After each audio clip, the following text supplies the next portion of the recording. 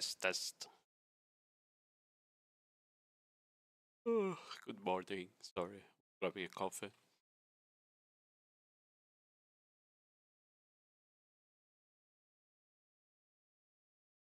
The stream.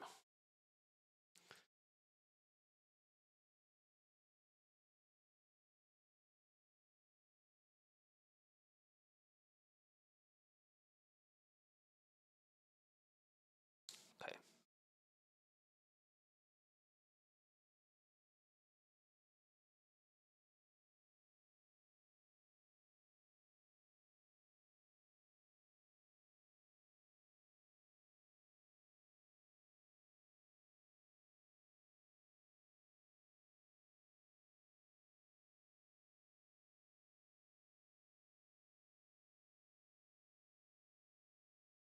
Did I miss anything? Oh, I did miss something. Hold on.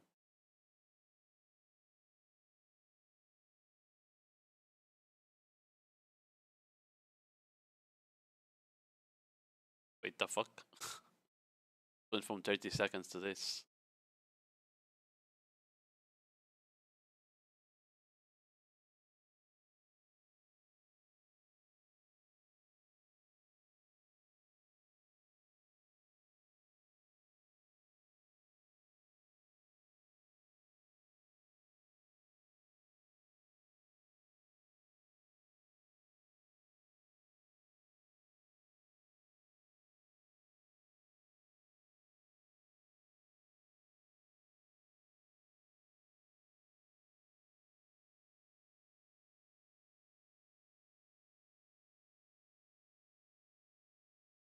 Wait, this song is cool.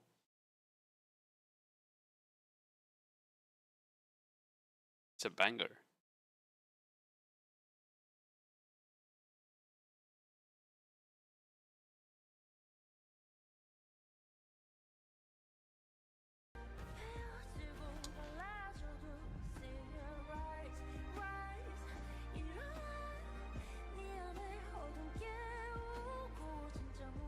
Mommy?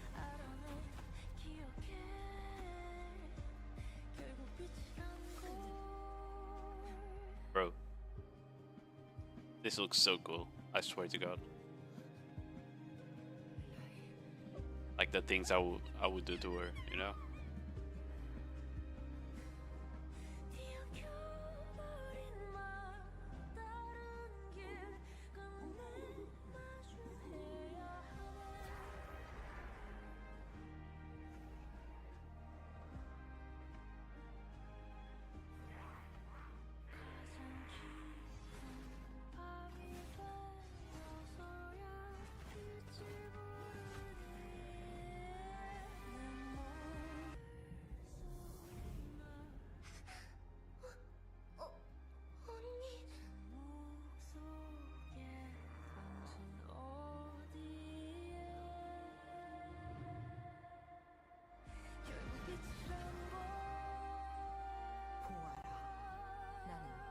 보복을 집행하는 엘리언의 대리자입니다.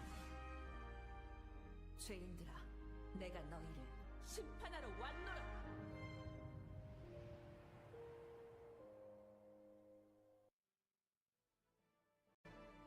Hello everyone, with myself, CM Endlave.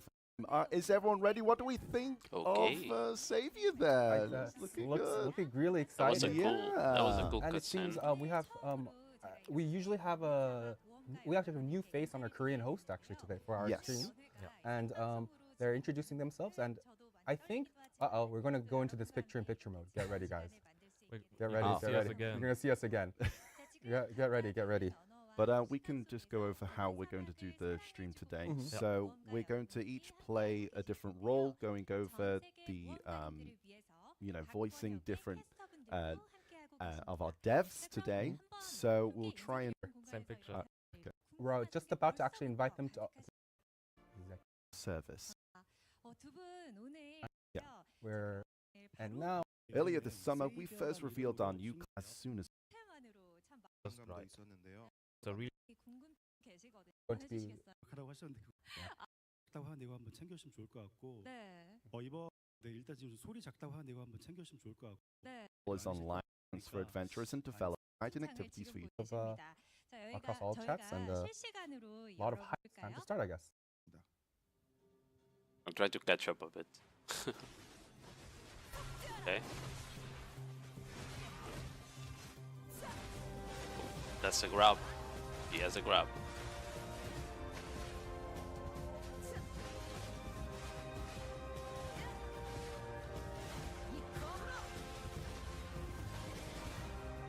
Oh, that's a warrior skill. She just has the Gravedigger.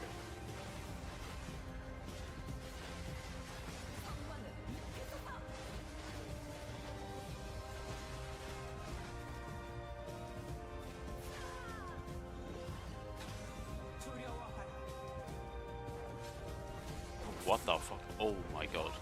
What?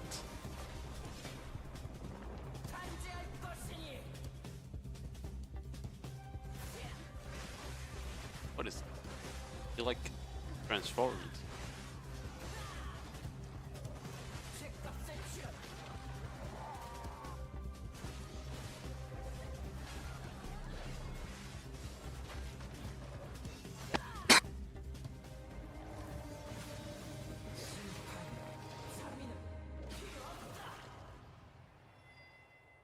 The captions are all fucked up. 안녕하세요. Greetings, adventurers. I'm Kyung-Duk-woo, head of Black Desert Game Design. Today, this ball, the excitement from adventurers have been incredible. It's been exciting and honestly a little intimidating for our team. Now that we're ready to show her in her final form, I can't help but feel genuinely Looks moved. interesting. So, I let's wonder how jump in the and meet Sarah. transformation mechanic works First, though. the big question we've been hearing over and over. The short answer is yes. Knowing how high your expectations were, we put everything into meeting them. Seraph's main weapon is her greatsword, the Sacramentum. At the hilt, there's a device that seems to seal some sort of substance. This is her sub-weapon, the clavis. When the clavis is unsealed, Seraph can draw on the very essence of sacred power, and her body begins to transform. In that state, she wields another great sword, her awakening weapon. Form attack 1, then back off. If you press R and B within 5 seconds, you'll jump straight to the attack 2. This lets Seraph weave in dodges, cancels, and main skills without losing her combat flow. So, you can land your finisher exactly when you want. To help you understand, let's see how this works in action. The skills look cool. Compared to Awakening Warrior, who But if she says focuses shit on as speed Awakening and Warrior, then it's flexible already cancels, doomed. Seraph's transitions aren't quite as free-form. However, thanks to Unshakable Will passive, she finds her own distinct combat rhythm that sets her apart from Awakening Warrior.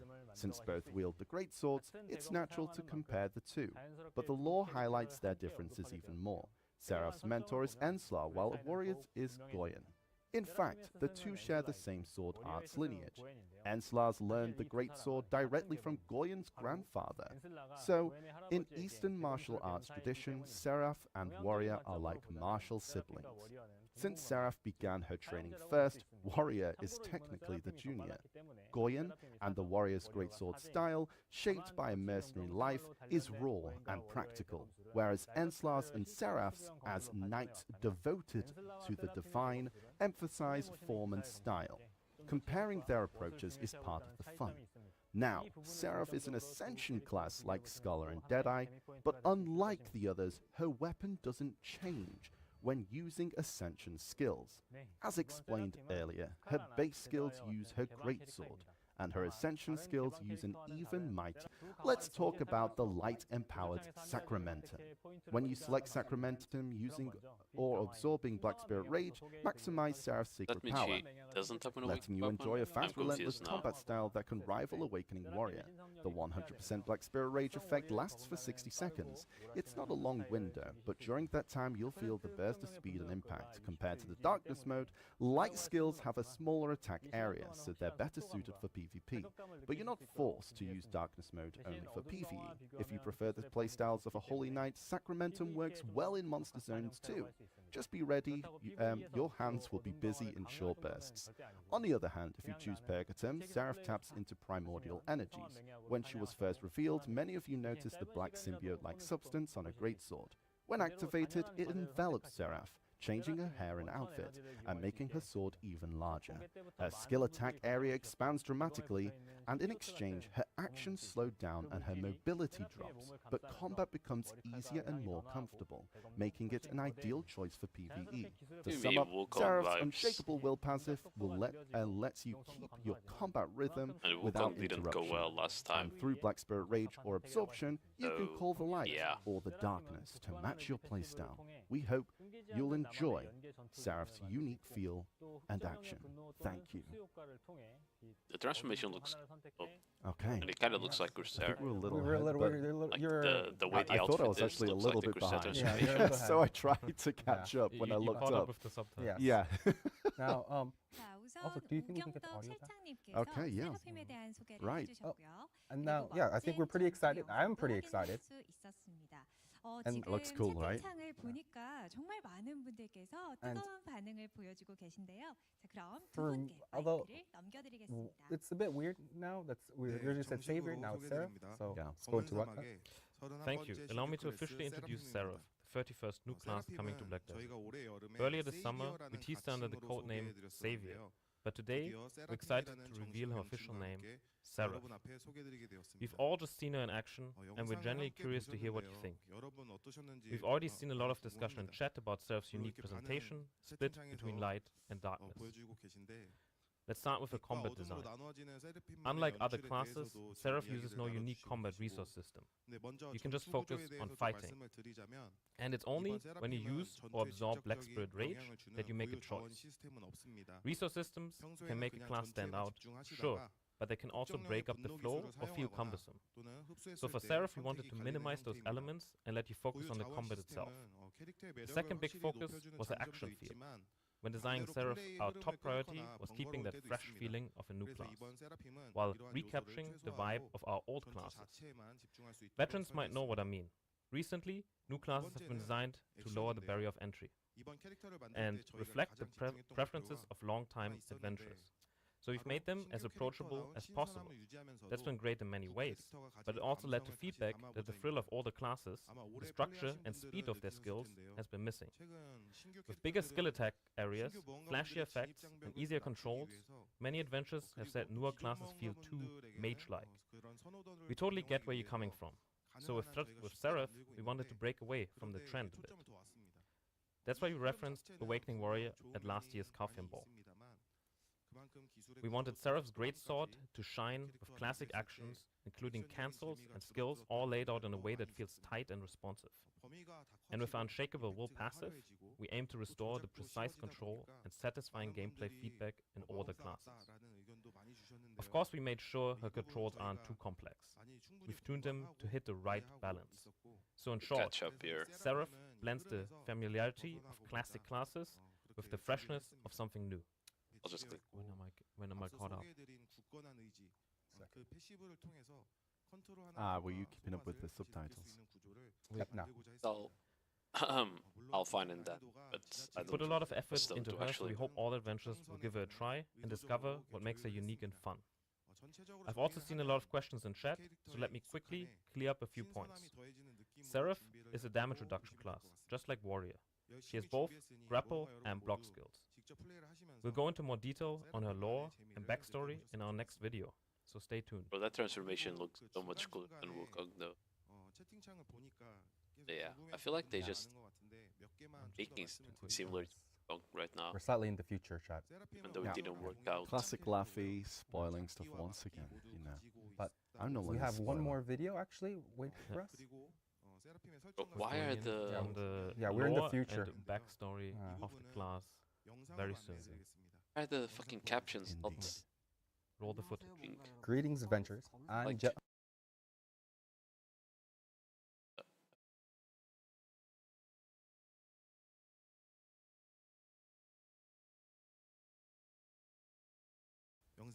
Indeed. Roll the footage.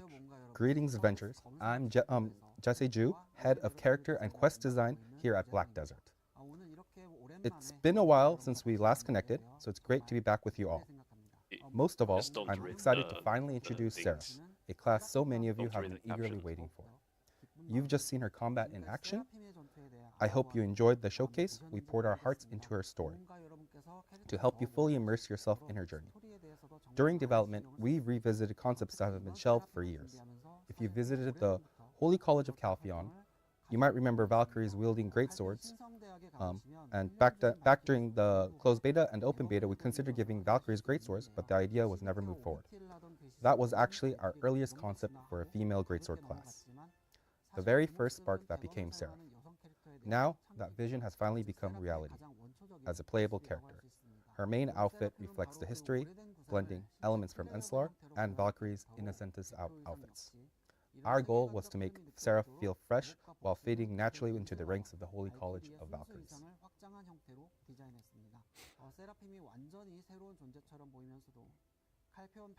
You might remember Margaret from Orbita in Edania earlier this year. With her, we tried something new as a story-driven as a story-driven introduction to You're the first behind. class.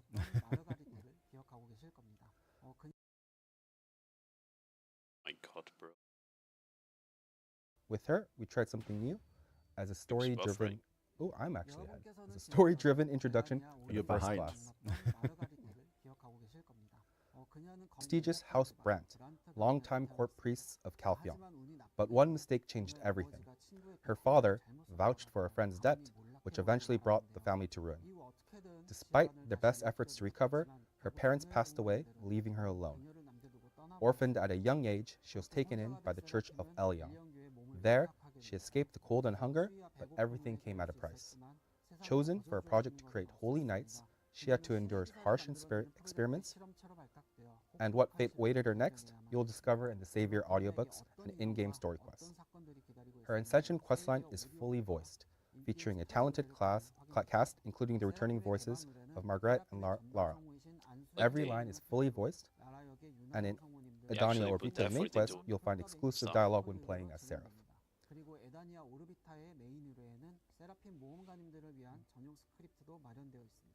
Chat no are spamming, okay? You gotta listen. If you want to play Seraph, you need to listen to the lore. We hope you'll jump in and enjoy the journey. Today, we've explored Black Desert's 31st class, Seraph. Thank you for joining me in welcoming her.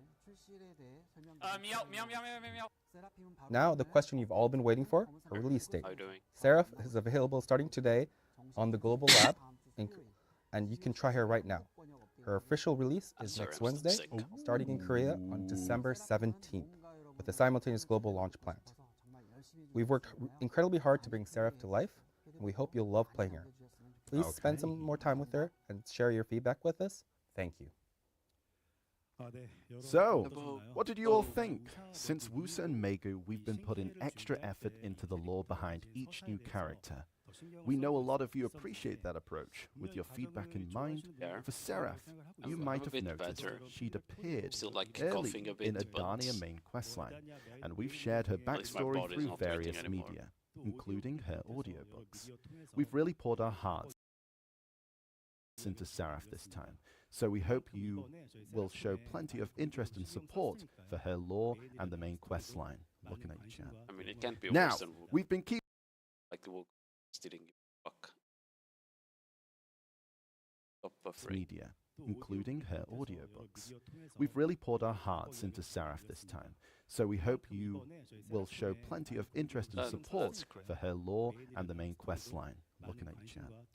Now, we've been keeping a close eye on your live reactions, and it's clear many of you feel a bit let down by Seraph being an Ascension character. With the new Ascension classes launching back-to-back lately, I know many of you were really looking forward to an Stop. Awakening class will continue to manage her with care going forward. With Ascension classes offering just one playstyle, every balance patch becomes even more critical. Some of you may feel uneasy about this, so it's even more important for us to stay on top of these classes and how they perform. We'll be watching this very carefully, and we'll keep refining and polishing her right up to launch. You have a great sword. What else do you need? Yeah. Oh wow, I really like that. Two key great art. swords. Two great swords. Four-handed great. Four-handed great sword. Fucking emissions. You're so much quicker. Mm-hmm. Oh, I thought I was on point with that. Oh, I But need then to in the update end, my Our global subtitle lab. is a little far ahead. yeah. Ah. Ah. And as mentioned in the video, you'll be able to try out Seraph today in the Black Desert Global Lab after the ball ends. She'll launch on the KR server next week, December 17, and on global servers, December 18. Console Adventures, you'll get the update January 8 next year. We wanted to release it even sooner, but needed a bit more prep time. Thanks for your understanding. We've worked really hard on this, and we hope you have a cozy winter enjoying Seraph. Thank you. Reroll Seraph. I'm definitely gonna try I it think out. that wraps up the news on Seraph. You can see how passionate they are with this development on Seraph. I think with all like the efforts they put into like Yeah. story, It's a bit and, like, worried the lore, like because integrating with the existing. seems to have similar. Head. And then they're going to Rates. show on the screen what Bonk. is actually going to be shared with us today. Like the From here transformation on, thing. we'd like to walk you through the updates we've prepared. Could we get the agenda up on screen first? Thank you. Okay. What we're sharing today is a broad look at Black Desert's existing content with a focus on filling in the gaps and polishing what's already there. In short, it's about strengthening the foundation. Many of you told us new content is God. great, but please Looking tidy at up the old existing stuff content, first. And we really do agree. It's great. Some adventures may be disappointed by the lack of new content, but we believe this process is essential. If Black Desert is going to grow and take the next step, you can think of the combat system overhaul we did this summer as the start of that. Today, we'll continue from there and talk about our content updates.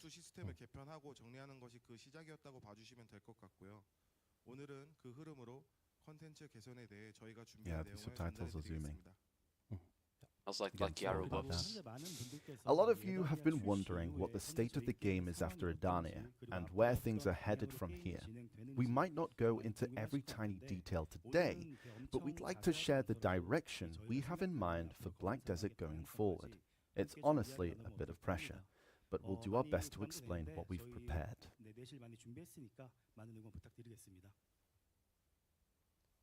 Our Shall I first do know what's topic happening? is PvE content. And we'll start with what many of you are probably most curious about, monster zones. When we completely overhauled our combat system this summer, we also made large-scale changes to monster zones. Some of the issues in the old system were resolved, and excitement around a new region and gear meant a lot of you responded positively. Let's take a look at some data together.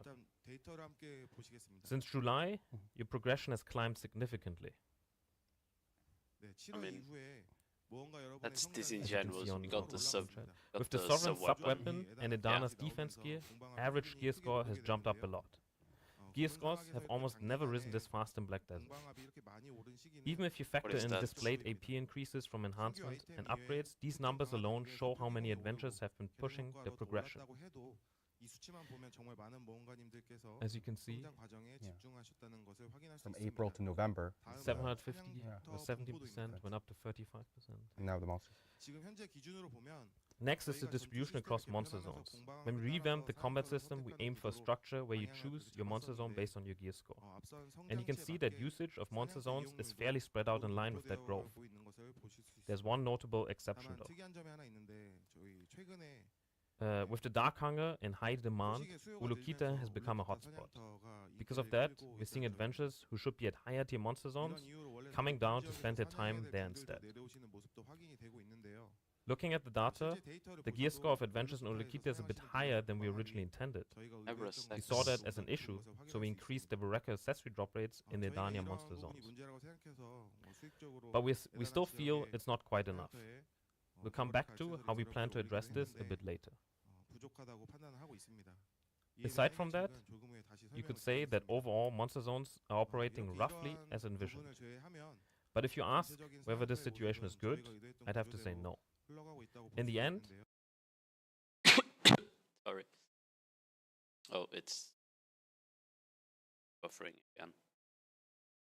But if you ask whether this situation is good, I'd have to say no. In the end,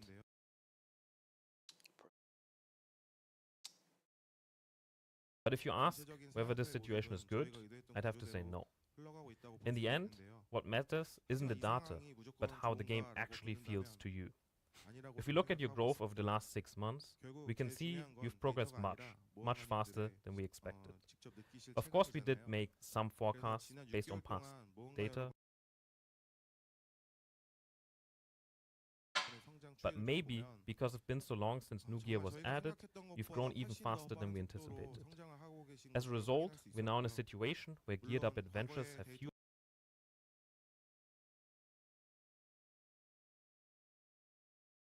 Bro. I'm gonna watch all this. As a result, we're now in a situation where geared up adventurers have fewer We're doing it. Since Adania Part 1 is where things stop, those at the top definitely have fewer clear goals to chase. As a result, And if we're they now in a go to a situation lower where monster zone, they naturally lose out. So many of you have voiced frustration about this, and we also see a lot of requests to remove the max AP limit. But the data shows many adventurers still have room to grow. On the KR server, the current average gear score for seasoned graduates is around 740. From that point on, things start to get gradually harder. And to reach the very top, your weapons need to be arced and your accessories at novel deck, making the difficulty spike sharply. If we balanced the game right now around top tier adventurers only, we felt we'd risk making things far too difficult for those still progressing and for new adventurers. So, to address this, we've prepared a few approaches, which are as follows. Okay, what are they cooking? As you can see on screen, we're looking at 3 main directions. First, adding a new monster zone for top-tier adventurers. Zephyros is already near the top of the required stats for current gear, so those requirements won't go up further. That makes Instead, sense. we're planning to add new loot that can only be obtained there to offer something fresh. Our goal is to give those of you who've reached the highest level of gear more fun options to choose from. Okay. Second, as mentioned earlier, we'll be strengthening benefits for existing adventurers who still need to progress. Okay, they're making armors easy Our to aim is to get, give as much basically, support I as we bet. can right now, so our progression can really pick up momentum. You gotta make Third, armors easy and to lastly, Sorry. we'll be increasing benefits for new adventurers. We'll come back to that when we introduce Orvia Academy in a little bit. For now, we'll focus on the first and second points. I mean, I understand them making another Zephyros grand spot AP, but what they need is Let's like start by another talking Tenebrum about as well, top tier right? monster zones. Our Yeah, goal another is to Tenebrum grand expand spot, the variety of another top tier orbital level zones, grand spot, and we'll begin etc. by reworking some beloved existing zones into top tier ones. Today, I'll introduce 2 of them, Star's End and Sakraya Underwater Ruins Abyssal. Star's End? Both zones were once favorites among adventurers. Okay. Star's End stood out for its style of knocking down monsters and using down attacks. The Abyssal Zone had a dungeon-like feel, filled with ancient weapon monsters, and after the rework, these zones will require 395 AP and 460 DP, matching Zephyros. And it's not just stronger monsters. We're adding new mechanics and unique features for each zone. We've tried to give it a true top-tier feel, And these are old while zones, keeping by the the way. down attack gameplay. When Oh. designing Adania's Part 1's That monster looks zone, like a tower spot. being the toughest at the time, we tried to make sure adventurers didn't face too fuck many my life, extra it's a hurdles. tower spot. Oh my. That's why we used a low movement style with built-in breaks during combat. Wait. Many adventurers liked this, but the similar structure across zones This break. had drawbacks. We understood this. For Star's End and Abyssal, we're giving them a distinct style from Adania, and we hope these will provide a fresh options for experienced adventurers. For now, we're preparing these 2 zones, and you might feel they're not enough, but more are in the works. We'll share details when they're ready. Wonder if they're Now, gonna let's rework discuss Solzhen's. new regular I monster think zones. Solzhen's is getting a Since Sakraya Underwater Ruins Abyssal is getting a rework, we're also updating Sakraya Underwater Pirates. Ruins Upper. This zone was known for the rich Merchant's Ring pieces, but with only 200 recommended AP, it felt underwhelming. So we've raised the recommended AP to 300 and reworked the overall structure. With the higher AP, we've boosted the ring piece drop rate, so crafting the ring's merchant ring isn't any harder than before. Next, a new... Oh, Oh, this is the boss that spawns. there we go. Nearly The spoiled. weekly Nearly boss. spoiled. Next, a new party zone in Edania. It's near Zephyros Castle.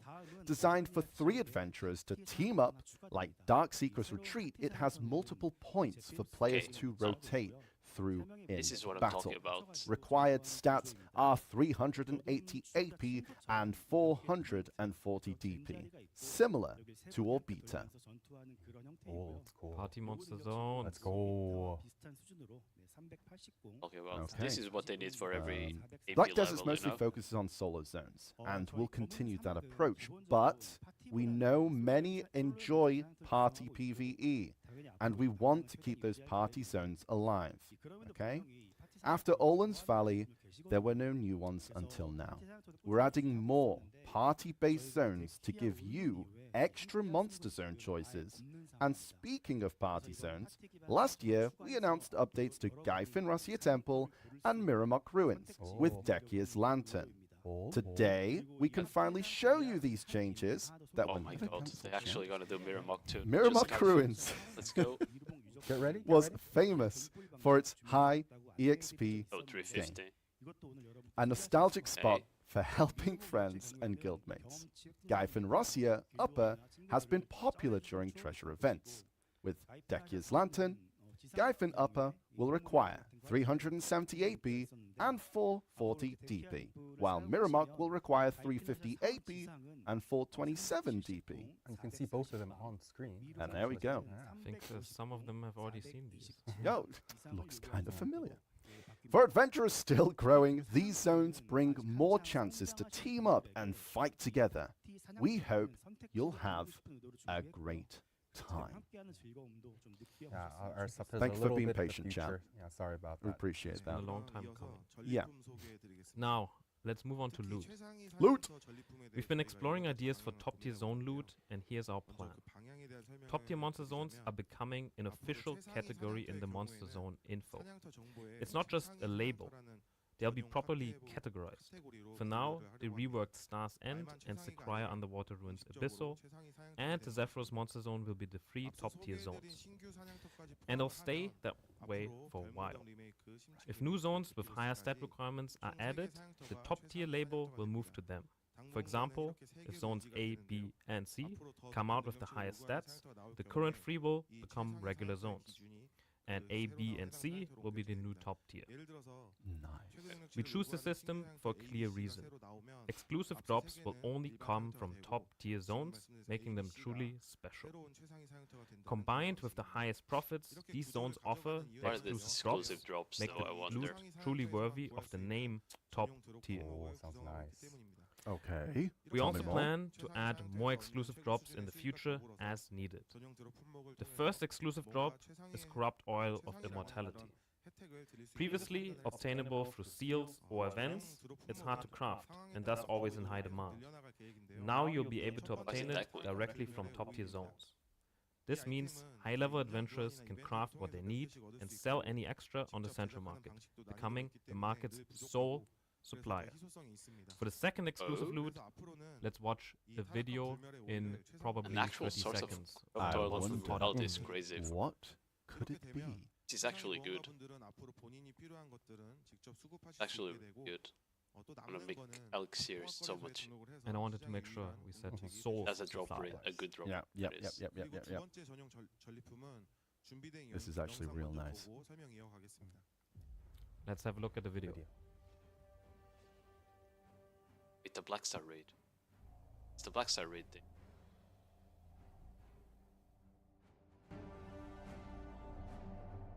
There is sovereign weapon on Black Star altar.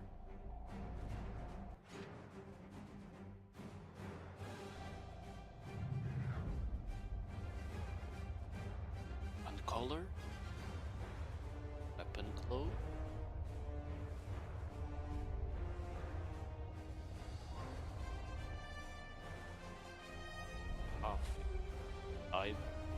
Oh my god. It is weapon glows.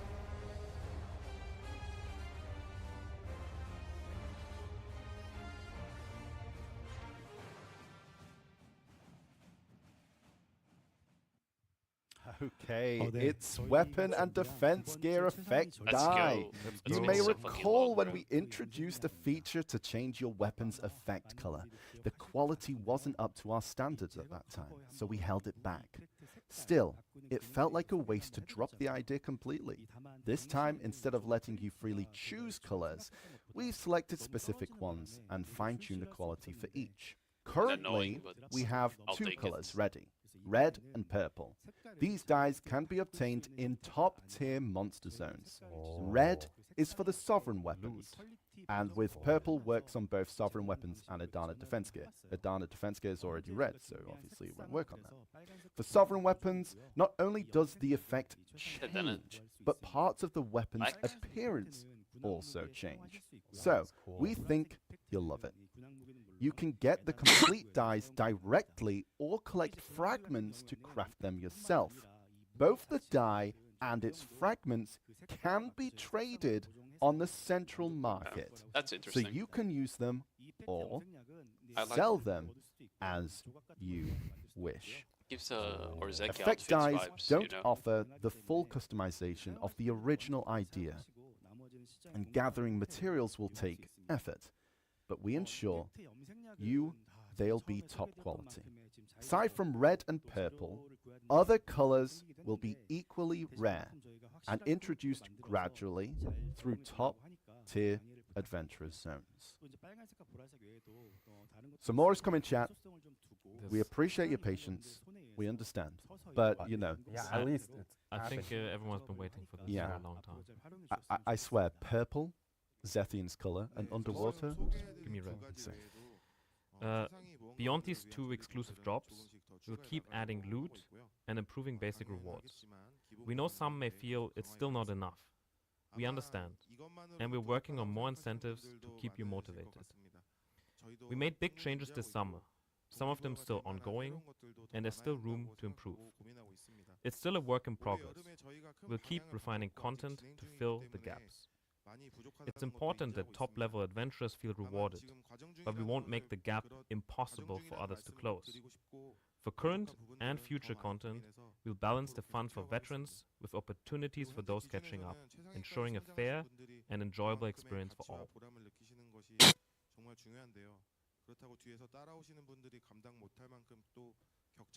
Guys, this all comes out at the same time. I'm cooked. There's too many guides to do. You know? Many guides.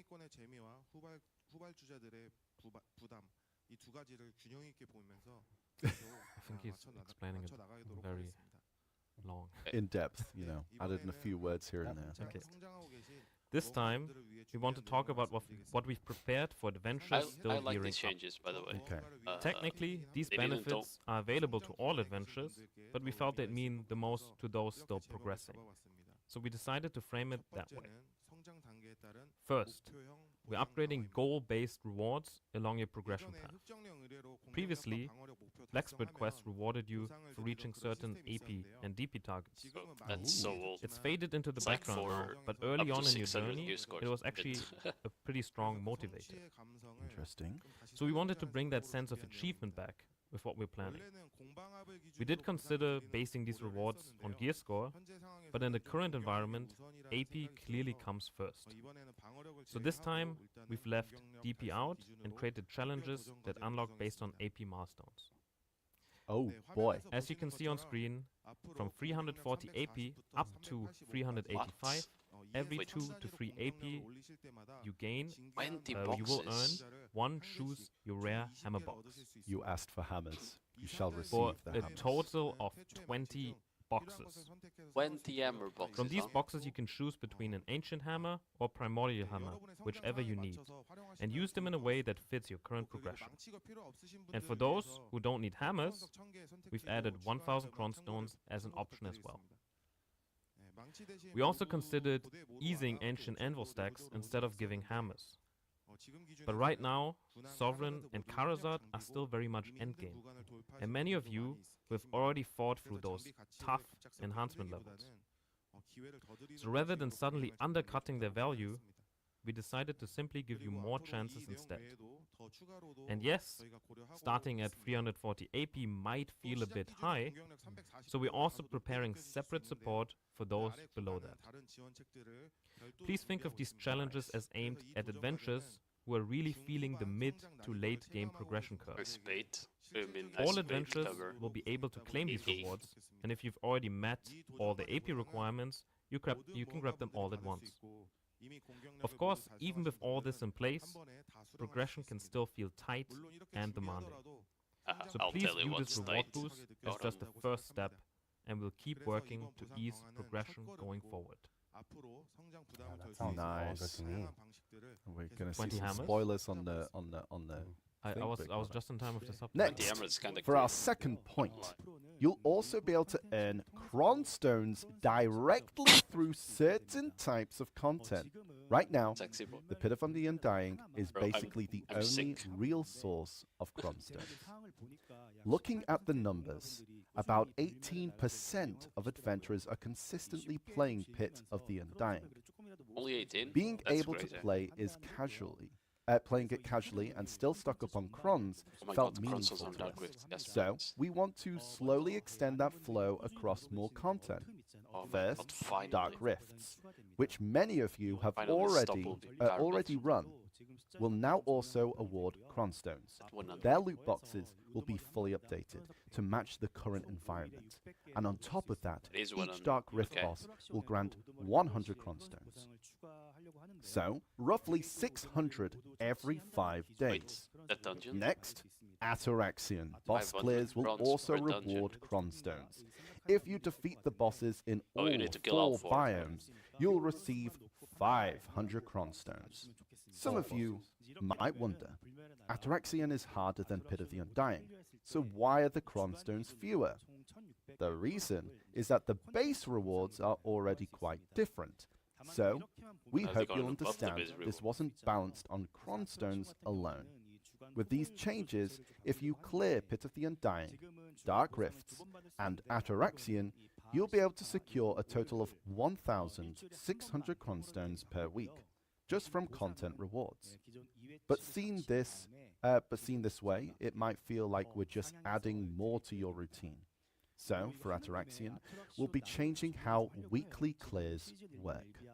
Right now, you Okay. can get the weekly reward twice. But going forward, you'll only need to clear What is Far, this? It's Seeker, like the people that Yolu, don't do and it? Ors once a week each. And we'll combine the two rewards and boost Oh, no, them to it's fit the current environment. Elvia. We Normal also and want to Season. streamline Ataraxian's difficulty settings. Right now, it's split into 3 tiers: Season, Normal, and Elvia. But data shows that outside of Elvia, almost no one is running the others. So we felt they were only adding confusion. We'll be removing all but the Elvia difficulty. But we'll drop the Elvia label and simply call it Normal. Oh In my short, god. everything That's a bad will be change. unified into a That's a bad single change. difficulty. Along with that, the matchmaking system for the former normal difficulty will Should also give be you the removed. crowns. So please keep that in mind. Cronstones are I an still wouldn't extremely do it. important resource for mad. growth. Of course, even with everything we've just outlined, these new additions won't suddenly change everything overnight. What is But, this? as they say, getting started is half the battle. So we want to start here. Then, as we watch things play out, if more is needed, we'll make gradual step-by-step adjustments over time. Next, I'd like to talk about world boss updates. Right now, Up to 4 world bosses can spawn at once, which we feel is a bit too much. For Morning Light bosses, since you only need to beat them once a week, participation tends to drop as we get close to reset. To address this, we're adjusting both the spawn frequency and reward structure for world bosses. First, if you look at the new schedule, you'll see that going forward, a maximum of 2 world bosses will spawn per time slot. In exchange, we're increasing the rewards and raising the spawn rate for awakening bosses like Bloodstorm Nuva and Stormbringer Kuranda. For the schedule, we've based it on past boss subjugation data and boss popularity, but we understand that the actual experience may feel different. That's why we'll keep tweaking the schedule after release until it lands in a good place. We're also removing the weekly quest system for Morning Light bosses. Now you'll get rewards every time you defeat them, like other bosses. However, Garmoth will still use the existing system, so please keep that in mind. That's good for new players. Makes them get the sovereign much faster now. Now we'd like to move on to our We're gonna next have topic. 8 We'll bosses just a be week. talking about monster But if you zones. do all So we 8, you thought get it would be 8 good to embers. cover a few related points. First, there are the campsite buffs you use on PvE. And going forward, we'd like to make these like Blessing of Mystic Beast into scrolls you can buy and use whenever you want. Right now, the church buffs are split into 3 types, which has made them a hassle to manage every time, so we're merging them into a single buff called Blessing of Adventure. Valor, Protection, and Growth will be combined into one buff, and the price will stay the same as a single buff is now. You can use Blessing of Adventure right away or buy it as a scroll and hold it on for later. Next is a buff many of you use all the time, the item drop rate buff, Adventure's Luck. Because each is useful in different situations, we'll keep all 5 types, but from now on, you'll be able to buy and store all of them as scrolls as well. There are also some changes coming to Villa buffs. First, the now less useful skill and XP buffs will be merged into body enhancement. And you'll be able to buy a scroll with the Turning Gates or body enhancement buff. Keep in mind that purchasing and activating a Villa scroll is only possible while the Secret Book of Old Moon is active. With these changes, getting ready for PvE should become much easier. Streamlining these buffs is something so many of you have asked for, so we're happy to finally be able to share them with you. Even so, once this patch goes live, preparing for PvE will be much simpler and with more scrolls in play. We felt the Fairy's Continuous Care auto-use limit might start to feel too low. So with this update, we'll be increasing the maximum number of Continuous Care. In the September patch, we only adjusted level 5 version, but this time we'll increase Continuous Care at every level. So we hope you'll use it well with the buffs we just covered. Continuous Care for users are so Next, you'll be able to convert primordial blackstones directly into fail stacks. The system will let you exchange primordial blackstones into fail stacks, and at a maximum exchange of 200 fail stacks, you'll need 170 primordial blackstones. As we mentioned earlier, with all the new gear added, many of you are really feeling short on fail stacks. So we hope this will be a useful option for you, and we're also preparing other ways to gain fail stacks, and we'll talk about those a little later. And for the very last point, there's the Loot Report feature currently available on the Global Lab, and we're planning to bring this to the live servers as well. There's nothing special you need to do to use it. From now on, when you enter a monster zone in the Marnie's realm, the Loot Report feature will activate automatically. The Loot Report, as you see here, shows how long you've been in a monster zone, and at a glance, how much loot you've earned there.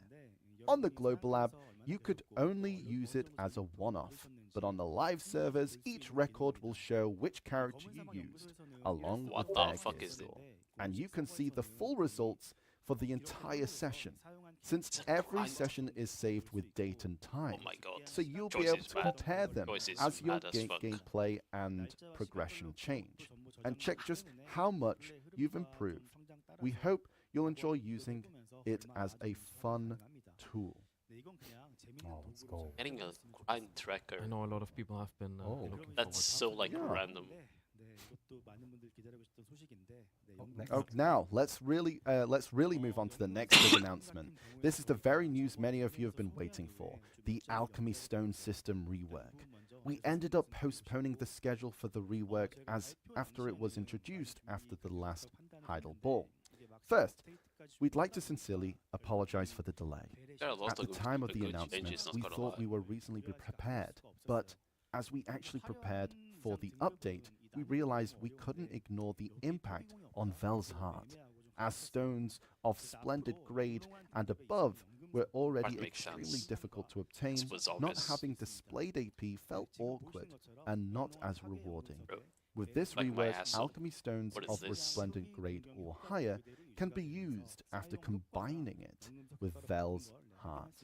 As you can see here, when you combine a resplendent alchemy stone of destruction with Vel's heart, the displayed 8p effect from Vel's heart is retained, while the usage effect changes to the ones from the alchemy stone. It can still be upgraded after the two have been combined. The overall direction of the Alchemy Stone rework remains the same as what we announced this summer, but there's one change. When attempting Alchemy Stone growth, the difficulty is already high, especially for shining Alchemy Stones. Even if we were to add Ancient Anvil Pity and level protection, we plan to maintain the difficulty to some extent. Still, if such systems were added, as long as you have the silver, we plan to make it possible to obtain high-grade Alchemy Stones. We wanted to minimize it as much as possible for those who've already overcome the extreme level of difficulty and have obtained such high-grade Alchemy Stones. With that being said, the supply of materials needed for growth will have a limit periodically, in similar format to Dana's defense kit. Oh no. It may feel like an inconvenience to some of you, but we wish to respect those adventures who have already completed theirs. Oh my You can God. get a set Yeah, amount of time core gating. materials required for growth from subjugating the Dark Rift bosses. The rework of Altar of Blood. Wait, what? Alright, let's move on to our next piece of content. The rework of Altar of Blood, which Bro, many what? of you surely remember had a previous ball. We promised to bring this content back, and today we're finally ready to present it to you. Let me give a quick rundown for those unfamiliar with it. It's a defense-style co-op mode, where 3 players join forces to protect the relic in the center. It combines hack-and-slash combat and with defense mechanics. Some loved the thrill, while others found it stressful, because failing meant starting over again. Its fixed difficulty and relatively modest rewards were also common points of feedback. That said, the rules are clear, and the mode allows for plenty of unique mechanics and strategic play, making it well worth a rework. Let's start with the basic rules Alright, of the still a updated 3. Altar of Blood. I forgot it's 3 The players. core not even system 5 is players. still the same. 3 people defend the relic, and if its durability drops to 0, you fail. Clear stage, and you'll automatically move on to the next. And the recommended AP for the first stage is set to 300. Since this is a defense challenge, you won't take many hits outside of boss fights, so we decided that it doesn't require high DP. Starting from 300 AP at stage 1, the recommended AP increases by 5 with each stage. It's So mid-game clearing stage content. 10 would require roughly 350 AP. Of course, it's not all about raw attack power. The closer the 3 of you cooperate and the more accurately you carry out a strategy, the higher the Wait, stages 30 you can take stages. on. On. For this rework, we're preparing a total of 30 stages. Let me briefly explain how the reward system works. You'll receive a weekly reward plus another I'm reward already. based on the highest stage you reach that week. I'm getting overwhelmed by the example, amount of guides I'm gonna If have you to do. clear stage 15, you'll receive the reward for stage 15. And there's one important change. Any stage you've already cleared can be replayed at any time. This means you can help friends or guild members with lower Talking about the stats post-Grand progress Prince. through the content without any restrictions. Currently in the game, the Deposed Crown Prince on hard difficulty is the highest difficulty co-op content. While some may find it difficult, there are certainly adventurers who enjoy this kind of trial. That's why we're designing it to be a worthy goal for them to pursue. Difficulty will be selectable, allowing you to Sucks tailor and the Dark experience Angles is to your playstyle. That's kind of shit. Earlier today, I mentioned content where you can obtain fail stacks. In the renewed Altar of Blood, fail stacks and Dark Hunger will be the main loot. We've kept stack rewards at a reasonable level so they don't feel mandatory, removing It's any gonna cook, pressure to and letting you enjoy the mode at your though. own pace.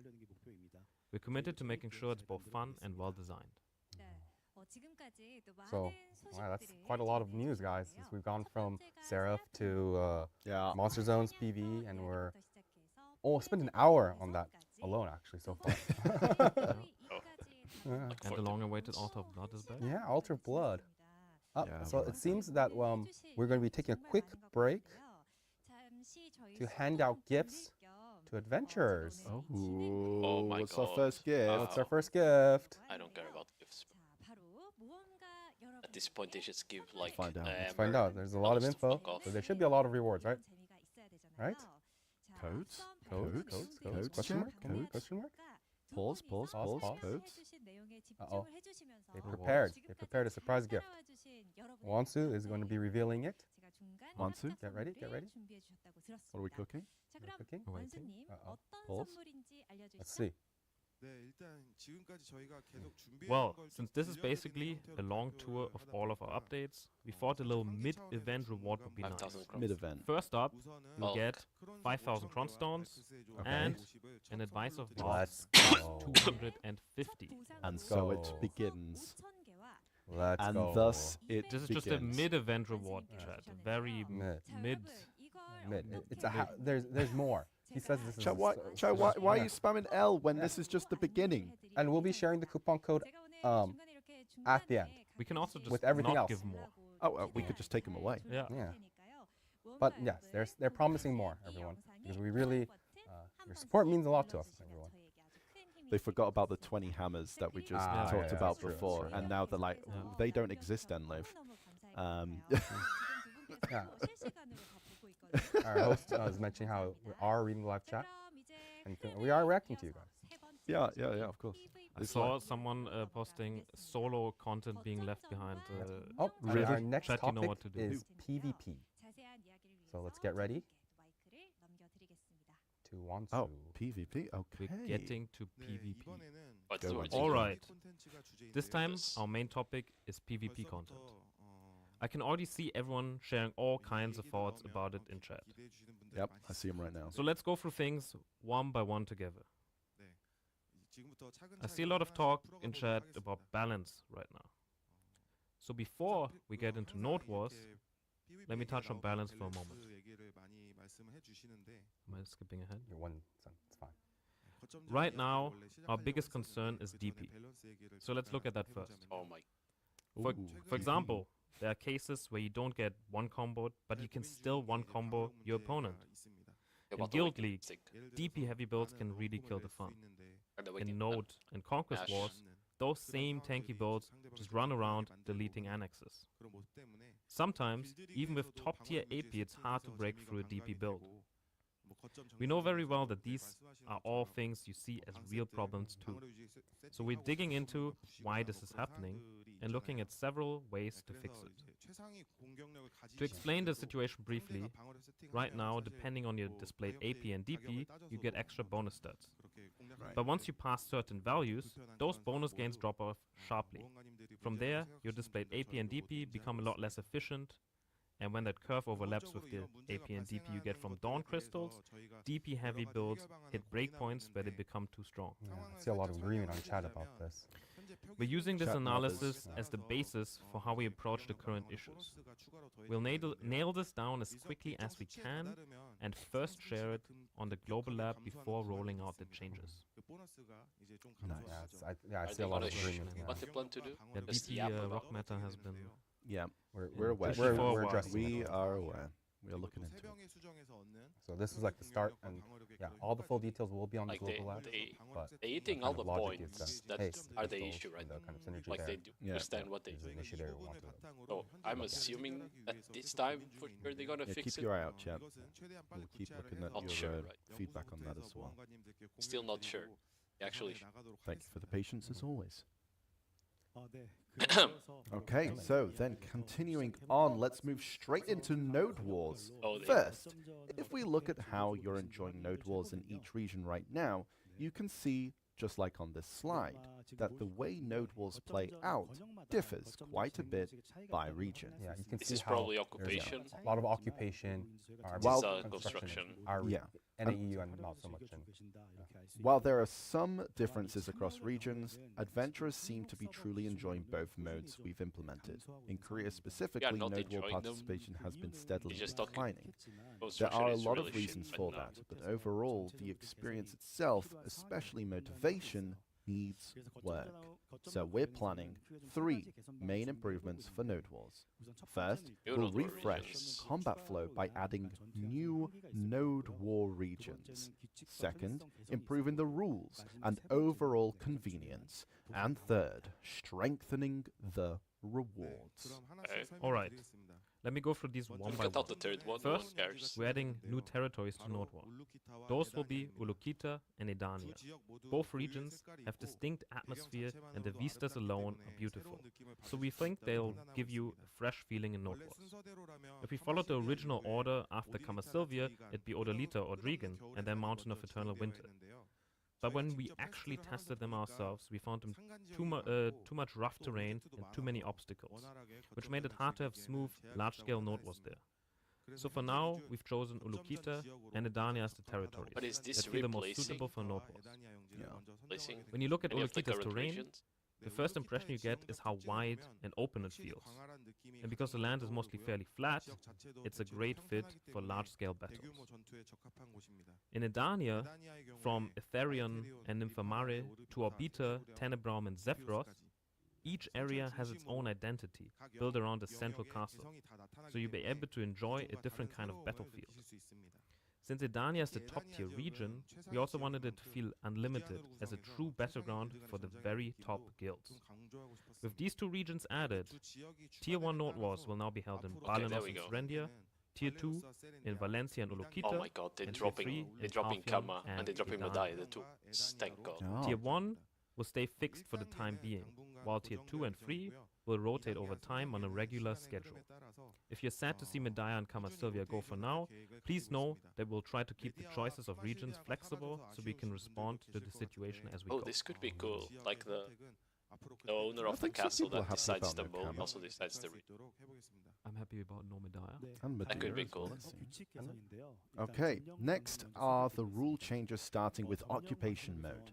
For occupation, our focus was on reducing situations where fights naturally end up being very passive. Right now, if 5 or more guilds or alliances apply for a node war, the territory is split into 2 or 3 battlefields. The idea was that this would sometimes give you clean 1v1 matchups for those really intense head-to-head fights. But occupation mode is supposed to be about multiple guilds crashing together and making bigger, broader plays. So, we heard a lot of feedback that pure 1v1s felt like a waste. So we're changing the split condition from 5 to 6 or more guilds to 5 to 6 or more guilds, sorry. If 5 guilds join, you'll all fight in a single territory, and at 6 or more, at least 3 guilds will be interesting. matched into each node war. That should make it easier for more guilds to join the same fight. Also, whenever only one fort is left standing, that fort will now automatically become a question mark. Right now, if the last remaining fort is a timed node, people just sit there holding the fort around 10% HP until the last 1 to 2 minutes.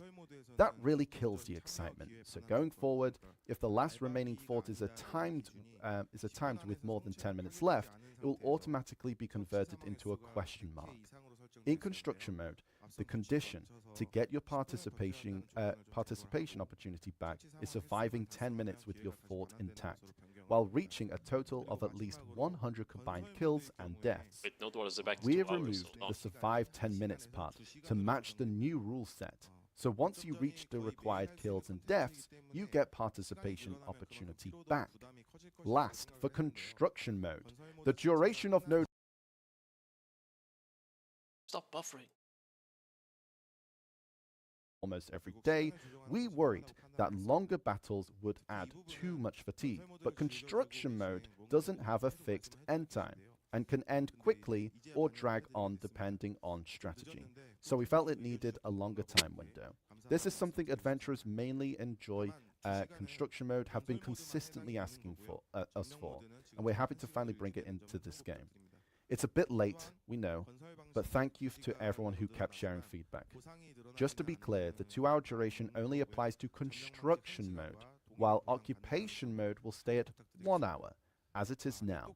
And even with the 2-hour construction mode, the rewards will not be increased. They'll be the same as the 1-hour occupation mode rewards. Besides these big rule changes, we've also got some smaller QoL tweaks. First, pings placed on the world map. In the future, your Alliance members will be able to see them too. The ping system as a whole needs more work, but we wanted to fix the worst pain point first. In restricted node wars, there's also an issue with the injury system. Damage was being taken from your max HP, instead from the capped HP. We're changing it so injuries used capped HP as intended. You'll also be able to pick which guild elephant you take out, and use guild rally skills even in the desert. When placing traps, before your character starts the animation, you'll now see if that spot is valid or not. Chat system messages about guild and alliance actions will also be expanded. For example, kills with the flame towers or Hwatchers, or hits and destroys on forts and annexes with cannons will each have their own message for those cannoneers and Hwatcher gunners. That's so funny, it would be hilarious. You'll also see alerts when construction starts and finishes for each annex building. So it'll be much easier to see what more of your guild members are doing. And like in Guild League, where you get killstreak notices, we'll add killstreak notifications to Node and Conquest Wars too. Finally, the third pillar is improving rewards. First, we're raising the base rewards for winning Node Wars. On top of that, there's an honor award, the Resplendent Medal of Honor. This item was meant for adventurers who play the content regularly, so they could trade it in for various useful items. Right now, though it's really not doing the job, so we're completely reworking the system at this time. Let me first show you the new exchange list. It's split into one-time family exchanges and weekly resets, plus items you can trade for any time. With items like the Secret Scroll of Pure Equilibrium, 350 fail stacks can be obtained once per family through these trades. The weekly reset list is also filled with everyday essentials. We've also added new titles tied to Node War roles, like Cannon Operators, to give you more variety. Of course, you probably won't wear them during actual Node Wars, but you can equip them as a funny fake title, or show them off when your guild gathers. One thing to note about the list we've showed is that it won't be available for your existing medals. You'll only be able to use medals issued after this update. There are simply too many medals already in circulation. So, for fairness, we had to make this call, and we hope you understand that. In return, we'll manage the system much more tightly. The Medal of Honor exchange list will reset once every year, and at each reset, new items will be added to the lineup. These medals are used not only in Node Conquest Wars, but also in War of the Roses, so we'll manage them carefully. And one more thing about the old medals. You could exchange them for secret book guild tactics. We're going to retire those with this update. They were originally added as one way to encourage Node War participation, but now they're a barrier, so we'll remove the guild tactic system itself and clear out all the related personal skills as well. Going forward, we'll focus more on class, core, power, and balance. That's it for the reward changes. Of course, rewards do need to keep going up over time, but we want to focus even more on how the content actually feels to play. For Node Wars, we see that experience in two ways. First is the overall feeling for adventurers who are out there participating. Second is what it feels like for the people leading each guild or alliance and preparing for Node Wars. We believe guild and alliance leaders who've been planning and preparing Node Wars and sacrificing behind the scenes are people we need to support much more. So, we Long-time want buffs. every guild member Buffs. to join Node Wars with clear goals and add systems that help you encourage each other. As a first step, we've reworked the Node War results screen. Right now, that screen mainly just shows win or loss, KD, and simple count of structures destroyed. With so little information after the war, it's hard to even know what to talk about. In Guild League, a lot of data is saved, so they're there's adding, like, plenty to damage review stuff. and give Shit, feedback interesting. on. We want can finally the see why Node ours War isn't results that stream to broke. move in the same direction. As each of you carries out your role, our goal is to capture as much of that as we That can. sounds really interesting. Am I ahead? Talking point, yeah. Okay. With richer information like this, you'll be able to share feedback after the war and build a let's do it even better next time kind of mood, which we think will really help. Of course, these stats alone may not become a perfect tool for guild masters or shot callers, but having solid basic data is what lets everyone move forward together. So we'll keep adding more useful stats that all Node War participants can enjoy. And above all, for our guild officers who always work so hard, we'll keep looking at additional ways to reward them. Yeah, it's like sometimes, hey, there isn't anything to talk about after the war. And so it's And you get Yeah, you can actually, I mean, us. I wonder what kind of stats will be there. Yeah. Actually. People will be farming some stats. Yeah. Oh no. oh no. Upper management are going to know about my my lack of damage. Didn't meet the KPI. This cannoneer has hit 0 targets. And I think we're actually going to get Conquest. Next up, we have Conquest War updates. Currently, offensive guilds face Changes a to major siege. challenge. It's nearly impossible for a small group I mean, to it's their successfully fault. siege a castle. They fucking removed To overcome castle this, spawns. guilds have been forming alliances just to stand a chance. Like, On they the had other to hand, remove castle defenders now spawns. regularly More face possible. overwhelming numbers, making it extremely tough to hold the line. While we've tried various patches to address this imbalance, it hasn't been enough to really fix this issue. As a result, we've seen a rise in defenders giving up early, and in some regions, Conquest Wars aren't happening at all. Since Conquest War is a core PvP content alongside Node Wars, we sincerely apologize for letting this state drag on for so long. So we're completely overhauling the rules from the ground up. First, let me outline our direction for improving Conquest Wars.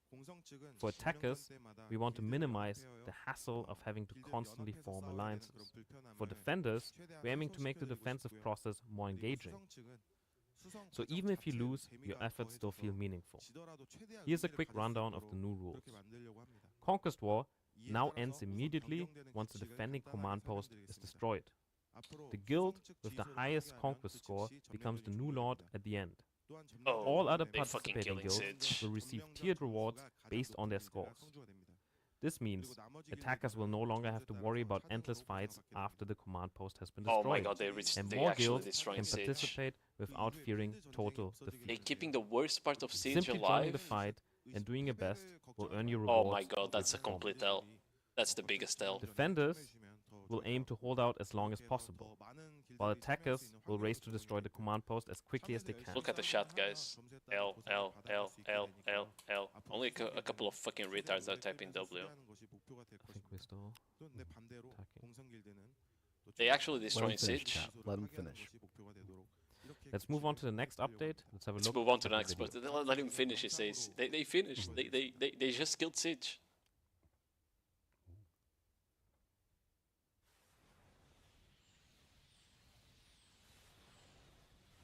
I think you just go Balenos now if you want fights. Is that a watch on the first gate? That's a watch on the first gate, bro. Defenders will now be able to install annex buildings anywhere within the castle. Oh my god, Not just you within can a put certain fucking radius watches of on the command first post. gate, that's crazy. Now they're Previously, making the this castle made harder to defenses push and extremely making vulnerable siege to end when cannons castle and other dies. siege weapons. Oh With the my new god, they system, fucking killing you'll be siege able for to place good.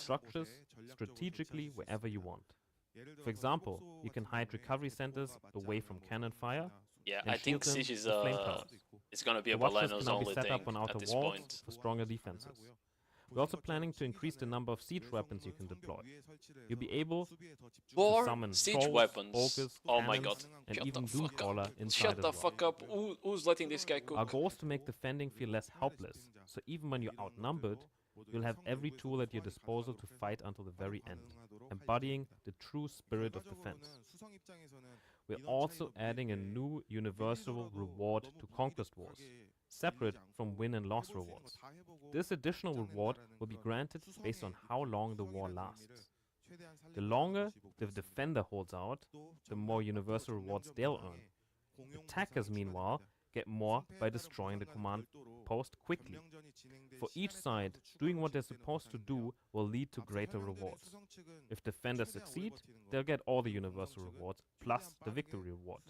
If attackers succeed, defenders earn universal reward based on their defense time, while attackers split the reward based on the number of participating guilds. In short, rewards will now be distributed according to both the duration and intensity of the conquest, giving This is everyone literally a fair just shot a at earning something for their efforts. anti-content update to With these Siege. changes, the focus shifts even more towards siege battles. There may be some not so positive feedback regarding this shift. While They're gonna Conquest make Wars it so currently takes place people in don't want to Parthion, push the castle, Udaya, and Valencia, and the guilds that get the Parthion castle will are find just gonna itself be there temporarily like ripping removed from Conquest. care about Instead, people. we're introducing Balenos and Serendia as new Conquest territories. There we go. I think I'm slightly ahead. Okay, so basically if you want Parthion's PvP, layout is currently not well suited for siege battles, so we're temporarily excluding it. Going forward, they're removing siege-focused Calphion. conquest will only That's like take the best place in siege Udaya region and after Valencia. Balenos and Serendia, on the other hand, will follow the original free-for-all occupation rules, not siege mechanics. Yeah. This means Okay, you can okay, choose okay, the type okay. of war you enjoy, whether it's siege or field conquest. So everyone will go here Now, if they want proper let's PvP, and these two are just gonna be to get rewards for free, have a look basically. at the rewards. We're not quite there yet. I think we're still looking. Balenos Serendia is going to be free-for-all. Yeah. So Udaya usual and rules. Valencia is going to be the sieges. And then a siege is actually going to be more like a siege. It matters Typical. how quickly you win. Now let's talk about rewards. Currently, conquest buffs are applied based on territory you control. Moving forward, occupation buffs will be distributed across all regions, not just the occupied territory. Unlimited Conquest Wars will grant an item drop rate plus 50% buff for all territories, while Balenos and Serendia Conquest Wars will grant a 20% buff. The family buff benefit, previously exclusive to Node Wars, will be awarded as well. Regardless of territory, everyone will receive the highest available buff, the unlimited Node War buff. To summarize, Medaya and Valencia will be dedicated siege battlegrounds with better tools and rewards for defenders to prevent one-sided defeats. Universal rewards will be based on war duration and guild performance. Siege-focused conquest wars will be held in Medaya and Valencia only, while Balenos and Serendia will offer classic occupation-style conquest wars for those who prefer that mode. Item drop rate buffs and family say buffs from occupation? I unlimited assume node it wars will meant, be upgraded construction. and applied more widely as part of conquest rewards. We know there may still be areas to improve, but we're committed to building a system that's fun and rewarding for everyone. Well, next, let's move on to the Red Battlefield. Oh my god, The Red Valencia's gone, Battlefield please, is one Valencia's of the gone. oldest PvP modes maintained since the early days of Black Desert. Valencia's gone, When it Valencia's first gone, Valencia's launched, gone, there please. was only the Castle Ruins map, and the rules were simple: defeat opponents to steal their points. Even so, it was incredibly fun back then. It felt like a pure PvP playground. We believe that the Red Battlefield should keep that spirit. However, participation has declined over time, and many adventurers have voiced disappointment. Sorry. One common request has been better rewards, and honestly, that's fair. We've improved rewards several times already, but here's the challenge. The red battlefield is meant to be casual, something you can join without pressure.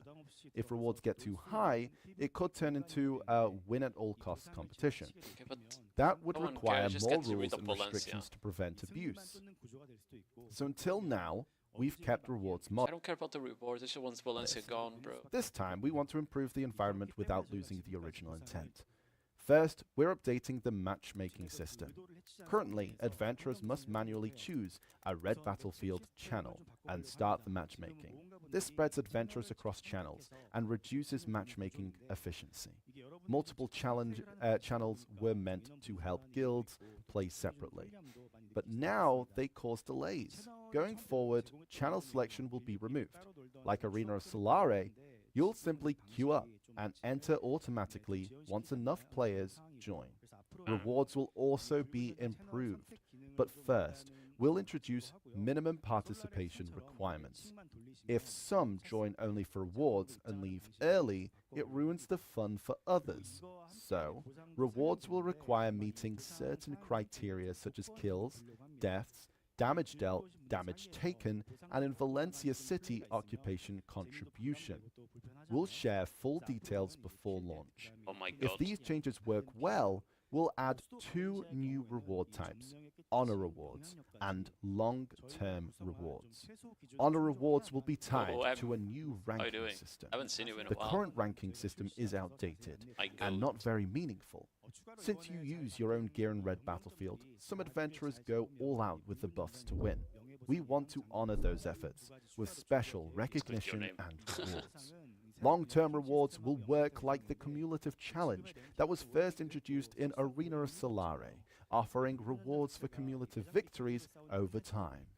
They're designed to reward adventurers who regularly enjoy the red battlefield. But please note, these additions will come gradually. I don't once care the about the new RBF system rewards, but is it looks like stable. the map is gonna be random when you So queue yeah, up. It's not so gonna only once be we Valencia. find out that Understood. it's at the point that we like, that's Because when they we can specifically actually said get that the during rewards in, Valencia. right? So people don't just Contribution go to the in, point dip out, capture. yoink counts. the rewards. And It also spoke making like sure Valencia you was get not to play RBF when warranted you Yeah, to exactly. show up. Yeah. It's good. I just hope they don't put the Garment map in. Yeah. The Garment map is also We horrible. understand people obviously really want this though. So we appreciate your patience. Old War changes, Now, almost irrelevant. let's move on to Arena of Uh, Solare improvements. Up until now, Okay. almost irrelevant. They had like First, 2 good changes in there, uh, but didn't Point address the main distribution will issues. change. Siege changes, All complete ranks horrible. will earn similar points for a win. The points lost for a defeat will vary by rank. This means you can progress steadily by playing often, even if you're not highly skilled. However, higher ranks will require a win rate above 50%, So there, only skilled adventurers can maintain top ranks. above 50% win This rate is change good aims for to reduce the GG. stress of losing and make Arena of Solare more approachable and fun. But if we only do this, there's a concern that some adventurers could reach high ranks simply by playing many matches without focus on skill, which could hurt the gameplay experience for others. We're adding To an prevent that, Didn't we already we're have adding an that? MMR system. This MMR system will give you huge bonuses for placement matches or winning and losing streaks to quickly help you find your true rank. Using Arena of Solare last season's win and loss data, we ran simulations with the new scoring rules. In the last season, most adventurers stayed near the starting score of 700, with far fewer reaching the higher ranks, as you can see on the screen. Look is that, bro. You could see climbing ranks was difficult. Oh, With the new this is gold system, here. This here ranks are is spread gold. more evenly, Here- but here- there's still this here only a is few red. at the very top. Our goal isn't to let everyone reach Oh, the top this is by blue, playing sorry, this is blue, endlessly, this is but to blue. make the content more approachable and enjoyable. Ah, so this is after. Is after. What the fuck? You guys suck. How did it I'm drop letting from you here want to catch there? up to me. Bro, what? As you can see, this is the new and old How is this overlaid possible? onto each other. Yeah, yeah. The MVP and ace selection formula will also change. You've probably had those moments, pulling off a near hard carry, yet still not getting MVP. Damage dealt will now count toward MVP, and All the ace time. making the process fairer. I mean, that's just a We've sort also of added right there. a HUD to better track allies in matches. If any ally is hit with a CC, their direction and status will appear on your screen so you can respond quickly. Oh, that's cool. Additionally, some adventurers have shared feedback about voice chat. Oh, Before, it's gonna you had show to the turn it track. on manually when you joined. Now, voice chat will be on by default, but your mic will Wait, this stay is cool. off, This is cool. unless you switch Tracking it your on yourself. teammates. So you'll be able to listen by default. We understand this might be inconvenient for some, but we'll try out the season and make changes if needed. All these improvements will be ready for the upcoming Arena of Solare season.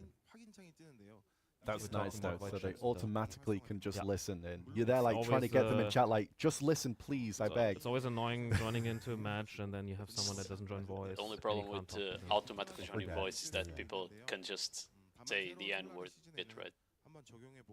Yeah, Uh, so that's nice, it's nice. We like that, we like Yeah. that a lot. Definitely. I never had that issue while streaming there, but I can see like bigger Okay. streamers have that issue.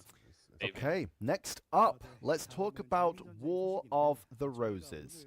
First, I'd like to share an update on where things stand. As you know, War of the Roses is a large-scale content mode where the leading Guys, guild teams this is the up big with one. a third They need to legion get for rid an of the all-out leading guild showdown. there.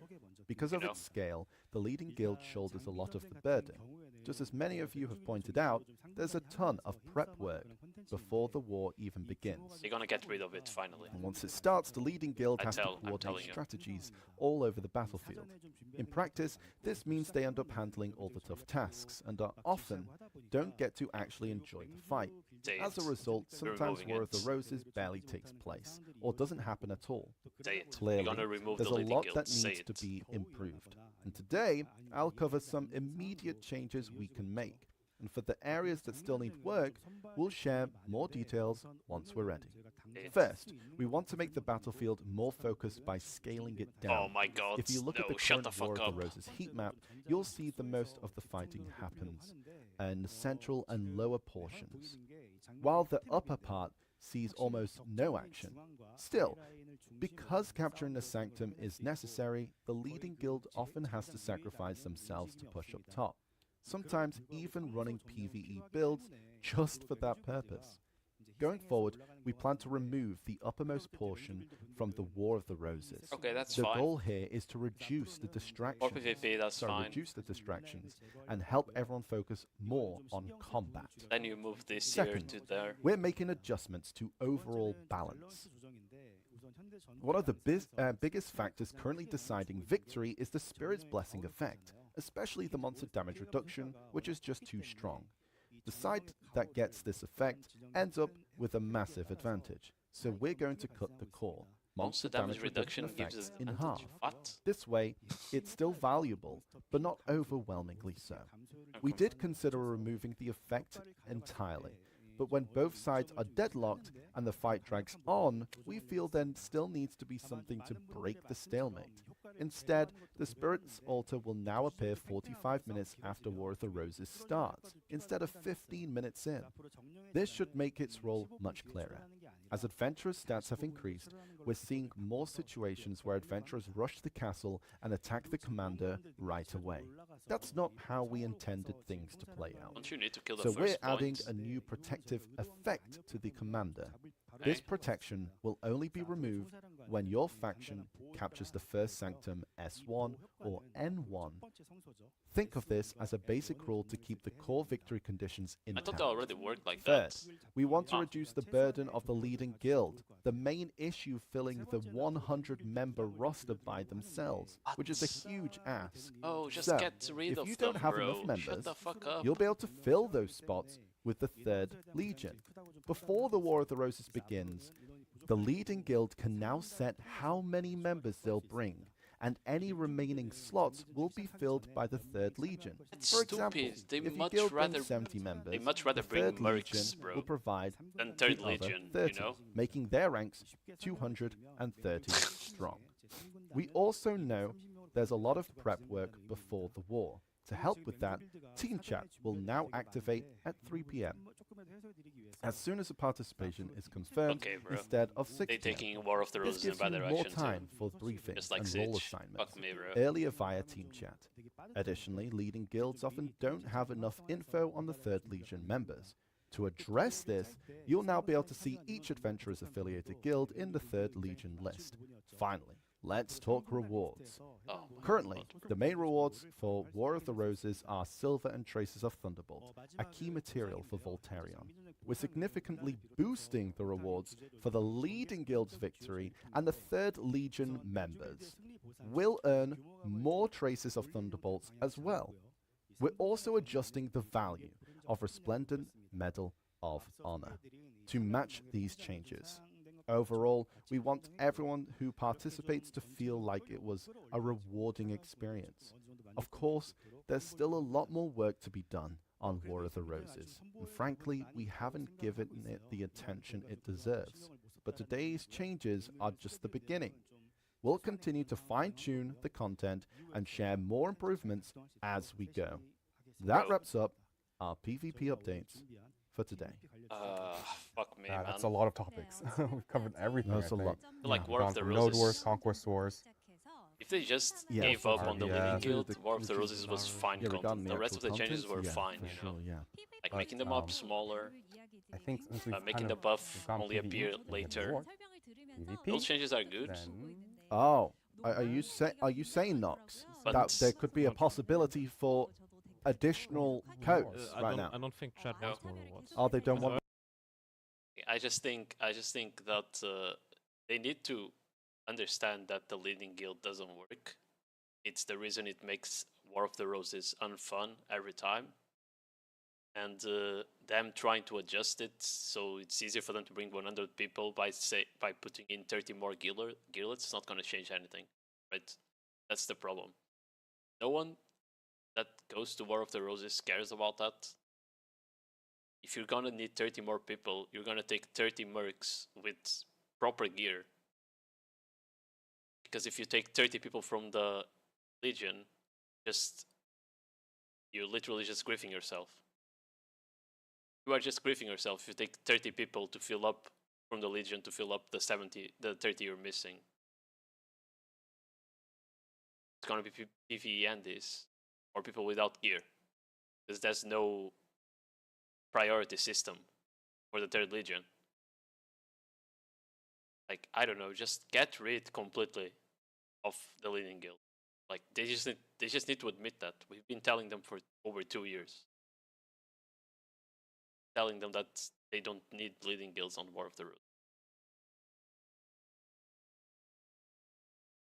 그래도 모험가님들이 이제 온라인 연예인만큼 기대하셨던 부분들이 있으셨을 텐데 저희가 또 충분한 소통이 되지 않는다고 느끼셔서 좀 서운하고 답답한 So 부분이 wants to 있으실 것 같아요. wants to express that he understands how adventurers may be disappointed because this is an online ball, but they are not really responding directly to chat as much as they can. 저희도 지금 말씀하시는 부분들 다 봤거든요. 그래서 저희도 And they want to reassure everyone, hey, they are reading chat, and they might not have an answer right now, but they are reading chat, and they're going to take note of this and respond to it after.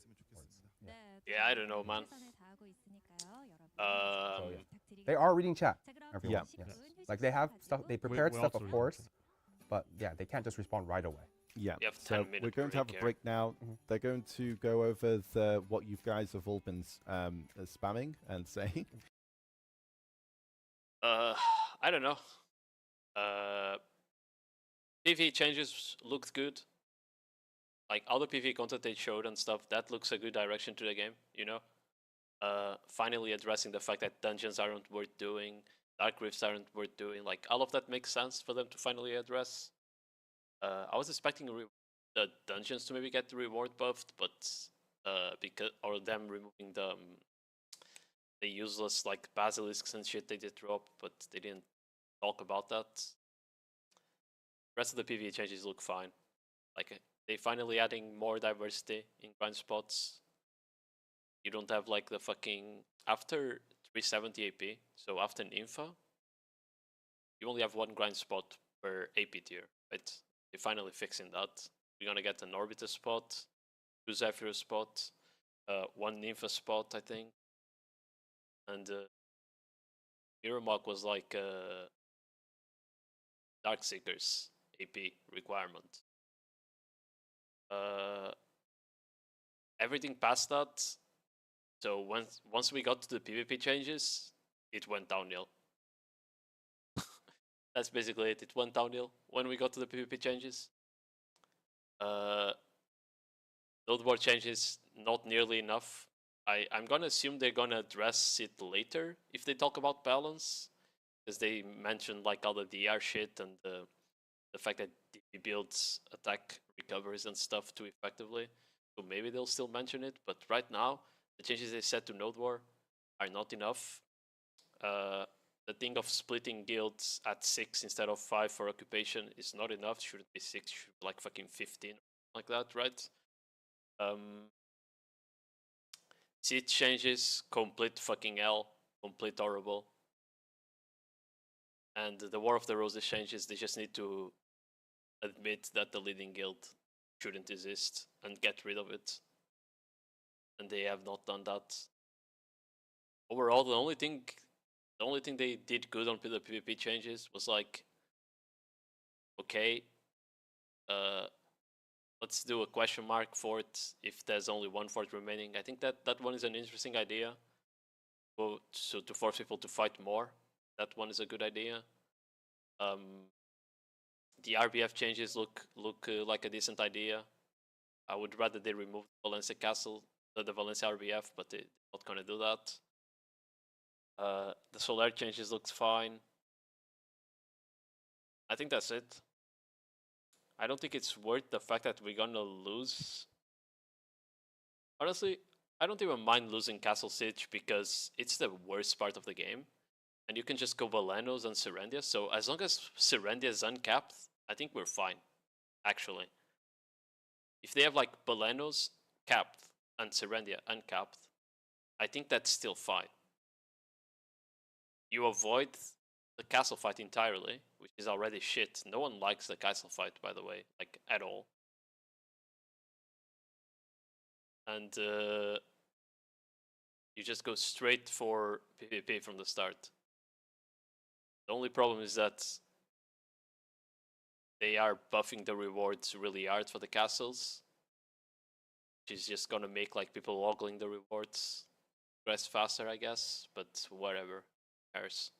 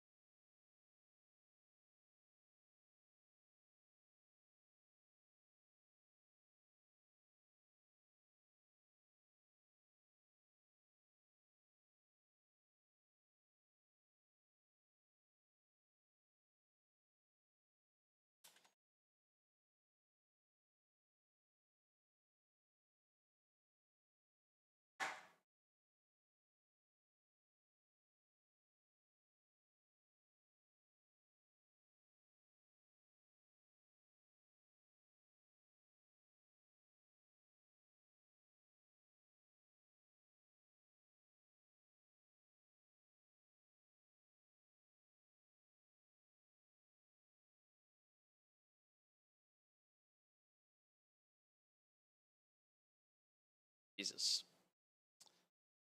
I opened the YouTube. I can go back on the YouTube on that list.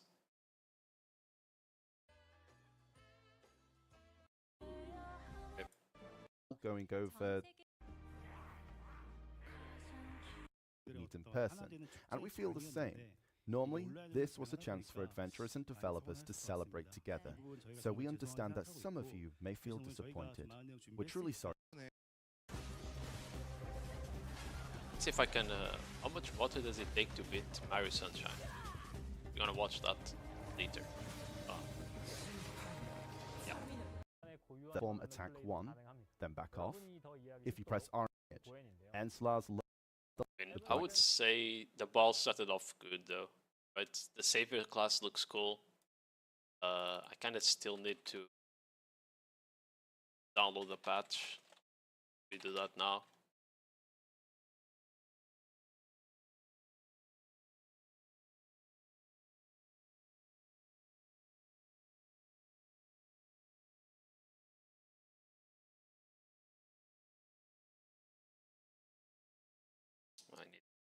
factor authentication.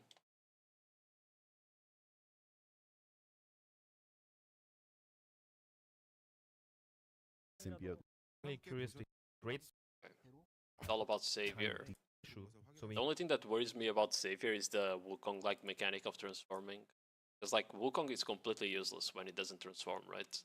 I'm hoping that Savior is not like that, because it will make the class shit by default instantly.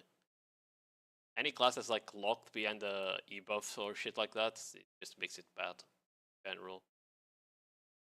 This year, I feel like they added stacks Altar of Blood because they want to nerf this. They want less people to grind Tunka than the Darkseekers. And they want to make sure that these spots can't go above Tenebrum in terms of money, probably. That's why they added stacks to Altar of Blood. Yeah. From the grind zones, I don't think they showed Sekraya, right?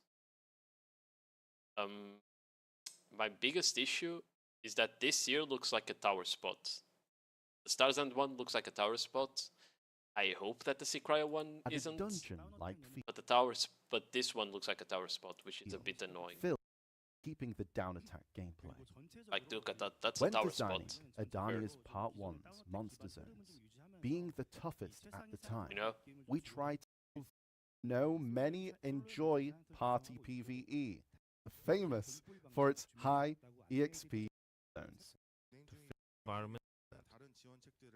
This Please thing think of here, these- 20 hammers, kind of crazy.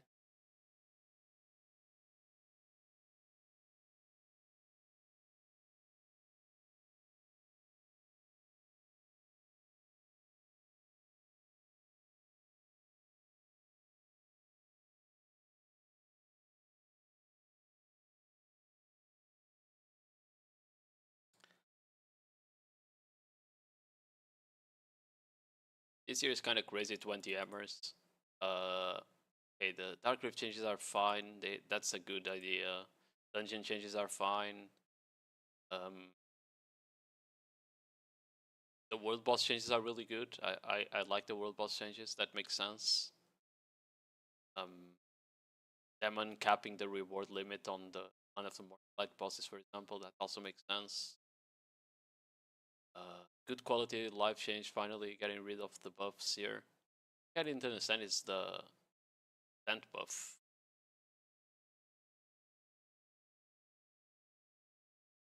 Now less useful skill and XP will be merged into the body enhancement. That's the Villa buff, right? There are also some changes coming to Villa buffs. First, the now See what this is. Gonna start soon again, isn't it?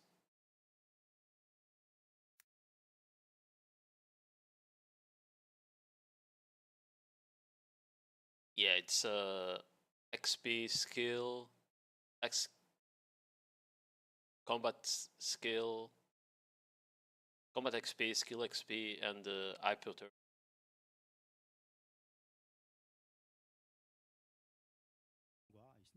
earlier. He said Okay. All Well, anyway, 네, 여러분 잘 쉬고 오셨나요? back. Yeah, 저희가 we hope you all 일부에서는 세라핌을 got your 시작으로 drinks. PV Yep. got some fresh popcorn, maybe? 다양한 소식을 hot 전해드렸는데요. chocolate, 지금 Hot cocoa, chocolate, nice cocoa. beverage, 이부를 coffee, 한번 시작해 all the good 보겠습니다. stuff. Chips. Yeah. 이부 순서에서는 Nice, 생활 nice, nice. 편의성을 Yeah. 비롯해서 또 It Well- seems, yeah, 여러분들께 we're setting off new topics. 먼저 Yeah. So, and then Wansu is going to be introducing them to us. 만나보겠습니다. Okay. 자, let's get ready. 원수님 다음 소식 부탁드릴게요. W1, let's go. Sure. This one's all about changes for newcomers.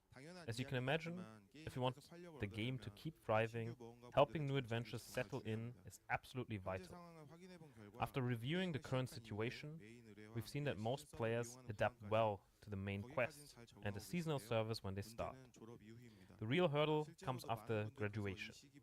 Many have told us that this stage feels daunting, so we realized we need content that can serve as a guiding light even after season graduation.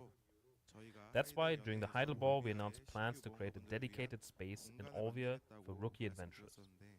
Now with the preparations nearly complete, we are ready to officially introduce it to you. We call it the Olvia Academy. Greetings, adventurers. I'm Jesse Ju, head of character and quest design here at Black Desert. I'm excited to finally announce that Olvia is ready to reclaim its place as a starter town, here where the ambitions of House Bartali intertwine with Caltheon's political scene. We've established the Olvia Academy as a dream school for rookie adventurers.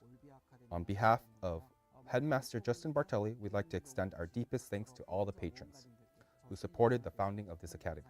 So what is the Olvia Academy? While seasoned servers have helped new adventurers quickly gain combat experience, Olvia Academy is designed to guide you after you graduate from the season. It's a place for true progression, not just in combat, but also in one of Black Desert's core pillars, life skills. We've invited experts from various fields as professors, so you can experience a wider world and settle into Black Desert with confidence. That's the vision behind Olvia Academy. Getting in is simple. If you've graduated from season, you'll receive an invitation from Justin Bartali and become eligible to enroll. Olvia Academy operates in classes. For the Korean server, class will first be in session with the January 7th update, making you a proud member of the inaugural class. Once you join, the first thing you'll tackle is the advanced combat course. Here, you'll learn essential combat techniques like back attack and down attack, and gain hands-on experience with the mechanics of major monster zones that you'll encounter after graduation. To help you hone these skills, we've prepared training monster zones and weekly quests. There are also boss subjugation weekly quests you can take on with your fellow students. Completing the advanced combat course will earn you valuable progression rewards, including a pen, Black Star weapon box, and exclusive Black Star hammers. Nice. These rewards are available to both new and returning adventurers, so make sure to take full advantage. Anyone returning or anyone in? After that, you'll meet renowned professors in each field for life skill classes. You'll get to try your hand at gathering, processing, cooking, alchemy, and more. The academy is equipped with shared cooking utensils and alchemy tools, so you can jump right in with no setup required. Finishing these life skill classes will reward you a variety of rewards, including Manos gear It looks cool, for each by the life way. skill The discipline. academy looks cool. And once the season ends, adventurers who complete all the courses will graduate from the Olvia Academy. You call it Olivia? You'd call it Even Olivia. after graduation, you're welcome to return to the academy to pick up random weekly quests and rewards from the bulletin board whenever you like. Olivia Academy officially opens its doors on January 7th for the Stop Korean calling it server. Olivia.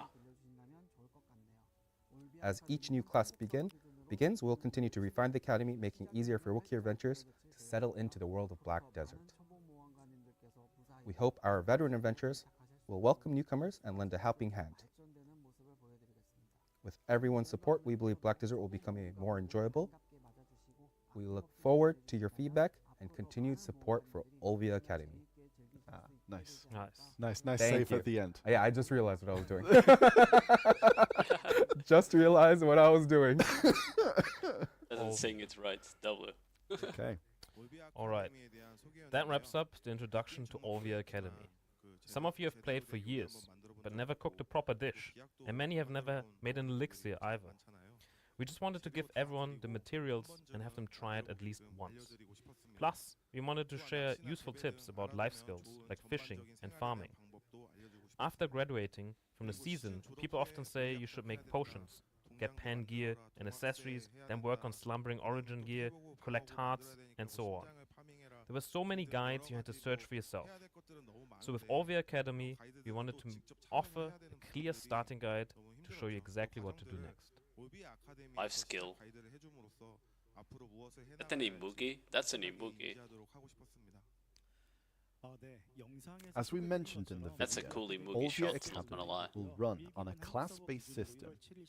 Class 1 starts on January 7th on the Korean server and runs until April 14th. So we're going There's back no to like break. Class 2 seasons. will begin immediately after April 15th The reason for this class system is to help adventurers feel a sense of belonging. Since your goals change depending on when you first start playing, we believe the class system will help new adventurers connect. And to make this even more special, everyone who enroll in Olvia Academy will receive an Academia outfit set as their school uniform. Oh. Each class is recorded, so you can use it to prove your seniority later if needed. That's interesting. School uniforms.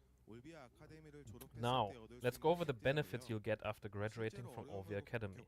We wanted the rewards to be truly helpful for adventurers in need. Key rewards include 6,000 crown stones to start and up to 250 fail stacks. You'll also receive a Dark Star Blackstone for guaranteed Pen Blackstar weapon enhancement. On top of that, a Choose Your Pen Blackstar weapon box. Not gonna lie, will be that icon granted looks for an cool. Extra Pen Blackstar I weapon. know it's just the Plus, Tuvala 5 obsidian hammers enhancement exclusive stone, but to black, but like Blackstar that weapons. looks cool. This means new adventurers can get a total of 4 Pen Blackstar weapons and start with at least one sovereign weapon to help you settle in. I mean, that's Next that makes sense. are the life skill rewards. Cool. It basically makes There's you a start curriculum grinding for gathering, cooking, alchemy, at training, Sanctuary. hunting, Say something. sailoring / bartering, fishing, processing, and farming. Yeah, I'm You'll interested get in this 1,000 because I. crown stones for each category, for a total of 9,000 crown stones. Oh, it's As not what you'll I think. see I thought it was on gonna talk about screen life in a skill. second. They're still inside the Olvian. As said, you get 1,000 crown stones for each of the life skill classes to a total of Nice. 9,000. You'll also receive essential life skill gear. Giranoa blue grade tools and gloves, plus 2 Florimus accessories. And that's the overview of Olvia Academy. But adding support content isn't enough when it comes to helping new adventurers. We also need to improve areas that have been called too hard to progress or hurdle for newcomers. They're gonna make the armors First, require less steps. The Magnus, which has Much been a likely. hot topic. From now on, you don't need to complete the whole Magnus quest line. Just finish the starting quest, and you'll immediately unlock the Balinos Well and access to remote storage. After that, meet the major city storage keepers in each region to unlock wells and remote storage there. Okay. That's a nice quality of life. Exclusive skills and pen boss defense gear from the Magnus will also be obtainable once you meet these conditions. Of course, the Magnus story will still be available if you want to enjoy it, and we're planning to add new rewards like colored titles for extra motivation. Going forward, Magnus will be optional and not mandatory. Nice. That's nice. Will make people do waltz on Solaire much easier, which is a bit annoying, but nice. It's a nice quality of life. People that don't want to do. Yeah, I this think that's good. nice. A little bit in the future, Like that. Yeah. Yeah, I mean, it happens, you know. But We're just I feel like futuristic everything like was just that. made to, like, the Yeah. idea is to help people starting out to kind of Yeah. become fellow players so that You know, there's more adventures. We talked on the about way. I for don't our dislike the experienced Magnus questline, it's veteran just adventurers earlier on, and then this is Some happening. puzzles are really But easy. yeah, season servers are and also boring to do, changing. We're making while them others are simpler actually and more intuitive, especially for things that are too complex. Right now, first, narrow gear will be removed. From now on, you'll progress using only Tuvala gear. Tuvala gear will also change from season exclusive to regular gear. The season exclusive label confused new adventurers, so we're removing that restriction. Even with these changes, seasoned characters will still use Tuvala gear, and in any enhanced Tuvala gear you own will remain usable. For enhancement, time-filled blackstones will be replaced by regular blackstones and concentrated magical blackstones. Time-filled blackstones were used not only for enhancing Tuvala gear, but also for max durability repairs, material exchanges, and more. So instead of removing them, we're renaming them to Time-Filled Fragment. You'll still be able to exchange these fragments for Valk's Cry and item collection increase scrolls and repair Tuvala gear's max durability. The season pass will be adjusted to match these changes, and we'll share full details in a notice before the update. So seasons are still gonna be a Cleaning thing. it up a bit. And That's there's nice. More narrow gear. Yeah. And it seems that's all for the new adventure content so far. That was a lot. I think all the Academy is a lot. There's a lot of kind of story background that we saw in the dev commentary. And yeah, easier Magnus requirements and Yeah. season server improvements. It's a lot. And I hope your adventures will be there for the first inaugural class. Yeah. Okay. Oh, rewards? Rewards? I see the rewards on screen. More rewards. Wow. The weapon. But 저희가 바로 이어서 이제 길드 관련 이야기를 준비했는데 이거는 좀 아주 길지 않아서 이것까지 추가로 Yeah. So apparently they want to talk about guild stuff before Yeah, going to the yeah, yeah. rewards. Yes. 자, 여러분 그럼 길드 Okay. 관련 주제까지 듣고 제가 다시 돌아오겠습니다. Okay. 네, 이번 Now, 주제는 길드입니다. we're moving on to 길드는 guild 저희 updates. 게임에서 정말 중요한데요. Guilds are 그래서 really important to our 2023년 game. 탈피언 Indeed they 연회에서 So at the Coffee and Ball 한국 개선 2023, 방향을 we 소개해드린 바 shared 있습니다. our future guild plans. 당시의 개선 But 내용들 aside 중에 from 길드 the guild 자료에 manner, 아직 적용해드리지 there's 못한 still many 부분이 aspects that 있습니다. have not been implemented. 기다리셨을 모험가분들께는 I'd like to begin 이 부분 by 먼저 sincerely 소원을 apologizing 말씀드리고 to all of 싶습니다. our adventurers who've been 그래서 waiting 오늘은 patiently. 당시 발표했던 모든 내용을 Today we 다 can't cover 다루지 every 못하지만 promise from 지금 back then, 당장 but we 여러분께 do want to 보여드릴 수 show 있는 you what we can 것들부터 share right now. 먼저 소개해드리고자 합니다. First, the structure of guild 우선 missions is 첫째로 changing. 길드 Right now, 임무의 they 구조가 reset to 10 달라집니다. missions per day 지금은 길드 fixed. 임무가 하루 10개씩 Many of you have 고정으로 said we don't have 리셋돼서 enough guild 계속되는 missions. 방식인데요. When we looked into it, 그동안 모험가 weekdays 여러분께서 were mostly 길드 fine, 인수 but 부족하다는 weekends 의견을 and 많이 holidays 주셨습니다. felt especially 그래서 lacking. 확인을 해보니까 If we just raised the 평일에는 number, 괜찮은데 it could pressure some 주말에는 guilds, 휴일에 so instead, we're 부족하다는 moving 느낌이 from resets 느끼는 to 것을 a 확인할 수 recharge 있었습니다. system 그렇다고 and letting 단순히 missions stack up 개수만 to a certain 늘리면 limit. 또 어떤 길드에는 You'll 부담이 still 될 get 수 10 있기 missions 때문에 added each day. 리셋이 For example, 아니라 if you don't finish Mondays 10, 길드 you'll have 임무 20 on 구조를 Tuesday. 바꾸고, They can 일정 stack 개수 up to a 이상 maximum 스택이 of 되도록 30 하고 missions. 매일 10개씩 Since every guild's 시작할 수 있는 situation is 경우가 different, 정해졌는데요. we wanted so 예를 you can 들어 take it 월요일에 easier 10개를 on 다 slow 못하면 days and catch up on busy 화요일에는 days. 20개가 This As this max change is guild meant to make things missions. more flexible, we'll 30개가 first try 되는 it out in 순서가 this 되는데요. direction, and if it's not 이 enough, 부분은 we'll keep 길드마다 looking at other 상황이 다르기 options. 때문에 여유 있는 날은 여유 있게 활동이 많은 That's 많은 basically 날은 또 like 몰아서 it's 하실 수 still 있게 the same 좀 number 더 technically, 유연하게 but it's just Like, like stacked up so that you Yeah. can save for like bigger 먼저 이 days when I think that's more really people are nice. free, yeah. 그래도 I 좀 think people can use it, 부족하다면 다른 방안도 make use of it a bit Guild better. bosses. 네, 다음은 Okay, 길드 next are 인프로 changes to 개선 guild 사항인데요. bosses. 이 Since we 부상 raised 특급 rewards, 사항들 이후에 많은 many guilds 길드가 run 팀워크를 boss 즐기고 fights 계신데 regularly. Their 팀원들도 content, 좀 함께 모일 수 있는 where 환경을 guild 하고 members 또 신규 gather 모험가분들을 together, and they're 도와드리거나 great for helping new 길드의 adventurers and 라이언들을 showing off your 만들어보니까 guild. So we see them as a key pillar of guild content.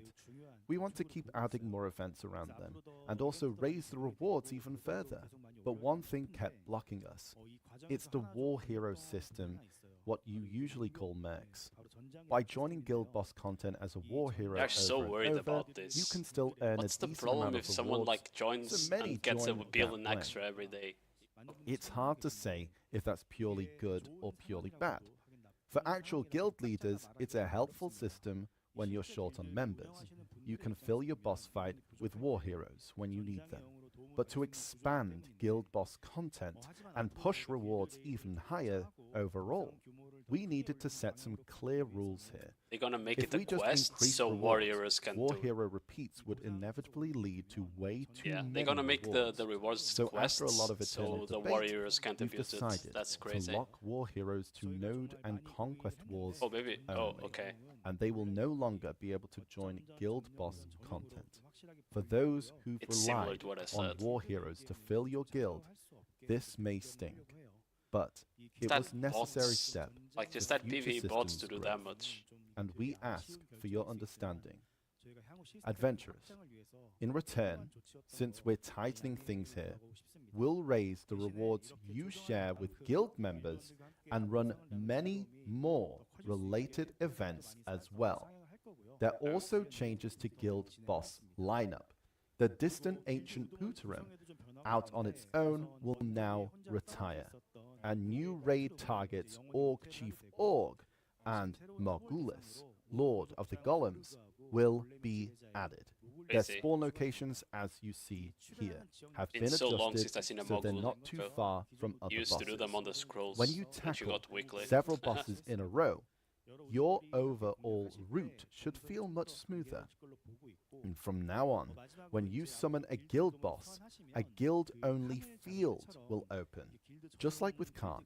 So unlike before, you'll be in a cleaner space and can focus purely on the battle itself. We'll polish this up so we can show it to you soon, and we'll prepare a variety of events around it too. Next, I need the life skill guild UI updates. and quality of life changes. First, you can change alliance max size and ratios without disbanding. Until now, any alliance change meant disbanding and rebuilding the alliance from scratch, which was tedious. We hope this makes alliance management a bit easier. Second. Yeah, that makes sense. So he meant that he wanted to actually talk about the guild rewards. They'll be largely increased. Yeah, the rewards for the bosses will be increased. Yeah, so don't worry guys, I know a lot of you are annoyed. We hope this makes alliance management a bit easier. Next is how you obtain guild crafting materials. Until now, to build guild elephants, was he still talking about alliance? Oh, no, you're back. You're on track. Until now, to build guild elephants or guild galleys, you had to gather Kadri tokens and roam around slaying sea monsters. These are items for the whole guild, but in practice, a few members, very dedicated, especially for officers, had to put in most of the time and effort. We always felt bad about that part. So from now on, you'll be able to use shared guild funds to buy these materials from the guild shop and also earn them through guild content you play together. For example, you could buy restored Kadri's Forbidden Book in the guild shop or obtain them by defeating guild bosses. Since these are for everyone in the guild, we want them to come from something everyone builds together. There are also changes to guild, party and platoon recruitment. First, the UI. The UI will merge with the normal find party platoon, adding a guild party platoon tab next to the regular one. Little head. No worry. We're adding an extra tab to the find party platoon UI. So that should mean forming alliance platoons has been quite a hassle up to now. But with an alliance filter added, you'll be able to recruit at the alliance level as well. We hope this helps when forming main and defense squads in Node Wars that's cool. and when enjoying Okay. other content together with alliance members. I see. What we did in Unbread, We're also but improving it how you view works for guild buffs. alliances now. Guild Okay. benefits, including Node War victory buffs and In buffs Unbread, gained from guild skills, we but right always now there was posted our no easy way to platoons see them all at once. and hope that people Going were smart forward, as you enough can to see click the here, button the instead old of asking Node War for benefits invites, icon you know? will be renamed Guild Benefits, as you can see on screen in a second. There it is. Hovering over this icon will show both Node War and guild skill buffs at a glance. In the UI, you'll also see a guild skills section. And now, when you use guild skills, their buffs won't be tied to a character, but to your entire family. You can see them on the buff. Oh, If nice. the buff appears active in that UI, you will receive it no matter which character you log in with. Like other familiar buff icons, it will light up differently for each benefit, so you can tell what's active without hovering over it. With this change, we also need to adjust guild skill durations and cooldowns, and some older skills will need reworks to their effects.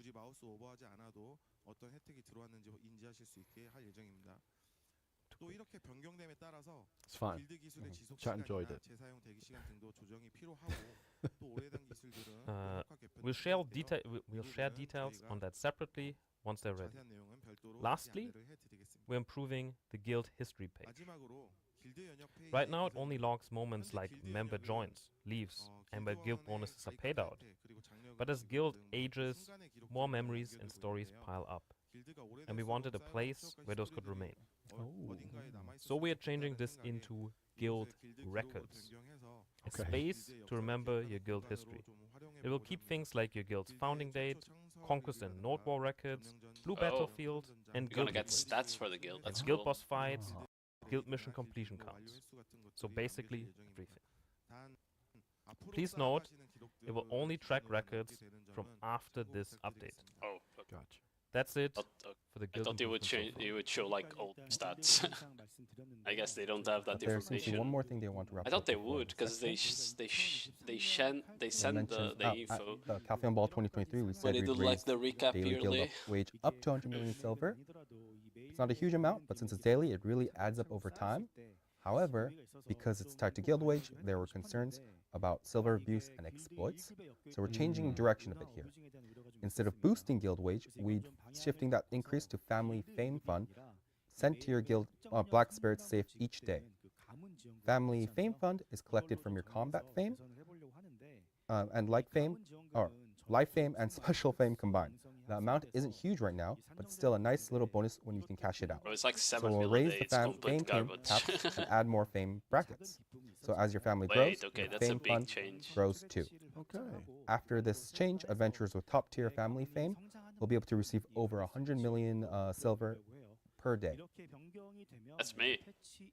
3 bill a month. We Crazy. hope that instead of a tiny surprise you forget about, Wow. becomes a big, satisfying reward about. when you collect it later. Yeah. Some people like storing it up.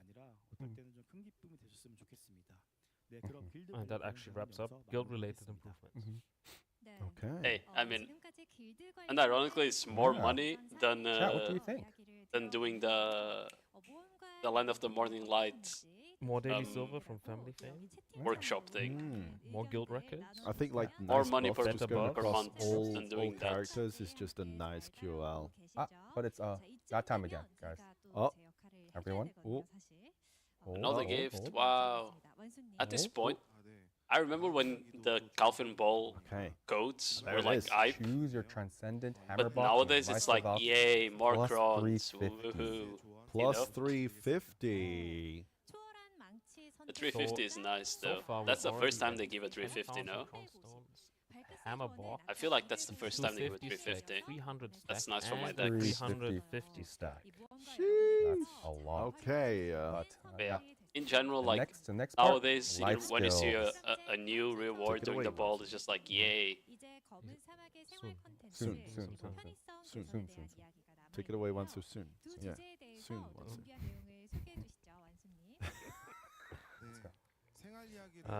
Before we dive into life skill content in detail, let's first set the direction straight. In the past, life skills were deeply intertwined with other game systems. A classic example, sharp black crystal shards, essential for enhancement, were mainly sourced through gathering, not PvE. Gatherers would supply these, PvE adventurers would craft gear, and that gear would eventually find its way back to life skillers through the central market. It was a robust, interconnected loop. But as the game has grown and new content has been added, this loop isn't as strong as it once was. Forcing life skills to tie back into other content, as in the old days, would only add unnecessary stress for many of you. I So don't know going if I beat it on forward, time. life skills will no Level longer 6, sorry, be guys. means to feed the gameplay loop.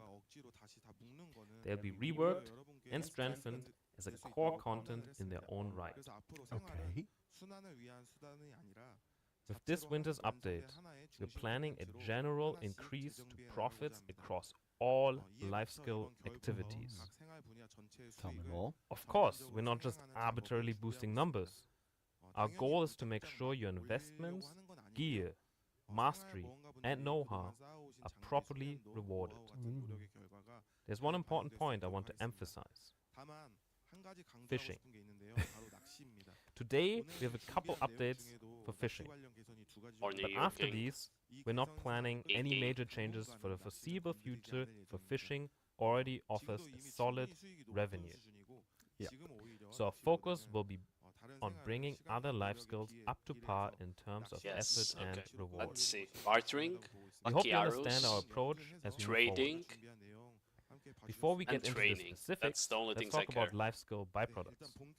Many of you use cooking byproducts to increase contribution points, and byproducts are But available fishing, from they just gathering, said they were alchemy, not gonna put hunting, fishing. farming, fishing, but efficiency has varied a lot between skills. Going forward, we will adjust byproduct drop rates so that more active and effort-driven life skills yield more byproducts, using cooking as the baseline. However, for skills like fishing, where profits are already high, the change will be minimal. Yeah. Okay, I don't So care about the we want to bring things up byproducts, to fishing those chat. don't We're not matter. buffing fishing. Like, Yes, so we're just not going to buff fishing Yes, more in the that's- future. yeah. We're Let, buffing other life skills. let us cook first. Let's get into the details. First up, leveling horses. Right now, you've set your horse to auto-run and check in now and then, or wait until it's fully grown to decide what to do next. There's some excitement in checking in after a long session, but constantly micromanaging growth can be a pain, especially if you want to raise a horse with specific skills. So, we're completely reworking the horse leveling experience. Now, all EXP earned while training will be stored in an EXP sack for each horse. You can level up your horse whenever you want, drawing from this pool at your convenience. Wow. This means you can run autopaths without worry, and simply use the stored EXP to level up your horse, and check stats or skills whenever suits you. I'm This new confused. system will apply to all growable mounts. On top of that, Does that mean you can like reset and items level it up like again? mount That skill it's- change coupons and mount level down tickets can be used right where you are. So no need to visit the stable anymore. Okay, this is literally a pay to win With change, I the think. EXP sack, these features, training your own mounts will be much more convenient, Yeah, I think this is just since a pay horses to win can now change. bank mount EXP at level 1. Level differences don't really matter anymore, sorry. We've removed all EXP gain variations based on level and increased Can you overall Discord? training Yeah, EXP, but I can't do so anything you'll about it. always get Because solid it's the desktop audio. progress, Just don't send message, KK. no matter the level. In short, don't worry about levels. Just keep raising your mount and you'll see steady and meaningful growth.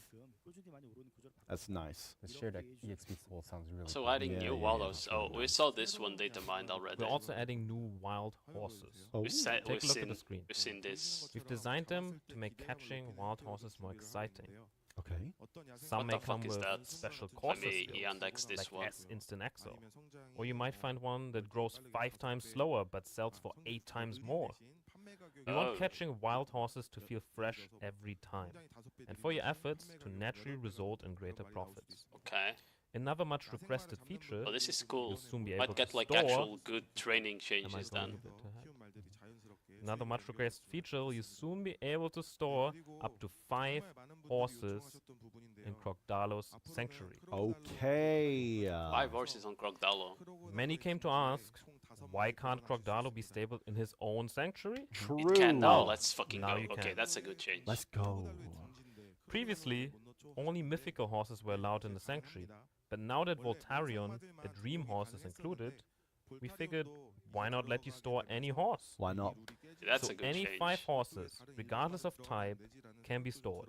Okay, the training changes look like a W and interesting. I might actually give training a Another shot just sanctuary for fun improvement later. comes from feedback many of you gave us after the last ball.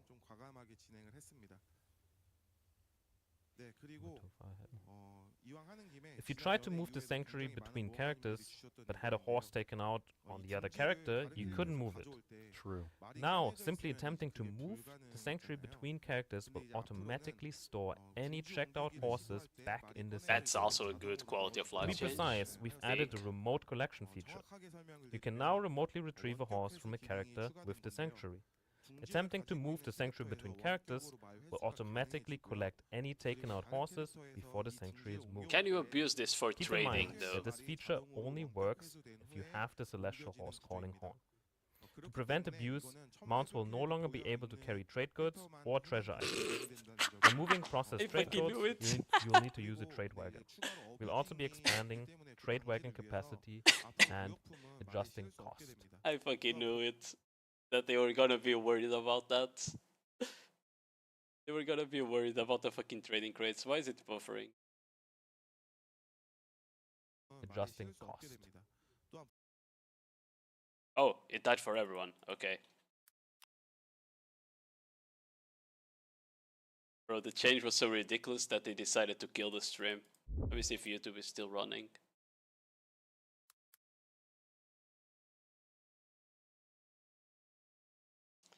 I knew they were gonna be worried, by the way. I knew they were Carry gonna be trade worried goods about that. or treasure items. When moving processed Oh, trade it also goods, died you- there. you Yeah, it also died on YouTube.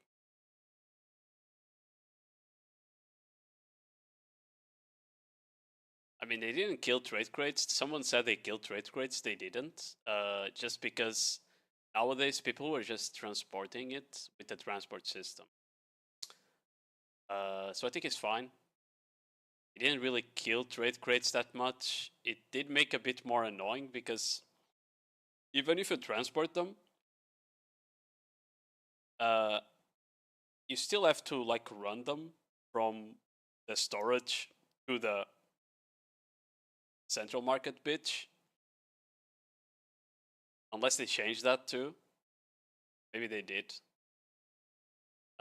And because you can't like stack 7,000 crates in a wagon, like you can stack them in a horse, that would be a bit annoying.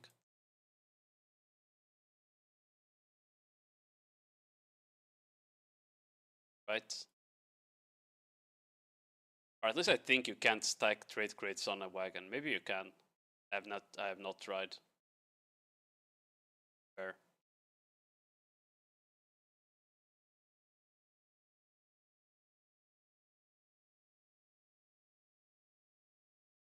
Back? No, it's not back yet.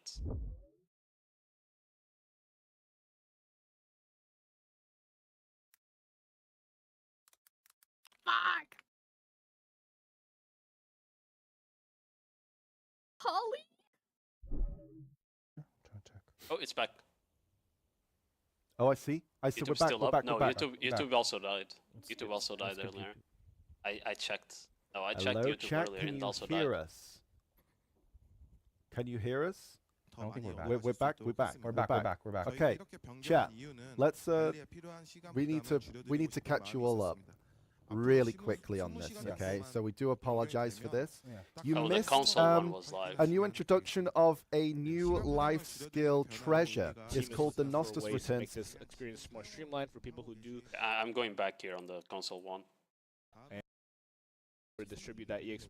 Later stages aren't as ways here. I see.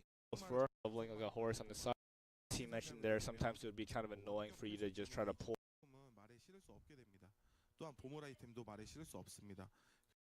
So that's just going to be avoiding some of the headache that comes along with a lot of the new functionality that comes with moving things. Oh, this back guy's on and the forth. console.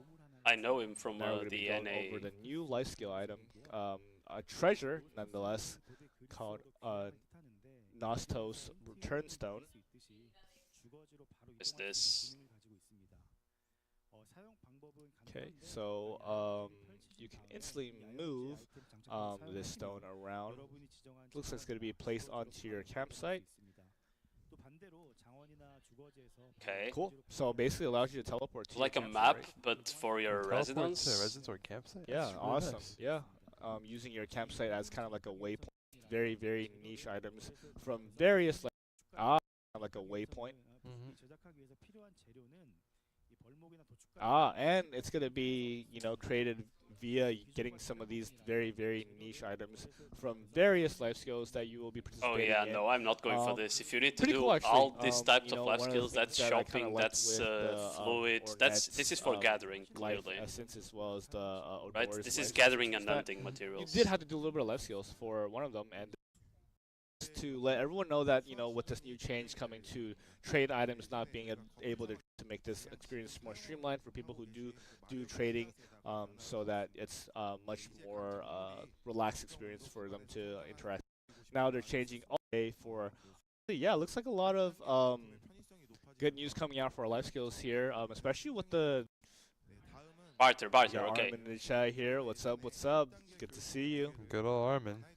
Yeah, and honestly, yeah, looks like a lot of good news coming out for our life skills here, especially with the return. So I think that's really, really cool.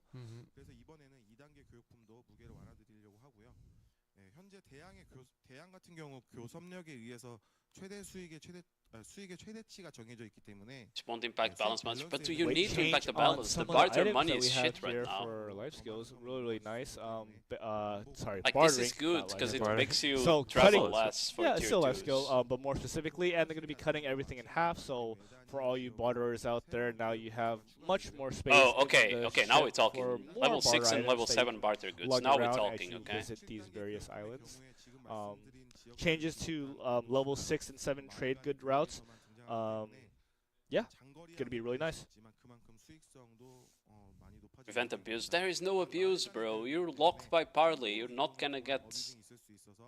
Okay, so a little bit of a restriction on some of those really high tier goods. You won't be able to just toss them in the storage and. I need to. We need to run calculations later to see if this saves bartering and finally makes bartering good again. Okay, I think we're caught up here. The sell same type function above the price list to sell all fish okay, we were not of a caught up. certain kind at once. I think Korean voice yeah. is a bit loud. Concentrated around the. Okay, so I'll okay, at once. Okay, and for manual fishing. Oh, they're making like adding cool the statues. This is cool, by the way. auto These discard statues by look grade cool. function.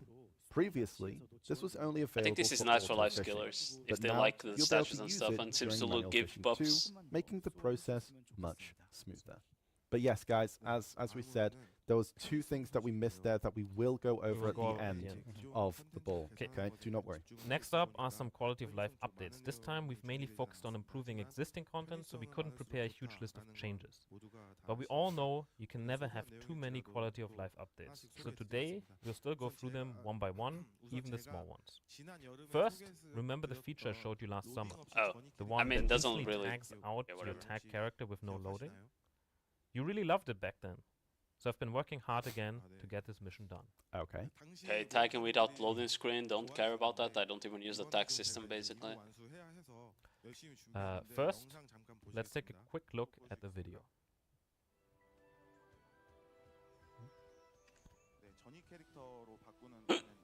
Well, as you see, Hold on. oh, the instant swap hasn't really changed, right? I need to post this in chat. the As you can see, the instant swap itself the hasn't really Discord changed. for Sorry about world that. for But there's guild a reason for bosses it. in EU is like The next scene losing shows their the character mind. selection screen, and you'll notice there's no separate loading screen. When you're just changing characters on the same server, we're improving it so it swaps with no extra loading. But screen. they showing recordings of the last ball there. Oh, Wow, Technology. oh, that was instant. that's crazy. I don't even. How the fuck Wait, does that hold. guy? Again. Oh, I'm stupid. But that was energies. What We is changed this? to a different character. Wait. The same server. Oh, okay. You can also do it to change characters, not only to change. Okay, so one was like Okay, the that's tags, cool. and Okay, then the changing then characters the one other is cool. one was The tagging to system, a I don't different care. location. While we were working on instant tag out, What did they do to the kind of guild evolved bosses? into this as well. We Um, think character Nice. swap loading made it so times you will can't feel work roughly out for twice them, as fast as basically. before. We're still ironing out small stutters and fixing any potential bugs, which needs a bit more time. they adding 2 more guild bosses and they buffing the rewards a bit, I think, and they made it so you can't work out for them. Okay. 체감상 2배는 빨라질 수 있을 것으로 판단하고 있는데요. 이 과정에서 이제 자잘한 끊김 현상이나 혹시 모를 버그들을 수정하는 데 지금 시간을 조금 더 투자하고 있는 상황입니다. 또 연출도 좀 We also want to make the presentation look nicer. Since all of this is being developed as one package, I'll give you a we want to finish package. it together Hey, and good. then show it to you. We're currently in the final polishing phase, and if all goes well, we plan to release it to you sometime in March. Okay. Yeah, that We'll definitely see it needs work. through properly to the very end. Next is a feature to view other classes' skills. Oh, this You'll is be nice. able to check any class's skills directly from your own skill window. In PvP, you often wonder about your opponent's cooldowns, their CC, their defense effects. There are a lot of things you want to check, right? Until now, you had to have that class created first. And even then, you had to log in that character just to see its skills. Oh, From now that's on, good. You can just click View Other Classes in the skill window right above. That's and cool. see That's cool. every class's That's a skills good in one change. place. Being able to see the other classes' So even skills while without you're changing. fishing or training mounts, That's really you can cool. study other classes' skills and quietly prep for PvP. Next, building on this year's family character location feature in the world map, you'll now be able to see all of your mounts directly on the world map. Oh, nice. You can see them in the stable UI now, but all stables show up, which can get confusing. It's hard to tell which mounts are out or stored. That hassle will be gone with this change. We're also adding hotkeys for the world map. The goal is to cut down mouse movement while the map is open, by letting you set dedicated shortcuts on the world map. For example, for noteboard I don't care info about or any of production this. node, you'll be able to jump between views with hotkeys you've set. Once you get used to it, we think They using the didn't world buff map will Lakiaris feel though. much smoother. I'm already set. Okay, that's nice. Next, to help you not miss the right timing, we're adding an all-in-one alert system. If you tag content on the central market items you're interested in, you'll get a heads up when that content starts, or when the room or lobby opens for it. We already have separate notifications here and there, but since they're not in one place, they're hard to manage. With this, even adventurers trying to try new content will have a nice, clear starting point. Along with that, adventurer logs will also be combined.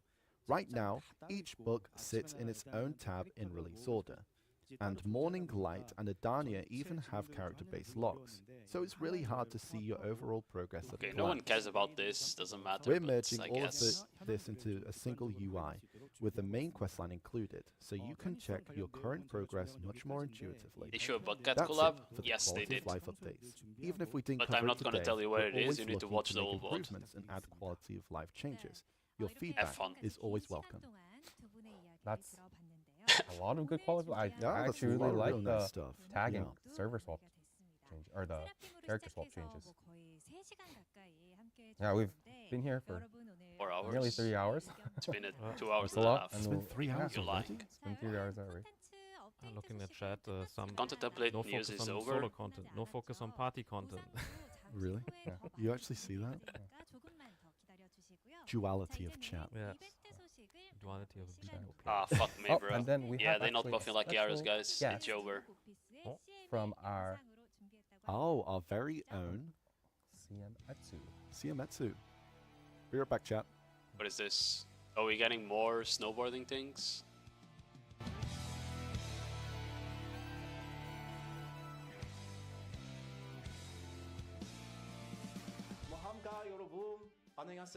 What the fuck is this, bro, Atsu? Welcome to the Mountaintop Adventures. Snowball Crasher is back. Last winter, y'all were absolutely shredding the slopes. We saw gnarly jumps that defied engine physics, shortcuts that made us question our map design, and wipeouts so bad that we almost handed out Get Good titles. No, seriously. Because y'all loved Snowball Crasher so much, this year we're writing it back with some cool updates. 함께 보시죠. Does that so actually speak Korean, I wonder?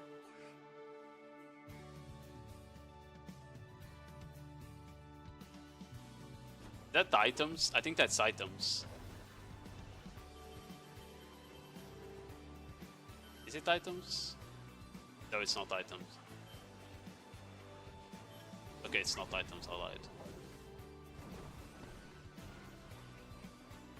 Was that the node war border? It's not a node war border, alright then. Wait, that's crazy. They were like, you guys skipped too much of the map, so we're gonna make checkpoints now. Unironically, you know? They were like, you skipped too much of the map, now there's checkpoints. Go fuck yourselves.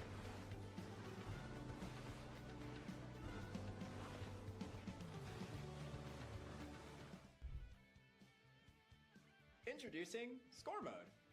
Cruise down the slopes and grab objects to rack up points. The gold objects are worth more than blue objects. Gold objects spawn in spots that'll test your skills, so lock in.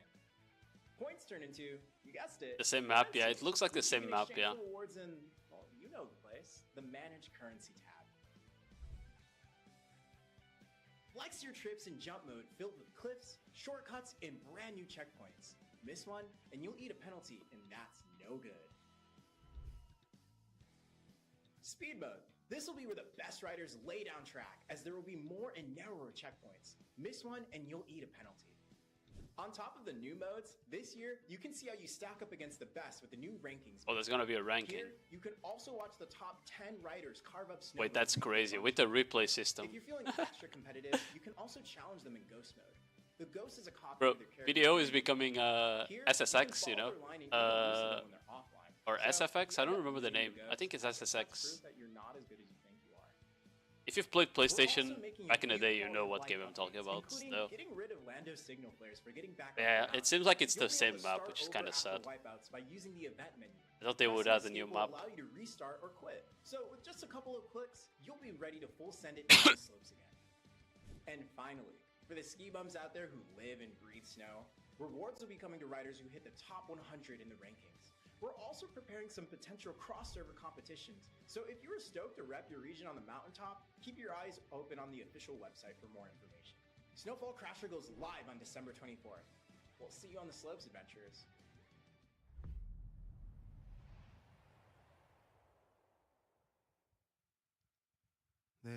Thank you very much, Etsu. Mansu. Snowfall Crasher is making its return this winter. When we introduced the snowboard minigame last year, far more people enjoyed it than we ever expected. Even though it was a short event, there were plenty of adventurers who proved their skills with some unbelievable hand speed. So this time, we've prepared a proper rank system to make sure adventures can really shine. Honestly, back then, I didn't want to lose either, so I practiced a lot. But there were some who unfortunately broke records thanks to bugs, so we've adjusted the rules. Last year it was all about just enjoying the ride. But this year, how you ride the board will determine your mode. Score mode, How about your mode, ride is or jump mode, nuts? giving you Yongsoo. more ways to play and Got 'em. enjoy the content.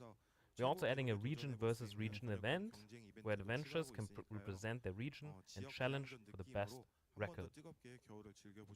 Think of it like a regional showdown, a chance to heat up the winter once again. This winter, with the return of Snowfall Crasher, we hope you ride harder, faster, and have even more fun than last year.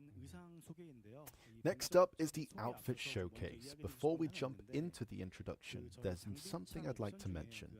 In the equipment window, there's this show visor feature, right? In the past, it was one of those functions that didn't see much use. However, with the recent increase in new outfits and hairstyles, more adventurers find themselves wishing that they could use this option.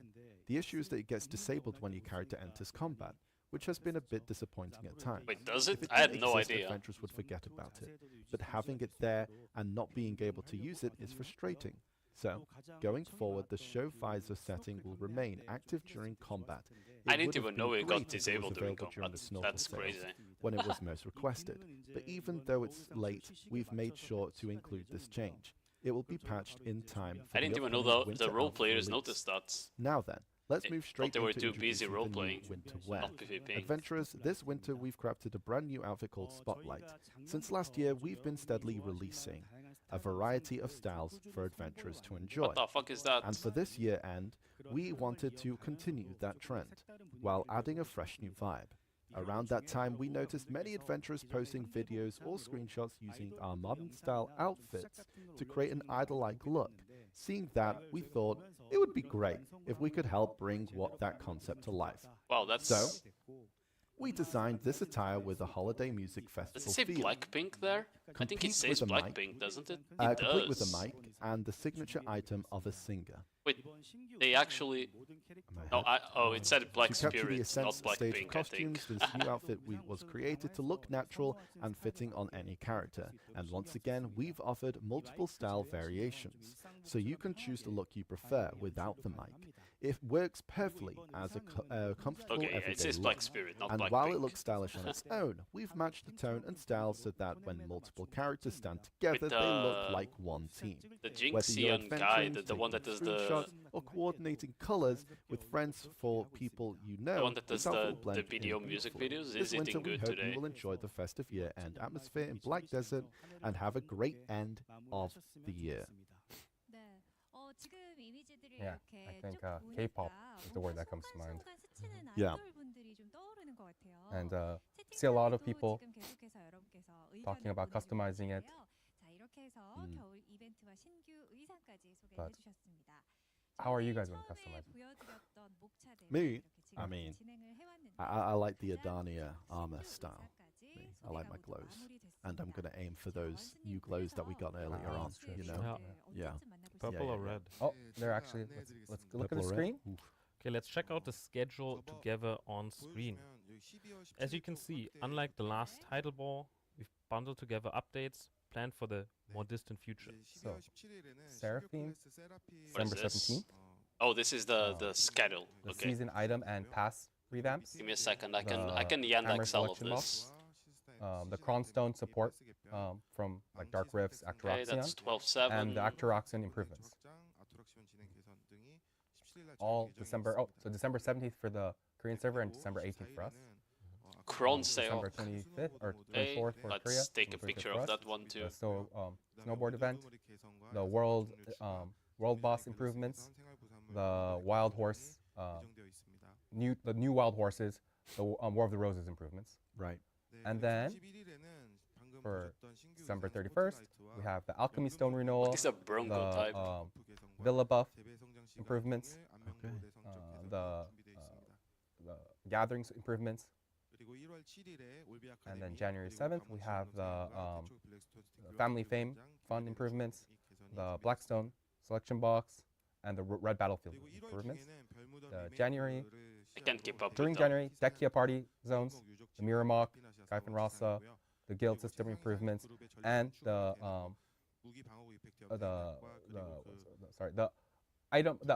weapon armor die, the effect die. Couldn't find the right word. I was like trying to read the Korean, and I was like, I can't remember the English word for this.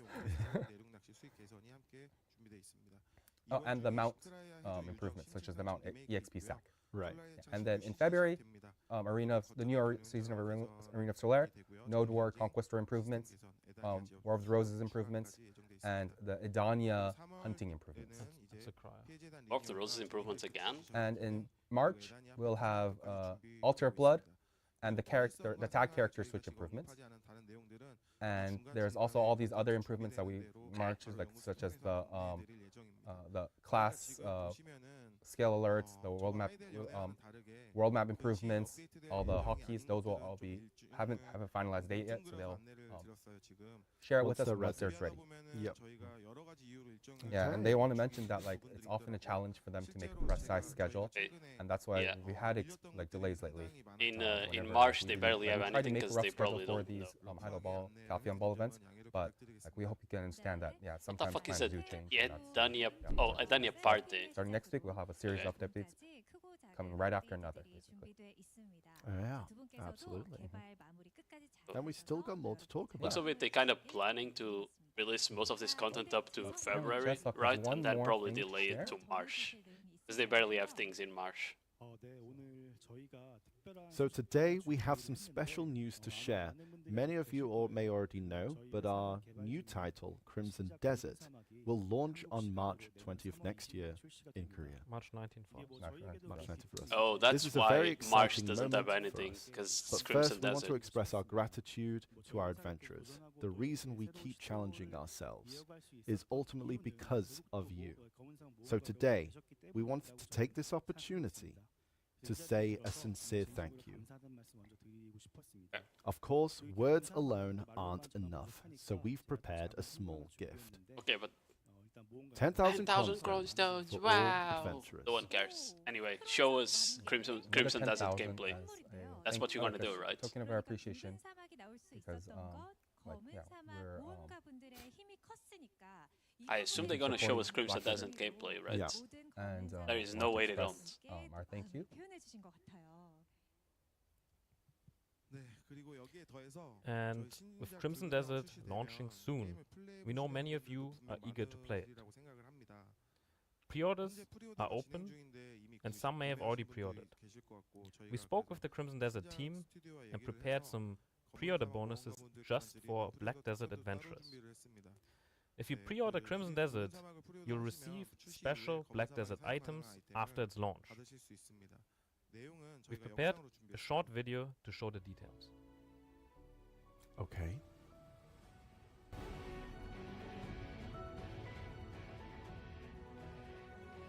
What is this? Oh, this statue looks cool. Oh fuck. Oh, this pet looks cool too. Wait, this pet looks awesome.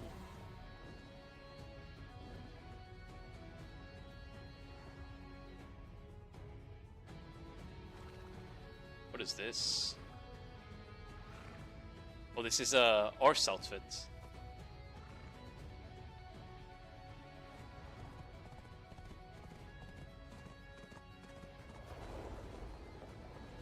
Oh, it's a mythical Arduanot skin.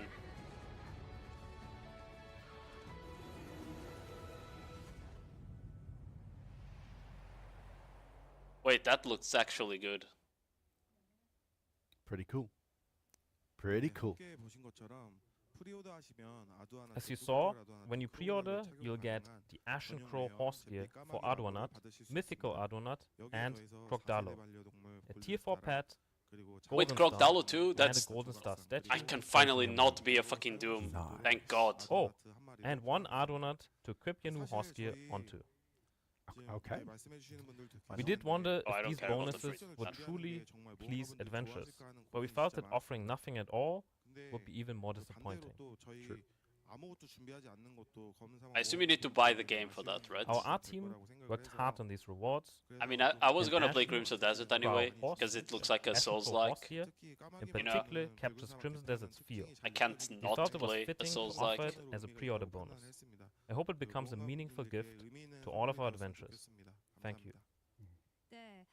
Need to pre-order it? Yeah, I'll probably will. Concludes I all was the already announcements planning we on have playing for Crimson Halcyon Ball Desert, so it doesn't really 2025. matter to me. We've had a lot. We started with Seraph. We had so You many know. PvE changes, PvP changes, life skill updates, events. Yep. I mean, there's some life skill Any stuff that we still Souls-like need to that go will over make that me we lose missed my out, hair but while we'll I do that like at run the myself into bosses, yeah, I it's shared something I need to play. Early you on know? with the ball, the idea was we wanted to go back and refine current content with Yeah. today's ball. Very often we see fix old content first before adding new Yeah. content. I don't expect it to be like crazy that though. was Maybe quite a like lot Lords of the recently Fallen as well. level. It's been a growing like thing from you guys. And now that we're coming to an end, let's see if they have a final message for us. Oh, okay. First, thank you so much for staying with us until the end today. We always say we want to repay you with updates, but honestly, after the last ball, I felt a bit weighed down. There were times when updates got delayed, and since today's focus was on improving existing content, I'm not sure how you all feel about it. We've put a lot of thought into today's presentation, but we regret that there's still so much we couldn't cover. We'll continue to think about these issues from all angles and share more with you next time. It was great being able to see your feedback in the chat in real time. We'll make sure to deliver on everything we showed today and use your feedback to keep making Black Desert even better. Thank you. Okay. This includes them not doing anything about PvP and keeping making PvP bad and worse First of all, every day. I sincerely you know? thank everyone who tuned in today. Since last year, I've been focusing on the service side, and looking back, there are definitely things I wish we'd done better. In the past, even if we couldn't invite everyone in person, it was meaningful to still meet face to face with some of you. For viewers joining us online, it's great to share laughs while watching.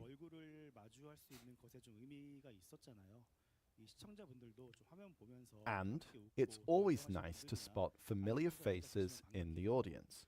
Moments like these help us to build a real sense of community. And maybe I've taken that for granted in the past. We're working hard for the future of our game, but I know there are areas you may not feel as strongly about. We'll work on the shortcomings we've noticed over the past year and make sure to communicate better so you don't have to worry.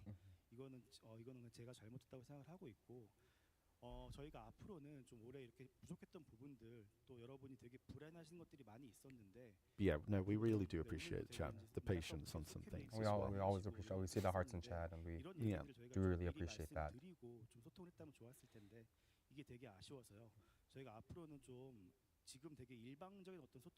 And Kosak is mentioning that he feels that communication has been very one way, and he really wants to make communication more two-way, and he wants to work on that and improve, like kind of make more avenues to improve that communication between the team and you, our adventurers. 다음번에는 더 나은 모습으로 여러분을 찾아뵐 수 있도록 또 다짐의 말씀을 해주셨는데요. 두 분 너무너무 수고 많으셨고요. 정말 감사합니다. 자, 이제 무언가 여러분께서 she's hyping it up. 기다리셨던 One more thing. Oh, Oh, one more thing. So we've given out quite a lot of rewards so far. We have, yeah, there's been a lot of reward. But there's surely final more. As rewards. a token of our gratitude to everyone who stayed with us until We're gonna the fix end, PvP. we've prepared a special final gift. We nerfed They're the ones who gave out a hammer, so missiles. I'll add 2 more choose your own transcendent hammer boxes. Okay, I don't care. 2 more hammers? Yay! more. Bronze stones and hammers. Who would have guessed, guys? See, I'm seeing a lot of hearts in chat, some pog. And of course, it won't be a ball without special login rewards. We'll show this as an image on screen. Oh, that's a lot. What the 1, fuck is 2, this? 3, On 4, still 5, daily that's login shit. 10k extra cronies, chat. 10k chronos, 200, 250, 200, 200, 200. 2 mythical Okay. sensors. 13 An orange. outfit box. I see an outfit Not box. gonna lie, I think we might enhance next week. There's actually 2 outfit Because boxes. we're gonna get 23 hammers. That's pretty Might do juicy. enhancement session next Pretty week, guys. Juicy. 2 mythical sensors. Yeah. 지금 채팅창이 확실하게 더 활발하게 Very 반응이 nice, 올라오는 very 것 nice. 같아요. 여러분 좀 마음에 드시나요? 자, 그럼 완수님도 혹시 완수? 모험가님들을 위해서 Start? 준비한 게 있으신지요? 네, 저도 준비했습니다. Yes, I have. 네, 우선 얼마 전에 Recently, 저희가 we held a 글로벌 global emoji emoji contest, 통해서 and 여러 adventurers 지역에서 from 10 글로벌 regions 여러분들이 created 제작해 emoji 주신 sets for 이모티콘 us. 세트가 준비됐었거든요. We thought it would be meaningful to give these to everyone. What as the a fuck is ball that or one? to gift. Thank you again. What is that, the to one on everyone the who bottom? contributed. And of course, we can't forget the usual rewards. 네. 그리고 항상 드리던 보상이었던 Can't forget the 그 usual 무기 rewards. 교환권 You'll 상자 also 한 get 개랑 one 제일 weapon 좋은 exchange 스티커 coupon 팩 box, 있어요. 20 J's special 그리고 scrolls, 그 Okay. and last but not least, 계속 이제 2 아는 more 맛이라고 choose your 말씀하셔서 transcendent hammer Huh? boxes. What? 맛이면 그냥 더 많이 드실 See 수 there yet? 있게 네. 마지막으로 Spoils. 2 more. Two Two more. Yeah, nice. First time Hammer said it. boxes 400. plus 10,000 cron stones 400 and stack, an what advice the of fuck? box 400. Oh boy. 네, 여러분. Oh boy. 400. 준비된 연회 Oh 마지막 That's a lot. 과정까지 모두 공개가 Oh boy. 됐습니다. 너무너무 푸짐하게 준비를 해주셨는데요. That's a lot 어떤 of 내용들이 rewards. 있는지 저희가 화면을 Okay. 통해서 한눈에 That's a lot of. 보여드리도록 I see a lot of 할게요. W's in chat. That's a lot. I see a lot of W's. Look at that. Oh my Look at gosh. that. Doesn't even Look at fit that. on the Doesn't- screen. Yeah. Oh, you see the coupon code, I think. Thanks for being with us. Oh, there you go. And the desert, The thanks desert you. thanks you and thanks for being with us. So the thanks with an N. Good luck, chat. Thanks for being with us라고 해서 좀 의미를 담은 Good luck. 제품의 이름도 써봤는데 Let me know how you do. THNX. The number 4. Okay. BEING. Did my Hold on 1 second, just mobile get lab it, finish Yeah. updating? Quick, quick. Let me see. Tap, tap, tap, tap, tap, Someone, tap. someone posted in chat so I can copy and paste. Oh, I might have Mark, forgot put to in click the chat. button. Oops. Oh. Okay, my global lab is updating, guys. So I can go try Yeah, the new guys, I mean, class. we really do appreciate it, and we hope these rewards are something meaningful for you as well. Just seems to have one. I hope you all enjoy it, adventurers. Thank you. And to wrap up, should I call this... Wansu. Oh, Wansu just sneaking in. Never mind. 넣었는지에 대해서는 예전부터 설명을 드려왔어서 사실은 모험가분들께 이 소캡을 어떻게 처리를 하겠다를 안내하는 자리가 필요하다고 생각하는데 그걸 제가 뭐 저희가 이 자리에서 이렇게 뭐 함부로 말씀을 드릴 수 Just 없어요. 다 같이 Wansu has seen a lot of 논의가 comments about stuff 준비가 like, you know, 필요한 영역이니까요. improving. 그래서 어떤 걸 원하시는지 이해하고 네. 있고 그것들은 저희가 잘 Yeah, 준비를 해서 Wansu's seen a lot of feedback for various things about what the players want or what adventures have been sharing in chat. And he's been reading everything. Streamer, And shut he up, wants to make sure Iggy. that he wants to I don't even yeah, know if it's bring going up address yet. this in future. And to Because I wrap think up, it's going up should in I like call an this hour a now. preview for next year? Since we're only meeting you online for this ball, we honestly feel a bit disappointed ourselves. 이게 지금 저희 앞에 사실 아무것도 없거든요. 이게 이렇게 외로운 건 줄 저도 해보니까 좀 알게 됐고. So to make up for next year, 이 아쉬움을 좀 확실하게 this 풀 수 next year, 있게 we're 여러분 직접 preparing 만나서 more opportunities to 이야기 meet 나눌 and 수 있는 talk with you in 자리도 더 person. 많이 준비해보려고 하는데요. Let me share our plans 그래서 up for the 우선 next 내년 summer. 여기까지 We've 계획을 좀 been 말씀을 holding 드리면 events 저희가 called 일단 VOA, Yeah, it says TBA, where so we meet they don't even adventurers know the from time, each so it's region, probably after this ends. share a meal, and enjoy activities together. We'll continue this next year as well.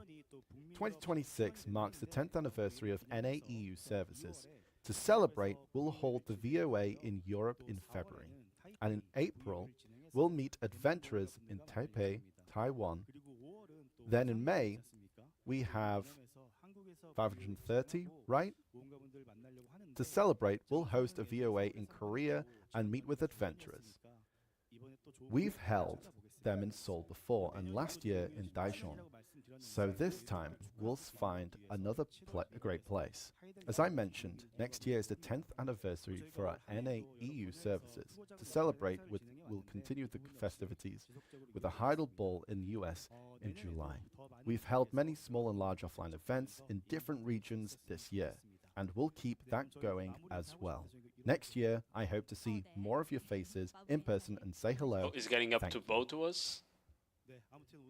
So we have... Just wants to thank everyone for watching till the very end, and we're hoping to have a lot of exciting things for the future. The classic and bow. With that, Calpheon 2012 does come to a close, but I think we can spend a little bit more time maybe going over what we might have missed, actually. Yeah, we will be also doing that. Clarify the Heidel Ball in the US in July and the VOA in Europe at the end of February, beginning of March. Yeah. End of February, yeah. Okay, so I have plans in February to go to a concert. Catch you up with the part we sadly missed because of our yeah, I found it here. Issue. So we'll close this background shortly once it's finished. And after bye bye. Say bye to bye one. And Shh. Take us off. Take us off. Okay, game is still under maintenance. What is this? Wait. That's some. Isn't that the portal from the Halloween event? Wait, that's Jordan. No, not Jordan. That's Lucas Bartali or whatever it's called, right?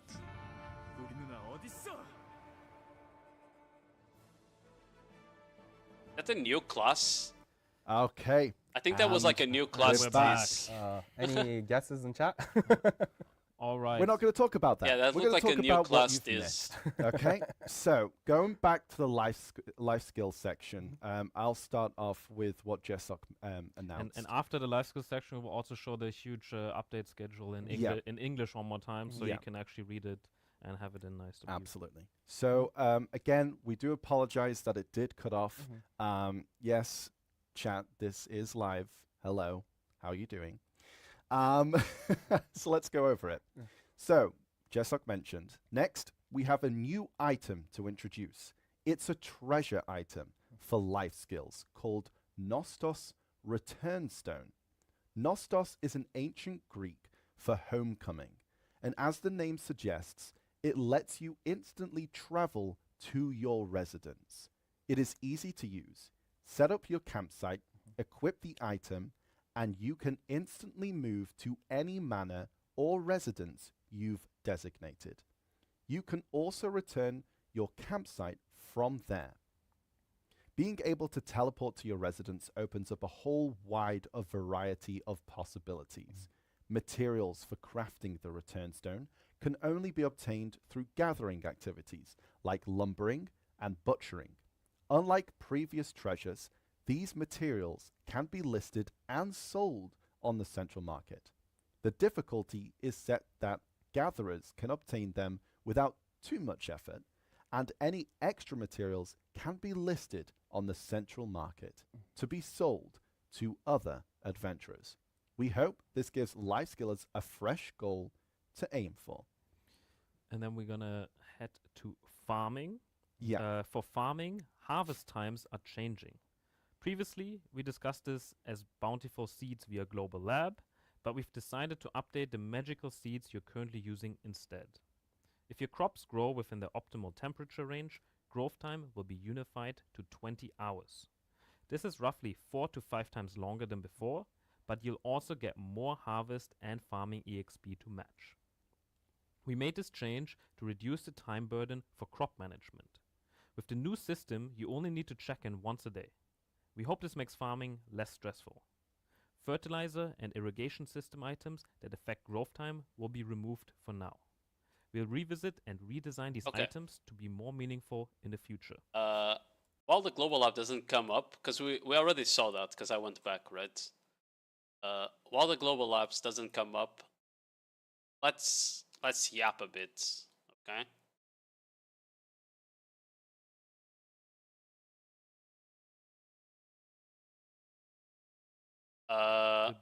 So I'm waiting for global labs so I can go give a try to this.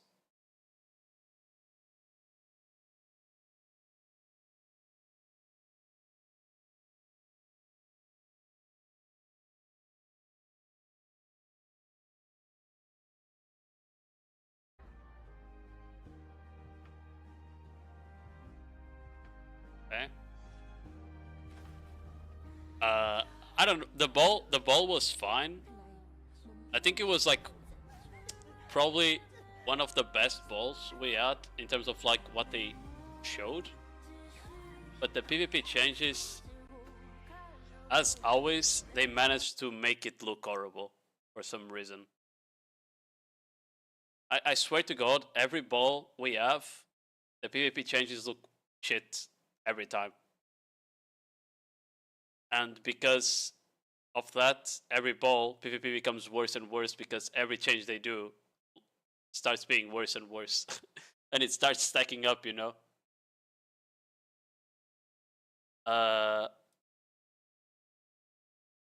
Yeah, I don't know how long it will take for us to be able to get into the Black Desert Global here. Yeah, it seems to still be under maintenance.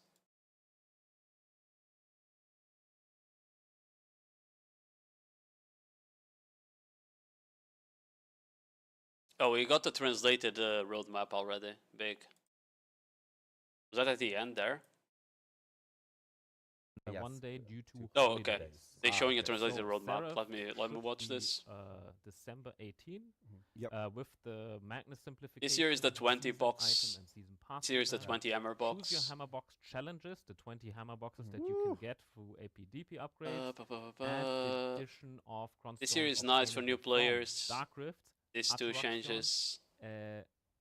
And this is Stuff after Addition of Cronstones for Dark Rift yeah. dungeons and and that's like a total of 1,600 crons you can get with Actually, progressive improvements. They didn't really And go Seraph over this, is, for did they? example, I going think to they be playing just. on the Oh, global they map. did. Yeah. They say So they said right there after is the not going to be launch, hard so mode, probably as soon normal as we go mode, offline, and you can season play mode that. And for anymore. people in chat that are saying why Seraph not Savior, Savior was the code name when we initially announced it. It was mentioned in the ball, but Seraph is our actual class name.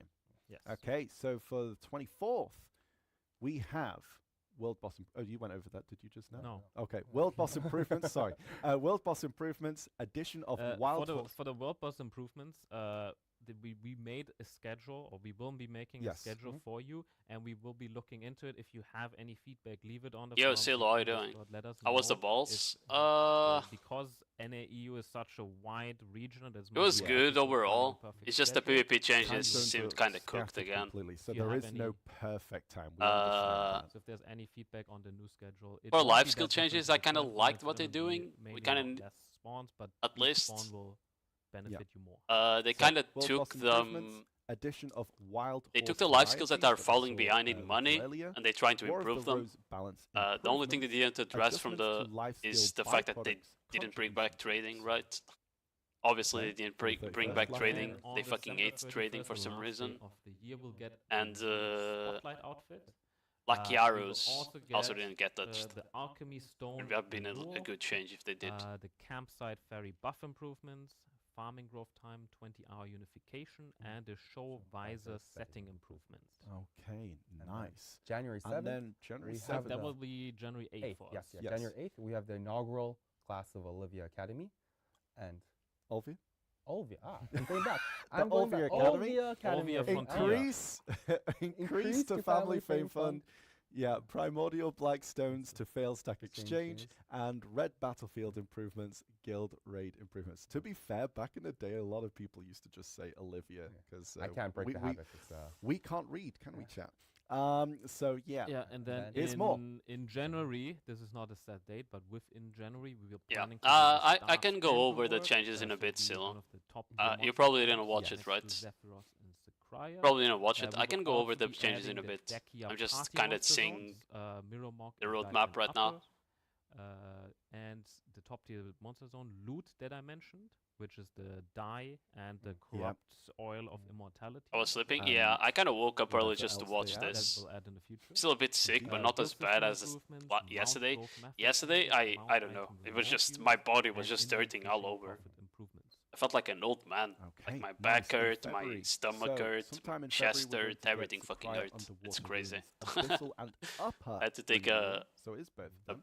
Arena a of brew Solari fan. new season, Node War, Conquest War improvements, War of the Roses system improvements, and Edania region hunting added. Okay, so yes. Just because I saw something in chat about the season graduation, yes, next maintenance, your season character, the current one, will be forced graduated in preparation for the Orvia Academy. And although it's not on here, in late February, we're also planning the VOA in Europe. Yeah. So we hope, we'll let you know and let you know about as soon as everything is finalized. But we hope you stay tuned for that. And then in March, we have the Altar of Blood rework that we've been wanting for so long, and we've seen so much. Oh yeah, they bringing back Altar of Blood, by the way, Scylla. With 30 stages instead of 10, and I think AP goes up to like 390 in the last stage. I don't know. These will happen in between. Yeah, periodically throughout. But the rewards you get from it, they said it's it's stacks. Yes. Like Right. Bill stacks and and then Origins, we got a whole bunch of like Dark rewards, Hungers and that Devourings. you've So all seen. I feel like it's a way of nerfing Tunguid Ruins and Darkseeker's money. Have you? At least 20 of them they can only use from next maintenance. Yeah, true. You're going to get another 20, possibly 20 clicks, up to 20 clicks, should I say. But yeah, chat, the best of luck. And everyone in our community, we want to say a huge thank you. Chat is disabled for this live stream. Wow. Like, yeah, it's always great to see you all here. And again, sorry. Did they update it? No, they did. I mean, we're spoiling. Okay, I'm gonna mute and I'm gonna go over the changes. So, in case you didn't see, this is like mummy material, right? Like the Savior transforms into like the black form. Look at that. This is like every Gunner's dream, you know? It's the Corsair. It's the Corsair transformation.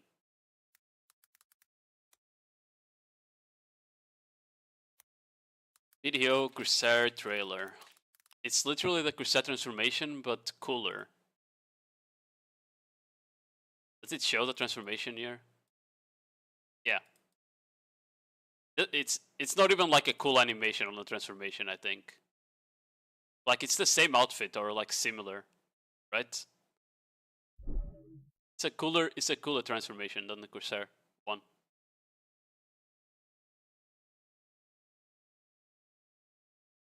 They know their audience, they really do. Like look at that. But yeah, they showed the Savior skills. Basically, from what I understood, you have like the base mode, and then when you absorb rage, you transform into like the black form, which has like higher AoE and damage, something like that, from what I understood. She has a grab, where she just stabs the fucking sword through you and grabs you down, which is crazy. The animations are very like warrior like she has Gravedigger and everything. Like you can see her ear cast Gravedigger soon, probably. Maybe.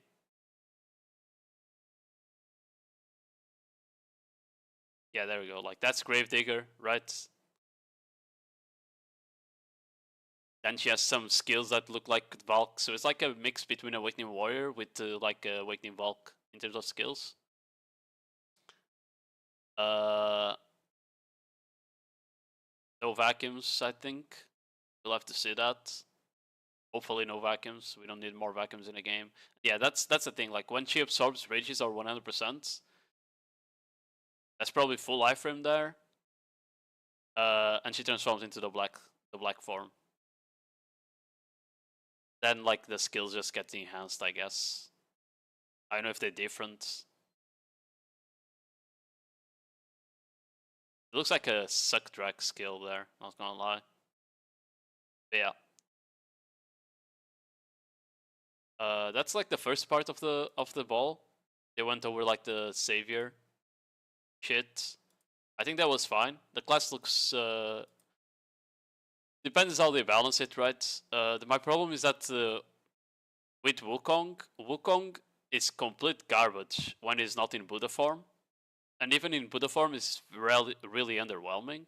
So I really hope they didn't make the class rely on the black mode, because that would be shit, right?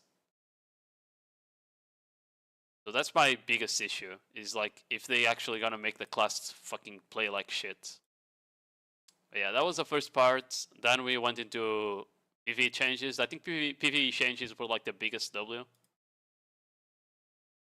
I think PvE changes were like the biggest W on the update. First they went over like the gear improvement. So this is April, and this is November. And with like all the changes they did, it went from 17% people being above 750 gear score to 35%. And 1790 is 3%. Now it's 20% of the people are above 790. So that's a big change there. Means that like you have more people above 1790 than you even had people above 7050 before. Because 1790 was like full art cap almost before, right? And now 1790 is like kinda start of end game in terms of gear. That makes sense. Lots of free stats with the armors and sovereign weapon though, so it's a bit disingenuous what they're showing here. What was this? Was this the grind zones? I think this was the grind zones, right? Check. Yandex. Translate there. Yeah. I think this is what they wanted, by the way, is that before the change, everyone was a Darkseekers, almost. Almost everyone was a Darkseekers, right? They would go lucky gold pick cave, but like this had to be open. So when it wasn't open, everyone was a Darkseekers. And this year accounted for everyone that had low AP as well. While now they got what they wanted, where it's very, very spread. Right? It's much more spread out.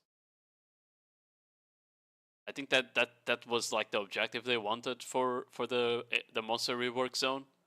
They probably kind of got it, where it spreads out people between more grind spots instead of having like everyone be at the best grind spot they can, which was Darkseekers at the time, for most people. Like unless you had a lot of AP, then you would be at or Zekia, which I assume is one of this. There we go. Like the people with a lot of AP would go or Zekia or Big Cave. Everyone that had below that AP would just go Darkseekers. I think they didn't like that.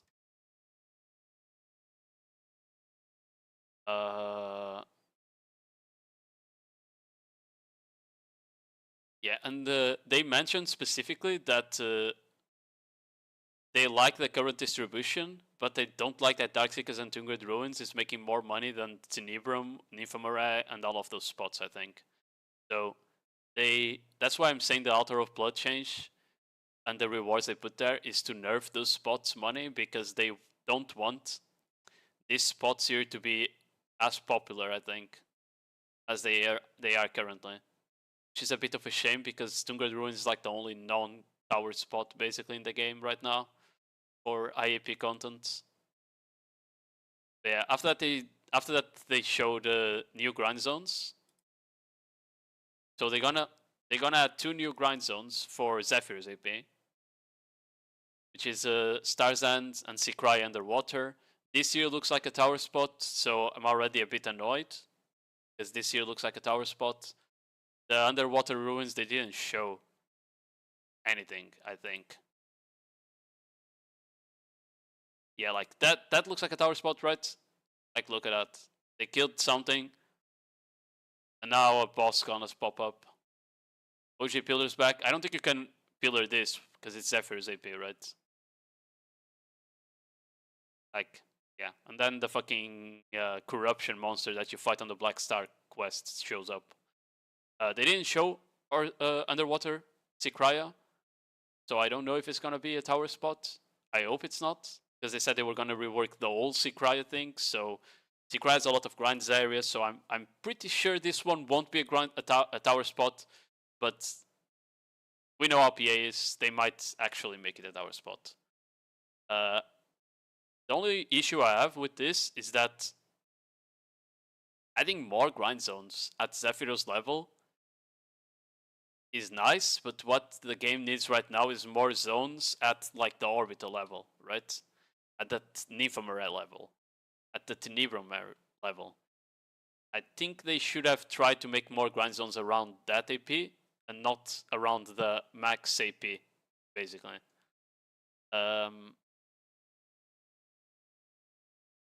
They did add a few though. They did add a few, because like after that we got upper Sikraya rework. It's gonna be a 300 AP area. There we go. 300 AP area, upper Sikraya. This will make it getting the ring piece way less boring and doable. And because the 300 AP area, it might be like the grind spot before you go to X now, right? It might be better than Onglim and Jade Forest. We'll have to see. I'll definitely check it out and do a guide later when this comes out. Most of these changes I'm gonna try and make guides about the grind spots and stuff. You guys already know. Yeah. Okay. Yeah. I think they also reworking the boss. I don't know if you guys know how Upper Sikraya works, but Upper Sikraya every week there's a quest that you can summon a boss and kill it for rewards. But the loot is super outdated, so it's complete shit, while the boss is like super tanky. So it's not really worth to do. No one does it, to be fair. So it seems like they're reworking the boss as well. And they're gonna increase the drop rate on the ring piece. So this is good. Like them adding more grind zones for mid and early game players, that's a W, always, right?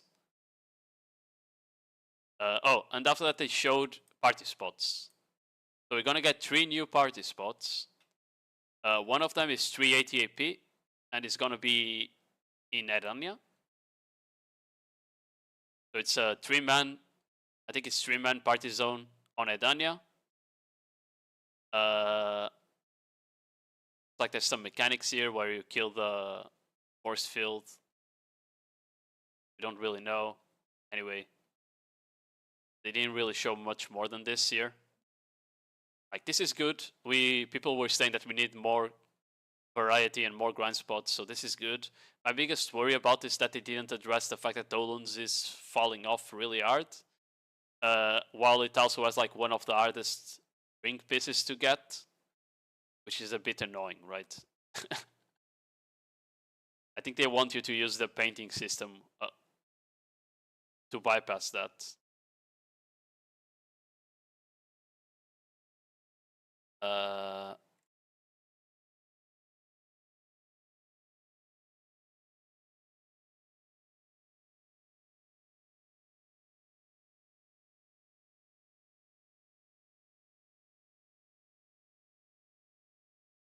Okay, yeah.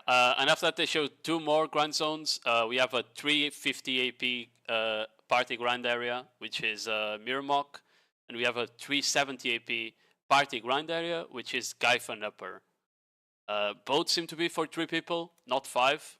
I was expecting Gyphon and Mirmok to be 5 party when they announced it, but you only see 3 people on the screen here, so it would be cool if you could use paint in party mode. I agree. They should make it that it works at least for group content. I know why they don't want to do that for solo content, because you can just lich, right? You can just lich on a platoon or something like that, but they should make it work somehow during group content. I agree. I do agree. But to be fair, if you really want, you can drain your painting really fast, Celsior. You go do 1 hour of X Sanctuary if you want, and you drain like 30k painting instantly.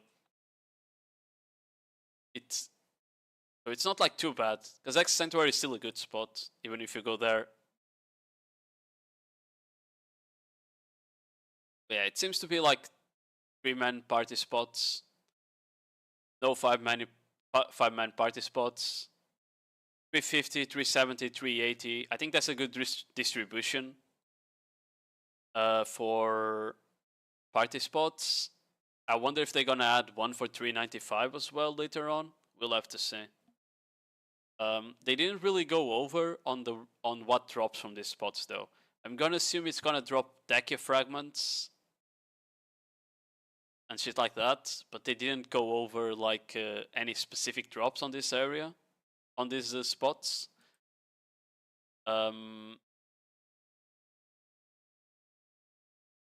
what I understood, okay, and this is the big thing, right? This I think is for the solo grind zones. But Star's End is gonna drop Corrupt Oil of Immortality, which is really good for PvP. The fact that there's gonna be a way of getting Corrupt Oils of Immortality is really good for PvPers. And this is gonna drop from Star's End, from what I understood. And both Lower Sikraya and Star's End, I think, are gonna drop like a dye system that lets you change the color and the glow of your Black Star, of your Sovereign weapons and your Edani armor. So this is what a lot of people asked for, right? That we want color changes, and if they don't want to make it like for free, then tie it to grind spots. They finally did it, basically. Like, can see here, if you grind Star's End, you can dye Sovereign weapon red. If you grind Undersea Crya, you can both change your armor and your weapon to purple. We know if the new Black Star from Mulvi Academy is only for new players or what. I have no idea, Junding. They said new and returning. I don't know if that includes like people that are like trying to do a season. I have no idea, actually. Only took them 6 years. I mean, it's funny because they did announce this like 2 years ago, and now you only get 2 colors, but it's better than nothing, and I think it's cool. I'll probably go for the purple one. Or my Corsair. I think it looks better. Red one probably better on Savior though. Those.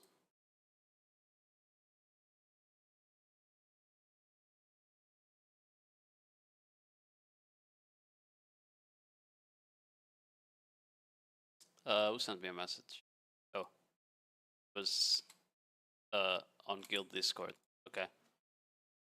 But yeah, I think that's pretty much it that they showed for the grind spots. And then they showed more PvE changes, basically. So they're gonna make...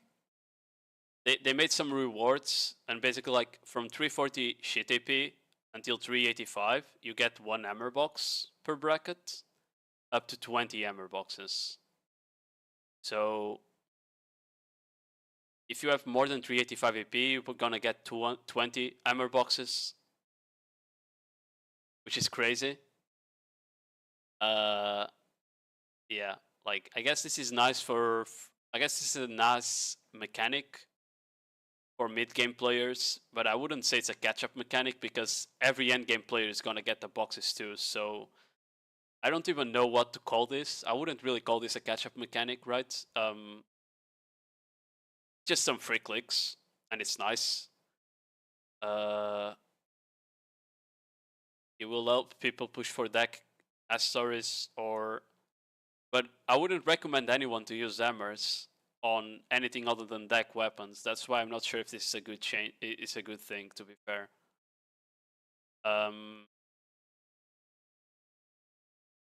That's a thing they missed, by the way. I was expecting them to reduce the pity. I was expecting them to reduce the pity on armors. Like Fallen God armors, I was expecting them to reduce the pity this small, and they didn't. Which is really weird. Because I think that's one of the biggest issues. It's the pity on the Fallen Gods being so high, right? So I'm a bit weirded out about that. I guess they're gonna do it the next ball, not this one.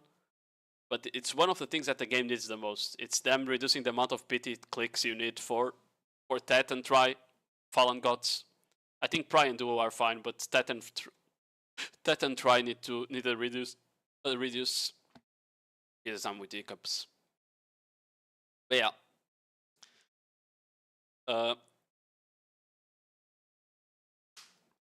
Overall, I don't really know. I don't feel like they gave too many catch-up mechanics. I think with the Olvi Academy thing that comes up later, they made it so it's easier to get starting gear as a new player. But in terms of catch-up mechanics, we didn't really get any catch-up mechanics this ball. So the grind through the mid game is still awfully long for most people. You know? I feel like it might be fine in a sense, though. It might be fine. Because they adding like more Crown Stones from doing weekly content and stuff like that. So I don't know.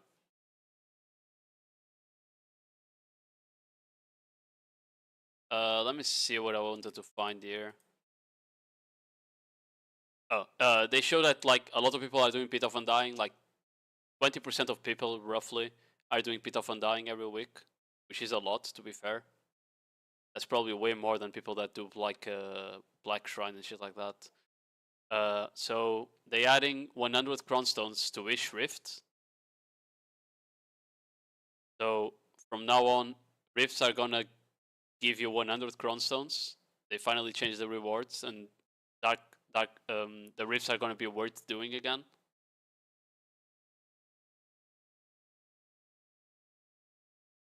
And is that Blackstar so I can get my first sovereign? I'm full pan Blackstar. Yeah. Yeah, so they adding 100 crowns for rifts, and they adding 500 crowns when you beat all 4 dungeons. They are not increasing the dungeon difficulty. They are not changing the base rewards from what I understood. And they're removing the seasonal and normal difficulties from dungeons. And making it only 1 difficulty. I don't know how crazy that will be. I feel like the interaction should have hard difficulty, which was the Elvia, but they're gonna streamline it now, and it's just gonna be like content for crons basically. And you're gonna just speedrun the dungeon really hard. Yeah, that's pretty much it. You're just gonna speedrun it.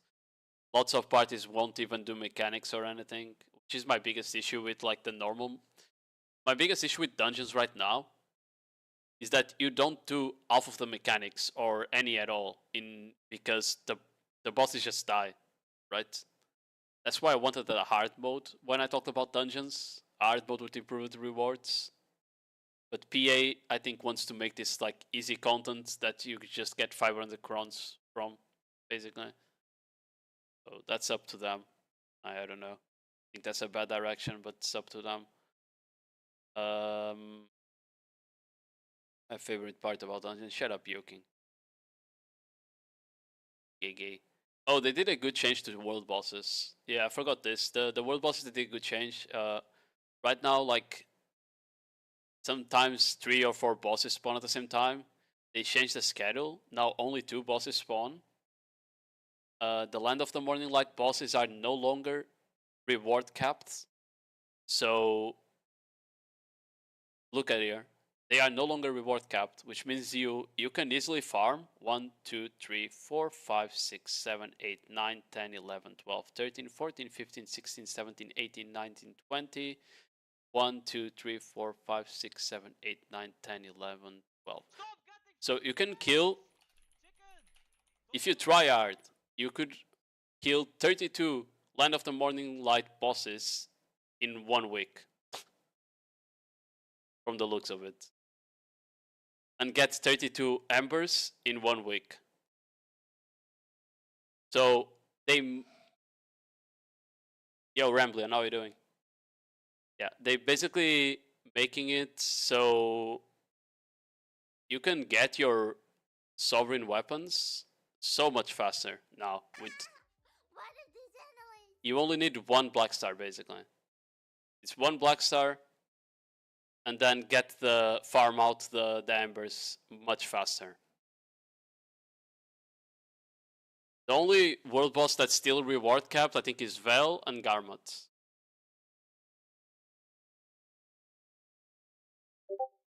Basically.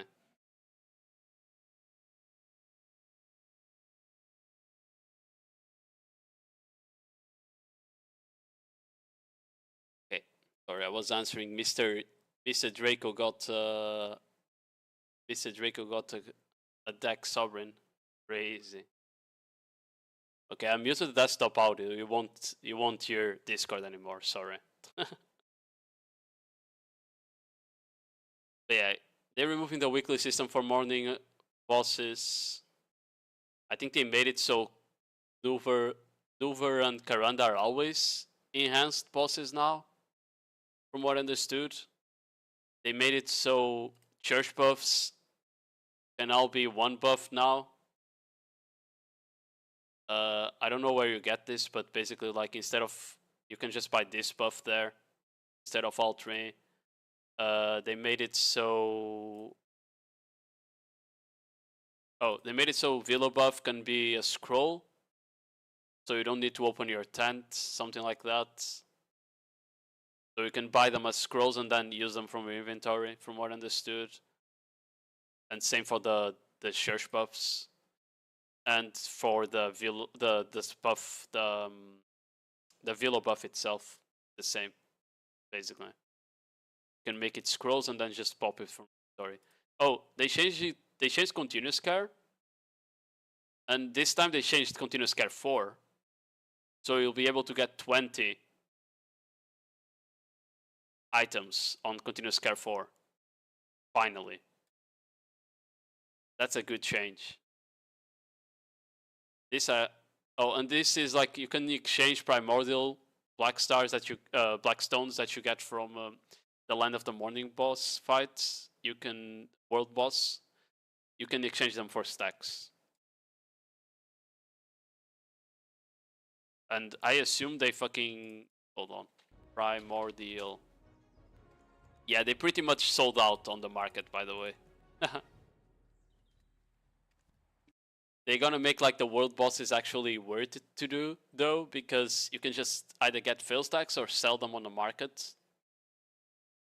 Which is pretty nice for making like world bosses actually like decent money.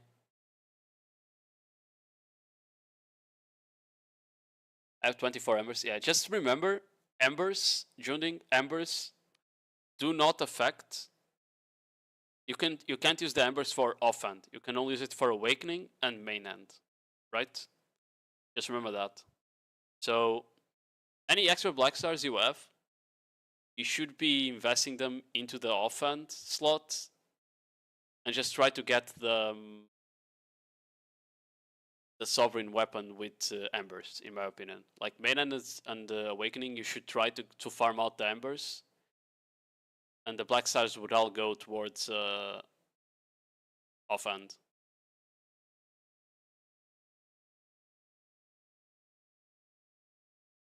Like the extra one, that's what I mean. Because we can get up to 4. We can get up to 4 pen black stars now from season, from what I understood. Oh, I forgot this completely. They added a loot tracker in the game. They had this in Global Lab and they finally added it to the real version. That's sort of follow vicious. So yeah, we're gonna have a loot tracker now in game. It's kind of funny because Choice was making one, and PA was like, "Fuck you, we're gonna give them one." But yeah, I completely forgot that one. Oh, then they talked about Alchemy Stone rework. Basically, you put your Vel art in the Alchemy Stone, and it gives it 3 AP. That's it. They talked about keeping the same system in enhancements. And then adding some time gate clicks to it with crown stones. They didn't really explain it too well. Like, they talked about time gating the stone enhancement, the alchemy stone enhancement, so they didn't really explain it though. They need to do something about Vel not being available. Isn't it available like right now? I think it is, because we got an event that dropped a lot of them.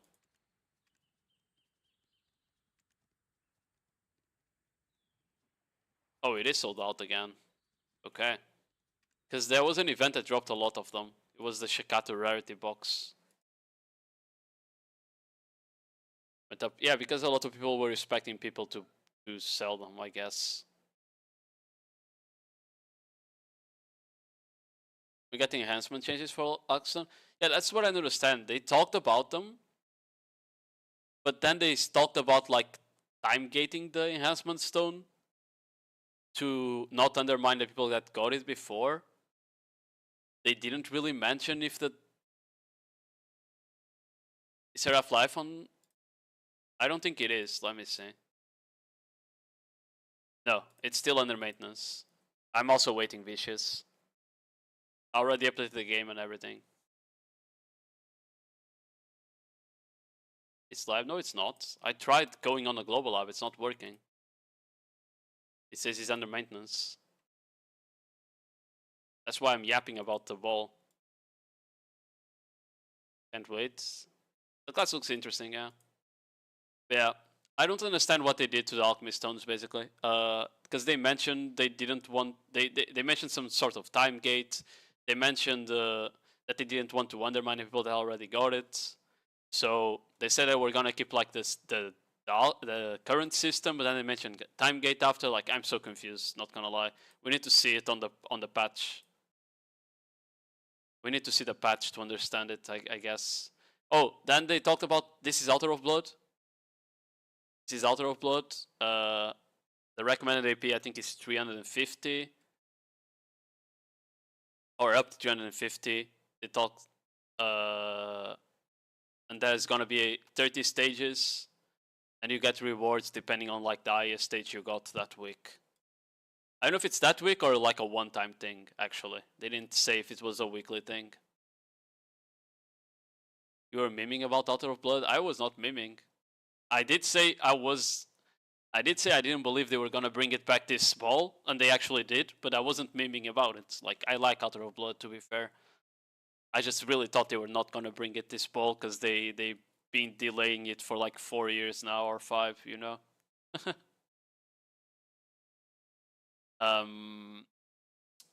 yeah, up to here, I liked almost everything they showed. The only problem was like the grind zones. We didn't really get a lot of previews on that. What was it about Siege? I'll go over the PvP changes now, but they were really bad in my opinion. So, second here. Okay, that's Crownstone stacks. No one cares. Let's move on. Okay, here they get into PvP. Okay, here they get into PvP. First, they showed us. Oh, they showed the distribution between occupation and construction, right? And you can see that most of it is occupation, especially in Japan and Asia. SA2, Korea 2. Then NA prefers construction, Russia, Taiwan as well. EU is kind of like trying to do construction, but it's shit, so they go back to occupation, right? That's the problem, is that construction feels like shit, so we're forced to do occupation.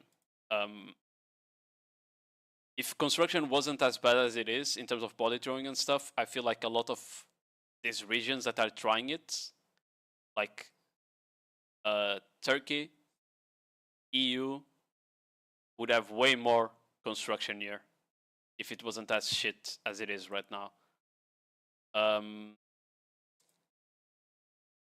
So if I can. So what did they do to Node Wars? 1. Medaya, gone. Kama Sylvia, gone. Gonna have Ulukita and Edania as new Node War areas.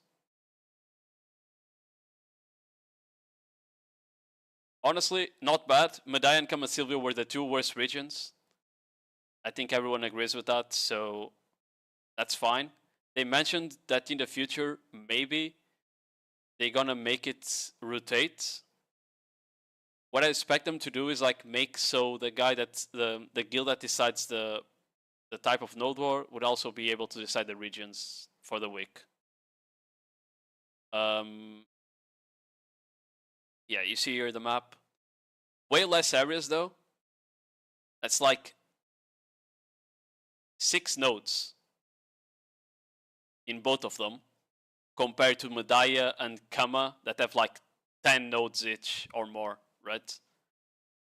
So I don't know how that would work out too well if there's a lot of guilds.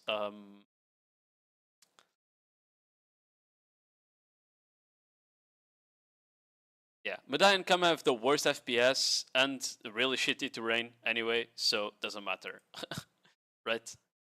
Yeah, they're showing here. Lukita will be tier 2 and Edania will be tier 3 uncapped.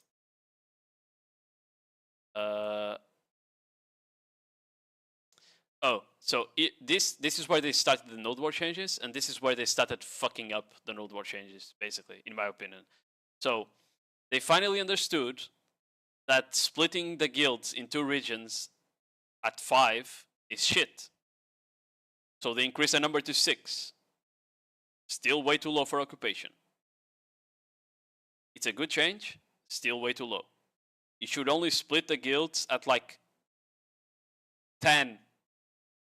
If it was me, I would split it at like 15 or 20 even.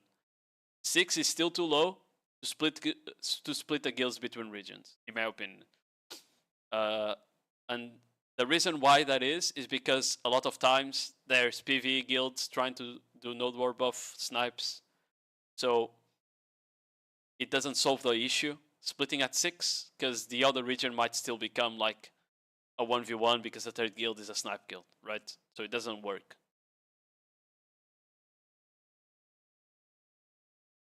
If it's 6 or below, it's only gonna be 1 region now, yeah. Instead of being 5 or below. Or maybe the opposite. It's like if it's 5 or below, now it's gonna be a region. If it's 6 or higher, it's 2 regions. I think that's the correct, sorry. But yeah, it should be way higher. It should be like 10, 15. If it was me, I would put 20 and I wouldn't care. It's like, if your game is not alive enough to have 20 guilds, just put them all on the fucking same territory and let them have fun, because currently it's not fun. Occupation is not fun when there's a 1v1. It's not fun if there's not enough guilds. Like, I don't know. Anyway, that wasn't too bad. Occupation changes were like the better ones. They did this, and then if a question mark fort ends, and the only fort remaining has more than 10 minutes, it becomes a new question mark fort.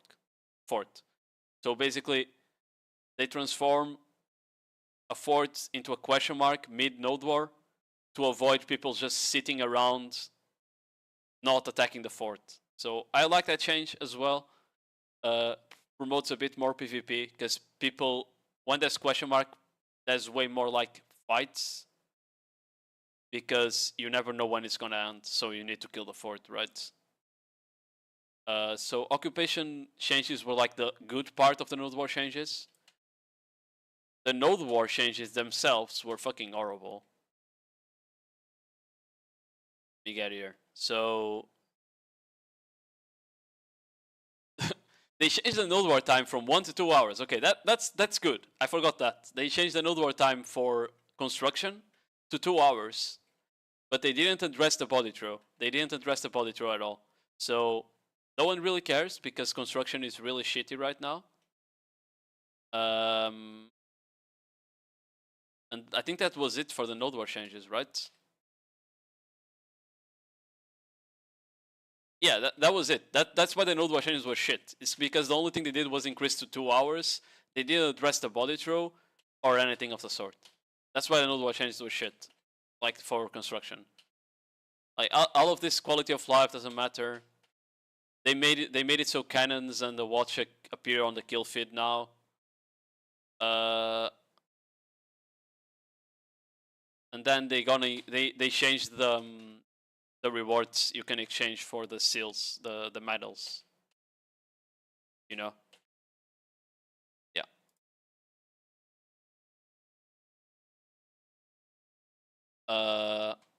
So yeah, nothing too crazy on the Node Wars.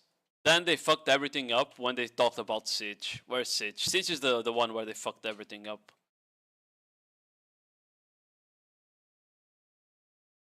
Yes, Vicious. That's exactly what happens. Like, Siege is where everything went to shit. I don't think you understand what they did. They did what everyone told them it was the worst shit they could ever do to Siege. So here they yapping about, oh, it's too hard for guilds to attack the castle, but at the same time, if there's more than one guild attacking, it's too hard to defend the castle, blah, blah, blah. They changed it, so Siege ends the moment the castle dies now. The moment the castle dies, Siege ends. So basically they're limiting Siege to the worst part of Siege, which is pushing the castle. Horrible, horrible decision. This is like the worst part, PvP-wise.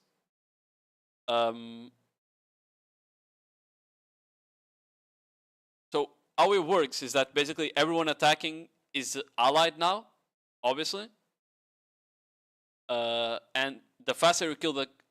you get like the base rewards that you get right now, right? You get the base winning rewards that you get right now. And then there's like an extra pool, like an extra reward pool, where if you kill the castle faster, you get even more rewards. They didn't really explain how those rewards are distributed. They said it's by contribution to an attacking guild. They didn't really say if it's like guild funds, if it's actually like individual rewards. They didn't explain that. I assume it's guild funds. And it's basically like the guild funds are going to be distributed by the guilds that attacked. And the faster you kill the castle, the more guild funds from the tax you get. So basically Siege from now on Castle Siege from now on is either you completely zerg the castle, or you don't even try to push the castle. Because, and here's the worst part, is that they gave more watches to the defense. They gave more watches to the defense side, and they let them place them anywhere in the castle. So you can have like 3 watches in the main gate, for example.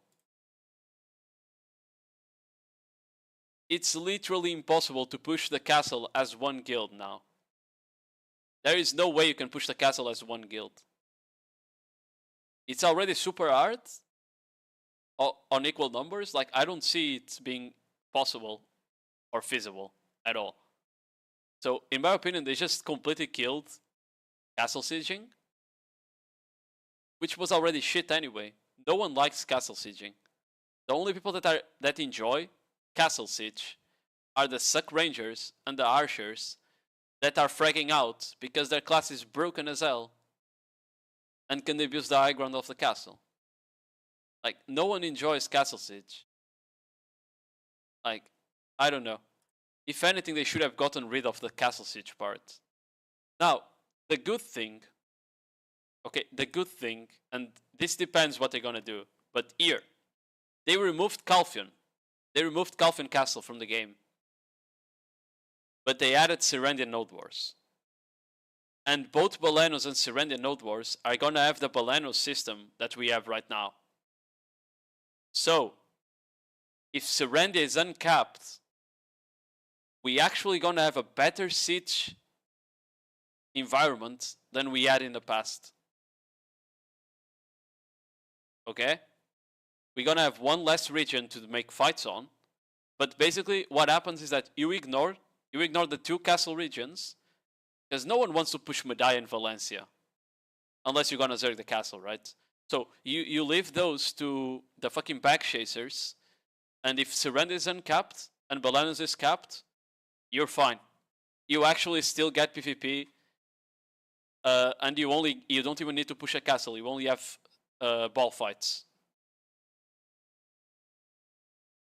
Yeah. So if this is uncapped, this is on the condition that Serendia is uncapped, which they didn't mention.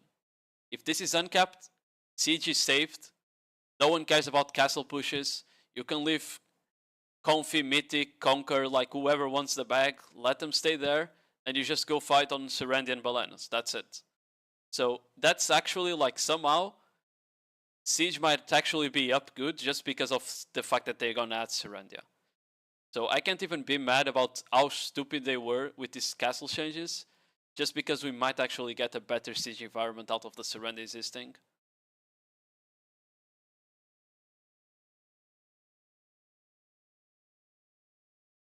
Occupation ones have same rules for Ward or no? Yo, Boohoo, how you doing? I mean, these siege rewards are just gonna be the same rules as now, right? Where you have like placement rewards. That's what I assume. Because they call it free for all, and the free for all is a system we have right now, right? Just woke up, they buff Warrior. Yeah, they put some boobs on Warrior, and added like a complete new working like skill set. Like, you want to see? Look, that's your Warrior buffs. That's your Warrior buffs right there.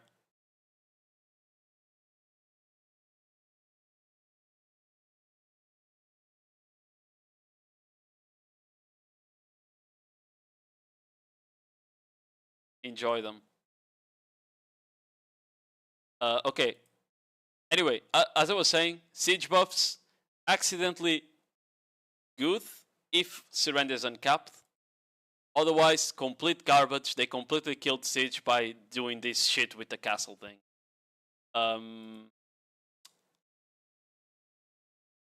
Okay. Oh, after that they talked about RBF. RBF will now be like matchmaking with random map, from what I understood. If the map is random, I'm literally just gonna leave the moment I see Valencia and just queue up again until I get Castle Ruin, basically. They're gonna buff the rewards. They're gonna make they're gonna buff the rewards, and they were gonna make like a better minimum requirements so people don't just go AFK on RBF. On Solaire, from what I understood, they're gonna make it easier to climb the rankings again, because last season they improved the rewards, but then like it was impossible to gain yellow because the yellow gain was so low. So they basically reworking the MMR system and trying to push the yellow distribution up. Oh, and then they showed this graphic here, which is crazy, by the way. Hold on. The worst part comes after is when they fucking do the changes to War of the Roses. The War of the Roses changes have to be like the worst ones. Where's the graphic I wanted to see?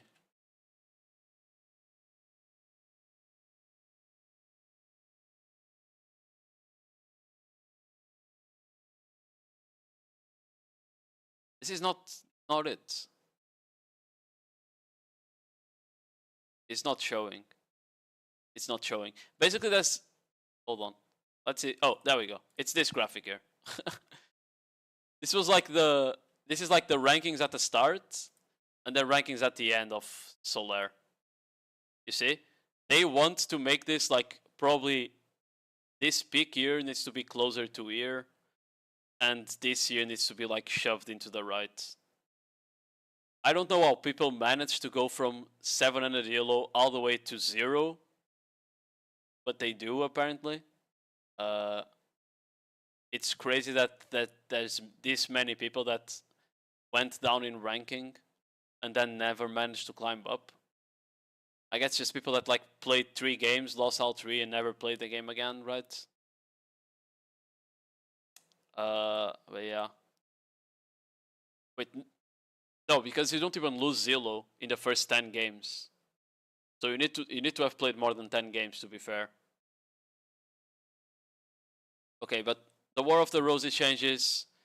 They basically said, oh, no one goes top lane. We have the 8 map here. Top lane is not, no one goes there, but so we're gonna remove it. That change is fine. The biggest issue is that they don't want to admit that the leading guild is the main issue of War of the Roses. They refuse to admit it. They refuse. It's everyone knows, and everyone tells them multiple times that the leading guild is the biggest issue in War of the Roses. But they don't want to listen to that, and they refuse to remove it. And these changes are not addressing that at all, right? They are so delusional. They are so delusional. You guys are going to love this one. They are so delusional that they said the leading guild has a burden because they need to bring 100 people. But it's hard to have 100 people on the guild. So they're going to make it so you can just recruit extra 3rd Legion automatically. So basically what they're saying is that to reduce the burden, they're going to give you an option to recruit 30 extra gearlots that probably are just going to go AFK during War of the Roses. No leading guild is going to do that. They are always going to try and find the mercs themselves. This like, the change doesn't make sense. No one cares about it. You know? Like, it doesn't make sense.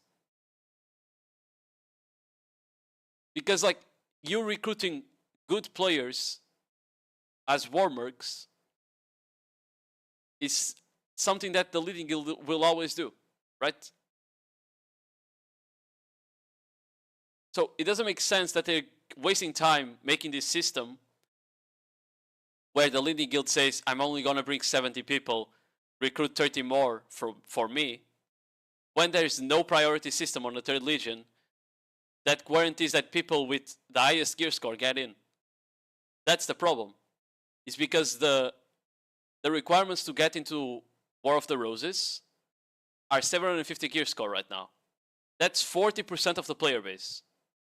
40% of the player base can get into War of the Roses. The chance that you get like good players compared to getting mercs is abysmally low. Abysmally low. No good lead guild will ever use this, basically. And yeah, after that, like, the changes to War of the Roses were not bad. At the end of the day, they are not bad, but the fact that they refuse to remove the leading guild just proves that they don't understand what the problem with the game is, basically. Right? That's what we mean here. Because if they understood what the problem with the game mode was, and they didn't refuse to admit it, they would have gotten rid of the leading guild 2 years ago when they released the game mode. Simple as that. Yeah, we had a break after. I think they went over life skills after. Yeah, like, overall, problems with the PvP changes were they didn't address the body throw in Node Wars. They didn't address the body throw in Construction Node Wars. They didn't address the Watcha issue in Occupation. When you're pushing a base, and there's like 4 Watches shooting at the base, is the most unfun, bullshit, garbage experience you can have in Occupation. That's another issue they didn't address. They killed Castle Siege, which honestly, if Surrender is uncapped, it's gonna be fine. If it's not, Siege is completely dead, basically. Siege is completely dead if Surrender is not uncapped. You're gonna only have capped Siege. I guess Siege is not dead, and capped Siege is dead. Capped Siege will not be dead. And they didn't remove the War of the Roses leading guild. The rest of the changes in general like felt fine. They also should have removed Valencia RBF, forgot that, but whatever. Yeah, after that they went Olvia Academy. This year is like catch-up mechanics. It's like the new season. From what it explained, is like it's gonna teach you about all the life skills. Gonna give you a lot of rewards. This year looks fine. I think it makes sense. The current season system doesn't really teach you about the game, and I think that's what they want to do with this system, is like teach you about the game instead of just sending you around leveling up to 61 without making you experience like the life skills and all of that. They didn't touch crystals, no, joking. They talked. Oh right, they talked about DER being a problem. They hit all the points, saying like, oh, the problem is that these crystals are overperforming, blah blah blah. They talked about all of that, but they didn't tell us what the changes were gonna be, so we have no idea what the changes are gonna be. Yeah, after that they went over guild changes. They're gonna change the world bosses. They're gonna make some adjustments to quality of life on guilds. Doesn't really matter. After that they went life skills. I think most of you were already here for the life skill part, but basically they're buffing training. They're making you be able to stack horse experience. I don't understand if you can use this on every horse or only on this one. I didn't really understand that part.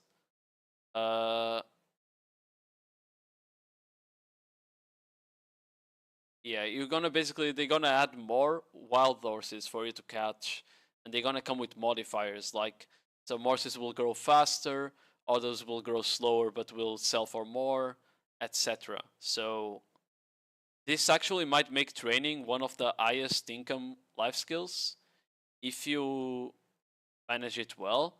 My biggest issue is like, for example, this horse here. You can sell this horse for 8 times the price, and he grows 5 times slower. I feel like this will make pay to win horse training really broken. I feel like, because if you sell this as a Corsair, which also multiplies the value by like 10 times, you know? When you sell a Corsair, that's 1 bill. So selling one of this would be like 8 bill. So pay to win horse training would be up tremendous, right? So I think that's the biggest concern I have with this new system they're talking about. It's because horse training is a place where pay to win can make the results you get very, very different. And that might be an issue later on with this system. Oh, yeah, they're adding 5 slots to the Crocodile Sanctuary.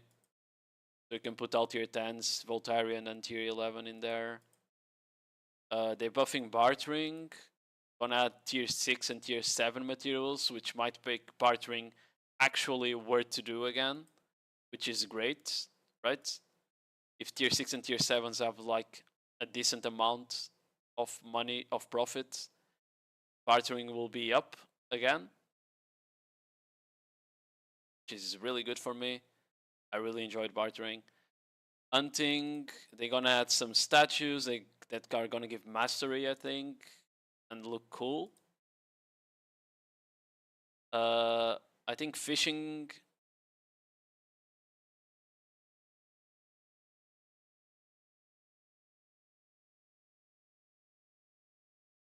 I didn't understand what they did to fishing. I think it's just like they're gonna make it so you can sell the fish only if it's above a certain market price, which is not gonna happen. Fishing is too popular. The market price will always be minned out anyway. so it doesn't really matter. Yeah, I think that's it for life skill changes. I think they there's like a treasure item as well for gathering. Like gathering is gonna have a treasure item related to it now that lets you teleport to your residence and then back to the spot where you were. And I think that's it for life skill updates. The only thing that I got sad about is that they didn't buff Lucky Arrows, but at this point I don't think they're gonna touch it, not gonna lie. Yeah, I think after this there's not really much anymore.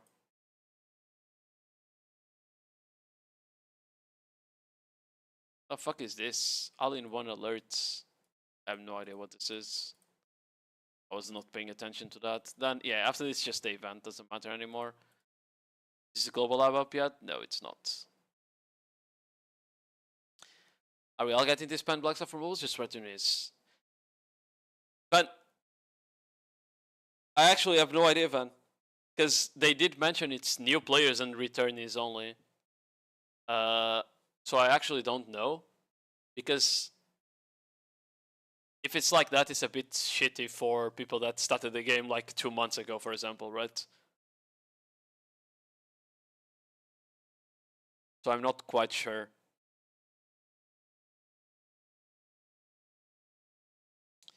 Because they did say it's new players and returnees that can participate in the Olvia Academy thing. They did say that.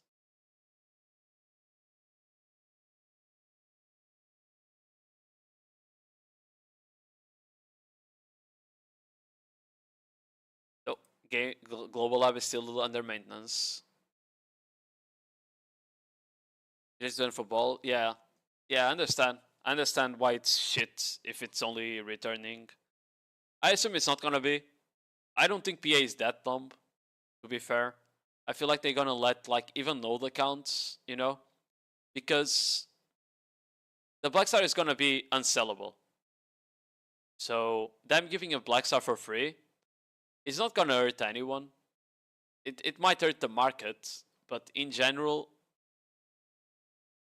the old players that are full sovereign, they don't need Black Stars. They don't care, right? The players that are trying to catch up, they might need a Black Star for sovereign offhand, so they gladly take it, you know. I feel like it doesn't make sense if they don't make it for everyone, basically.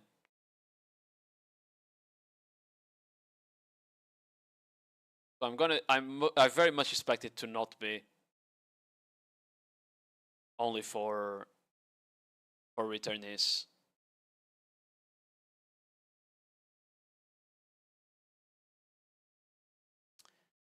When the fuck is Global Lab opening, man?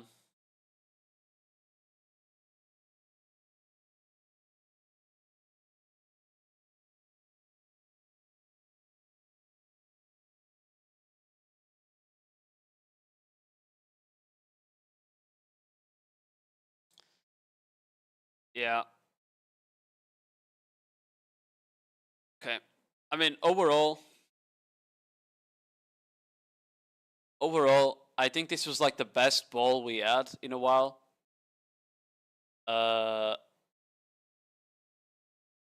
Things we didn't see that I wanted to see was like, I hope that they were gonna show some more Calamity 10 bosses. They didn't really mention any of that. So I wonder if they are gonna release a new one soon, or if they're just gonna keep Apex and Bamboo. Because I'm gonna have to do Apex and Bamboo every day until they release a new one, right? And Apex and Bamboo are so easy that it fucking annoys me. In terms of like what they showed, the PvP changes were like mid, because they didn't address the DR changes. They talked about it again, but like I swear to God, it's like the 6th time I hear them say that they're gonna fix a DR tank meta, and they still haven't fixed it. And it's been like 6 months since they talked about it for the first time in the last ball. So that instantly removes like 3 points out of 10. You know? Just the fact that they don't do anything about it. And then if Serendia is not uncapped Siege, it's a complete L patch for Siege instantly. And finally, Node War changes were okay, but didn't really address the Node War issues, so it doesn't matter. So I think really good ball for PvE, life skill, and like quality of life, new players. Pretty mid for PvP, basically. And honestly, that's what it's been like for the past 3 years, maybe. Every time in the ball they talk about PvP, it's always so atrociously bad. Always. It's crazy. Adukshin is gonna be next. I think they need to release a Earth boss next. It's to be Duo Shini or Imugi. Because we don't have a drop rate buff for the new boss AP tier on Black Shrine. Yeah. I think that's pretty much like, I don't know what else I could expect this ball. I think they pretty much went over like the expectable thing. I thought we might see some Edania Part 2 teasers, but I guess we'll see them next ball now, right? So no Edania Part 2 teasers. So that will be next ball, I guess. Because they already started adding assets and stuff to the game for it. We've seen on the...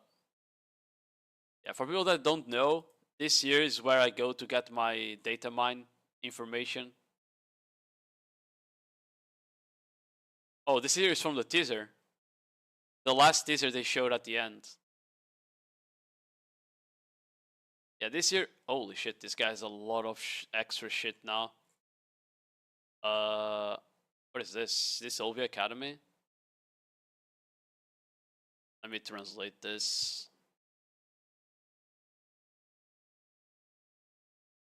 I don't want English. I want English, not this.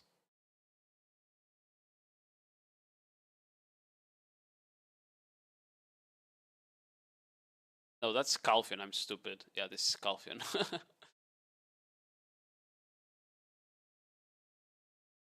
It's not anything important.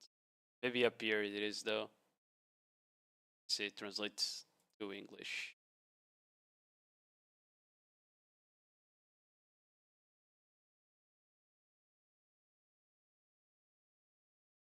New costume will be out 12 classes. They will add new armor to the horse. I'm thinking, I was seeing if there's like an... Oh, it does say here, Odukshin is a next tier 10 boss.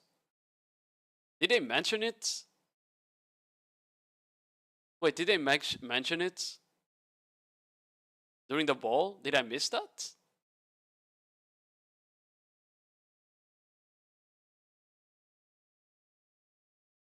Or did this guy data mine it? That's what a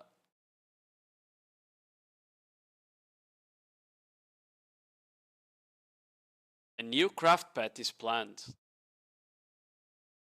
Ah.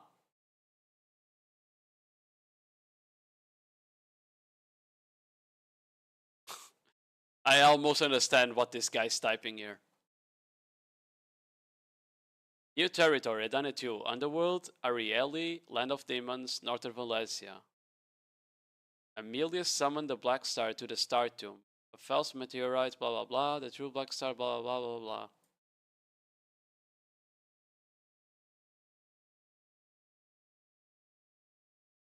A huge castle will appear from the meteorite crater, which will open up a journey for players to other worlds through Ariel's Gate.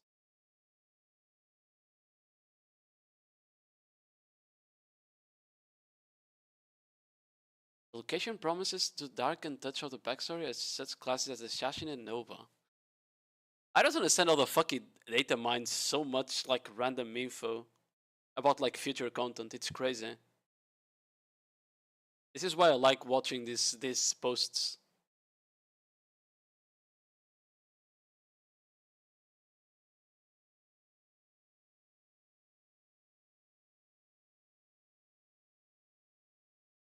Even as the names of the next bosses: Mactanan, Agris, Al, and Sylvia. Wait, Sylvia is our friend. Well, friend with quotation marks is the bitch that appears at the end of the first Edania part. It is planned to introduce new group content. Edania bosses will become group spots. Modifying existing ones or introduce new group spots? Oh, that's probably just a grind zone that they showed.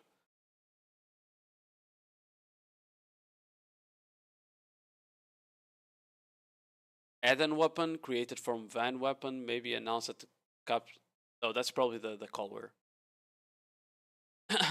New class.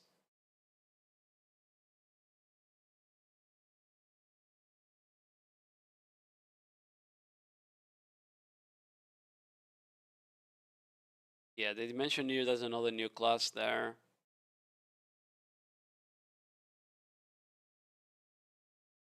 Territory of the Mountains of Dawn has long been ready and rendered on a map.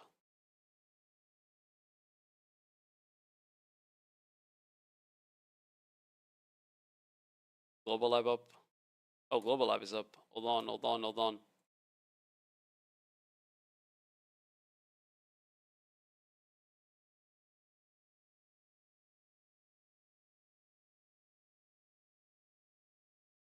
Bro, there's so much shit that this guy was yapping about. What the fuck? Showed a spoiler for the new male class. The class codename is unknown. Eddie, Deadeye's brother, arrived on the age of age. Oh, they do think it's the Deadeye's brother. Yeah. Okay. Cool. Well, let me watch Global Lab then. I assume the game is up now. Yes, yes it is. Okay. Oh, I need to close my game. Hold on. Can't have Global Lab and the game open at the same time.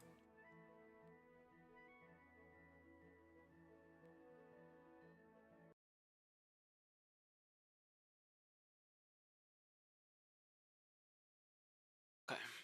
Europe, conforme. Latest version is. Oh my god, bro.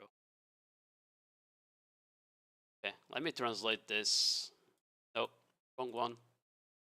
I don't know why the built-in translation never works for Opera. That's Seraphim. It's not called Saber anymore, guys. Blah, blah, blah. Nothing of this matters. Nothing of that matters.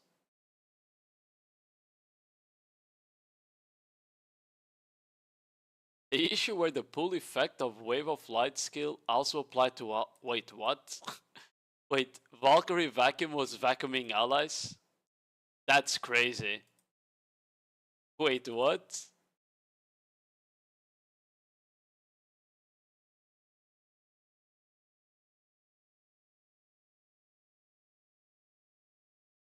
Was literally on the ball. Yeah, but they didn't really show the guy.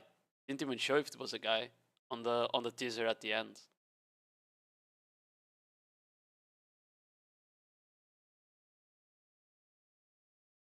Is this a medals? No, this is season pass rewards. Yeah, it's season exchange from the coins, I think. That rare Ember box selection challenge. You can get either the box or 1,000 crowns. You obviously get the box every time. Retarded.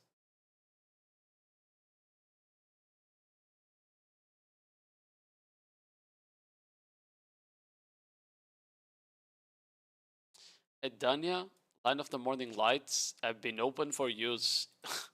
Okay.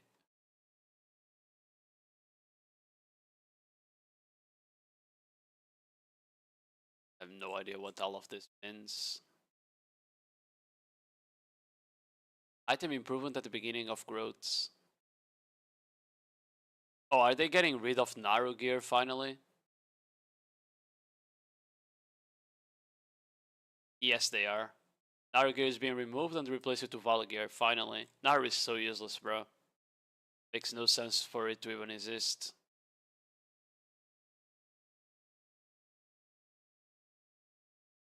Oh, they're getting rid of the Tuvala enhancement stones. Now they get enhanced by black stones and concentrated. That makes sense.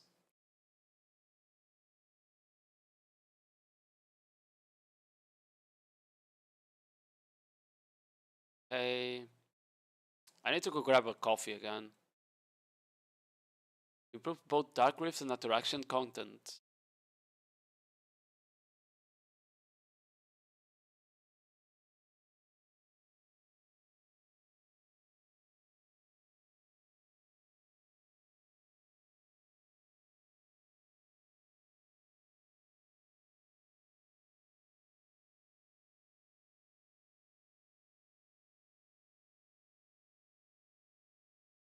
Okay, that's the gold bar. Doesn't matter.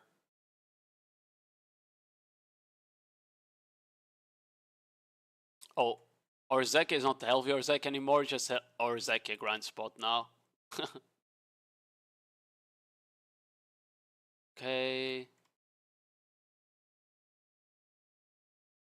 Wait, did they buff the base rewards? I think they did. Hold on. They buffed the base rewards too. Doesn't have basilisks anymore. That's crazy.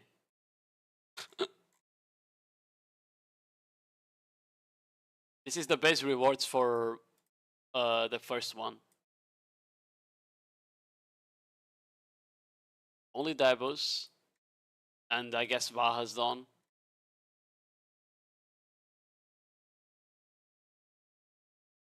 And this one has a Pride Davos or base Vaha. Duo Davos or base Vaha. Then Tri Davos or base Vaha. Okay. And at the end you get 500 crowns, right? Oh no, that's part of the rewards, I see. You get the crown stones on the boxes. Okay. They don't really talk about the requirements in APDP. So I don't know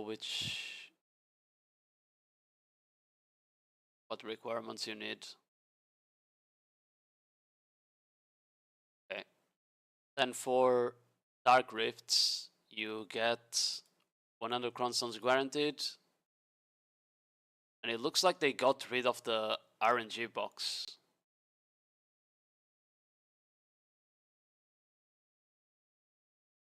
Aiken. Yo, Squirty, how you doing? It looks like they got rid of the RNG accessory box that we got from it.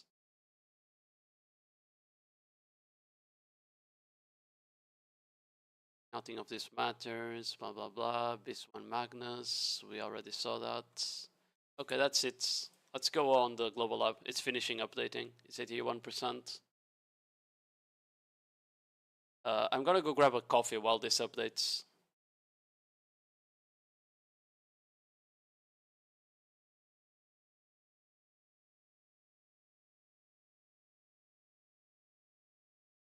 Okay, be right back.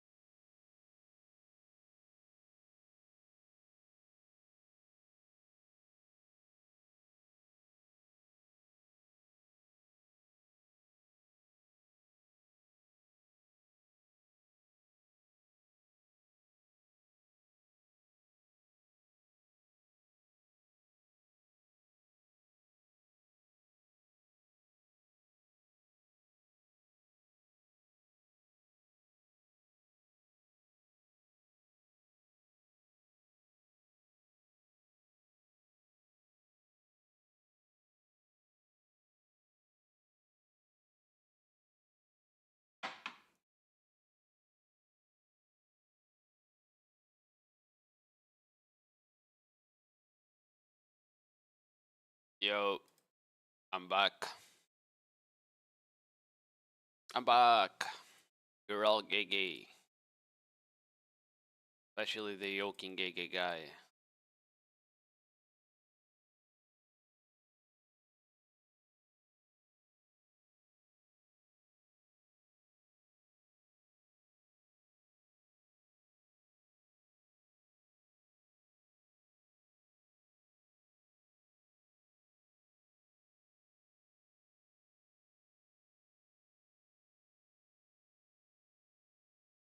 Only new class I played for more than 1 week was Corsair.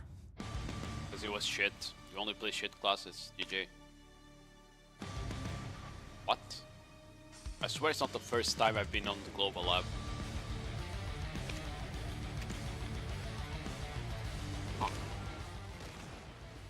Holy, look at that. Oh my god, I came in my pants.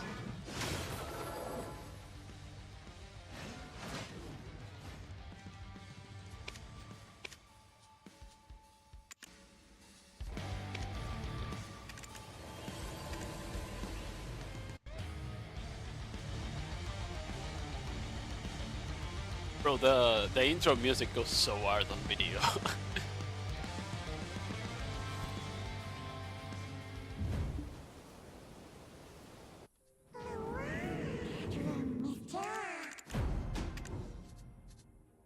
Holy shit, I need to fix this, hold on. Crop mode, 80. Yeah, we have the big issue that for some reason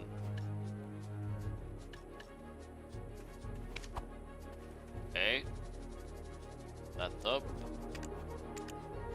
Let's reduce the sound here before they start screaming. Probably better. Music goes from video. Yeah, that's the main screen music. Hotkey help. That's crazy. Care. Stay mad. Why is there so many GMs, Velia? I would like to go to Velia. Oh. That's why. I would like to go to Velia indeed.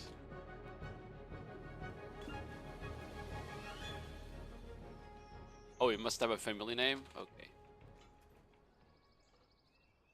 Oh. Only 10 characters? Ikan Sandan. Perfect. Ikan San.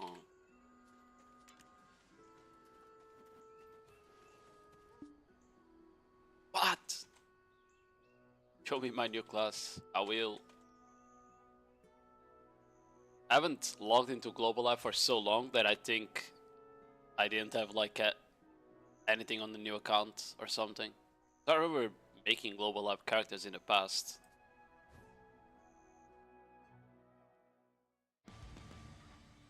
Chicken! Kimkan! Yo, Zebra, how are you doing? We don't have any weapons. Now we do. I hate this. Holy, she feels so slow like this. Okay. Oh, the... Wait, how did I... Oh, it's after this one. Oh, okay. Meow, meow, meow, meow, meow. Where's the bender? I think it's here somewhere, right? Yeah, there it is.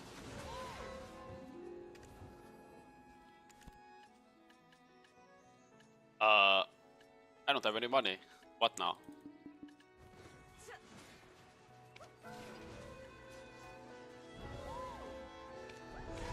Okay. And I guess... Where's my money? I know there's money here somewhere. Oh, there it is. Found it. Oh, that too.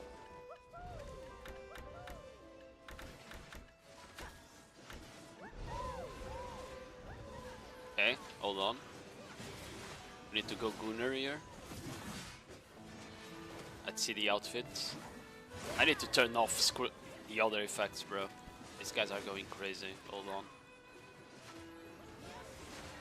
Prioritize performance. Why? Yeah, there we go.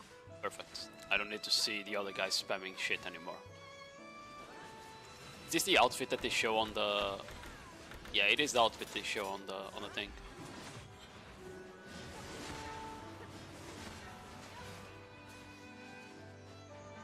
Hell yeah. Go grind. I don't even know if you need to grind.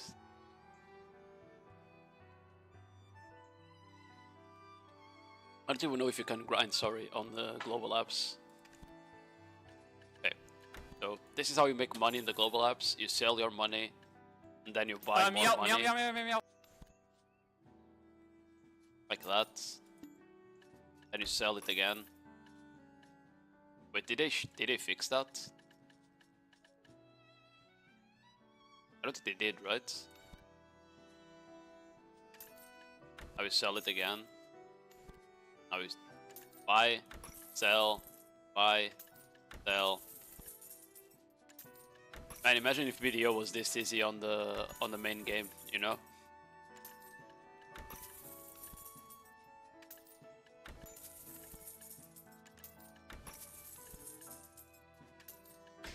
Wow, we're up to 48 bill. 95. 191. Yeah, I'm gonna go for the thrill here.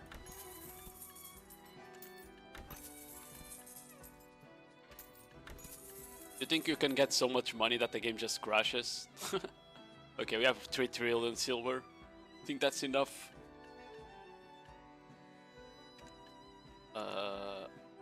Probably don't need any of that. I actually don't remember what boxes you need to buy. Fuck. I don't remember what boxes you need to buy. Let's buy all of them. Can't go wrong, you know? That's a Villa buff, clearly. I'm gonna buy a lot of those actually.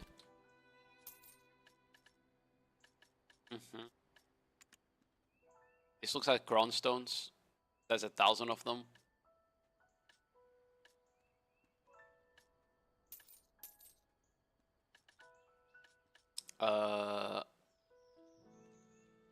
There's deck here, so it's probably gear. Let me just open these ones I found first. Okay, perfect. I needed that. Wishes, I'll take it. Oh, actually, hold on. This is how you consume juices. Come there, then you do this.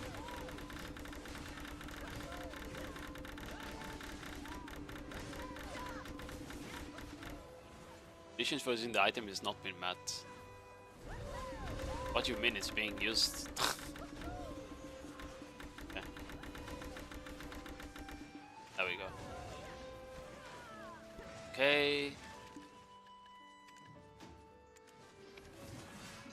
Oh. We don't have... What is this? Oh, we don't have inventory slots. Food? Food is fine. Oh my god, bro. Oh shit.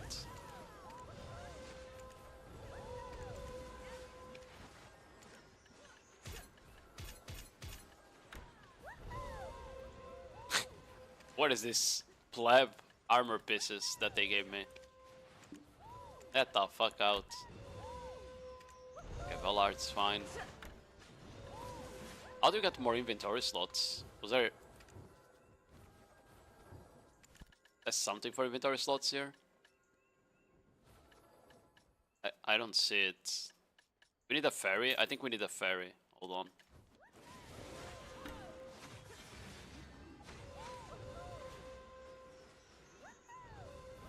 New grinding mechanics? Yeah, new mechanic guide. How to make 3 trillion in a minute. Okay. Oh, I'll do level that now. Oh, there's a new wine here. That's probably how.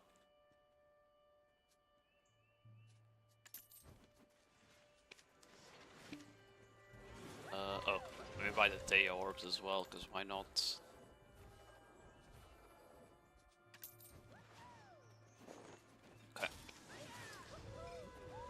growth. Summon, growth. No. Go to like level 10.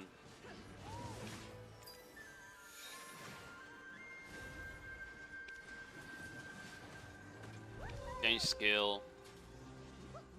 Boom. I just want continuous care and oh, there we go, shear 5. Man, I wish it was that easy on the live one.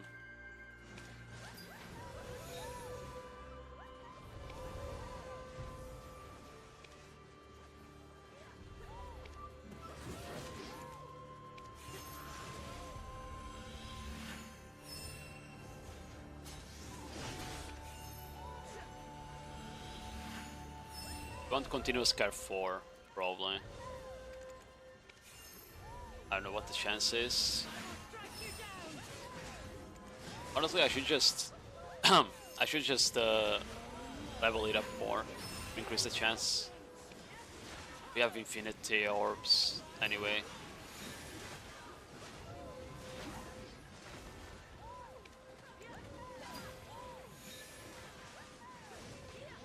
Okay, now we can do continuous care. What's the chance now? 10%.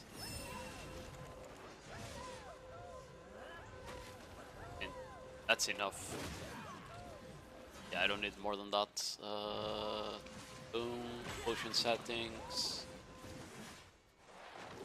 It's fine.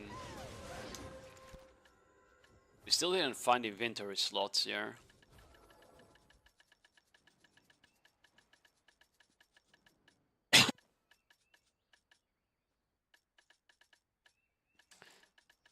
Where are the inventory slots? They need to be here somewhere.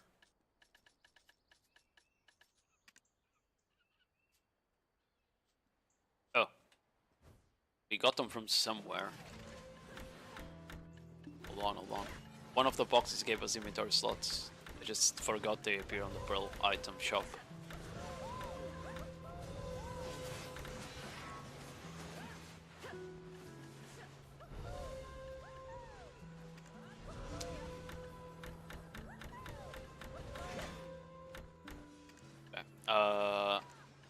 More. What is this then? Oh.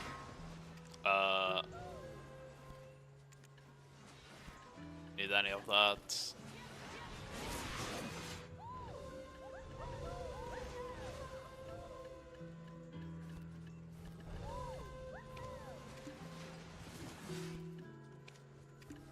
There's no better way to get the elixirs.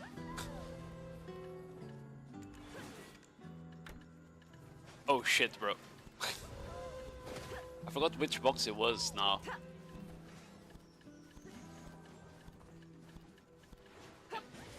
Probably the one with less items, right?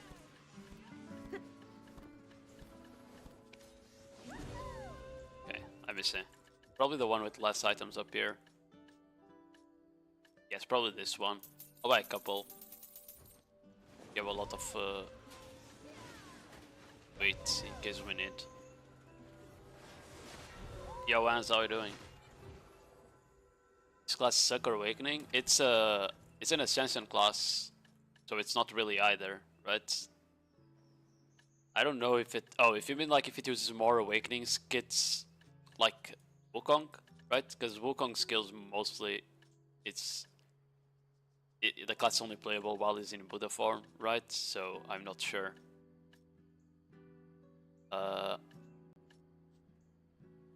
Did we not open this one?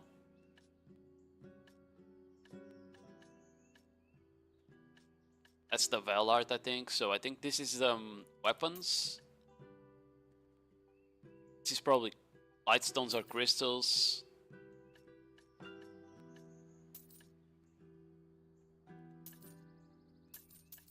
I'm just gonna open all of this and we'll find out, you know.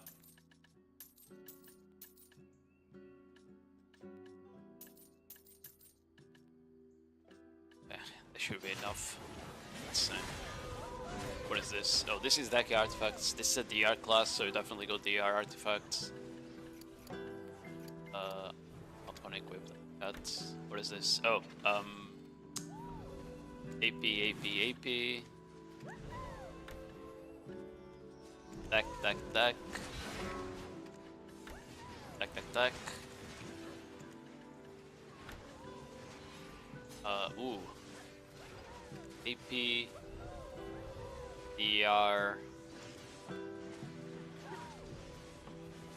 Probably ESR. I don't know. Feel like I don't know if she needs crit hit rate, so I'm just gonna grab it just in case. Then like down attacks maybe. That means we need more boxes of those though. Hold on. I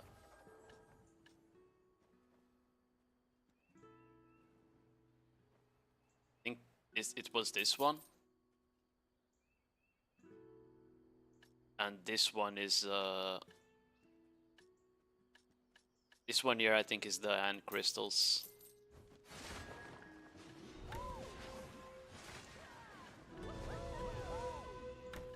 Yeah, there we go. So AP, ER, PSR, crit, hit rate. Probably only need one of that. Down attack again. AP, ER, crit hit rate, PSR. Down attack again. Doesn't really matter. We need to open accuracy ones as well. Probably this one here, and we just go for accuracy and HP now.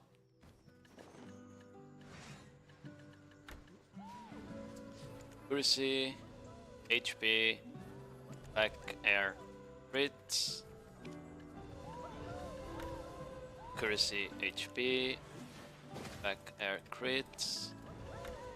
Accuracy HP. Back air crit. What the fuck is this, bro? These weapons? Tainted? What? The fuck am I opening?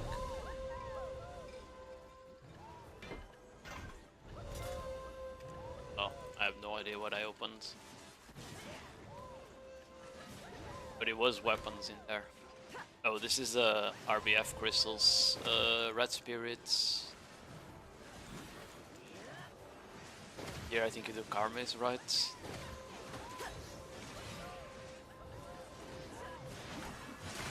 Oh, this here is doesn't really matter. No one uses this shit anymore.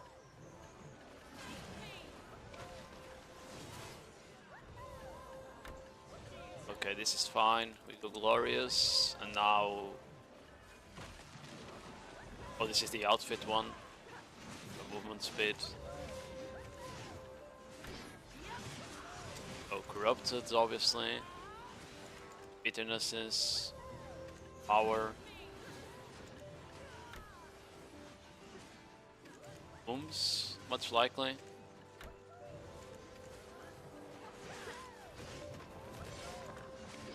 Okay. Ooh, I don't know what we need here.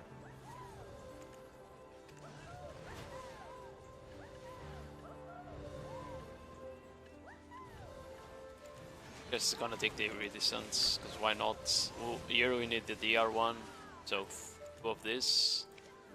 Gonna need 2 more though. And here it doesn't matter. Let's take the human damage one. Try it later, I guess. Which one is the human damage one? Light, there we go.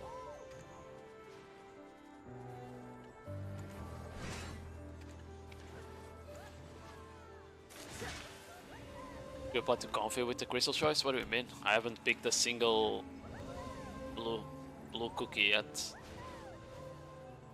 Caboose? Shut the fuck up, bro.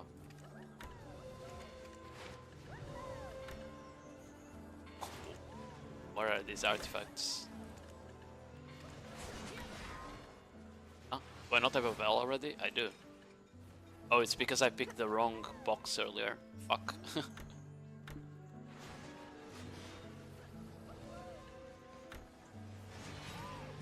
Oh, I got the 500 HP pet of 100, sorry.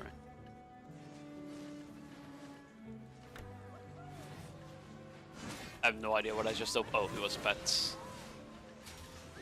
I have everything I need. I think I need the DR Lightstone again. So let's try and somehow find. Is the Ant Crystal box maybe? No, no, it's not. It's not this one. Maybe this one then.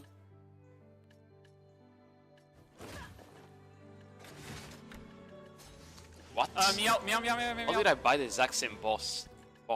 What?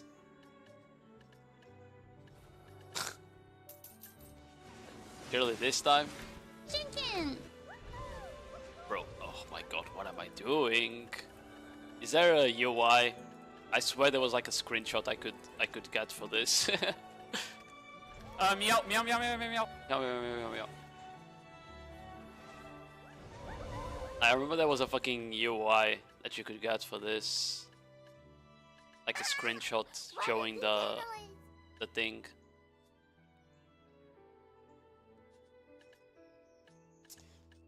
Like, which one has the Ant Crystals? It's not this one. Meow, meow, meow, Not meow, that meow. one. Not either of these.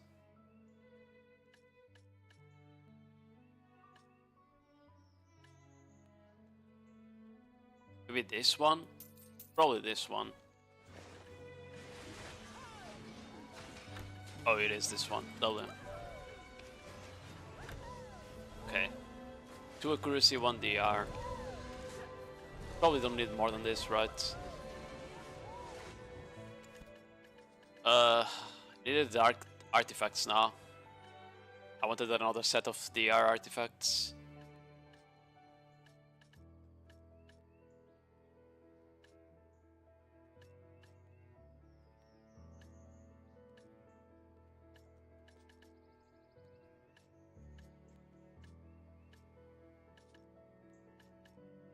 Stop spamming the chat, yo king.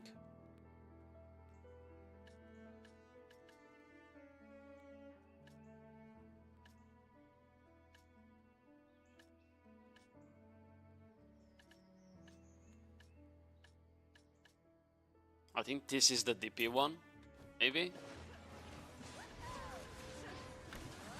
Nope, no it's not. Let me throw all of this in here, otherwise I'm myself.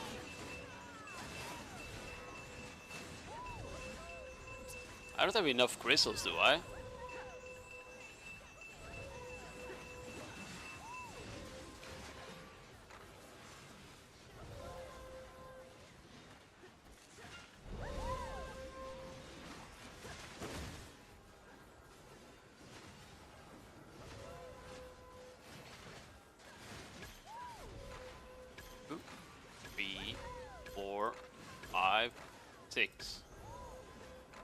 Now, red spirits, I guess. Corrupted. Bitters, obviously. Are too broken to not use. 180.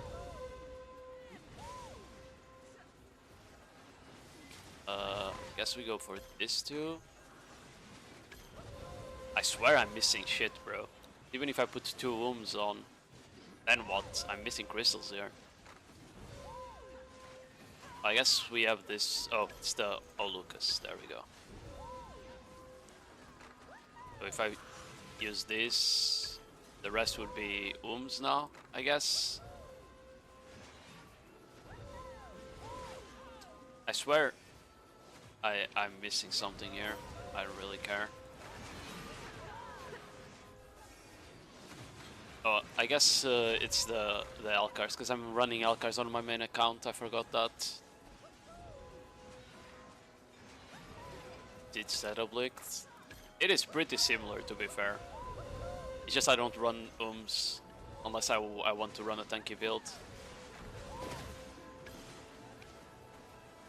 I'm just gonna do this for now. I'll swap it later.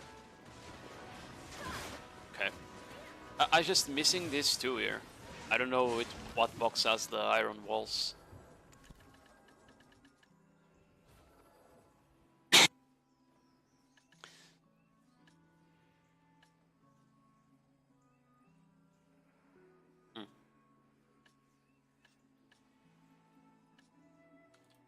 Maybe this one.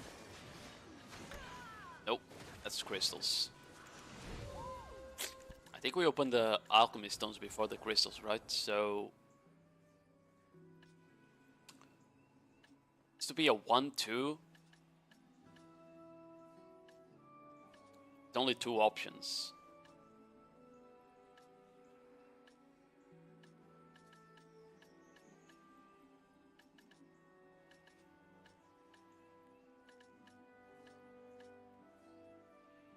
This.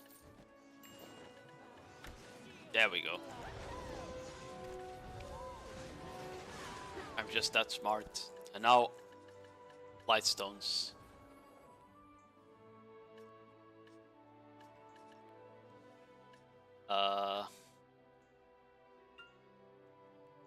Probably one of this.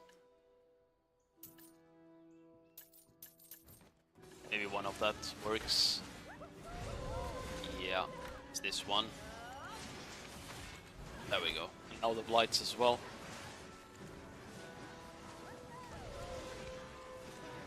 Perfect.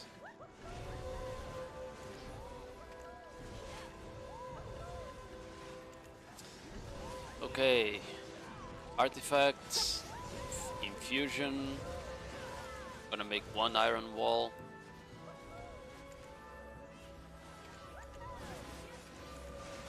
There we go. Now that, put this 2 in.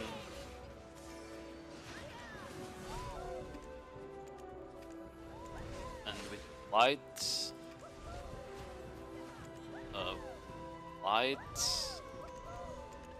light, and the iridescent red. Yeah, there we go.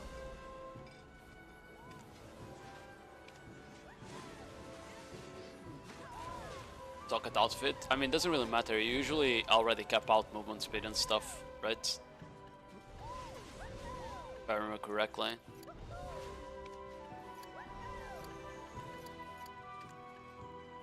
Should be fine now. We have crystals. Oh, reforged stones. Fuck. Forgot the reforged stones.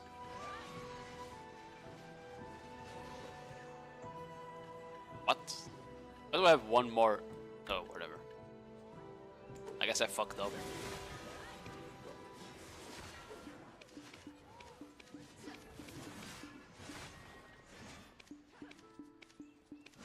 Took 1 more DR than HP for some reason.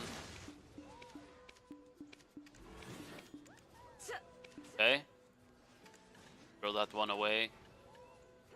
AP accuracy, DR. Maybe crit hit rate, PSR. Save. Now AP accuracy, DR, HP, PSR. AP accuracy, DR. Oh. This is the one I don't have the H.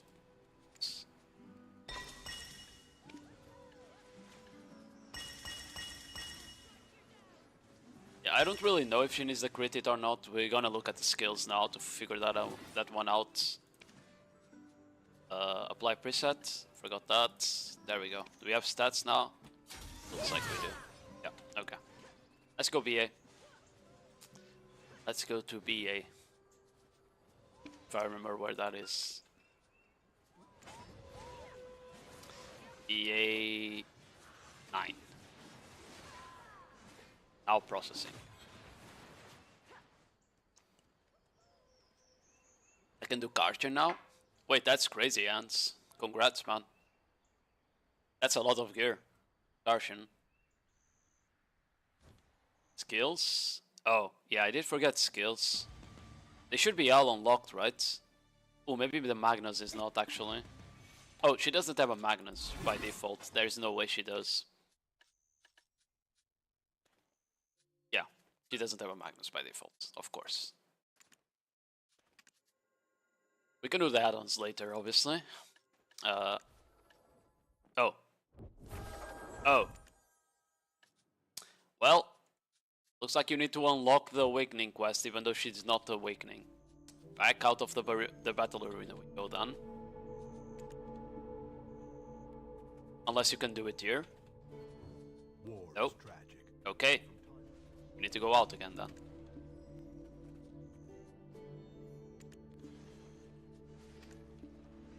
Unlucky.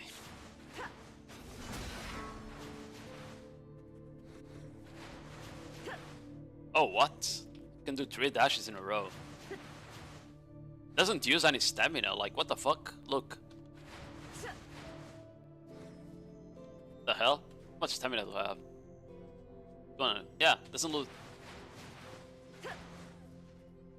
Okay, it's unprotected if I keep spamming it. Makes sense, but you can just spam it forever. Yeah, you can just spam it on cooldown. It seems to use more stamina, though. Yeah, it uses more stamina when on cooldown. Okay, that makes sense. Okay, let me go get my awakening skills.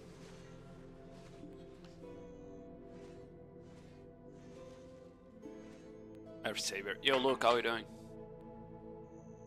Cake. 114. Oi.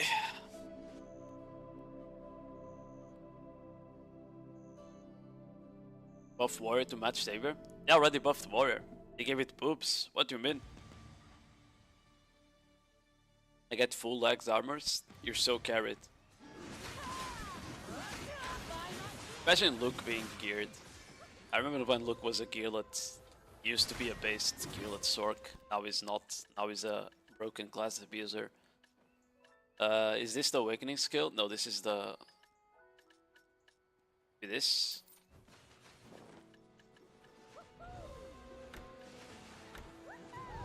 Okay, there we go.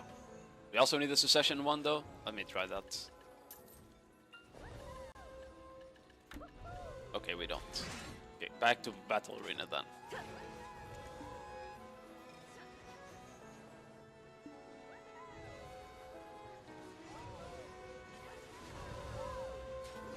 I haven't tried it yet. Look, I haven't tried it yet. I was setting up the gear and shit because I haven't done global apps since they changed the servers, so I didn't have anything set up, like no ferry, no anything.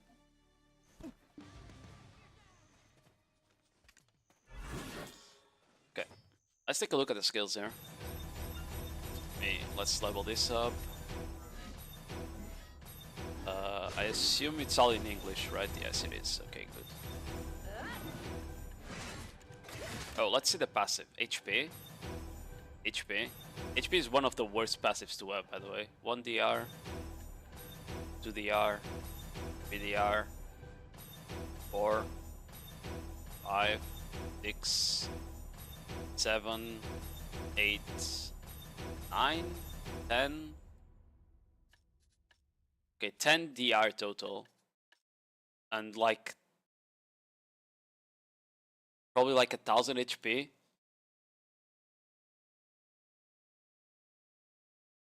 Another class with crazy damage. I don't know about the damage, but 700 HP, I think. Maybe something like that. And 10 DR. That doesn't seem like a lot. That actually seems pretty shitty. 10% attack speed is good, though. Applies the attack speed increase effect, stacking up to 15% for a maximum of 10 seconds. When using the fall... Okay, so it seems like you can get 25% attack speed total. We have more HP here from the Infinity Mastery, Monster, Unwielding Might, Weight Training.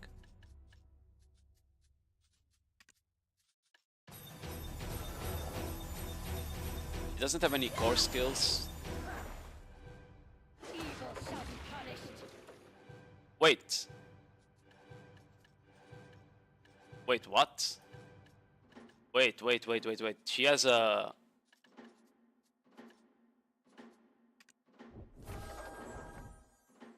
Wait. Wait, this is interesting. He has 2 different forms. You can only learn one of them.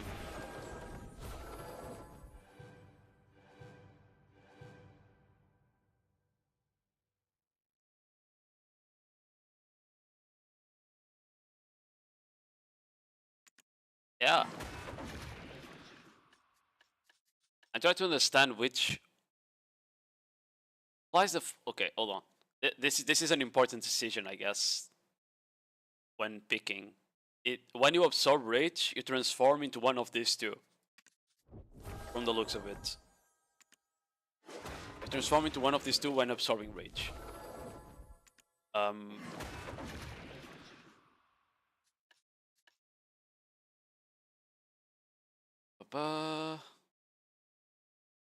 Riding any mount will remove. Oh, that's just cringe. This is a debuff. This is a debuff. 10% back attack, 10% down attack, 10% air attack, then movement speed and HP. Oh, I thought it was good for a second. What? That's okay. Applies the following effects while using the skills. Recover 300 HP when struck. When struck. DR 20% for 1 second. What? You restore HP when people hit you, and you get 20% DR for 1 second?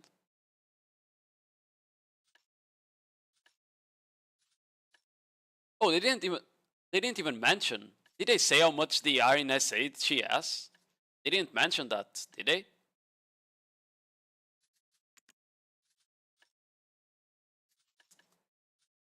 Let's see the skills. Hold on, to see what looks cool. Probably the black form will look cooler, right?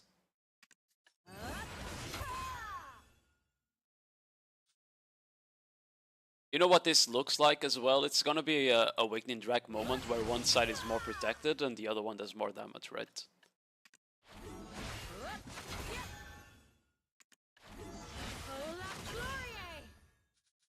Do people even want to run this one? She becomes so much hotter on this form, you know? Hey, look at that. You need to run this form. Look at those, you know? You need to run this form. Like, this is like, it doesn't even change.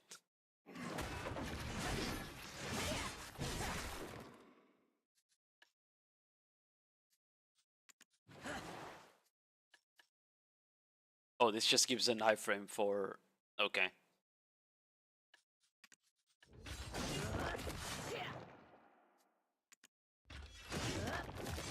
He seems like very slow during this. It also kind of feels like you can't cast normal skills during this form, I feel like, probably. So this is all of the skills you have, maybe.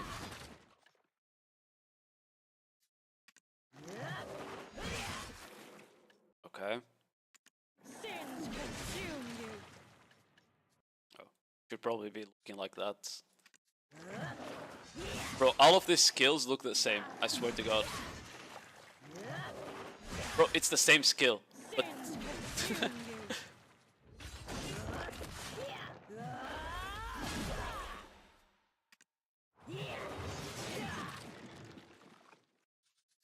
Its Sacramentum is better for PvP? What? But if you play this one, the enemy will be looking at your boobs instead. Yeah, this one seems like really slow for PvP though, this form. Well, I guess both of them feel slow. I think the class in general probably slow. Oh, no, that's a pretty fast skill, huh?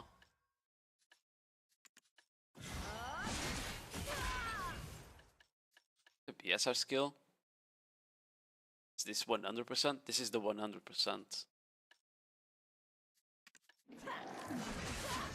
Yeah, I don't know how this would feel. Let's look here. It's like the kicks, no one cares about the kicks.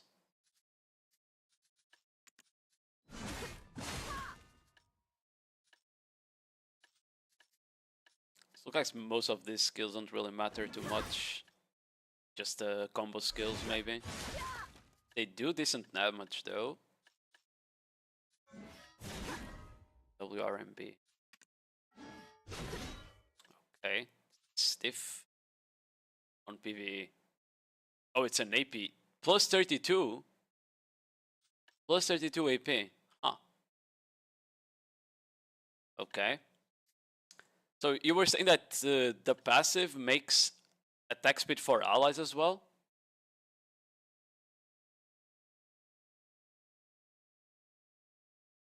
No, it doesn't. Yeah, it doesn't say here it's to allies.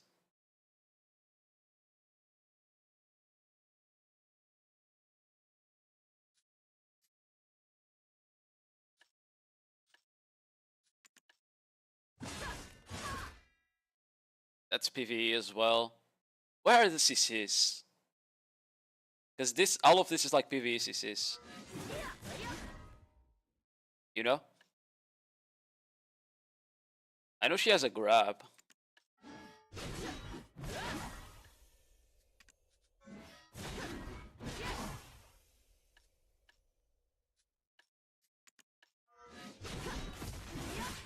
Oh.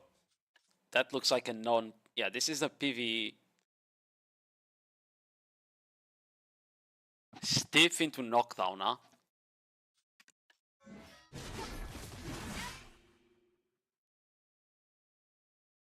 Stiff into knockdown, but it's unprotected.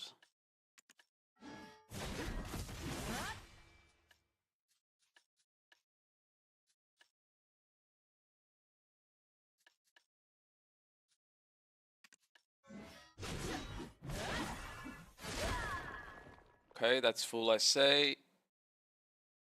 Looks like a lot of damage.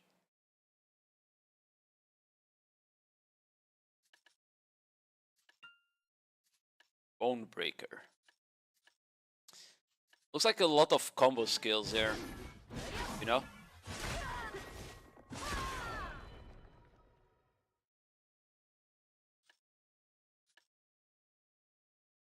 What's the fuck is Unshakable Wheel?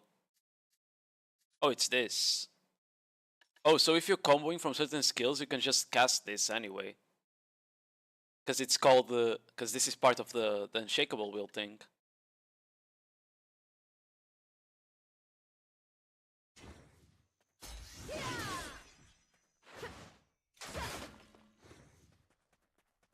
So, if I do this...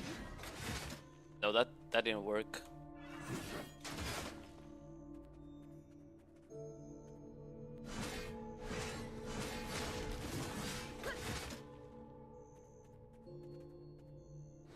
Oh?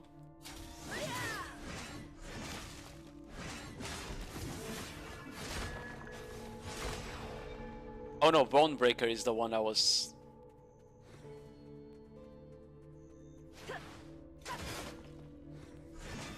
Okay, hold on.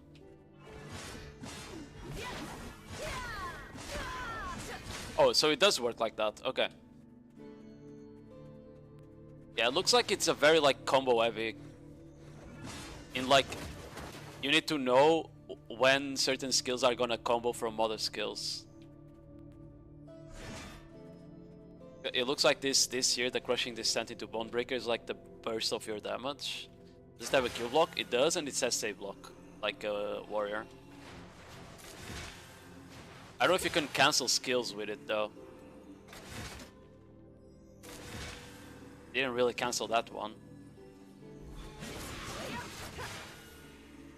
Yeah, it seems like it animation locks. You can't really do like cancel skills. Maybe some of them you'll be able to. I have never played a SA block class, so I don't know how that will feel.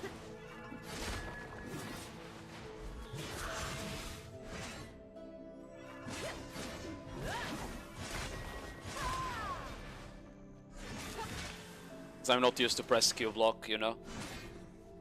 Cancels animation? No, it doesn't look like... I haven't been able to cancel any of them. You can pre-cast it though, like, you know, you can buffer the Q block. But it doesn't seem to cancel the animation, like this one here.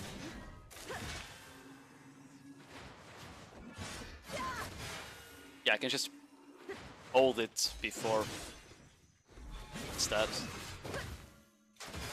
Oh, that was a huge fucking... Okay. I think I kind of need to look the skills. WLMB. This one. Yeah. That's the PvP stiff with SA. I wonder if you can like camera move it, kinda. Doesn't look like it. It's not like the spacebar from Drac. Seems not an easy CC to land, for sure. You know. It's not quite that crazy. Mina player. What the fuck did I cast? Shifty. 1500 times too. That's more damage than my will skills. That's crazy. Okay, WLMB, WF are both protected. Shift Q. Okay. ER minus 25. Knockdown on second hit, but it's unprotected. Okay.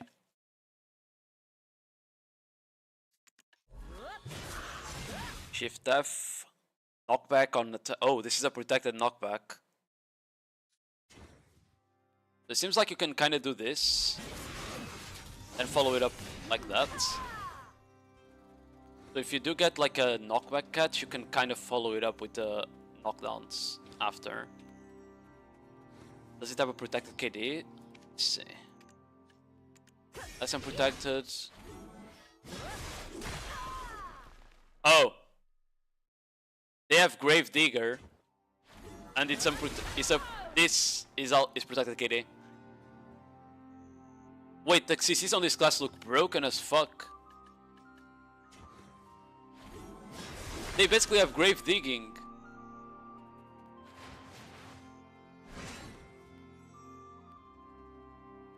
Wait, so if you get a knockback, you can just go for the KD instantly. Yeah. Ooh, this class looks broken from the get-go. It depends on the damage, I guess, but still. She has a lot of SA.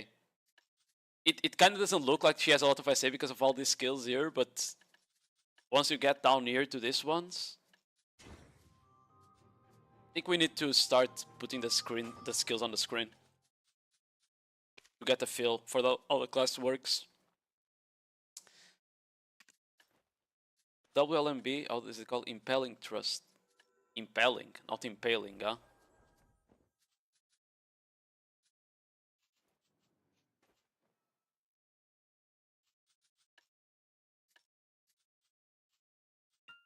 That's movement skills. One of them even CCs. Is the grab? I don't think this is the grab. I haven't tried the grab yet, to be fair. Crossing something. That's the combo skill. Gotta put on like C10. Shift F. That's damage. With the knockback. Horizon something. It's going on like C2. No, CD5. Oh, this is horrible for cooldowns now that I think about it, because the skills are going to change when you transform, right? This here is a frontal guard. It looks crazy damage though. Most of these, this here is 25% crit rate. I don't know if she has a crit rate buff. I didn't look at that. Doesn't really look like it. So she might not be like a 100% crit rate class. I mean, to be fair, it's only these two skills that don't have crit rates, which are mobility skills anyway. And this one. Yona. No, Ponea. Okay. Shift LMB. This is the grave digging one. Grave. 7. Shift RMB. That's CD8. Culling. Not gonna lie, this actually just looks like a better warrior right now.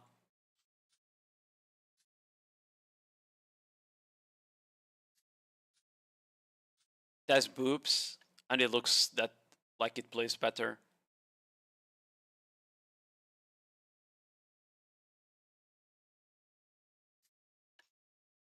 It's a stiff, looks like combos, but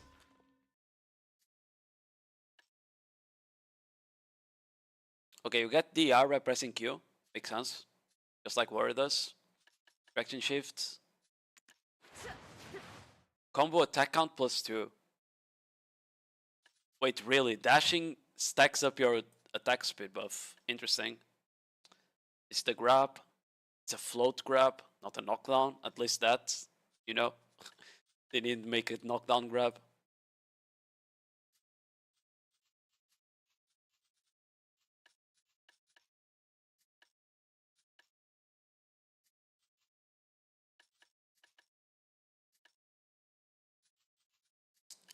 Vanguard Chase, that's the name. Okay. I think that's pretty much it for skills I wanted to add for now. WLMB. Okay, it's this skill. It seems like this year just changes the skills that you already have, while this one completely changes the kit entirely. You know? It's like this is WF, and the WF ear is the same, but the WF ear is completely different. So going condemnation, or however you say this, completely changes the flow of the class with new skills.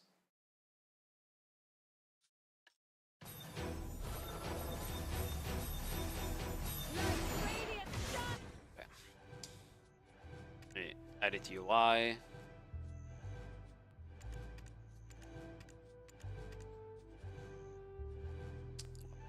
Get the fuck out.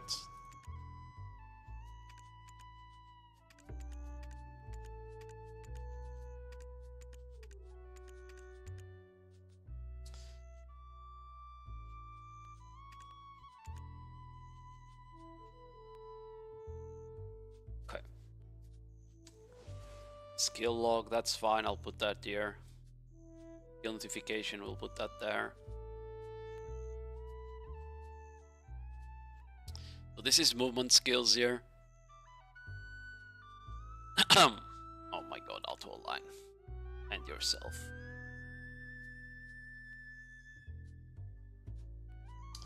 I think this was essay skills.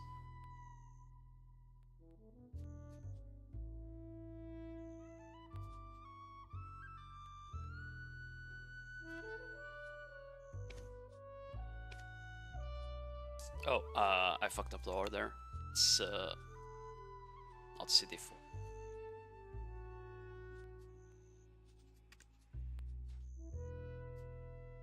Okay.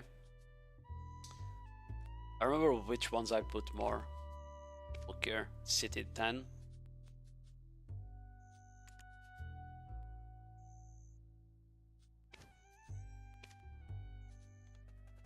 Oh, I forgot to. We can add keybinds. You need to fill up the bar. No, you need to absorb rage, like that.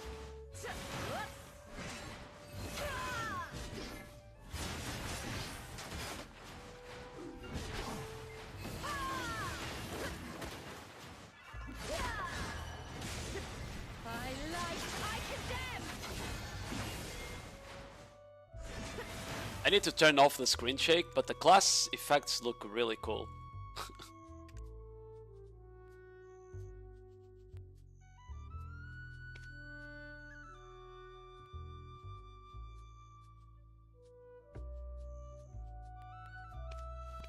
Okay.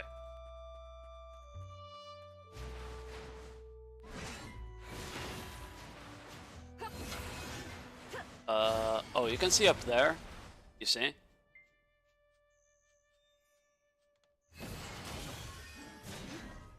Which one was it? This one?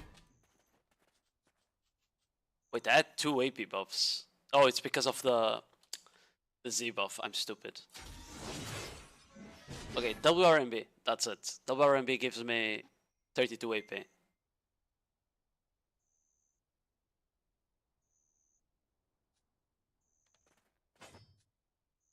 I'm flowing to combo in Penny Slash.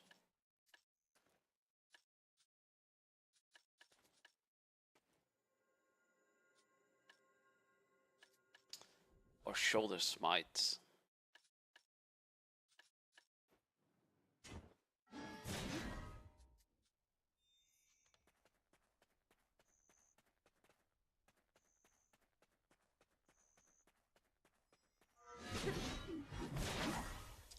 No.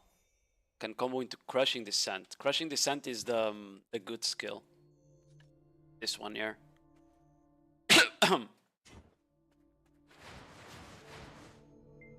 Wait, it didn't.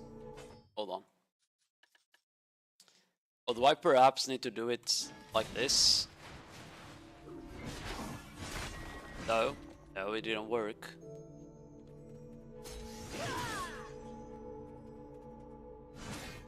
Okay, let's try that again. So if I do it like this.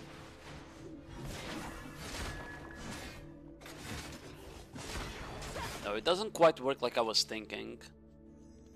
As I said, it increases the combo attack count by 2.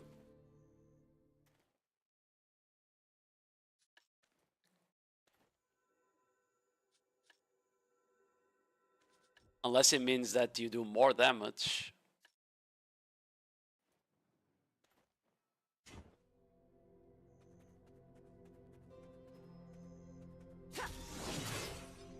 Yeah, I don't know which skills you can like linger. You can't linger that one. You can't linger that one. You might not be able to linger any. Ooh, the AoE size seems really small when you're not on the good form. And yeah, I think you just need to go into Q block.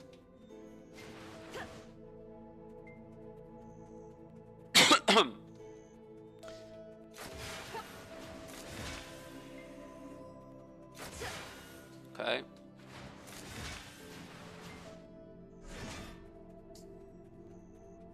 Well, having the Q block is gonna be hard to get used to if you haven't played the Q block class. I kinda need to add. Hold on. Slot. Where's the quick slot?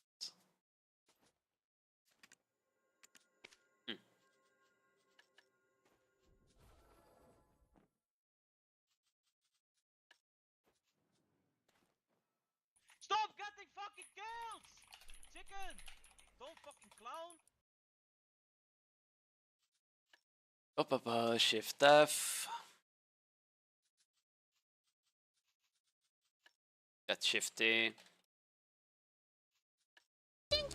Shift LMB. Shift RMB. Shift Q.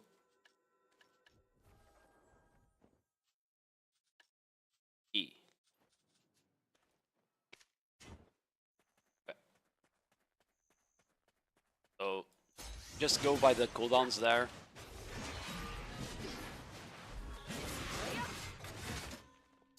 How do I activate? Oh, it's LMB, not spacebar. Right. In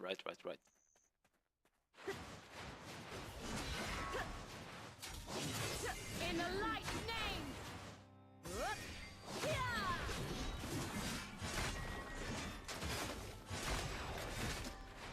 Trying to understand how the combo work here. I don't know if Shift Q is it's a good knockdown, but it's unprotected, right? Probably shouldn't cast that. I need to add WRMB to the thing, because that's the EP pre-buff.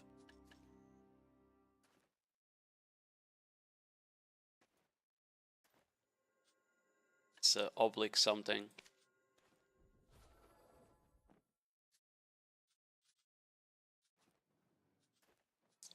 Add it to like slot 11.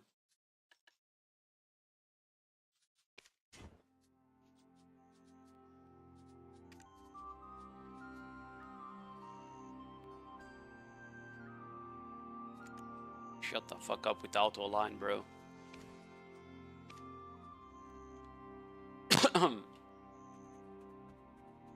50 looks huge. Shall dwell with the light. I think it looks bigger than it actually is. It's only damage, right?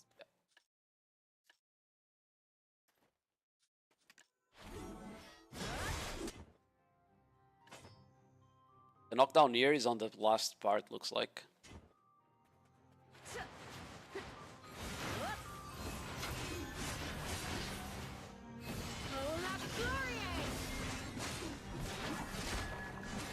Yeah, it looks like going into RMB is a bit of a hint there.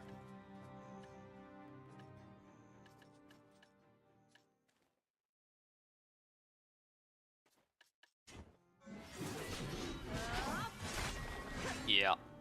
Looks like you want to come. Oh, but that means that's a big gap, right? What is this? Champion of the Holy Covenant. What the fuck is that? What the fuck is the Champion of the Holy Covenant? How do you even get that buff?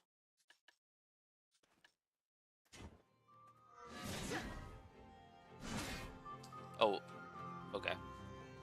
Yeah, so from what I understood, thanks for the follow, by the way, Jailbreak. So, you have like a combo string that appears up here. There, see? That will give you attack speed, and as you cast more skills on the combo chain, you will refresh the attack speed. To go into the combo chain though, you need to cast certain skills. So like here, I need to hold LMB or RMB to go into the next skill. If you hold LMB, I can do it after this skill, for example. If I hold LMB, oh, I don't think that skill actually triggers it. Okay, if I hold LMB, it goes into this frontal guard skill, but if I go RMB, it does another skill instead. That one there. Well, actually, I don't even think that one did it. Yeah, that one. There we go.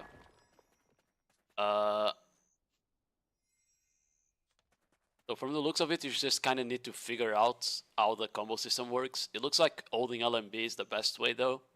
Because like if I hold RMB, this happens. Right? You have like an unprotected forward dash, which I don't even know if CC is. I think it does. It does. It's a stiff into a knockdown. So it might be good while comboing, but probably not good in large scale, for example. Or if I hold LMB, like this. Oh, you can't use it after. Okay, you can't use it after WLMB apparently. WF. No, that also doesn't work. Shift Q. No. It needs to be a skill that triggers the buff up here. So maybe yeah, that doesn't trigger the buff either.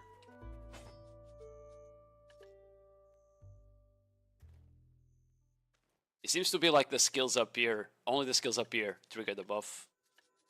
So the one you're probably gonna use the most is WRMB, because that's your protected AP pre-buff. Maybe SF or SLMB.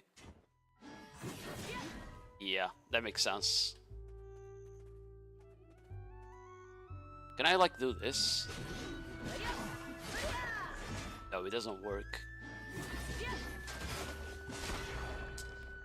Oh, after I reach the max stage, can I just spam the same skill? I wonder.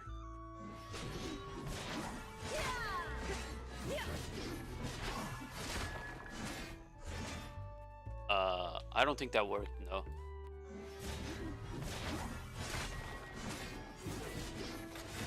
Yeah, it doesn't work. Even though we have the thing up there, it doesn't work. Okay, I see how it works now. But yeah, you basically want to like, if you hold RMB, you are less protected, but you have a CC. If you hold LMB, you don't have a CC, but you're more protected. Like that. And then you go spacebar for the end of the combo. That seems to be how you do it.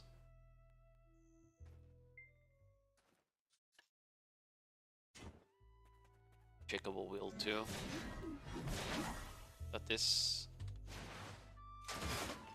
yeah.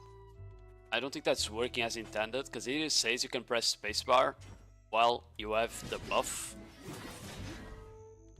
While you have the buff, it says you can press spacebar, it casts the skill. It doesn't seem to actually be working.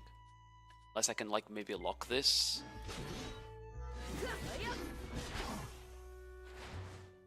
Yeah, I don't think I think it's just not working. It's probably a bug. It says you can press spacebar while having the buff, doesn't work. Okay. I see it like a combo class. It kind of looks like that, yeah.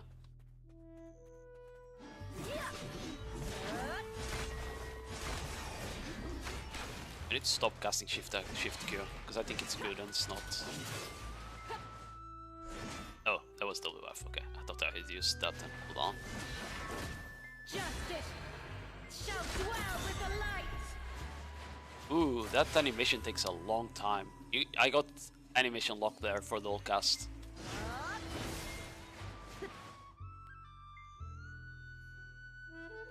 What? I cast there? Wait. Oh, it's faster out of Q block and it doesn't put it on cooldown. What? Hold on. The fuck was that? Is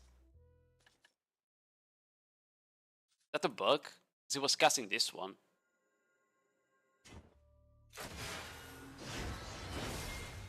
Yeah. And it's not putting it on cooldown, see?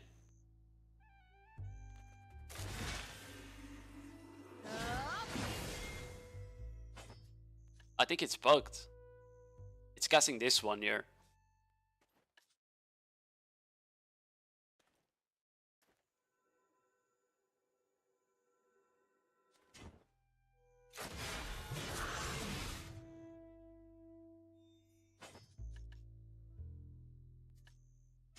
I can do this into that again. Oh no, this time it didn't cast. Wait, I'm confused. Oh, did I Z-buff by accident, maybe? Maybe I had Z-buff by accident.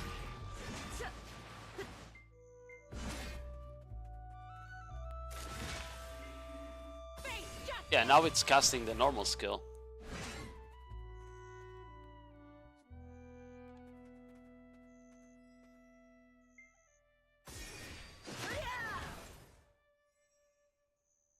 Oh, I see why. I have Black Spirit Rage unlocked. That's why. I forgot. Where the fuck is the Black Spirit Rage? Down here. That makes so much sense. I had it unlocked. Yeah, I didn't notice I used BSR. Because I had it unlocked.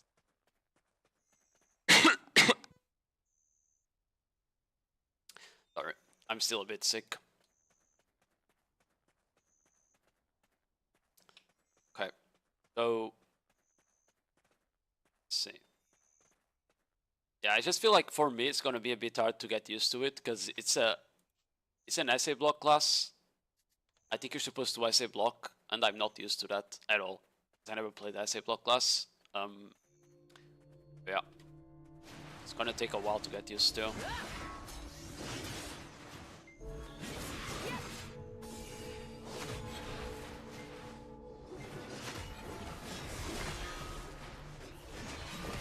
Okay, but new round of stamina on this class even. I feel like as long as you keep casting skills, you probably don't.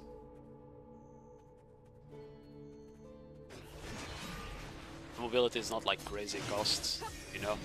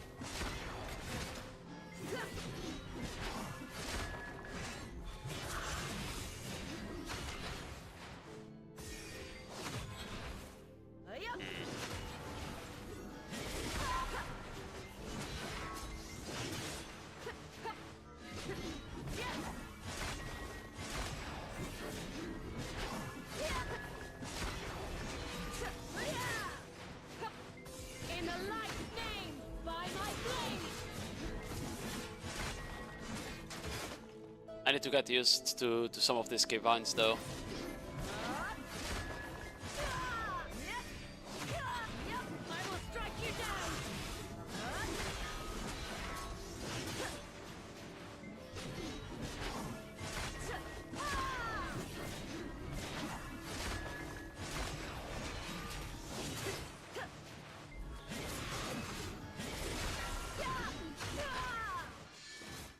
That's the grab, by the way.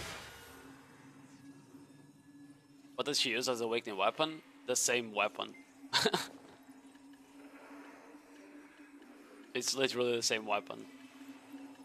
I guess if you go for this one here, Purgatum, then you use the actual awakening weapon, but if you're on the main end, you use the same weapon. She has like 2 forms, basically. We haven't tried this one, to be fair.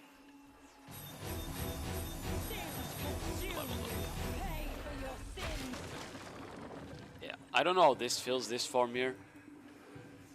Oh, you must reset all the skills. Oh my god, that's so annoying. Oh, wait. Probably only this one here. There we go. Okay, this is like the black form, right?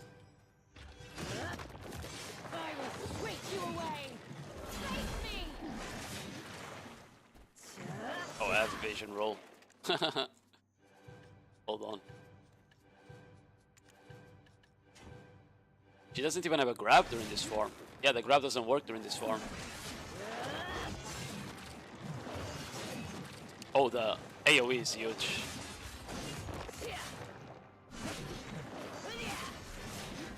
What is this up here? Oh, it's just a transformation.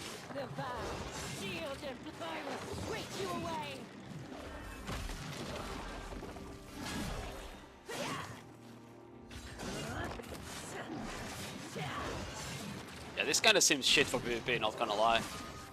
Maybe if it does a lot of damage, but I feel like people are just gonna run the other form on PvP.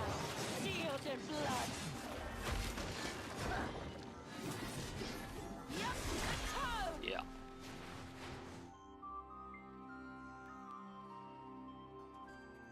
Yeah, Condemnation just seems like PvE form for sure. It completely fucks your whole like movement, looks like. Unless you still have like this dash here. It gives you huge AoEs, but you lose out on your grab. And it's really slow. Unless this like does crazy damage in PvP, but doesn't look like it. Like this one is 25%, this one is 30, 23, 20,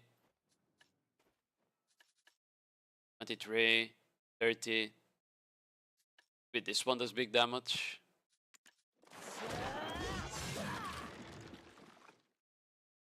FG. Yeah, I don't know. It does feel like weird, for sure.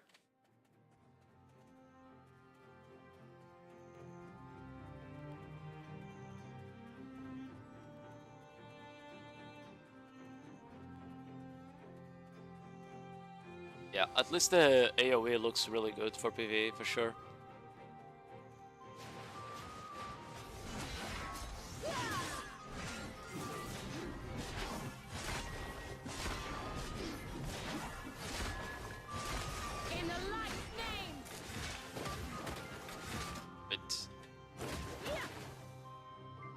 That's a kick.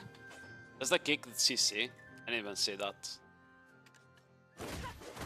Oh, it doesn't. It doesn't CC, but it's an evasion debuff.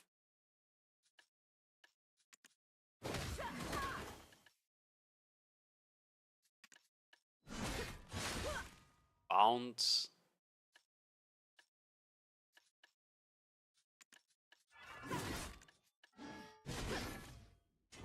Yeah, I feel like you can just do shit like this, where boom, boom.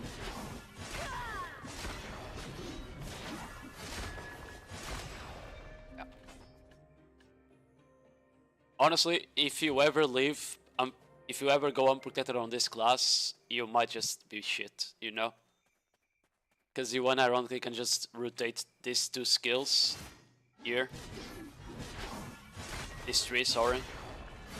which basically make her full FG or SA. So even if everything is on cooldown, you probably have access to either WRMB, SLMB, or SF. So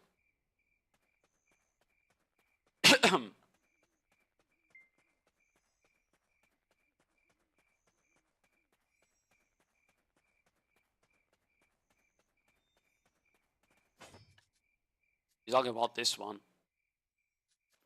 No? But that passive is just how the combo works. It's what allows you to do this. See how I'm casting the same skills? Those skills don't have cooldown. Only the first one does.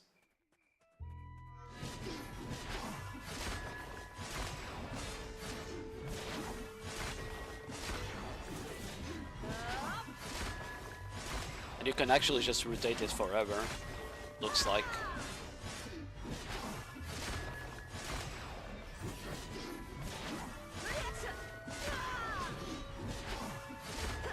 That's why I'm saying it's probably impossible to be unprotected on this class if you want to stay protected.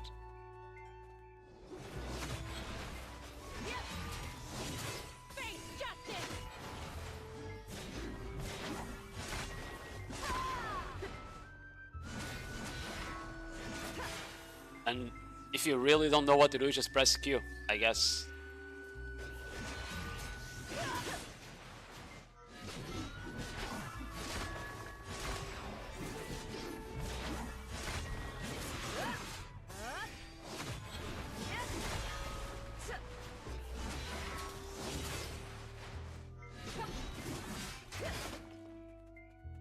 Yeah.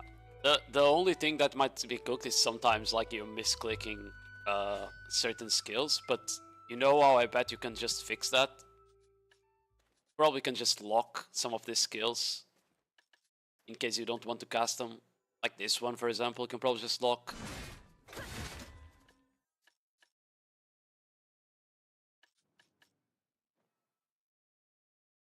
Like maybe that helps, I don't know. Or maybe you just lock WRMB.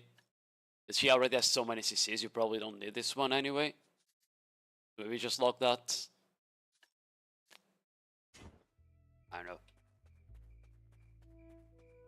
Her block is tier 1? Yeah, I don't know. This has a class, so main skills is 100% main and damage and awakening skills 70-30. I don't know because they said that she only uses one weapon while on this form. So I think they were saying that it is 100% on awakening as well here. From what I understood.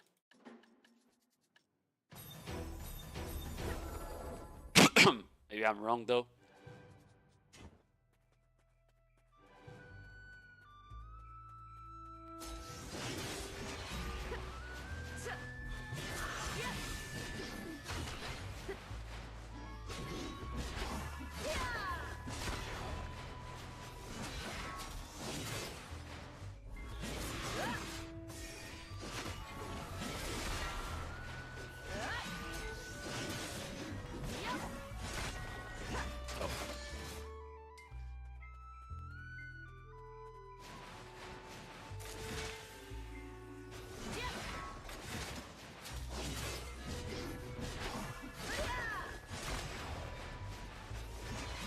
The mobility skills have low cooldown, so they're probably fairly easy to use.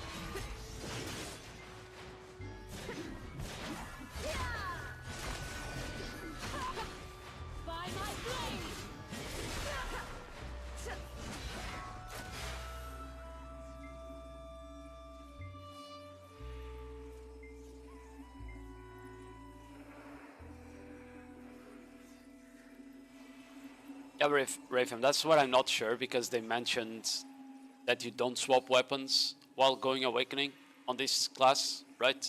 When they mentioned Sacramentum. I feel like this year might apply 100% of main hand, while this year applies the 70-30 of Awakening. Or maybe this one does 70-30, but with main hand in account. Like, I don't know. I need to go to the bathroom real quick, so be right back, guys.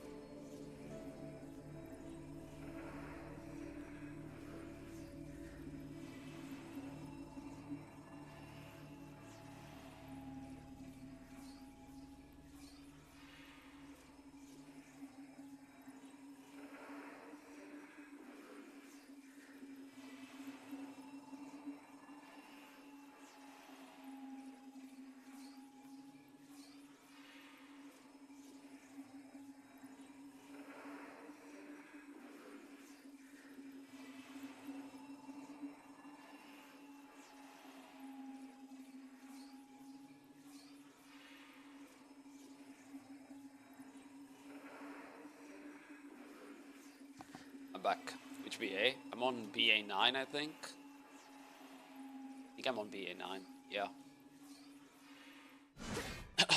Look at my stats here. Our AP looks really shitty.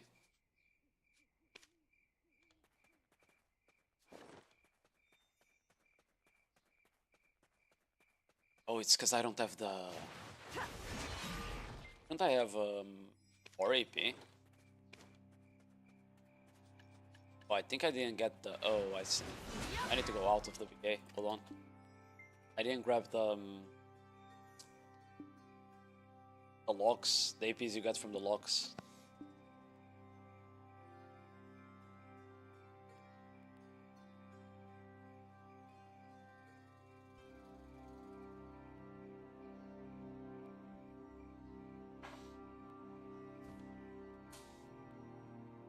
Kinda fucked.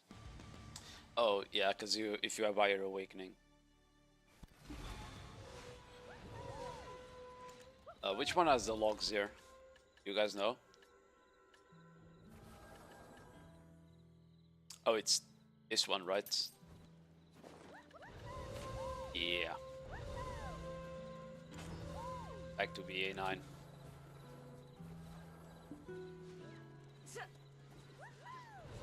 Team can. I don't like this class. When do you ever like something? Mr. Yells. E.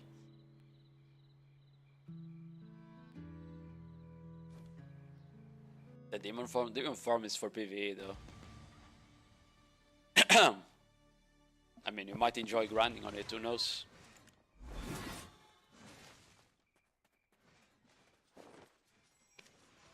Okay. How much AP do I reach with consumables though? I'll check that.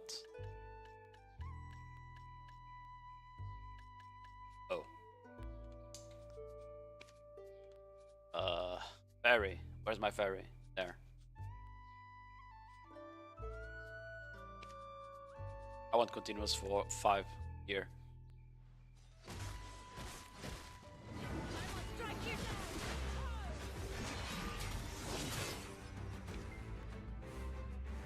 Skill.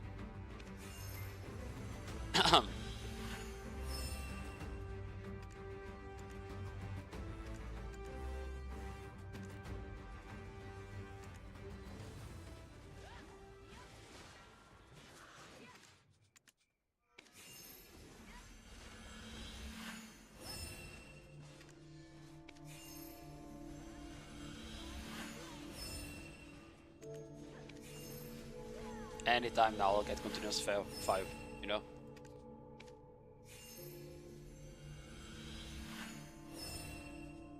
That's 2.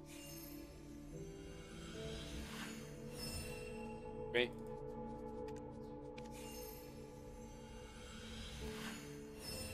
There we go.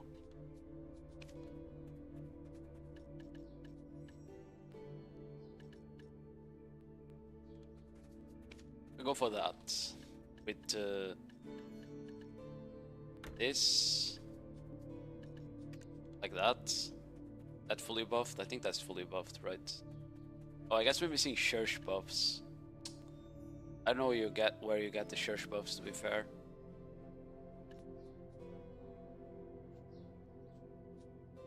Ah, whatever. Who cares? What GP is that? 915. That's less than my Corsair. I'm missing something. It's just a shitty AP build on the crystal.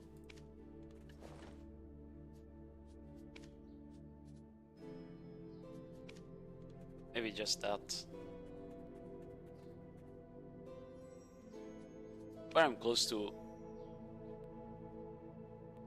On the build I run, I'm close to like 1,000 on my... on my Corsair. That's why I'm confused right now.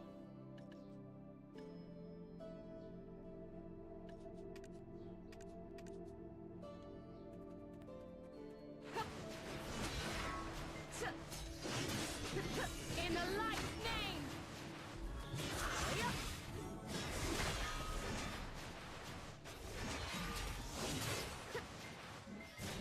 Of course you're gonna run everything, like... You should run Black Spirit Rage Recovery on every class else. How is the new class? It's a SA block class, so I'm getting used to it. I was trying to figure out why my AP is so low though. I don't even need 1,000 AP, and my accuracy is shit. And I don't know why. Even my base DR doesn't seem that good. Am I missing something?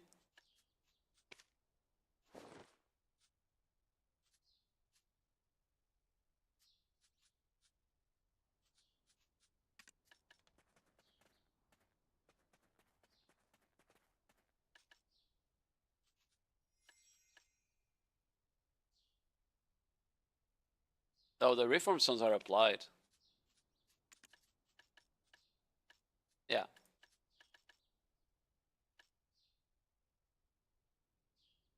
Light stones are applied. All of that is applied. That's why I'm confused. Don't these stats look like really weird?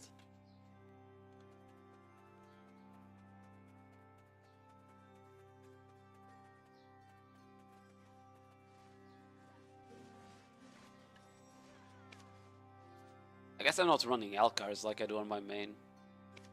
Look okay. Yeah, I swear I have more on my Corsair, that's why I'm asking.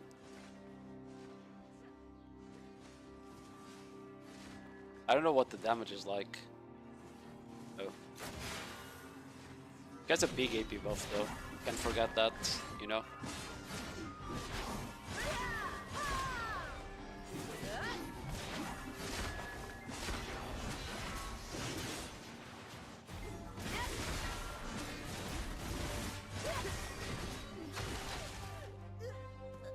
Okay, that guy doesn't have gear on. That guy definitely doesn't have gear on. He has a PvE meal for some reason.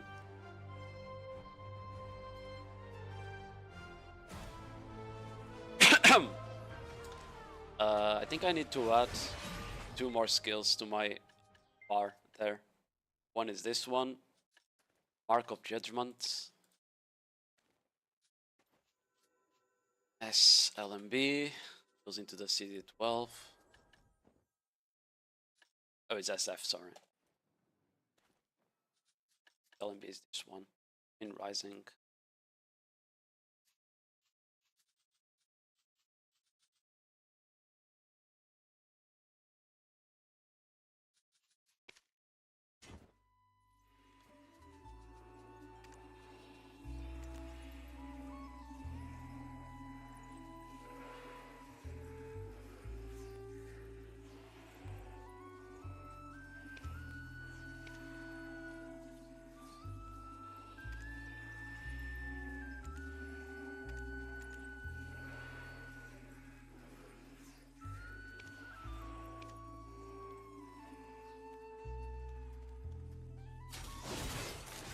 Yeah, I guess.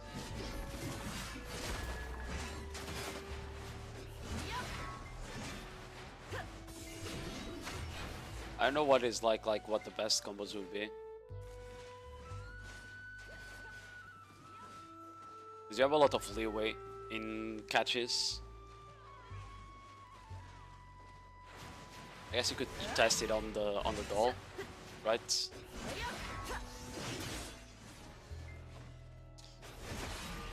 I remember it's this one here that this is, right? Oh, the AoE on that's look. Oh, you know, it's not as big as I thought. You like that? Yeah, that did it. The stiff, like a rectangle.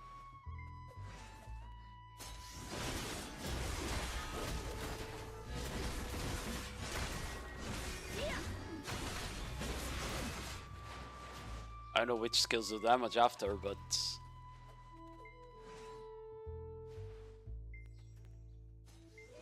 I didn't see an accuracy self buff.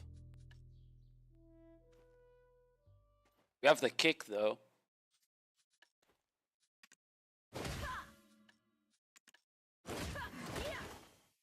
So you either go for double RMB or just go for the kick RCC. The end, for the kick debuff. That's an evasion debuff.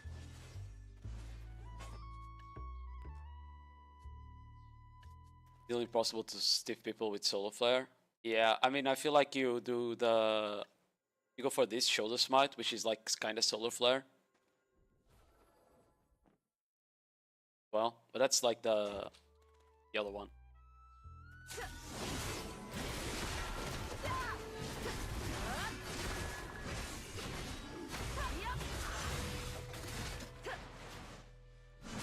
Could also just do spacebar cancel there. That also applies the DPD buff. Like you go like this into that. Yeah, and then you follow up. This is a knockdown, we have so much time to combo there. That's like an unprotected combo, right? That's like a full unprotected combo there. You go for that.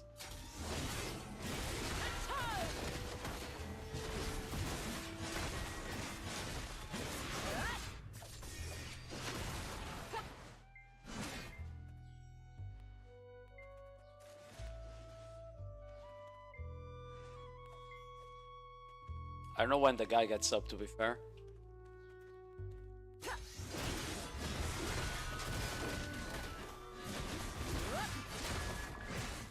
kind of need to press spacebar after that skill. Forgot. Might be too early, no? I'm probably resisting him too early. In the light name.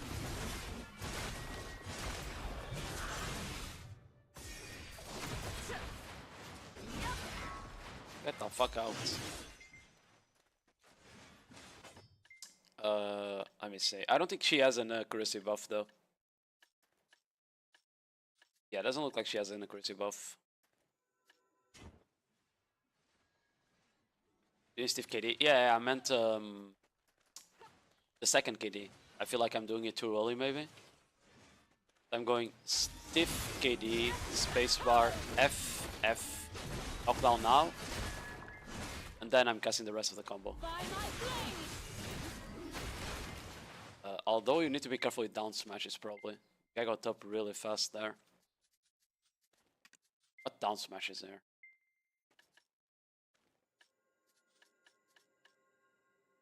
Ooh, that's horrible. Oh, this down smashes. I didn't know that. Ooh, that's bad for the combo. Yeah, that's bad for the combo. Oh, you don't want to use that then. I see. You definitely don't want to use that then. You need rage? Yeah, if you use rage, your skills get like bigger. Basically like this.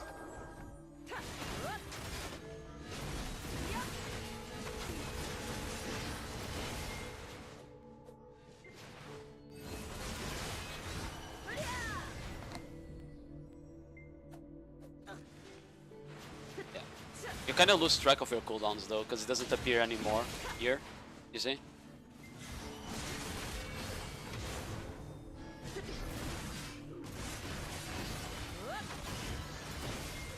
Quick mode looks huge. I mean, it makes the class probably really good in large scale.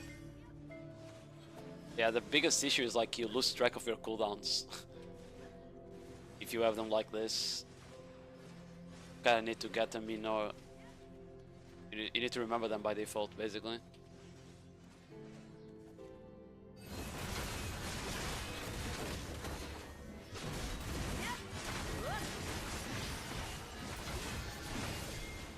Yeah. I mean, it's a big issue that it means you don't want to go into the second part of the combo there. Otherwise, you risk down smashing.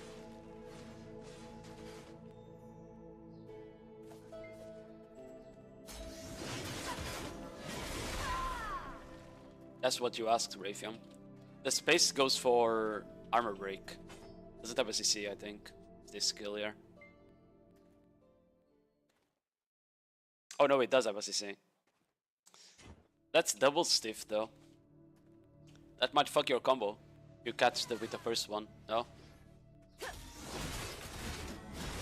Oh, actually, it doesn't because you can't re-CC with a stiff during a stiff, apparently. Interesting. I didn't know that. Yeah, he doesn't apply the stiff again. Yeah, it's unprotected, it's not crazy.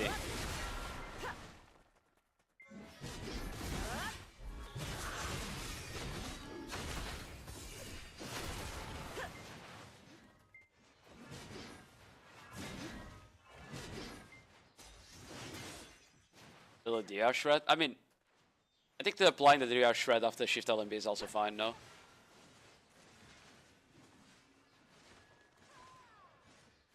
But then you can apply with shift Q instead. Like this. Ooh, that actually might not be good. Hold on. Where's the shift Q? The second part of the KD takes longer than I thought. I feel like they'll be out of the stiff by then. Maybe not. We'll see. Hold on. You get my cooldowns back.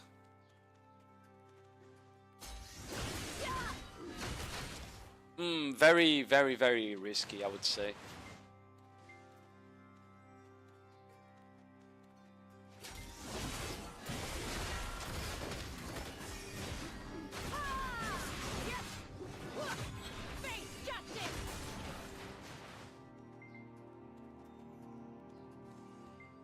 Can go for the down smashes at the end though.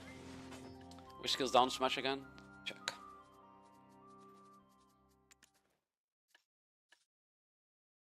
Yeah, go SF, LMB, space, and that's 3 down smashes. You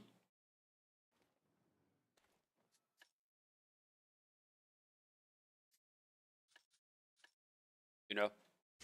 So like...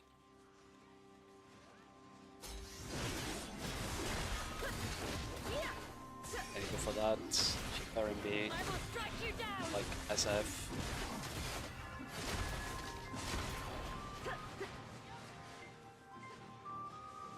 Yo, Osaka Trap, how are you doing? Holy shit, those wings. The wings look cooler when you go Z buff, you know?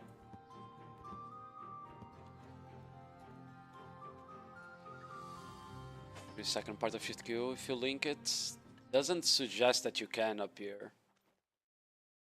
Usually if you can cancel, you would say on the skill tooltip, right?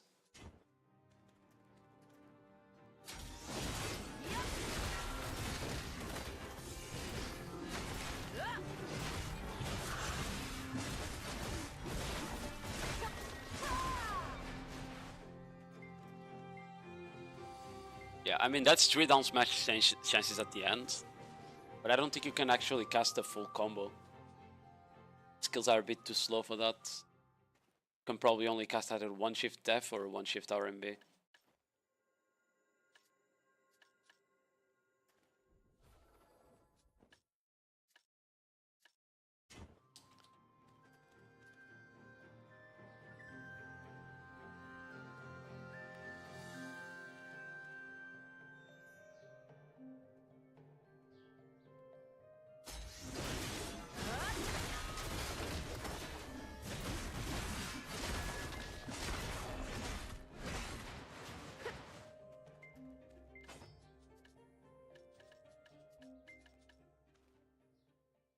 Which one does more damage? Probably shift RMB that does, right?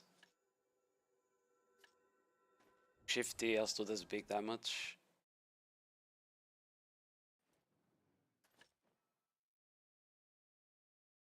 Yeah. Either shifty or shift RMB for damage. Looks like.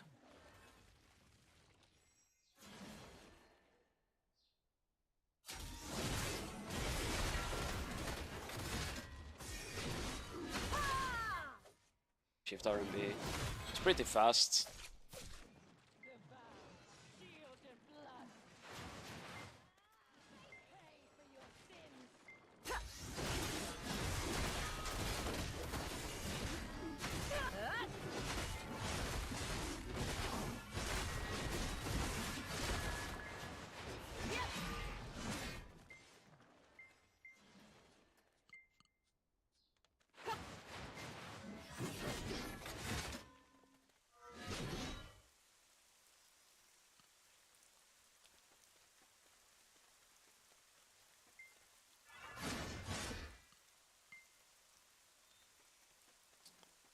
Oh, do I need to... Hold on.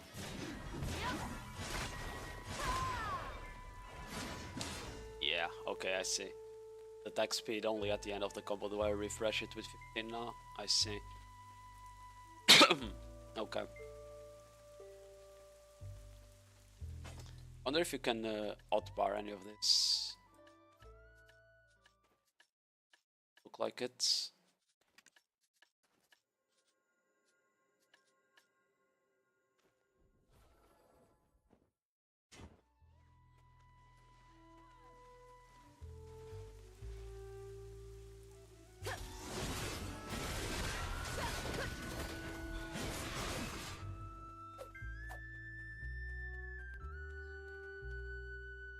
You have more time than I'm expecting to re-CC, no?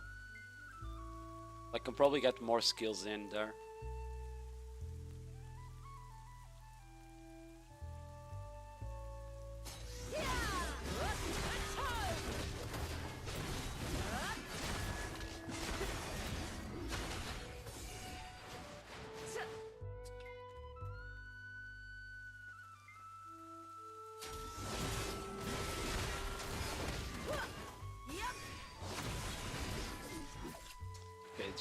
That's definitely not enough time there. Maybe for a shift RMB though.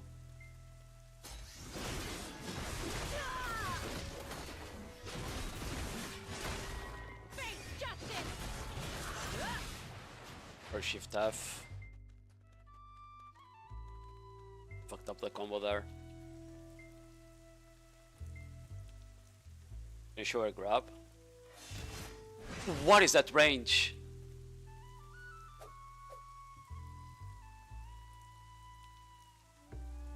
Oh, that looks broken. The grab was like from here, it's like Awakening Warden. Oh my god. It's Awakening Warden.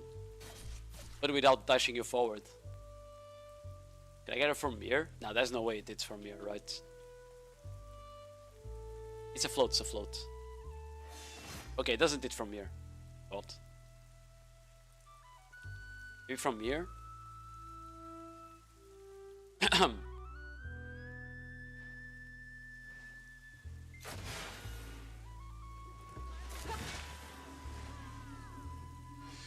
It does it from... Oh my god, what is that range? What same range as Warrior? You telling me that Warrior can grab from here? There is no way Warrior can grab from here. How broken is Warrior as well? There is no way Warrior can grab from here.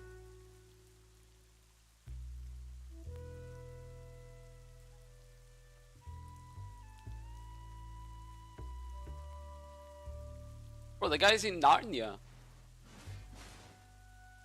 Not from this range? Yeah. Okay, the guy did go back a bit there. Maybe it's from here. I don't know. So Warrior can grab from here is what you're saying, roughly. Maybe they need to nerf Warrior after all. I knew it. Okay.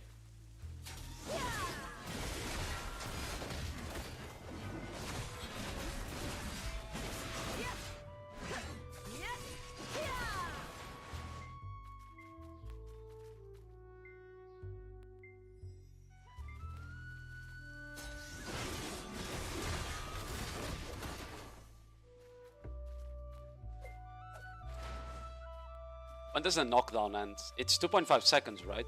So...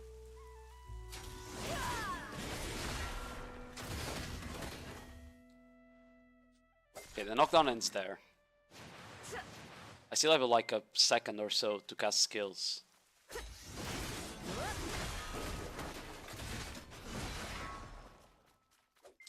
Oh, double buff is fast. I don't know if it does a lot of damage, does it? Does a decent amount. 9k times 2 with 30% is a decent amount.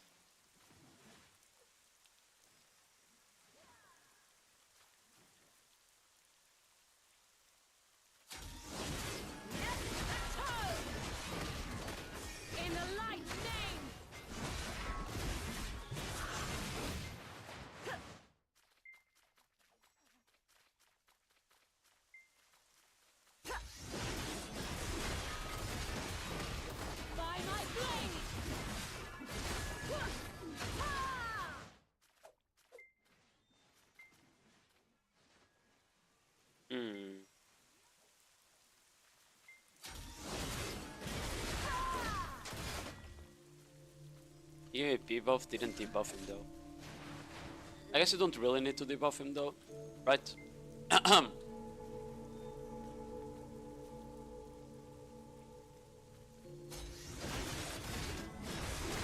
Ooh, no. No. The stiff ended before the shift LMB KD connected. It's not fast enough. Maybe with Z-buff it is, but without Z-buff it's not.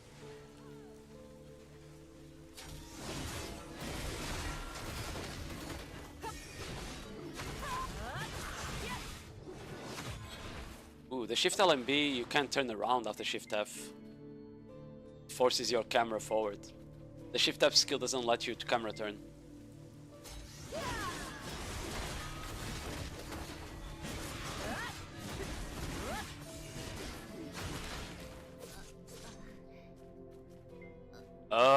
I see what the problem is. You try to go for that knockdown as he gets up, the stiff connects and then he doesn't get up. Yeah, that's a bit annoying. So you definitely can't do the double RMB one that I'm doing there. You need to go for shift Q.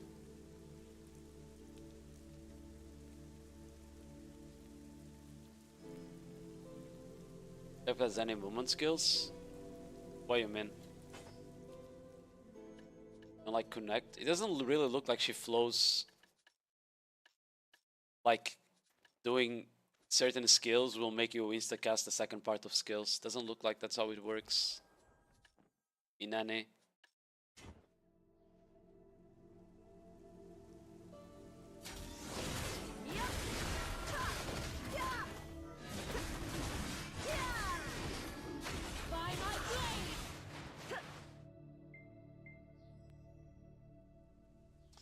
Oh, I mean, she has a dash, she has WF, double LMB, I guess you have Shift F. That's about it. I didn't see any other movement skills, no. Yes, 3 movement skills. I guess during Z buff, I think Shift F becomes a movement skill, no, or Shift A. Oh, it's Shift RMB, there we go. Shift RMB kind of becomes a movement skill. Right?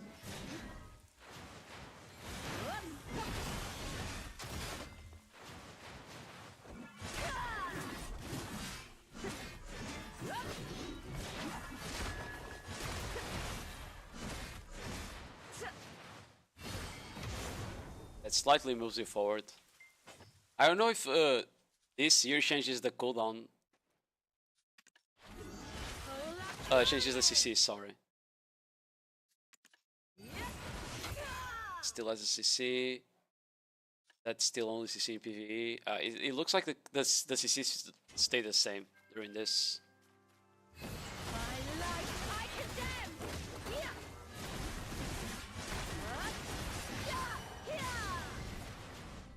Yeah, okay, the Shift RMB after Shift F is kinda annoying. Guess there'll be some problems with engage, disengage. I mean, yeah, but the mobility cooldown is pretty short. You can probably go and do just like SA rotation and get out again, right? Something like. Okay, kind of misclicked. I keep forgetting that it's not Shift Q, it's Shift RB, and then you go out again. Because the mobility skills have low cooldown and don't consume that much stamina, so it should be fine.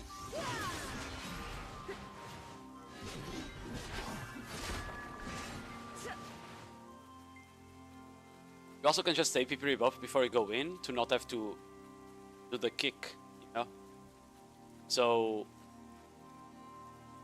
the only problem is that you still need to spacebar for the debuff, I guess.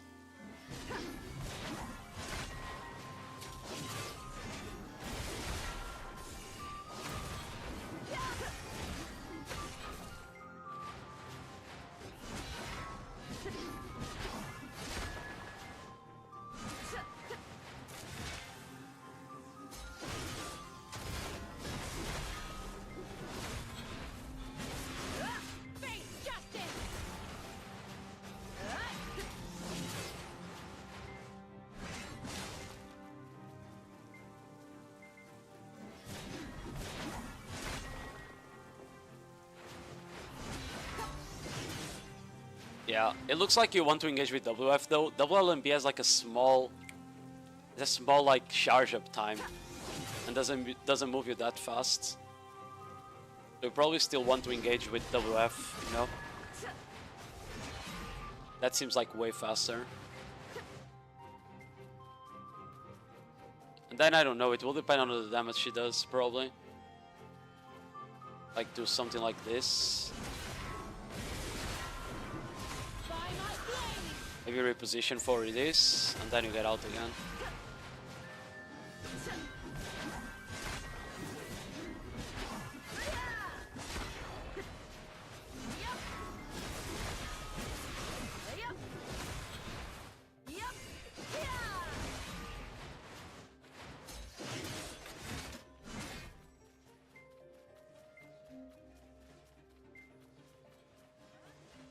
Well, we after that. Yeah, but that's what I'm saying. That's really slow. People will see you coming if you do this. You see how you stop for like half a second to charge WLMB? I don't know if that's good in a Node War, right? In a Node War, you kind of just want to go in as fast as possible. Like, let's say you charge up your attack speed. Then you just go for full. Then you get out again. You like the class? I mean, she feels fine. I just wish the Gunnar form was not PvE form, you know? Holy moly, look at those.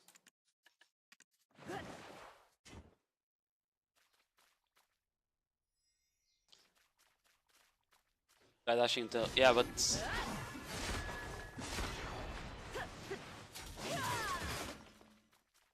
Oh, the double LMB doesn't have a charge up if you do it after. It does after WF, but not after WLMB. Okay. That might change things, hold on.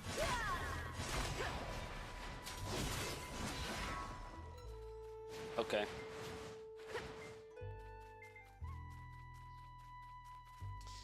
You don't do WF after, clearly. That shit is not easy to control. Unless you're doing like a really like long distance engage, maybe. Like this. Hold on.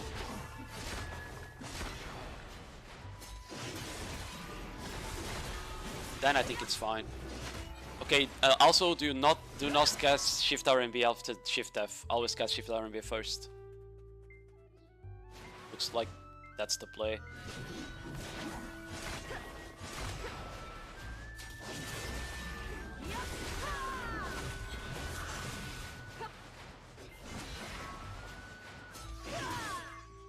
Okay. Now I just need to actually press Q block while waiting, you know?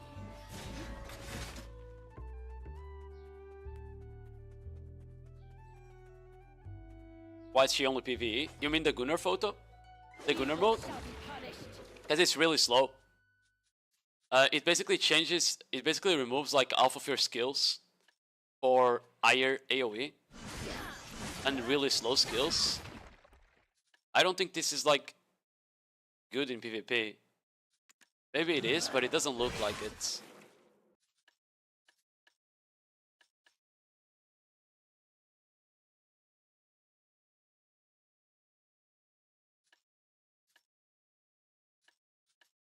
Like, it's very protected, don't get me wrong, but it doesn't look crazy in PvP.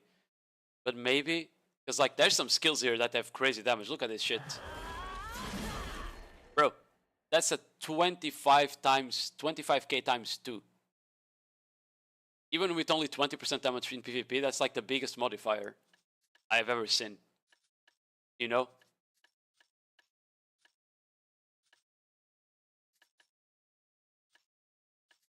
So maybe it is like good in PvP if the damage is crazy. Maybe it is, you know?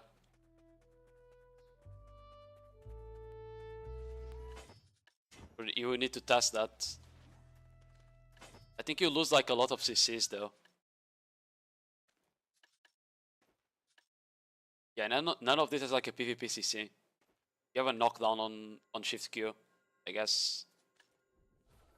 You have a bound on this one, Shift RMB. Yeah.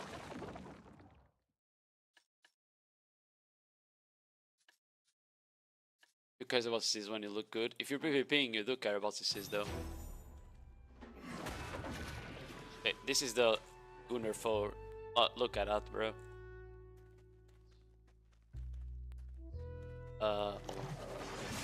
Yeah, you lose the O pre-buff combo that gives you attack speed and shit, but I guess that's fine because you don't really need attack speed when you have Z-buff, I guess.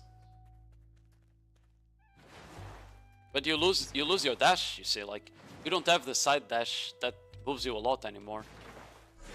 Nor the frontal dash. You only have WF, but that doesn't move you either. You lose all your mobility. That's horrible in PvP.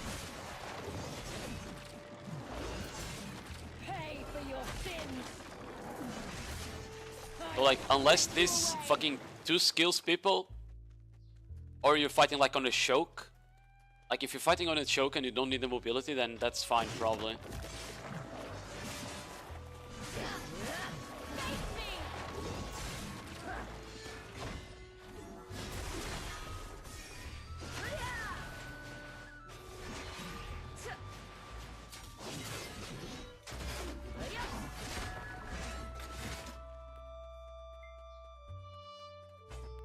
I don't know. I just feel like this form here is more like consistent from the looks of it.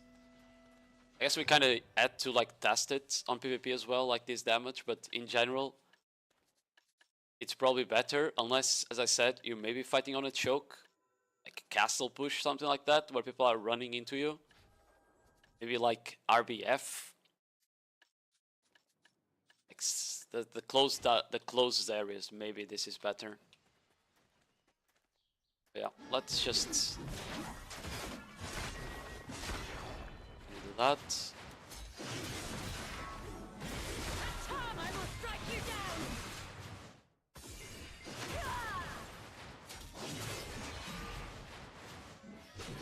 My mobility is crazy. Let's be real.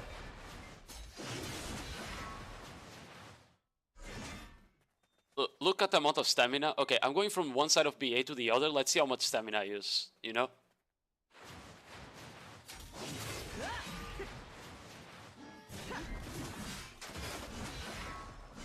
Okay, I kind of fucked up already. Yeah, I didn't even consume half of my bar. I feel like our mobility is really good.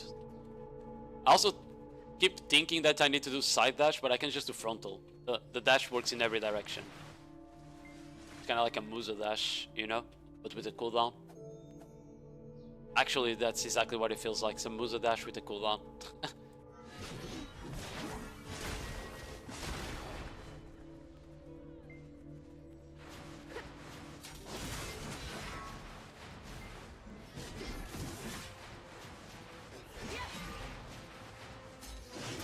Oh, and you can use it while in cooldown. I forgot this part. You can use the dash even if it's on cooldown. It just consumes more stamina.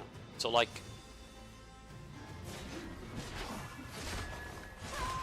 if I just hold LMB,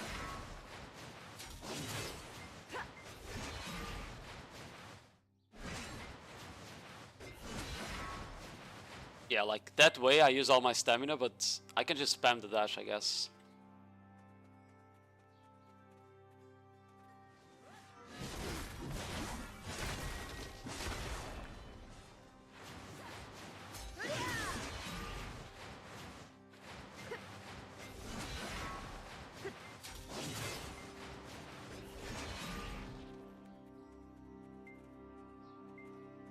Crazy.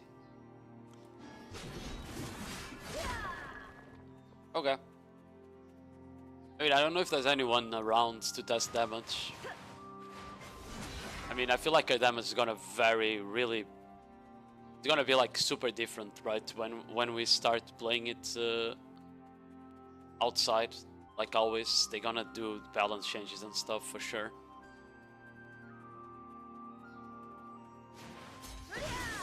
Okay, you don't need to do the third, you can just do it after the first. Okay, that's good to know.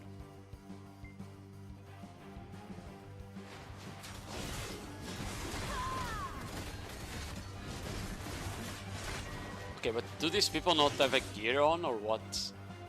They forget to put the armors on? Can anyone come BA9 with gear?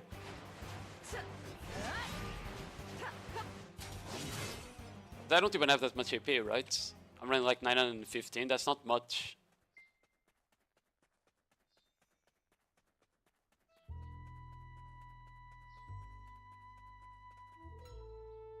I guess a lot of people are not running DR though. Like, probably running builds.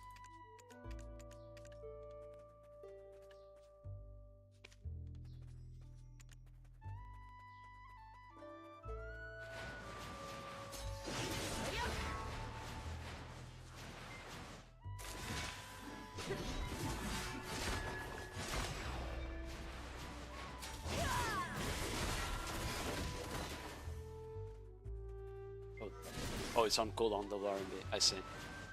Kind of forgot that.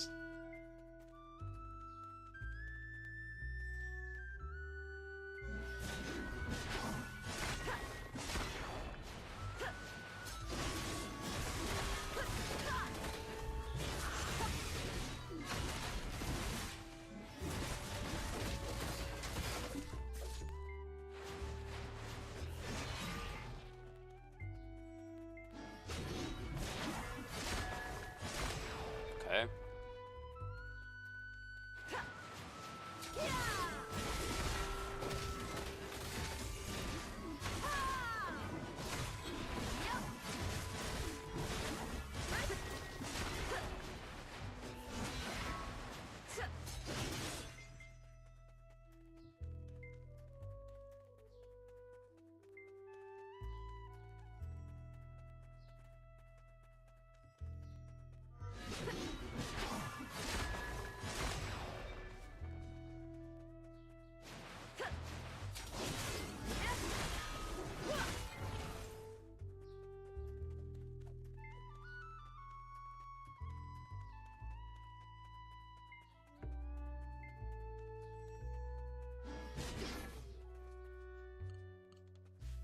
I mean, if you're AP pre-buffed, you don't really need to care about doing the kick, probably.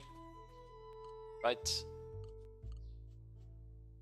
Kick lets you flow into the rest.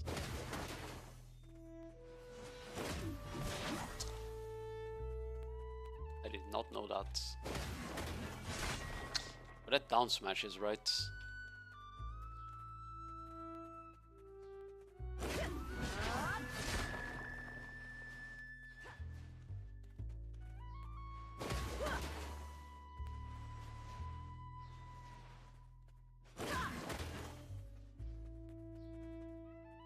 I mean, I guess you can just pre-buff with kick here. Wait, does that kick?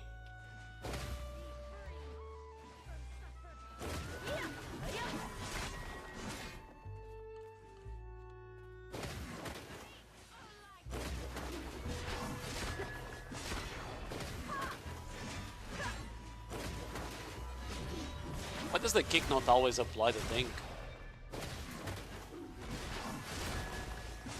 Oh, is it because you need to do like different combos for it to work?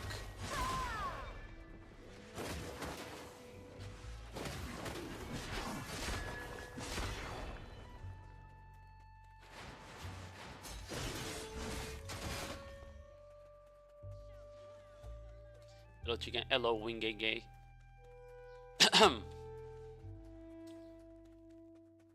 Oh.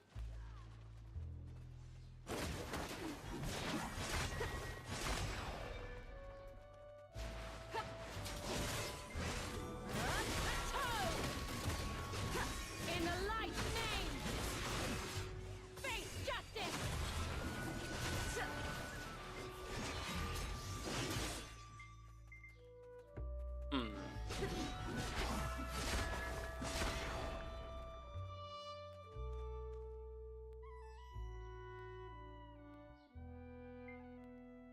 What else knocks down?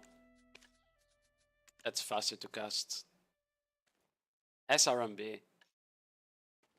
Is a fast cast? Seems to be. Not protected, but...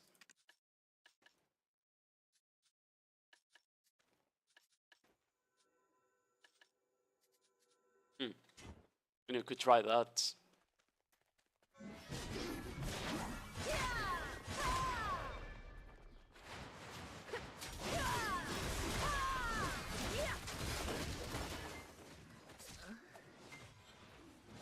I don't know if that's knockdown was the SRMB.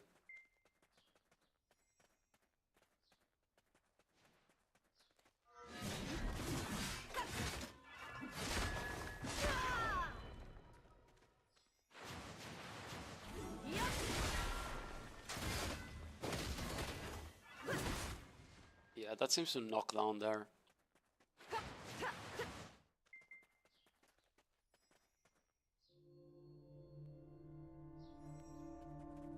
Just wonder if there's like a fast way to cast Shifty, you know? Doesn't really look like there's a way of casting Shifty faster.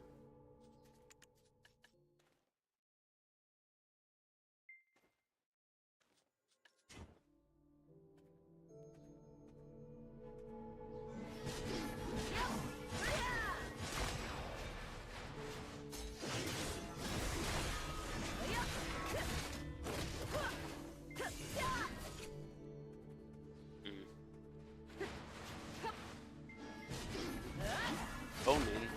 TM Ronin. There's too many people arriving here now.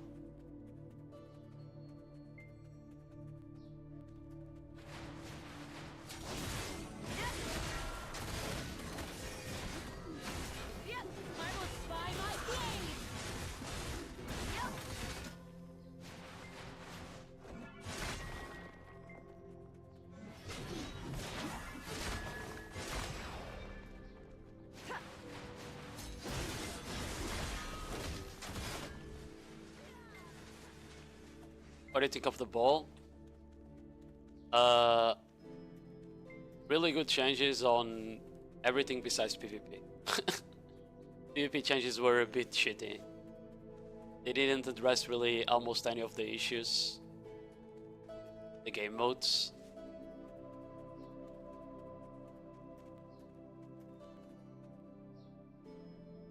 Like everything except Siege. Siege, unironically, might be the best thing as long as Surrender is an uncapped region.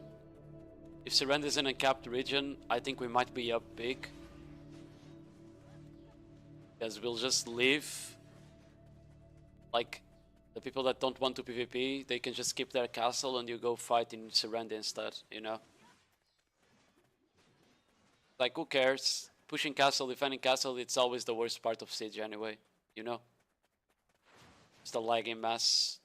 And no one has fun besides the archers and the rangers.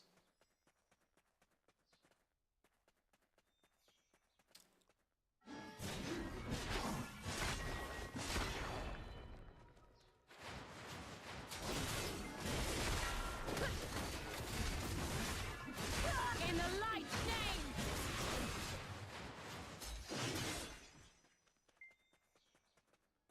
I think if we're using double RMB knockdown is that I keep fucking it up.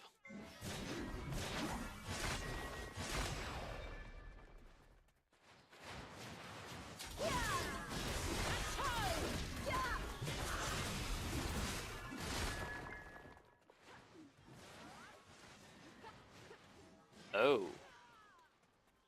I think I know why I keep fucking it up. Hold on.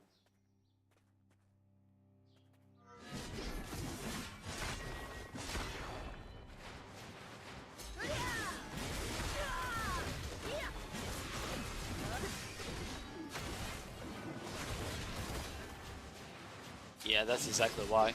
Okay, I think I found a decent combo here. Then.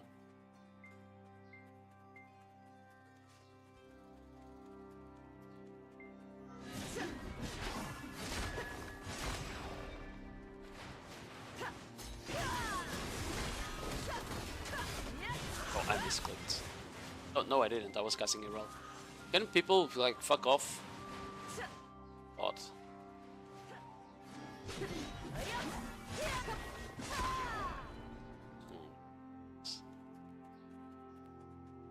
There's too many people here, you know? New class looks fancy. It does. It's just sad because the Gunner aspect of it, not for PvP.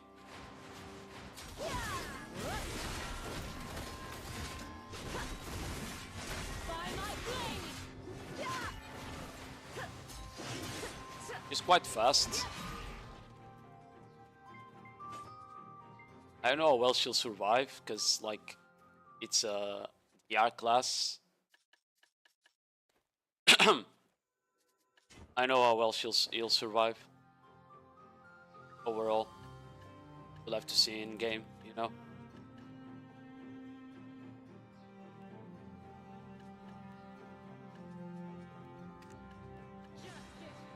Yeah, this form here, the Gunner form, it's way too slow for PvP, and it removes all the mobility the class has. I think only this RMB skill as mobility. And like you have a dash every 2 seconds, I guess.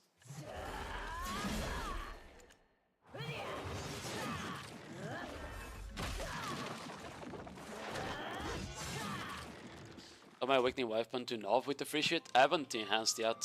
Probably gonna do enhancement session when we get all the 20 armors, the 20 hammers. You know. This guy on a Doza? No, okay. The weapon looked weird. It's probably the Sovereign weapon.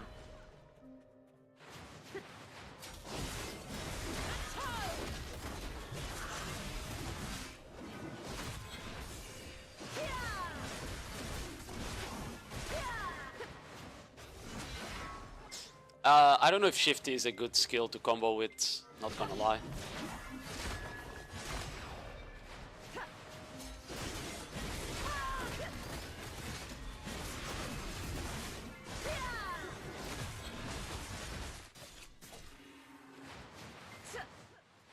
What down smashed him there?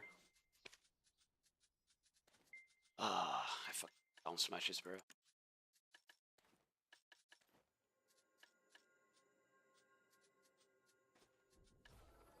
The SF, but I swear. Okay, whatever.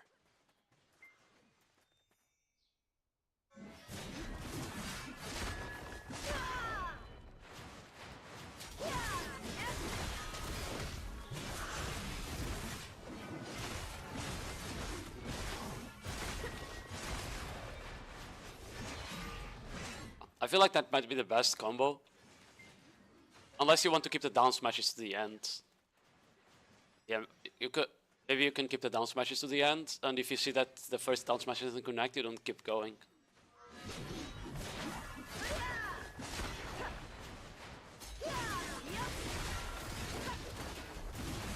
Okay, I fucked up already, but...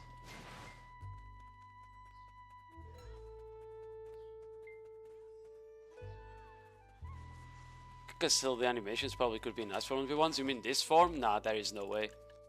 This shit looks ass. I guess it depends how much damage it does, but it looks ass. I don't know. The only good part is that you get the ER in SA, right? It's probably tankier. Also, I didn't see... Was it on Global Lab? I didn't see on Global Lab if they showed how much DR in SA this bitch had. See if that shows up on the Global Lab.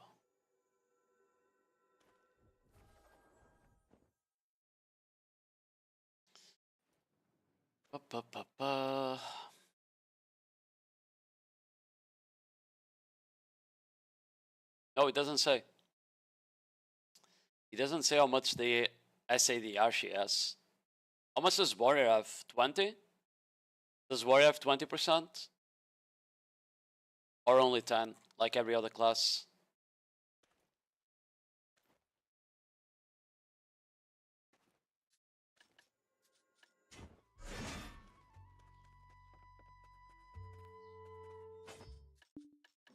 Like, I didn't try this, but if this year reapplies, that means she has 40% DR if she has like base 20, right?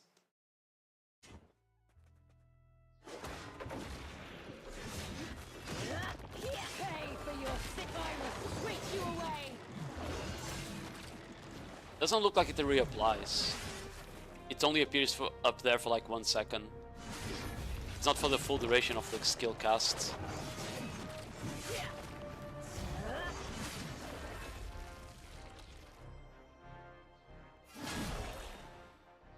Shift LMB is crazy.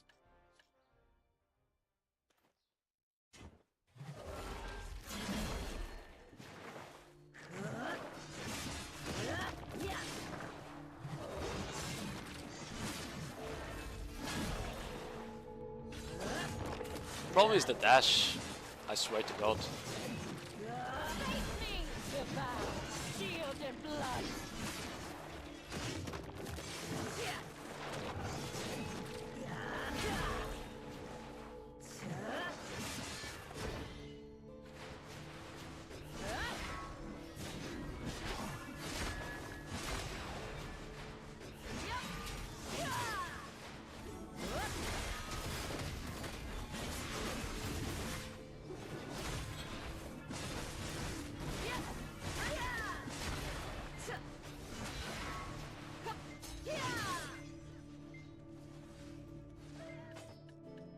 I don't know. I feel like the other form is just better, much likely. Why are people enhancing? What the fuck is Covington doing, bro?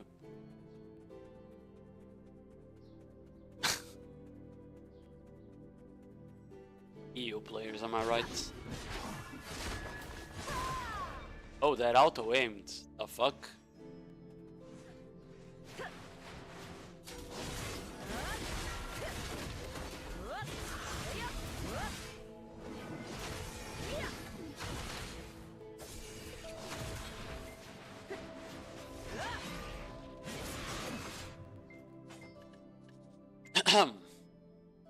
What is the passive? What do you mean, what is the passive? Like this one? It's 10 DR and like 700 HP, something like that.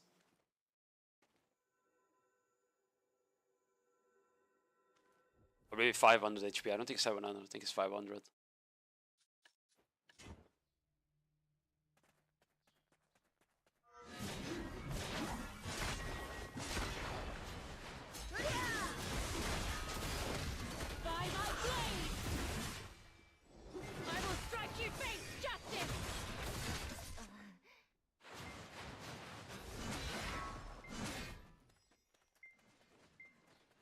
DR plus HP, yeah. I mean, 10 DR is not much though, right?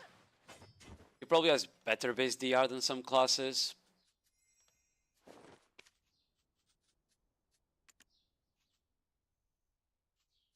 What does it show? The base DR. Show here for some reason. They changed it. It's where it used to go. Oh, whatever.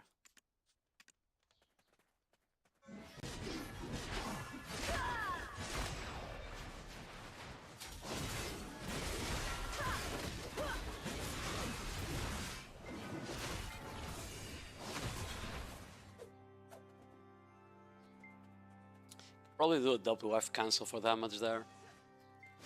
Now that I think about it.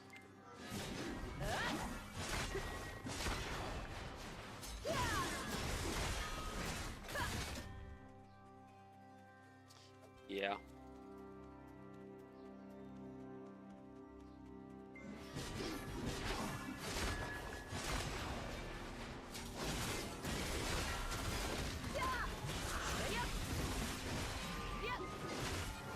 Then we go into this. Yeah, that makes sense.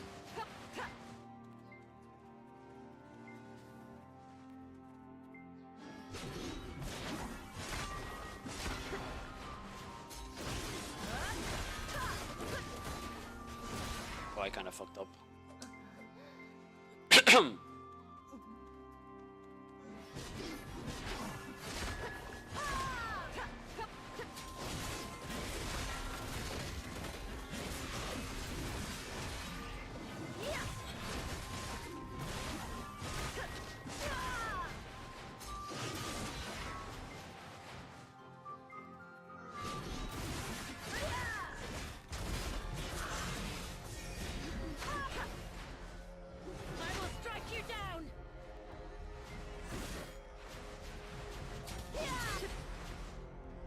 Bro, can someone like with gear come fight or something? I'm so bored. With this guy?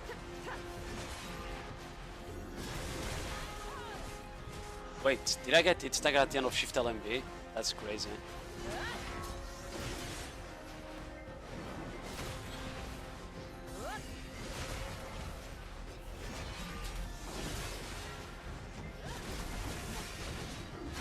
I don't think this guy has gear. He's like dying randomly. He doesn't even have a fairy from the looks of it, you know?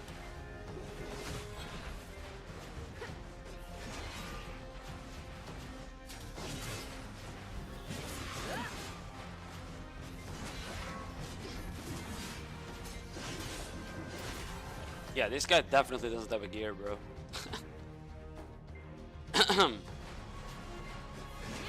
Okay, looks like Shift LMB SA lasts so little that you just get hit staggered out of it though. That can be a bit annoying for sure. In the light's name, face justice.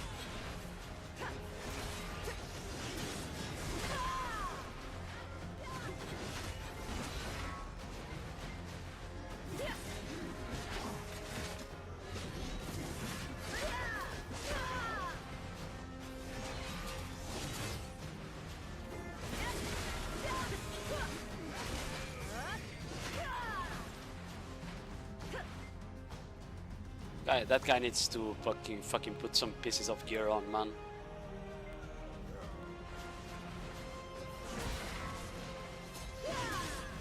Okay, you can't camera turn double RMB, that's a bit annoying.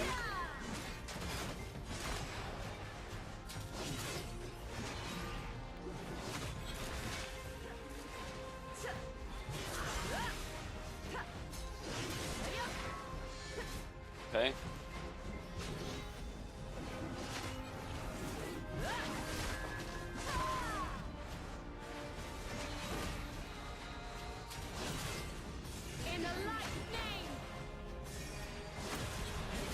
Oh shit, Shifty does crazy damage, what the fuck? And it looks to be like ranged. Yeah, it was kinda ranged.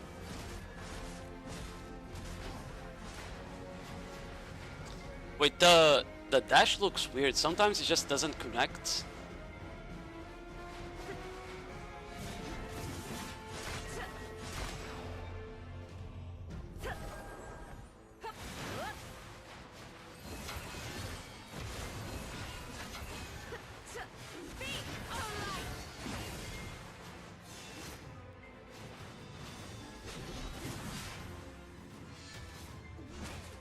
Did I cast the grab earlier? I think I did, but what happened to my Shifty then? Free from suffering.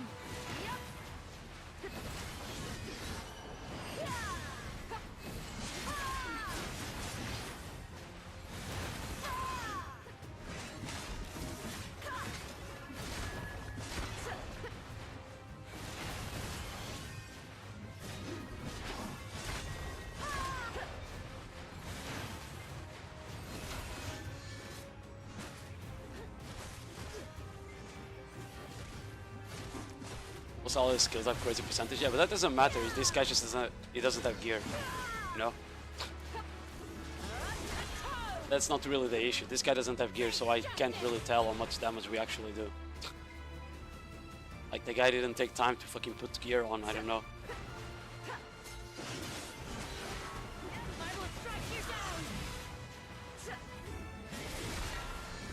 Oh, I misclicked. Keep casting E instead of Shift A. Trying to see the range of that skill.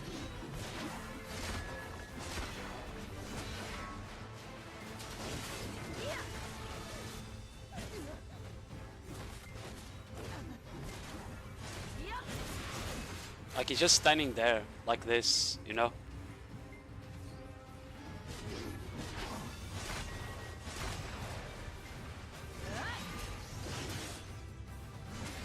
That will... Okay. I think I need to... There we go. Like that.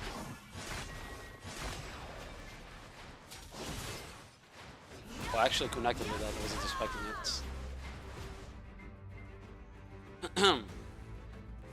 How's protection so far? The SS, you can't linger any XA.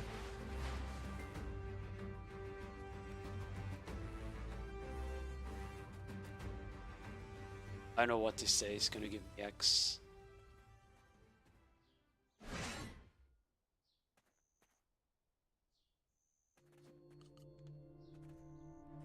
Oh, he wants rage.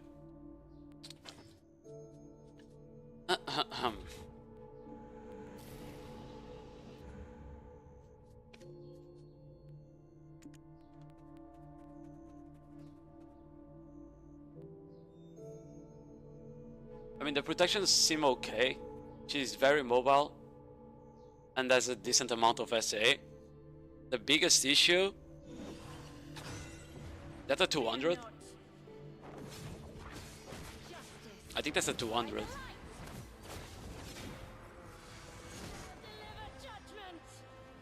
Seems to bound at the end.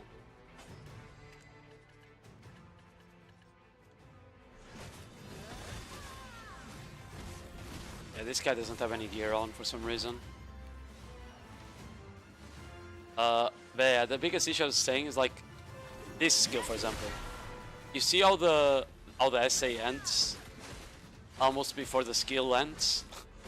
I got it staggered earlier casting it, so I think that will be a bit cooked, you know.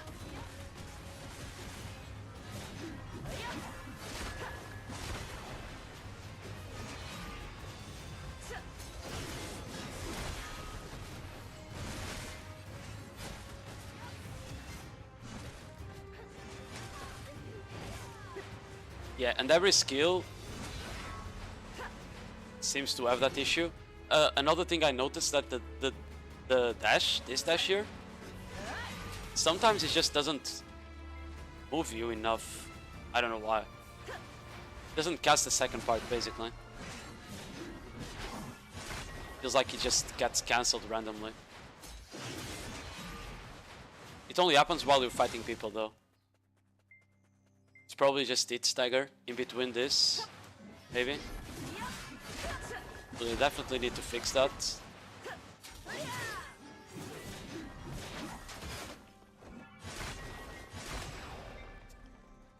Yeah, in general, like you just need to know how to keep the pre-buff up on AP and attack speed probably.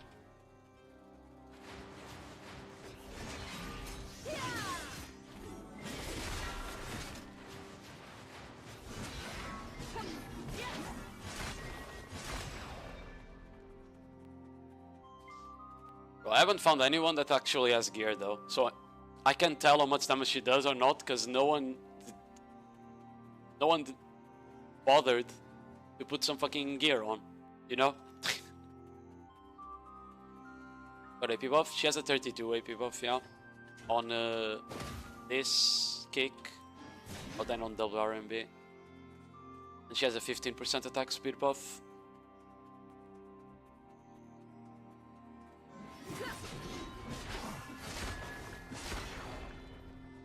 Although I think I don't know up to where you need to cast this 15%.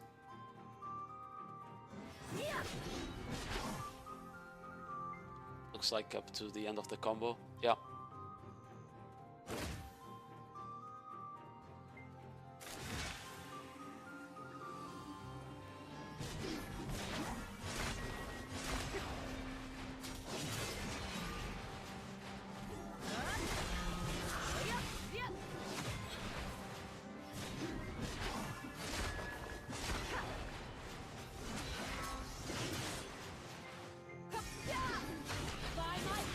Casting shift Q, bro.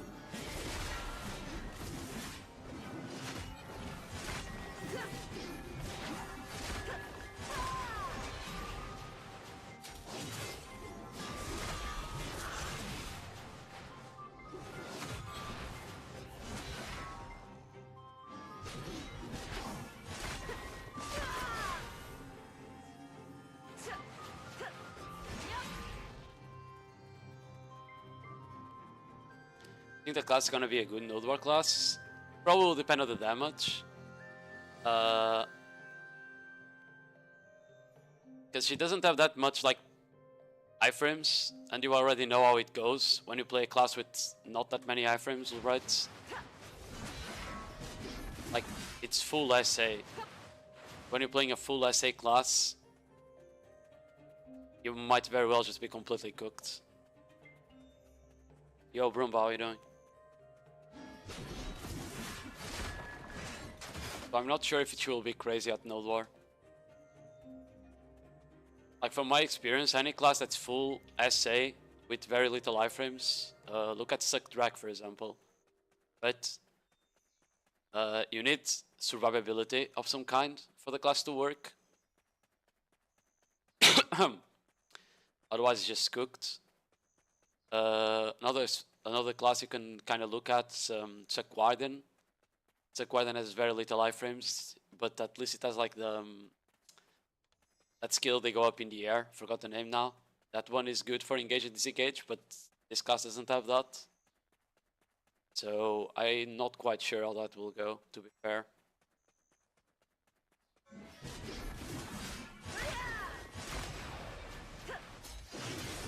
Like, she can go in, do a couple of SA skills and get out again. Fairly easy, right? So like, she has the mobility for it. So kind of like an Awakening Nova. Awakening Nova doesn't have that many iframes, right? So maybe it's still fine just because of the mobility being fast. Striker, Zerka, Sakdoza. Striker has a lot of iframes though.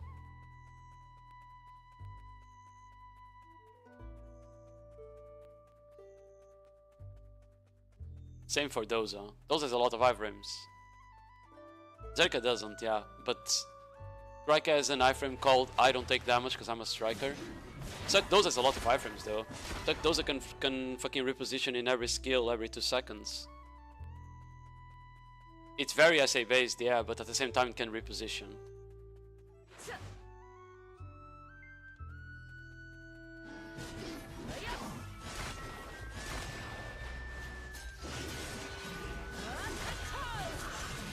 I think it's more comparable to a warrior, right?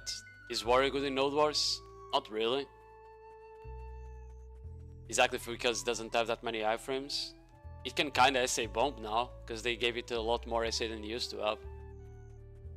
But that's not really enough. The war mobility doesn't seem as good though. I guess they did give him full protection now in Shield Chase. She didn't have before. Yeah, I don't know. I don't feel like people should downplay how Striker is. I do not like people trying to downplay Striker because Striker is probably one of the most broken classes in the game. It's just 90% of the Striker players are fucking shit at the class and play it full DP, and then they don't frag out because of it, to be fair. That's my opinion after watching too much Pico Node Wars. Like if you can go a full siege with like 100 kills and 2 deaths on a striker, the class can't really be bad, right? On a fucking like 2-hour siege.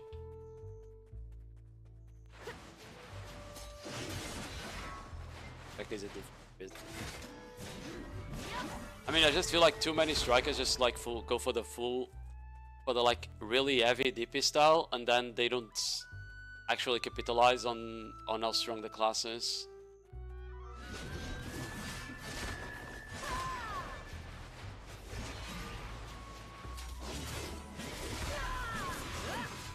I will strike you down.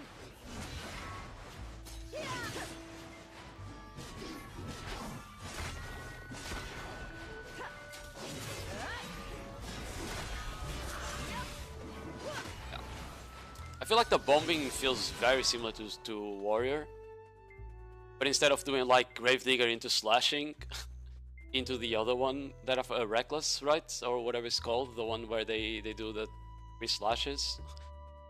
Like it's very similar, right? Like Gravedigging. I think that's similar to like the slashing skill they do. Only this one, the one where they throw out like 3 blades in front. The skills are very similar. That's why I'm not sure if the class will be that good. Because Warrior is not that good on large scale.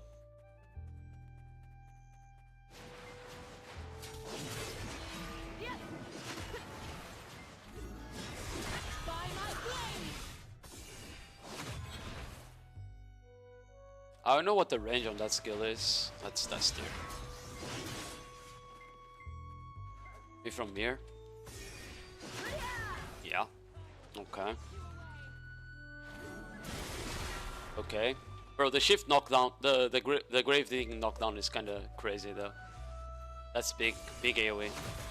Shifty has a long range.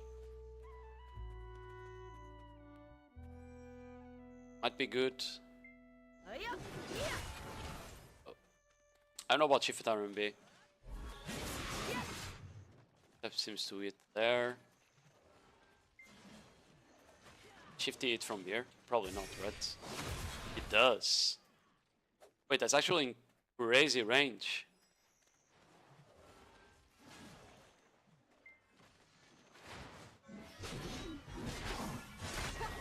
I'm stuck. Yeah, it looks like Shift T, Shift R and B, it's like from a decent distance. So you can kind of get damage from range, kinda. I will strike you down. You grab his range to go. Yeah, I tested it earlier. You can grab from like here.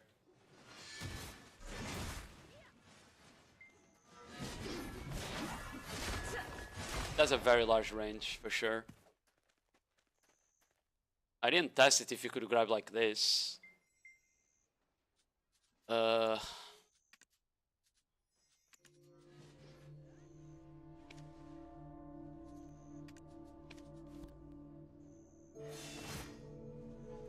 It kind of looks like you still need aim assist on. Yo, Broomba!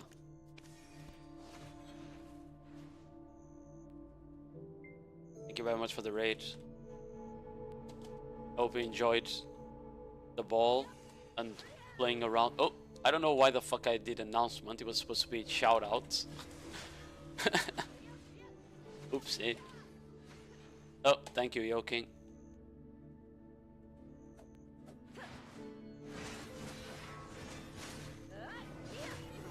Yeah.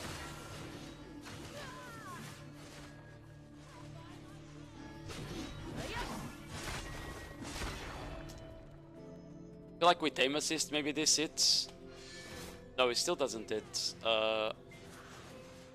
When you see cone, is like closer to it then, right?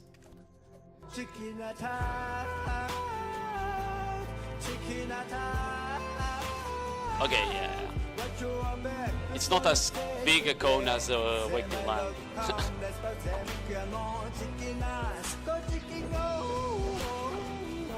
Yo, Naded, thank you very much for the sub. I appreciate it. Welcome into the chicken coop. Enjoy your new emotes as well. Yeah, I mean, it's still a fairly large cone. I was like here, aiming there. Still a fairly large cone. Oh, wait. Maybe I just wasn't close enough. Okay. Surely not from here, though.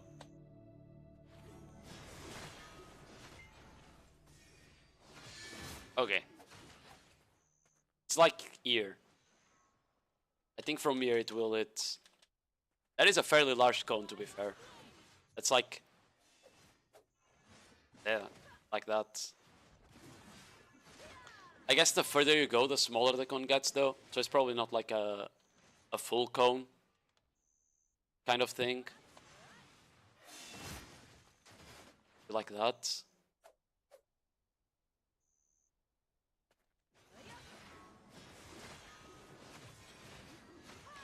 I feel like most grabs are like that, no? Huh. You need to go even closer.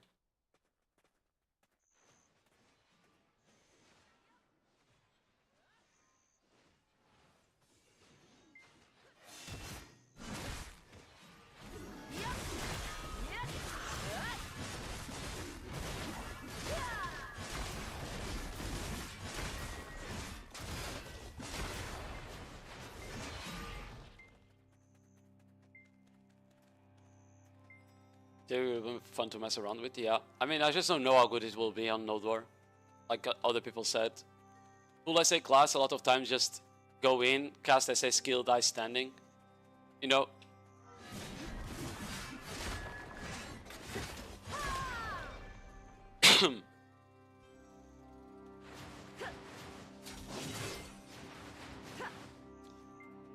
Wonder if...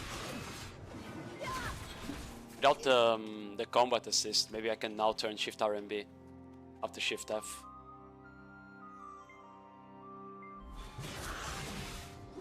Yeah, it looks like I can kind of turn Shift F now without the combat assist on. That's nice.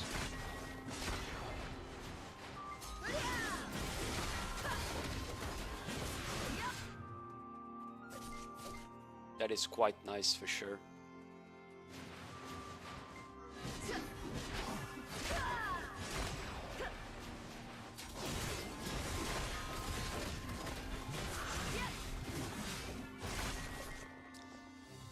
That makes the R&B a bit harder to hit, huh?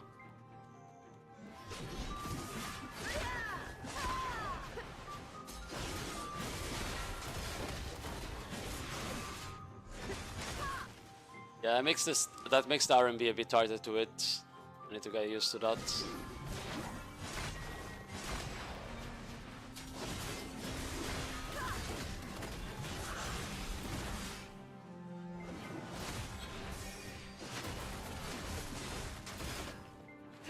Like he got up very fast there.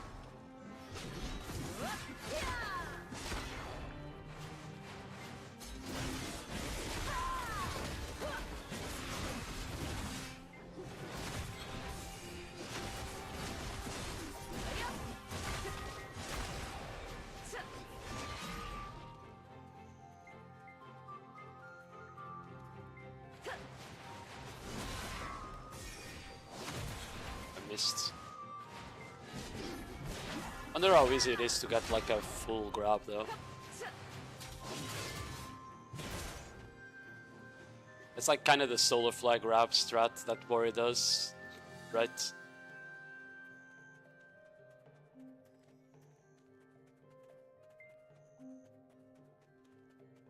it take a while to extend timer? It should extend the timer, right? I assume it does. I don't have enough rage to test that, to be fair.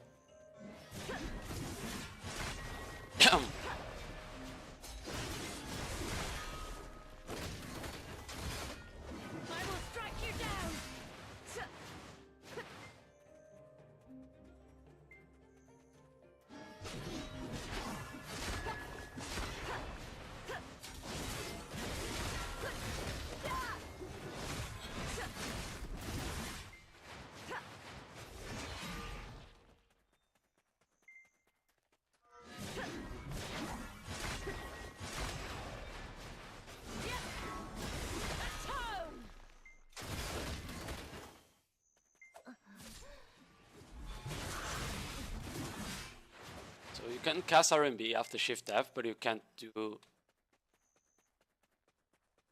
that's kind of weird.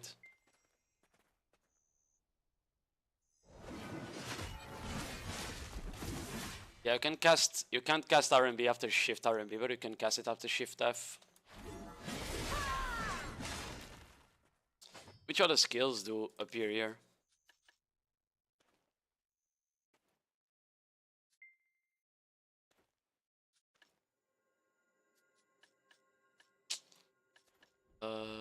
Grave Sundering or Culling the Dead? No, it does say Culling the Dead appear here. Huh.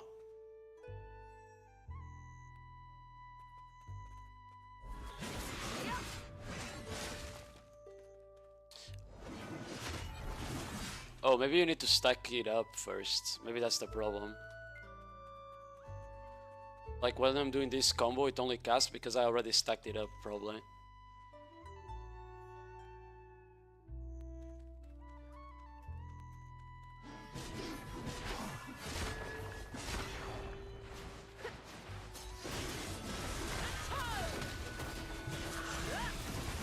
Yeah, that's exactly why. Okay.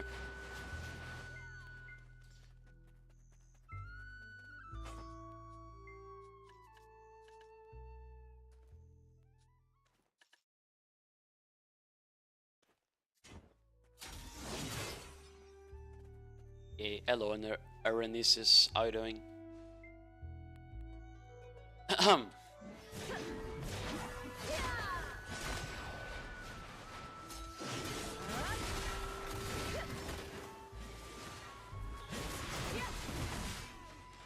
Oh, Shift F knocks back, I completely forgot that.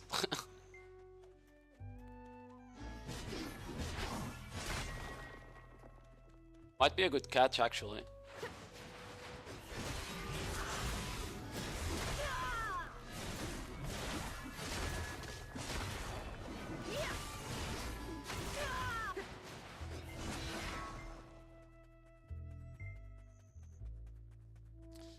the choice of form just augment the main 3 abilities, or does it give a new skills entirely? This one augments the normal abilities. This one gives you a whole new kit that is like very low mobility with very slow skills, but really large AoE. This feels like a PvE form basically, while this feels like a PvP form, you know? But maybe the damage on these skills is so large that you're actually gonna use it in PvP, I'm not sure. I haven't been able to test because none of the people I've seen here even have gear on. Imken, hello Alba, how are you doing?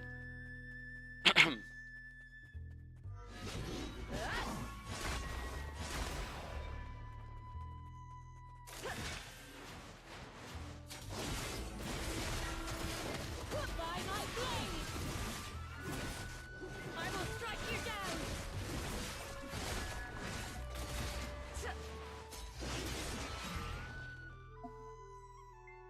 It also heals you every time you take damage. Yeah, like maybe it's good. If you don't need to chase during a fight.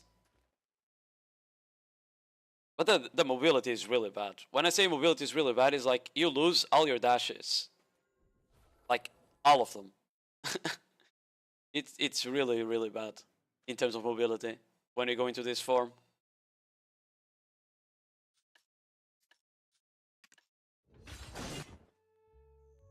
Think why the mobility bad? No. You never see a class with as low mobility as she does in that form. Like, look. This is without the form.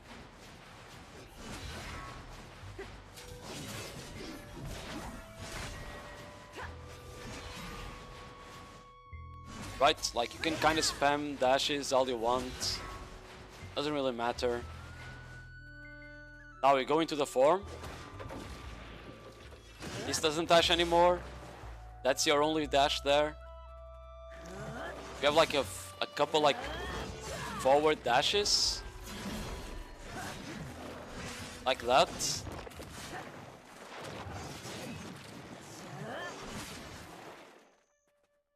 Like this is the dash she has. Like that's it. You know?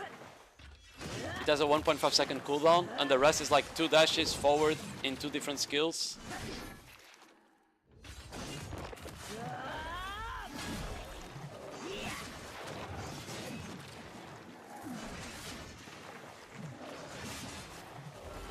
Like you can't chase anyone on this form. There is no way, right?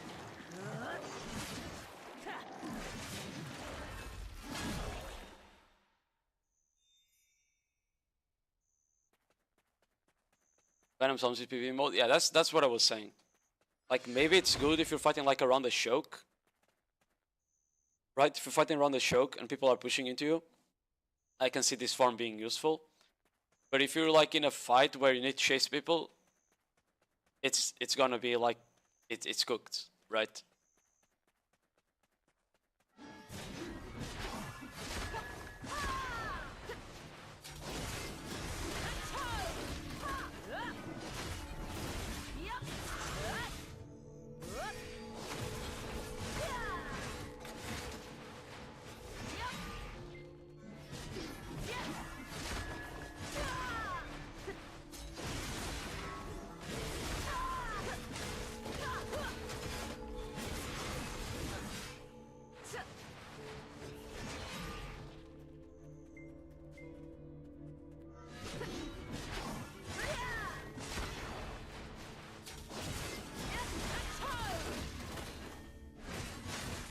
Yeah.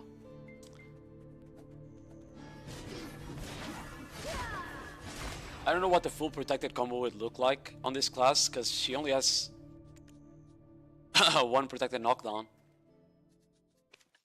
So you always need to go for unprotected knockdown with CC, right?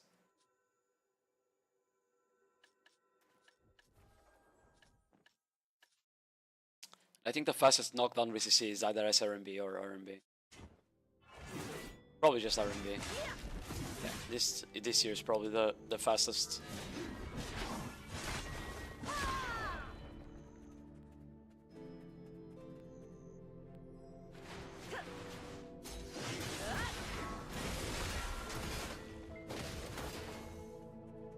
Yeah, yeah, yeah.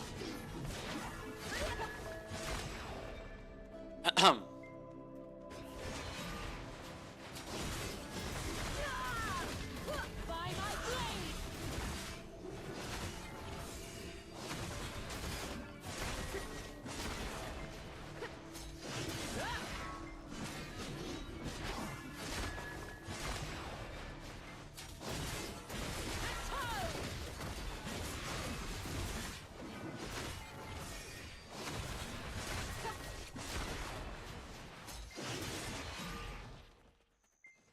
And if she's gonna be any good in large, yeah, I'm not sure.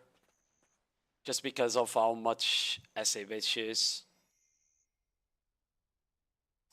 If you play it like an Awakening Nova, she might be, but because their mobility is better than Warrior at the very least. So I feel like she can maybe get into a backline and one-shot someone and then get out, like all the Awakening Nova used to do, you know?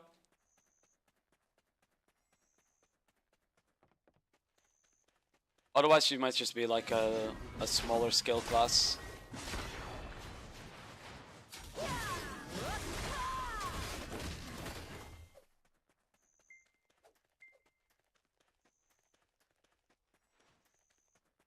I think the protected combo, you just skip the evasion debuff, right? Something like this. You go in.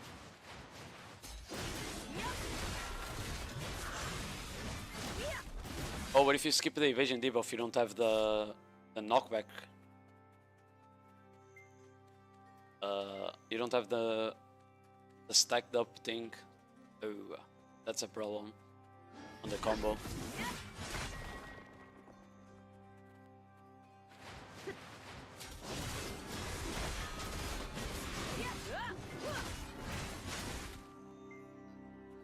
Yeah, that's kind of a problem on the combo I was doing. Show grab range. It's like from here.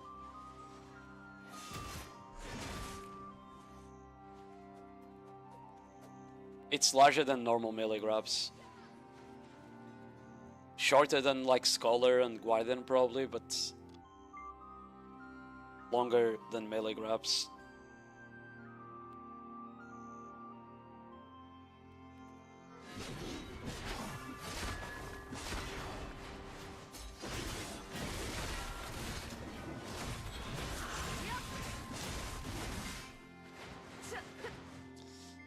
Yeah, I think you might have to go for SRMB RCC there.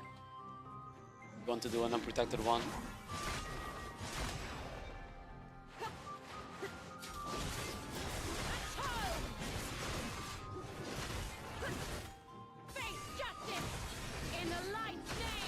Bro, what is this guy doing?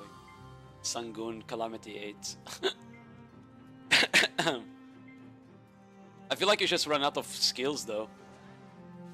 You run out of protected skills to do damage. So I don't know how good their Awakening Bomb actually is.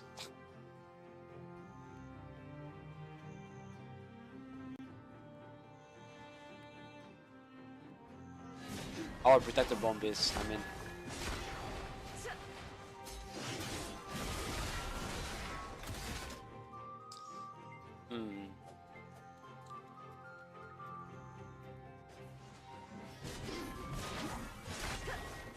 Guess depends how much damage she outputs. Yeah, I mean, at the end of the day, that's how it works, right? If you have enough damage to just kill the target fast and get out, then she's probably gonna be good. If she doesn't, then it's cooked.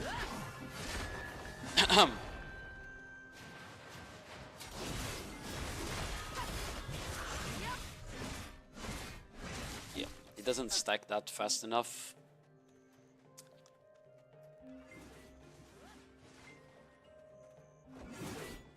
Maybe SRMB does though.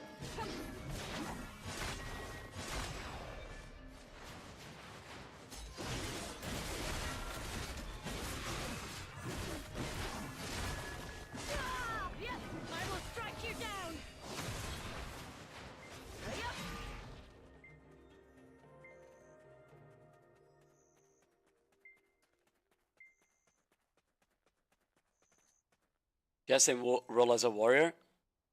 I don't know if she has. I mean, Probably has the same role as a warrior in small scale. In large scale, maybe it's better because warrior doesn't have like the warrior doesn't really have this mobility, right? Can't really do this on warrior as easily. I think that's the difference. For the 100, I think it's this one. Hold on. No mercy in judgment. Oh, I'm on the dark form. I forgot. I will sweep you away. Pay for your sins.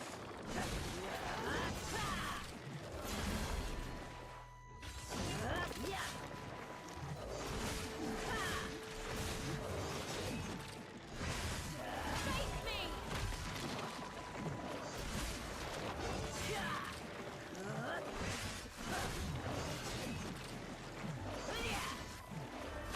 I will sweep you away.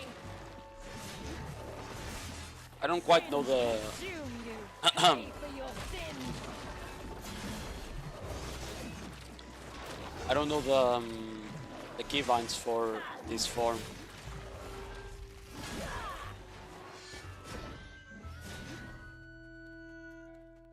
I think the 100 looks better when you go into the other form.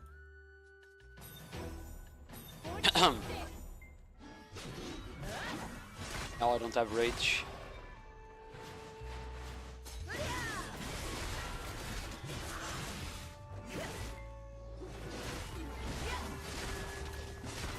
Face justice.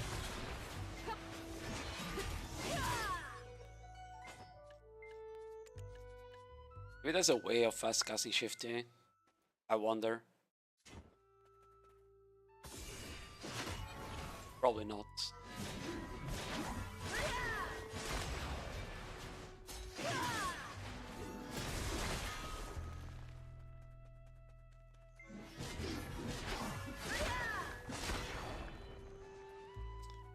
Reforms, yeah, she has reforms.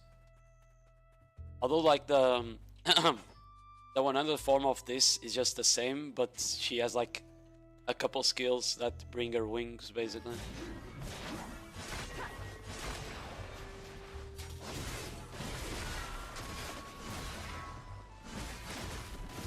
By my blade.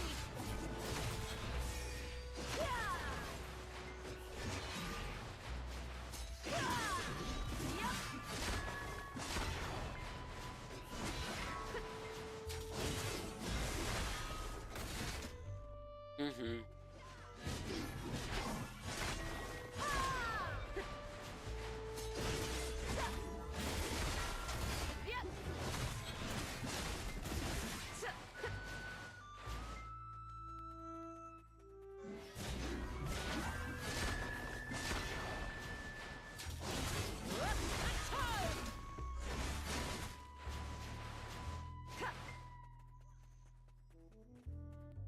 I wonder if I have time for the hold on. I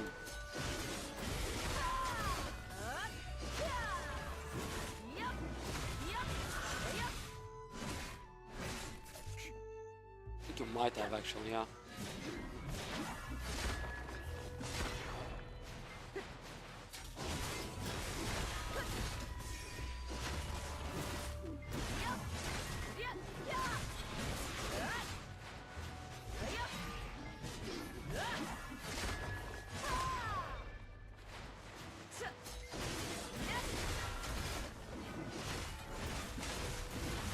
Face justice.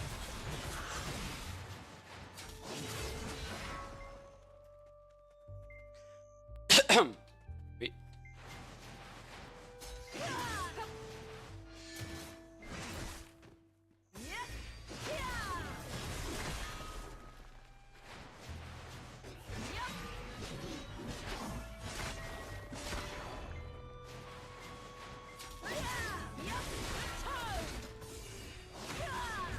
By my blade.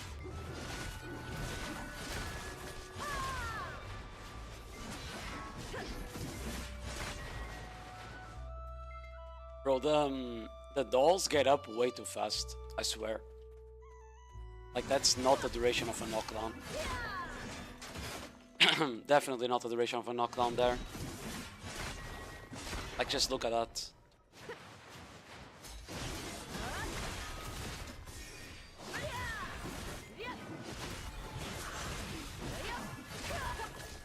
You see, like, he got up there.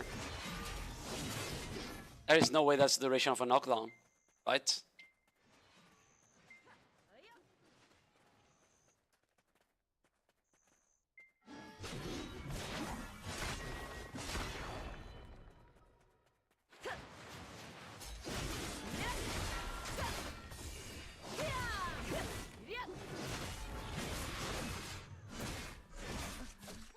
I feel like they get up like a half a second too early, roughly. Any iframes? Not really, only the dash. That's why I'm not sure if the class is gonna be good in large.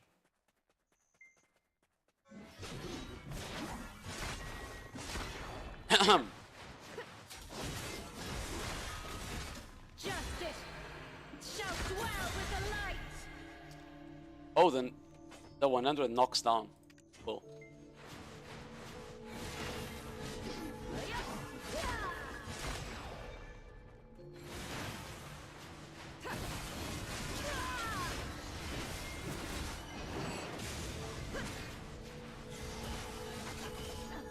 Oh, yeah, the the shift RMB kind of cucks you during the other phase to do combos.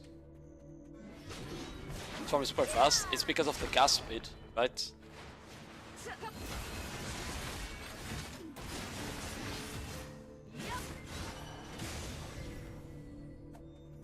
But it kind of fucks some of your skills.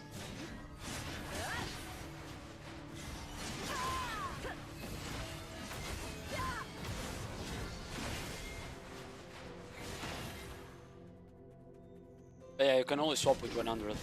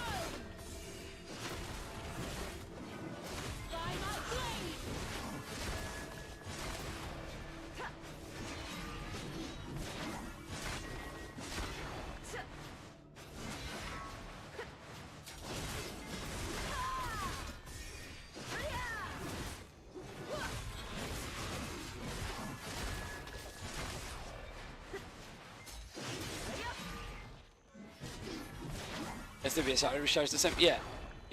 They didn't make it faster. I mean, you can just, with shy buffs, right? Shy buffs, people feeding you rage maybe. You can probably keep the form up most time. The question is it worth it? To feed rage? Like, who knows? Maybe it is. I want to damage test with people with gear, but people that I've come here, maybe I'll try going in another BA. Maybe BA 2 or 3. Because every person that I found here did not have any gear at all, you know?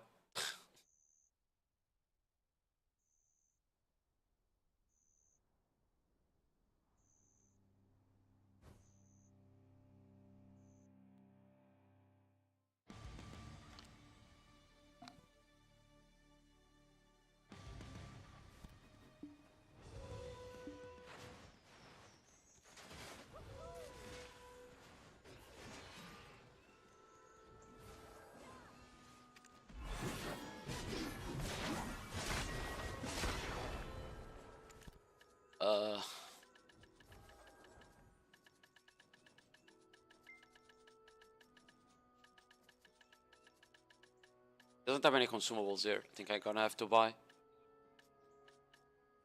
What's this one? Yeah.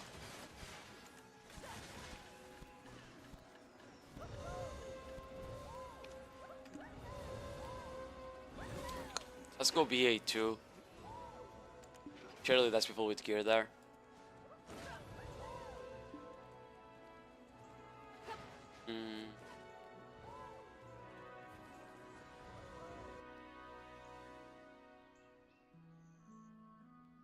But Biceptimus is streaming with Lakota. Isn't Lakota one of the CMs?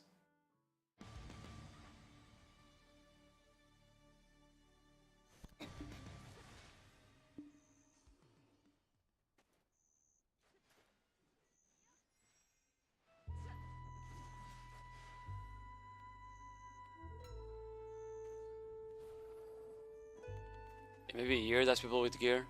Let's see.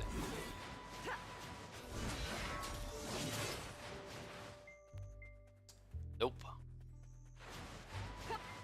There is no one here with... Wait, that's diffuse.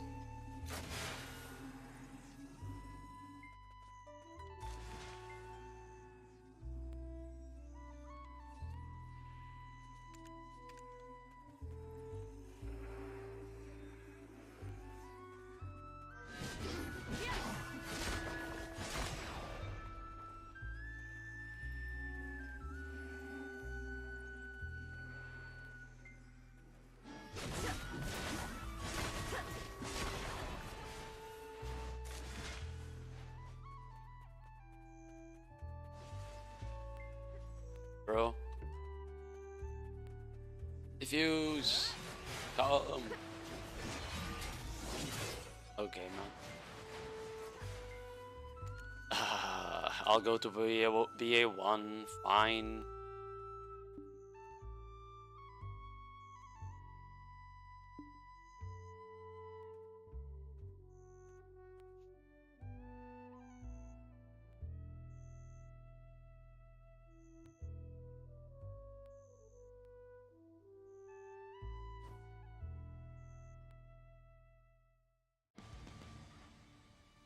Fine, I'll go to BA1.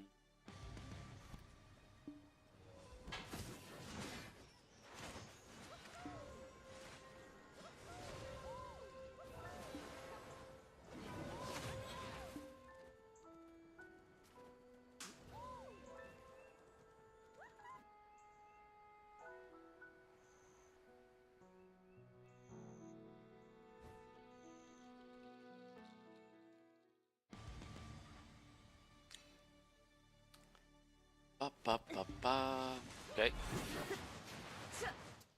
Oh wow, there's people doing fights here. Crazy.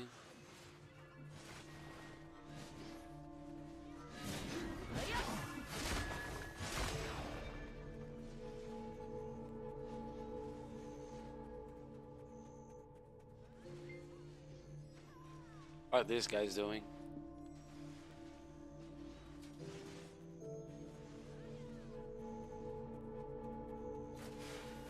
That Eldrazi. It's Comfy GM, the gayest gay.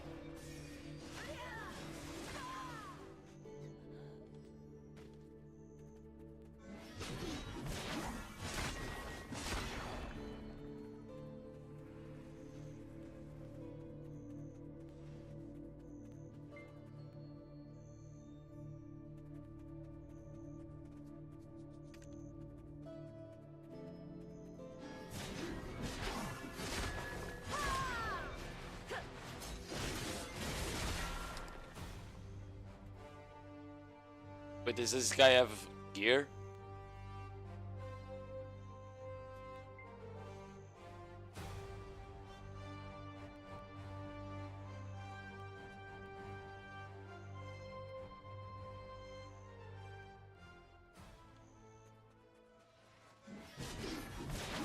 No Lazaro? Yeah.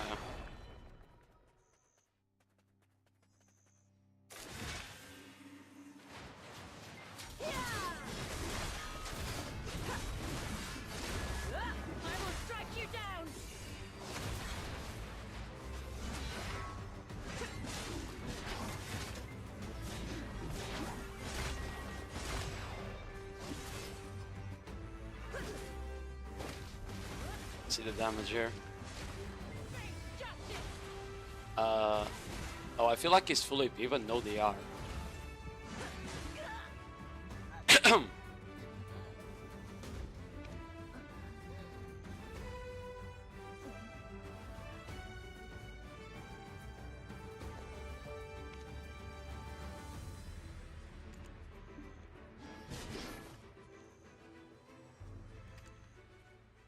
He's full AP, ODR.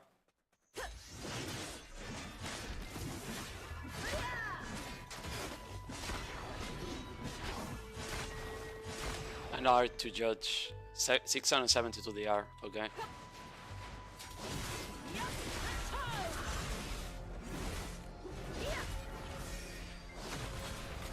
Yeah, I feel like you need to DP debuff still. You still need to go for the DP debuff.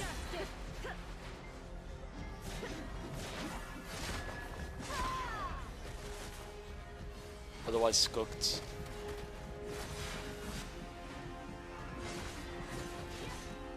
The block breaks somewhat easily as well.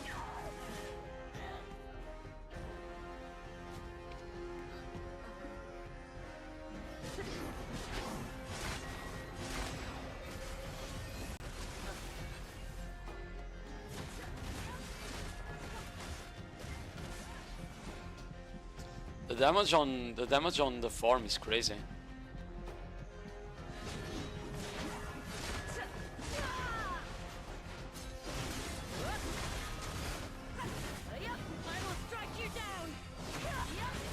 Ooh, shifting damage is crazy.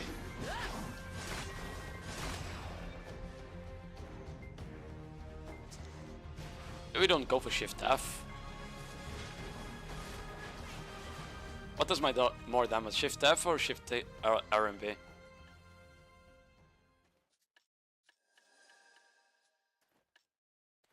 Shift RMB for sure. Yeah.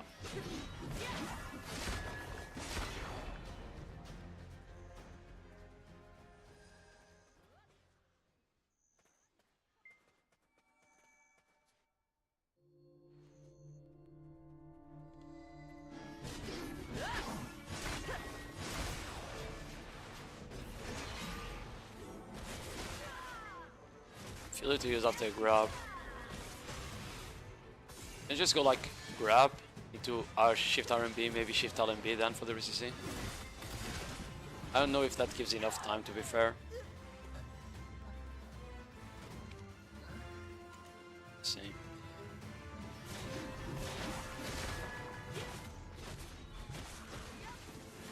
Yeah, no.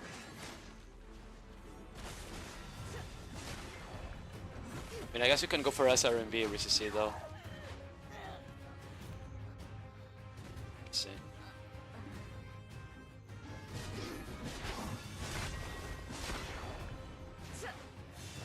Okay, the range is not as crazy as I thought there.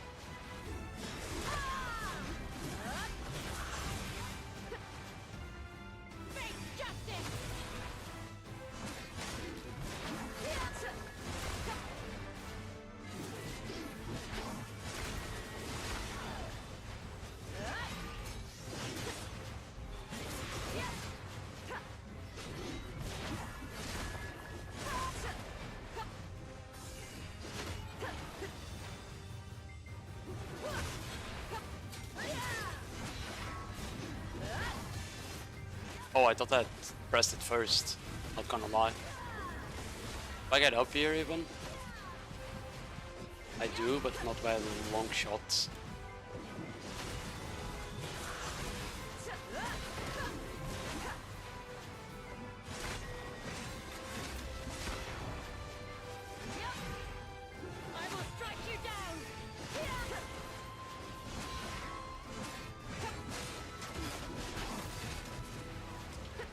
keep fucking up the...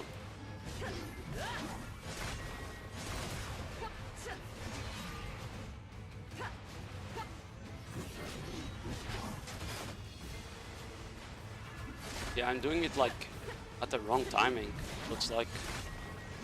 I'm trying to get used to like the cast speed pre-buff, but it's kinda hard.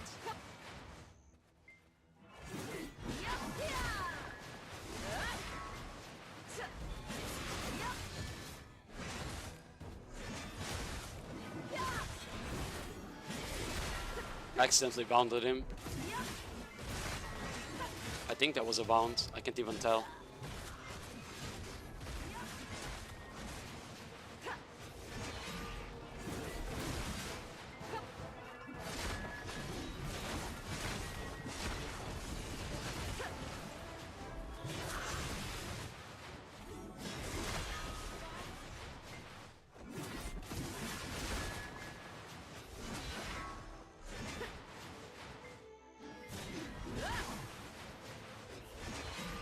Yeah, it seems really hard to catch up, not gonna lie.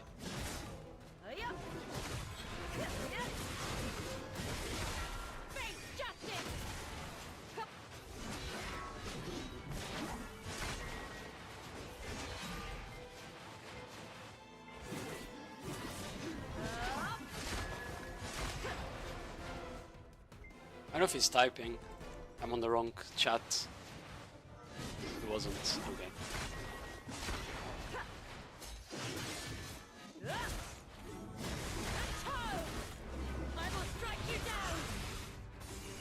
Yeah, maybe Shift F is not as good as I thought, not gonna lie.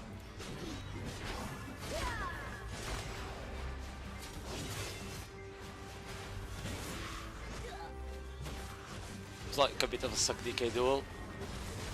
I mean, if we had optimized combos, we could probably kill each other, right?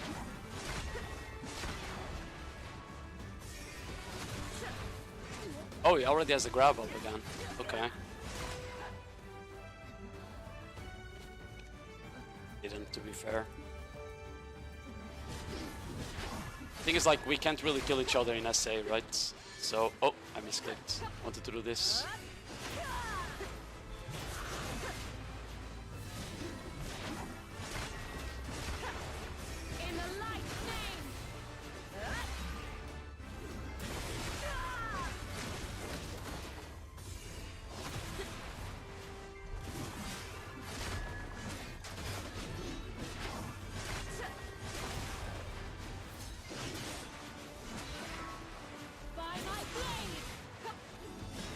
I couldn't follow up that catch.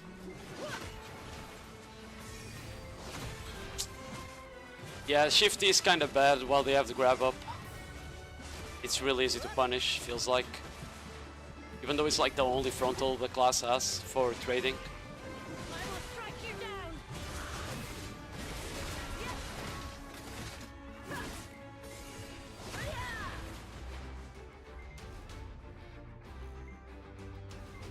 I just like the game with grab, perfect class.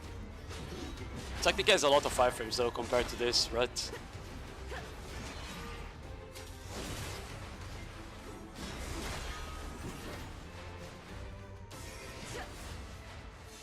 Oh, but you can cancel. Okay, you can cancel Shift T if you have iframe up. Okay, that's good to know.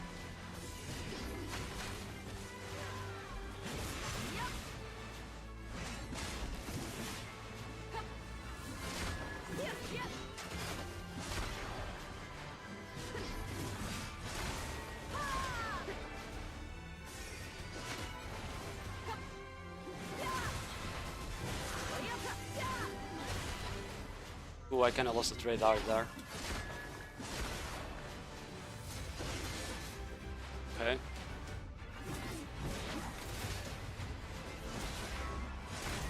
I don't even know what's sitting there.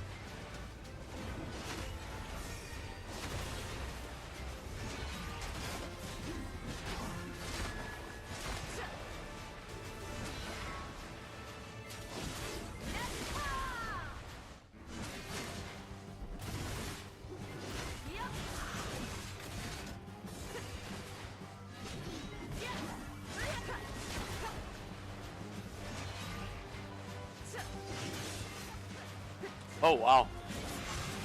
Not gonna lie, thought I got that CC.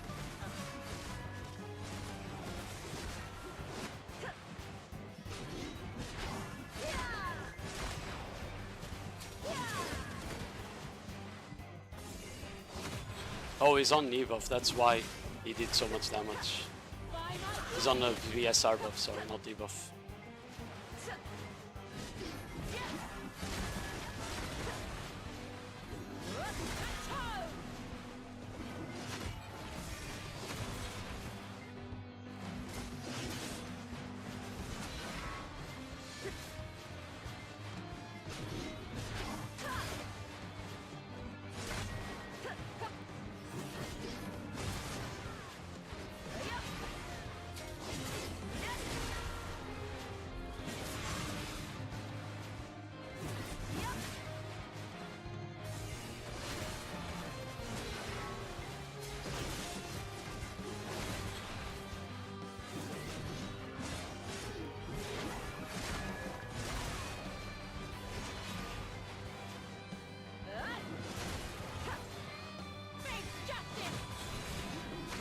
Oh, I misclicked.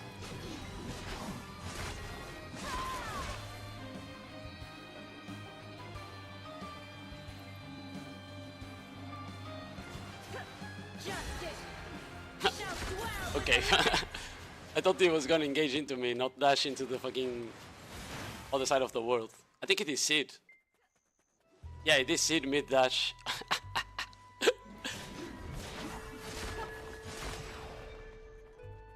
Yo, G, we are doing? Since when do you get animation skins for Warrior?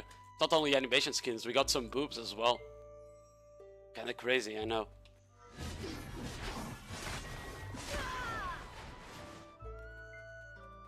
Yeah, I think after you get used to it, the class flow looks good for 1v1s. I don't know how it will be for large scale. It might have enough damage to just fucking blast rangers and shit. You know? But I don't know if it can get like the full skills out even in large scale without just dying. That's the thing.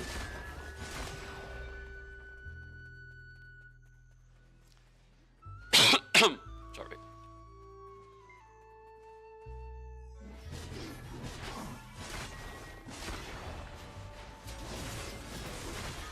Okay, that guy doesn't have gear.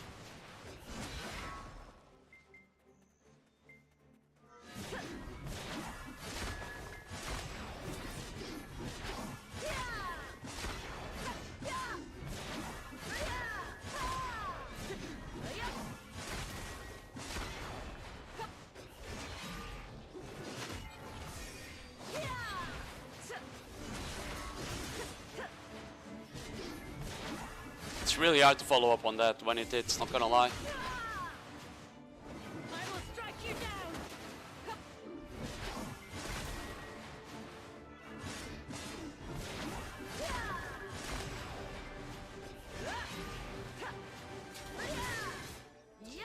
What? That's crazy that that grab missed. Not gonna lie.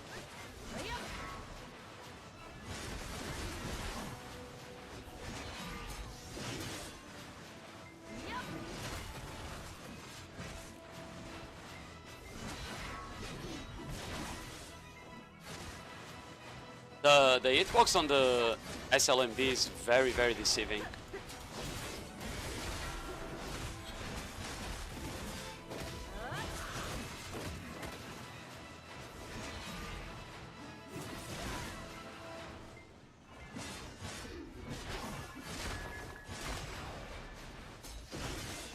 Okay.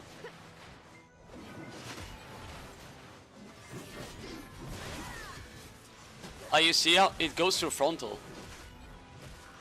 I'm pretty sure that went through frontal. This guy doesn't know how to combo though, so there's that. I'm pretty sure he went to frontal there. Kinda like the Dracania one, you know? See anything?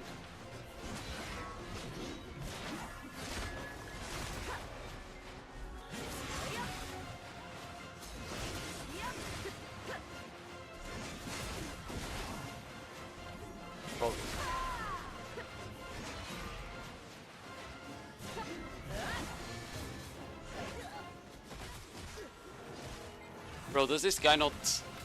He doesn't have consumables on for some reason.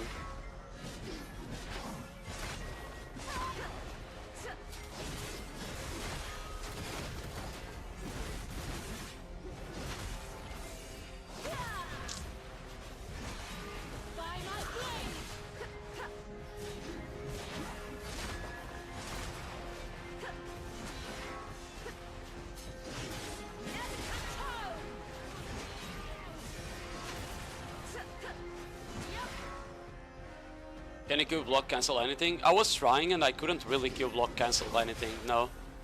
You can like buffer it, but it doesn't cancel the skill. Oh, it cancels Shift T apparently. I guess you can cancel Shift T. But Shift T is like you're gonna get grabbed, so you probably don't want to cancel that, you would rather iframe it, right? Doesn't cancel that. Doesn't cancel that. Doesn't cancel this. Only really Shift T. Demacia.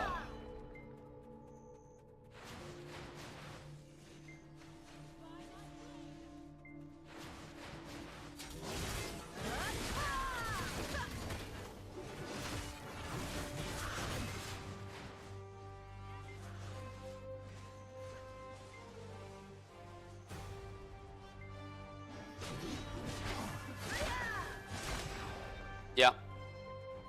I think the only weird thing is the hitbox on this skill, probably.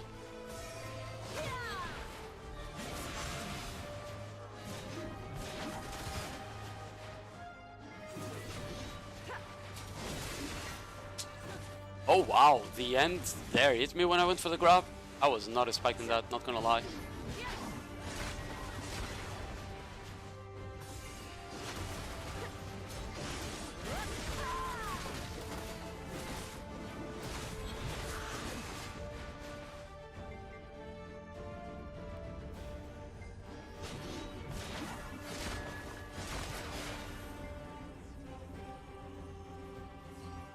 I think this guy is on full AP.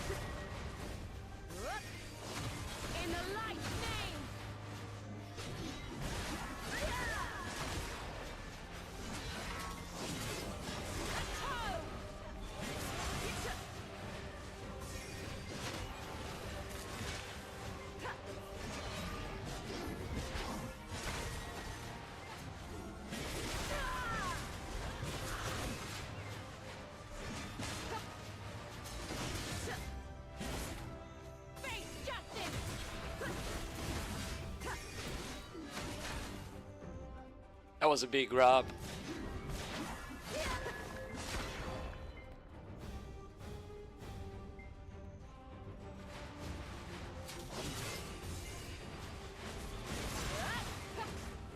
Oh. Oh, I think I dashed on cooldown maybe.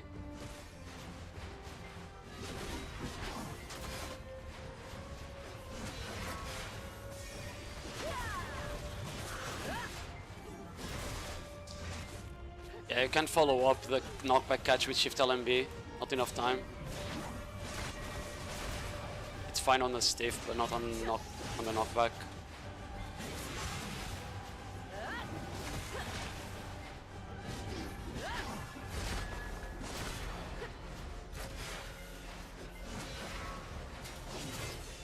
Oh, I overshot that by way too much.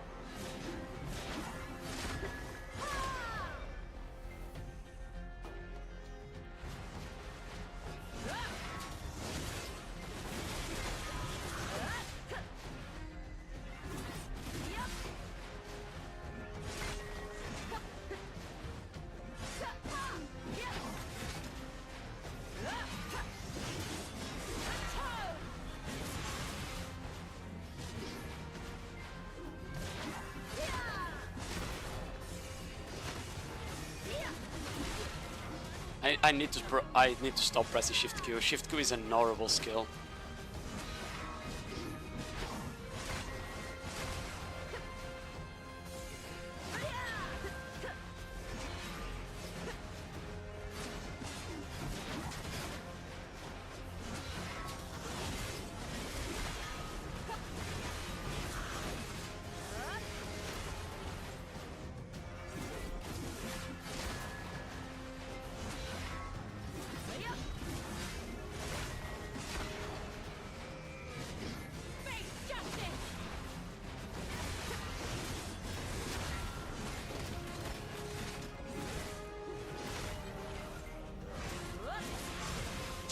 Oh, Shifty.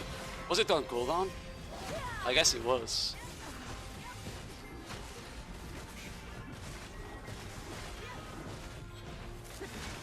Oh, I see. I cancelled my Q block because I'm stupid.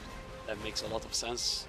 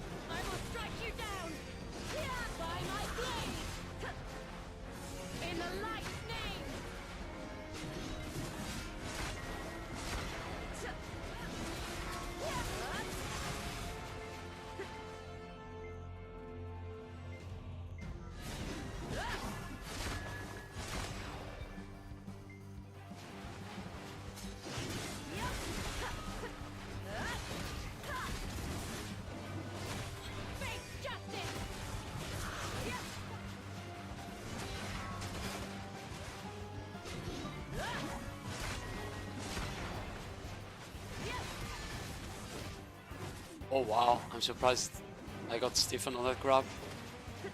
That would it.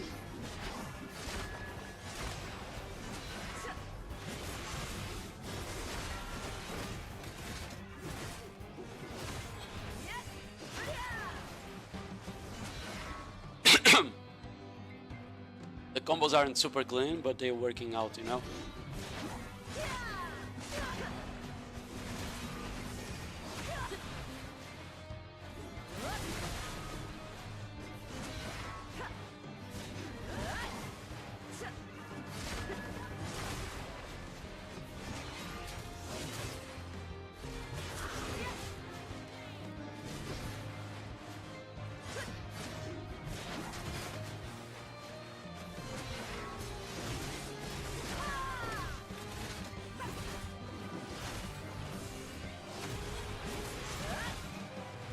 Yeah, I think with add-ons the guy dies before I shift F there.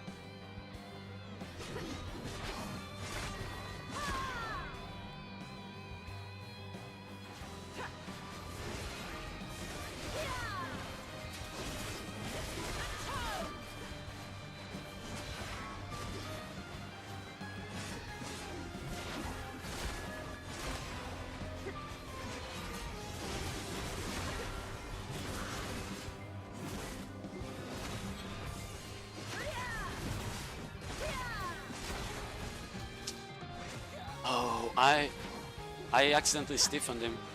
I had a cool combo there.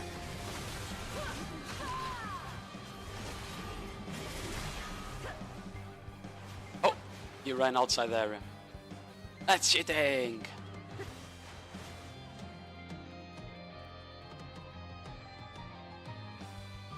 The shift F catch is good.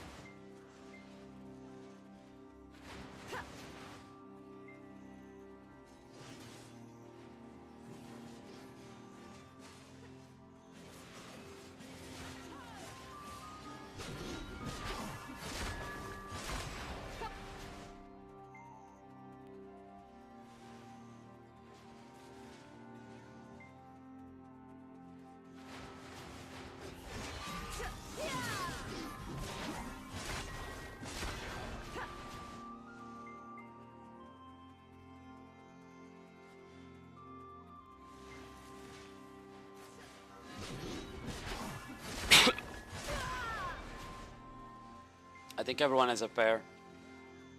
The guy was fighting left.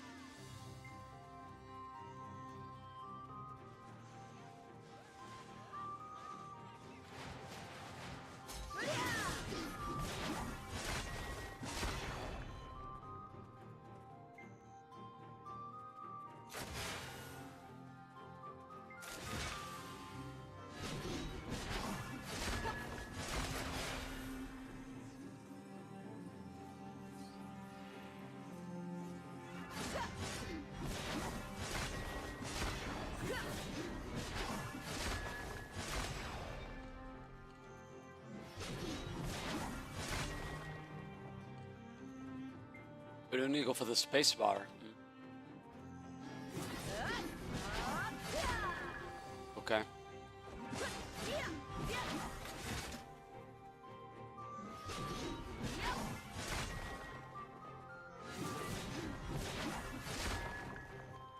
I see.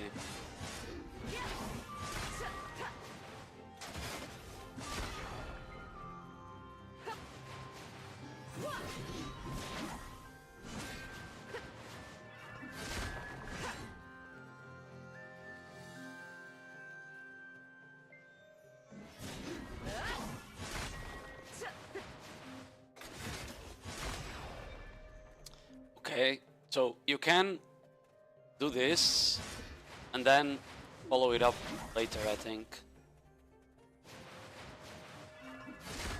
Exactly.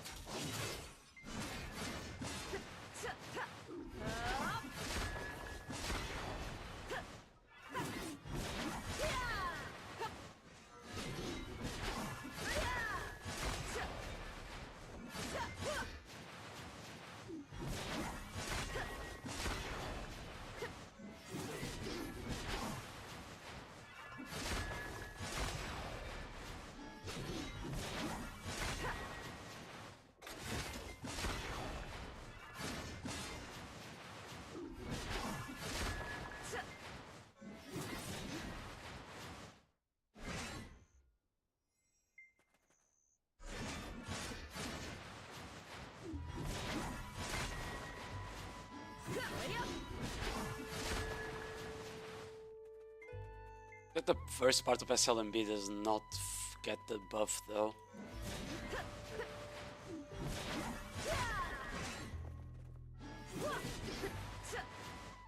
Yeah, you need to full cast SLMB. Okay. Yo, Carry Hard, how are you doing? I need to go have lunch soon.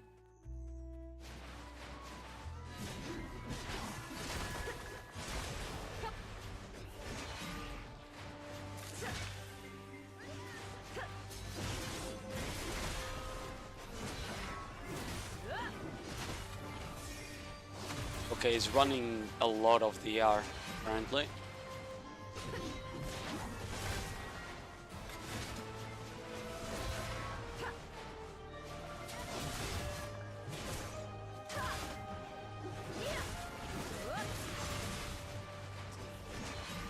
There.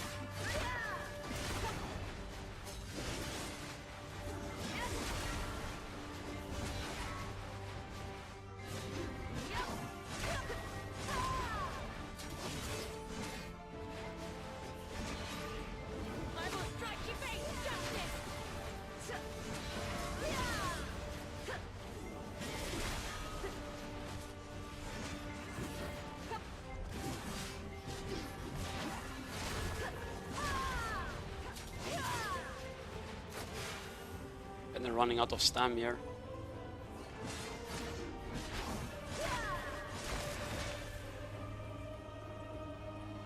I think he's changed targets without noticing.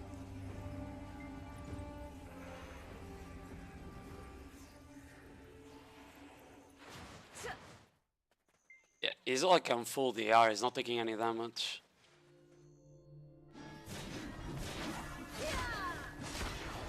Can you lose dark mode during BSR? Yes, but the dark mode is shit in PvP from the looks of it. It's very slow. Very, very slow. And has like 0 mobility.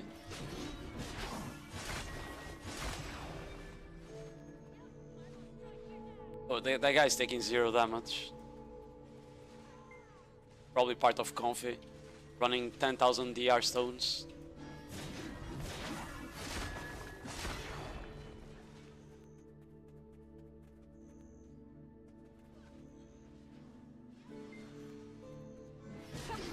I didn't Awakening PvP class. I mean, yeah, you're not gonna really be that much time in Awakening unless you have 100% uptime on E-buff, on Z-buff, I mean.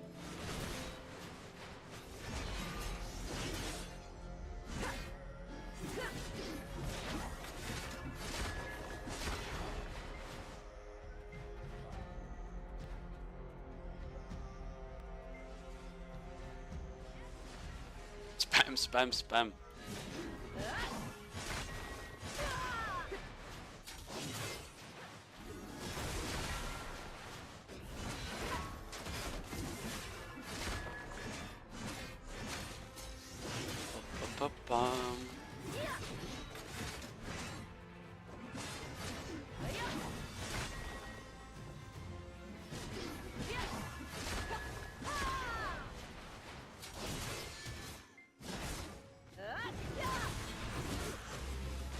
Oh, bro. Kinda hard when the resistance being unprotected is a bit shit, you know? Feel like it's gonna be an easy class to peel.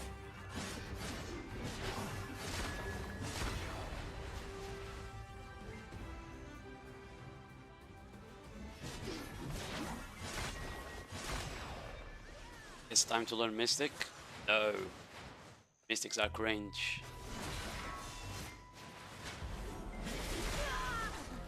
What? Oh, it was on cooldown?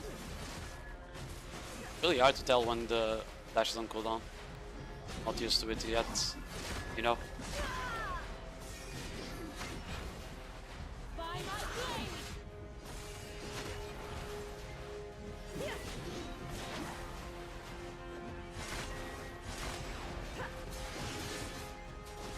What? In avoid mode, huh?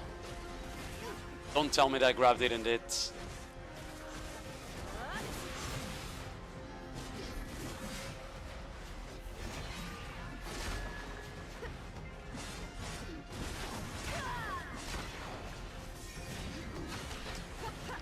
Just clicking that skill.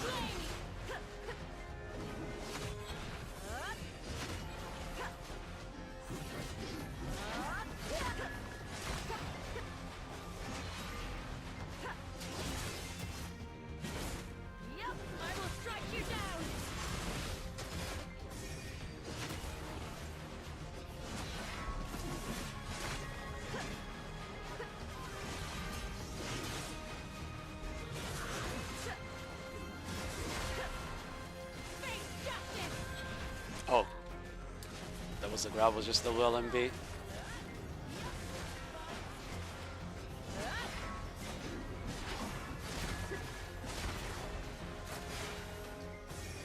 Guy's that. Yeah.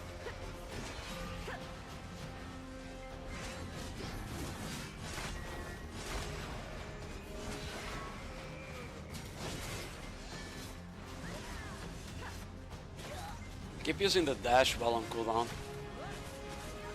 I'm too used to Corsair.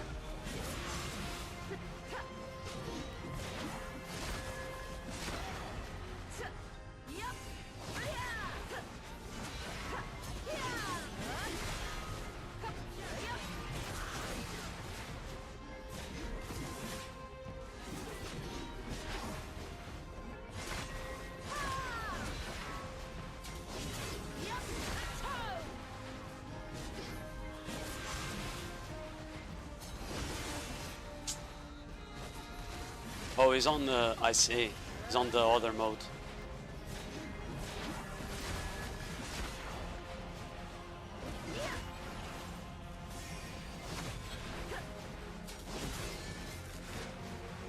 did I miss that grab?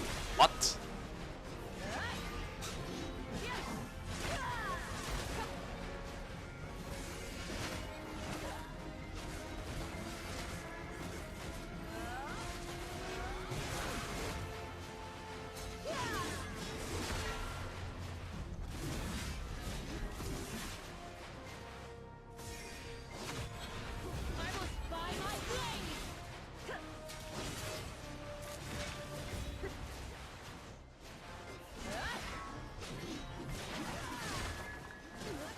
This guy.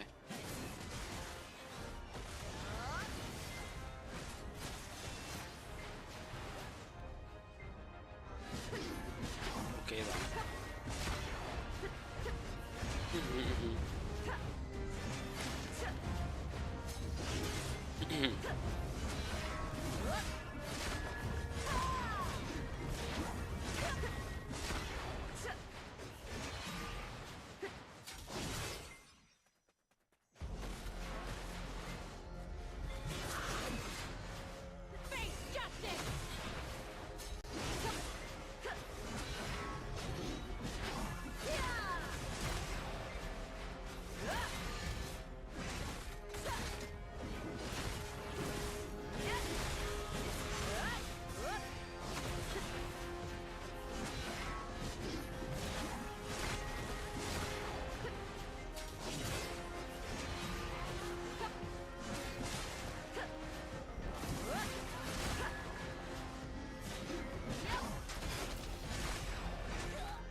I need to try to stop trying to pre buff because I'm dashing into them when I do it, you know?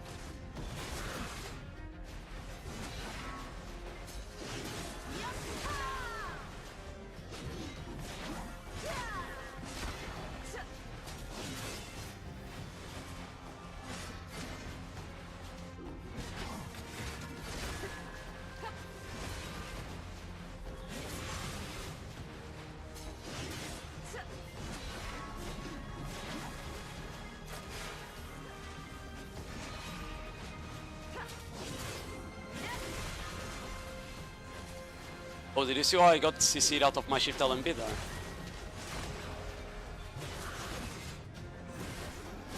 Oh, I fucked up. Yeah, it's gonna get up here.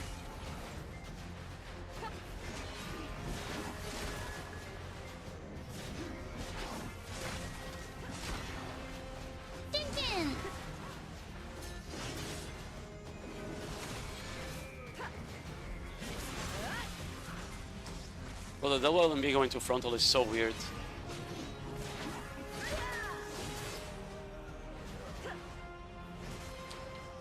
Why am I out of... Oh, it's stamina that I'm out of. I see.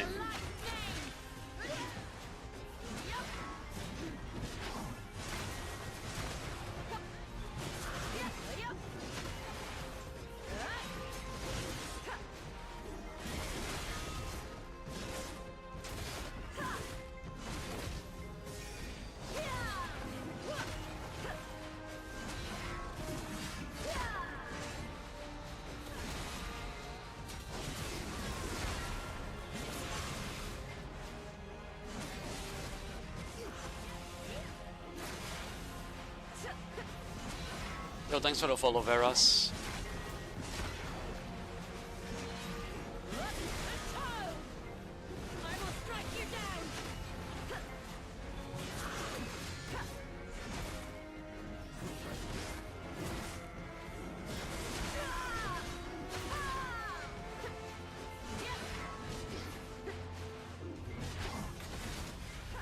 I don't quite know how to capitalize on the grab too much, you know?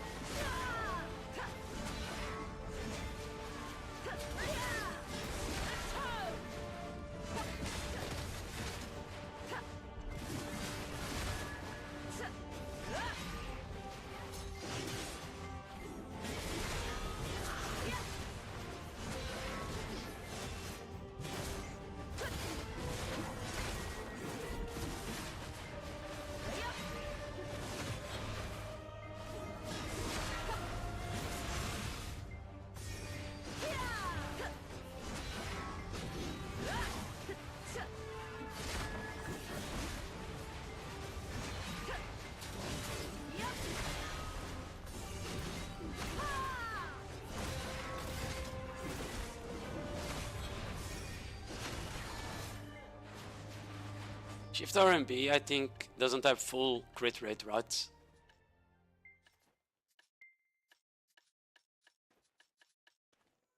No, it does. The damage just ass then.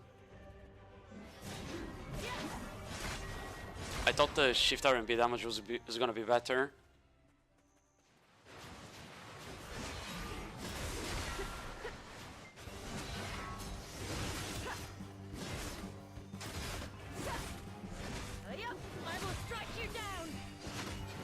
Oh, I missed that. Shifty is like the one that does the most damage.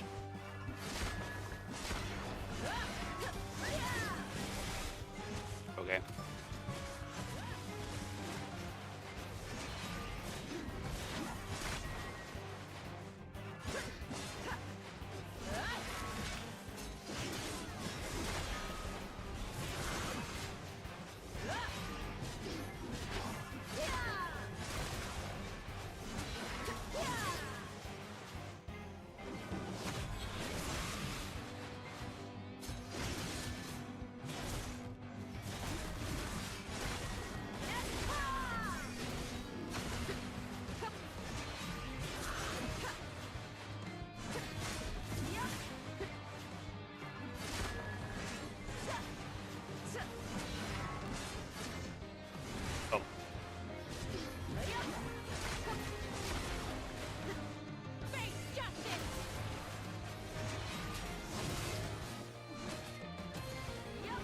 I don't know why I didn't get stiff on there.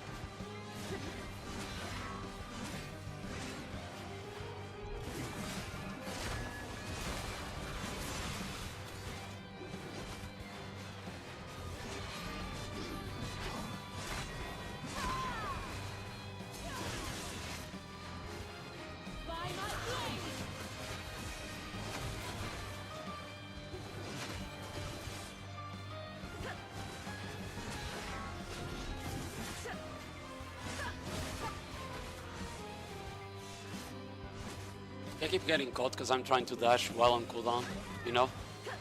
I mean, my shift F did go on cooldown there.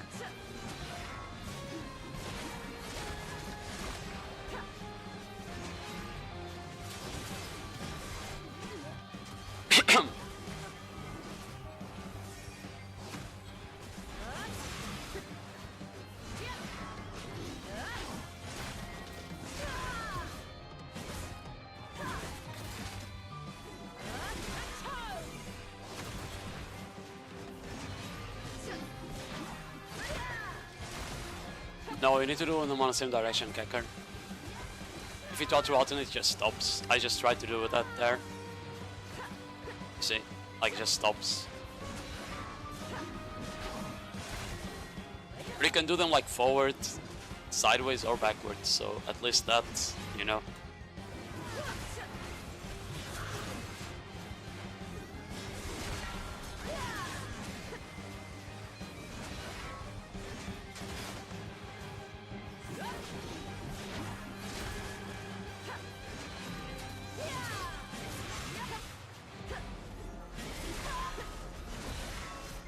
Okay.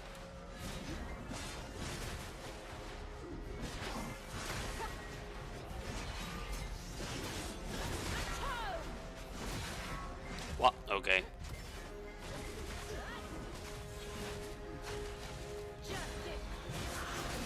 Oh, he's ulting. I mean, I know how to do that too.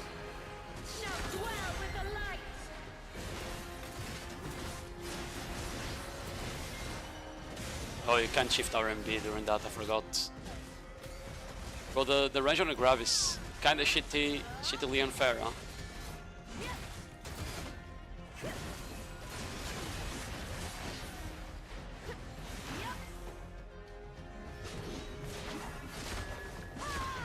That seems crazy on paper.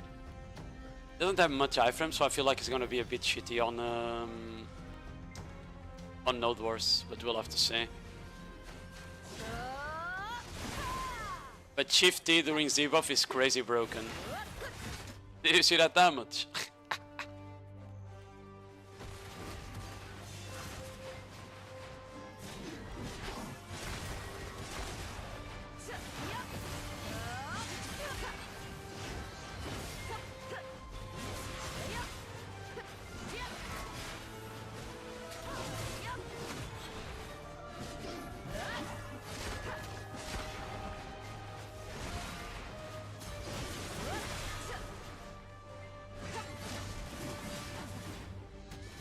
keep misclicking, trying the SRMB instead of SLMB. While trying to pre-buff.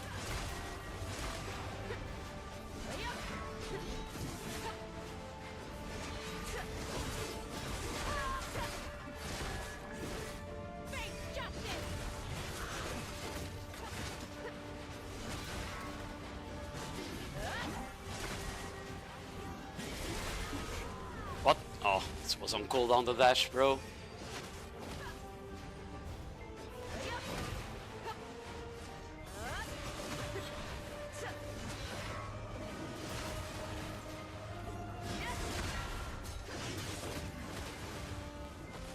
I keep using the dash while it's on cooldown. You know?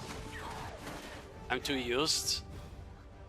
So like you dash in and then you try to dash out, but the dash is on cooldown and you get hit.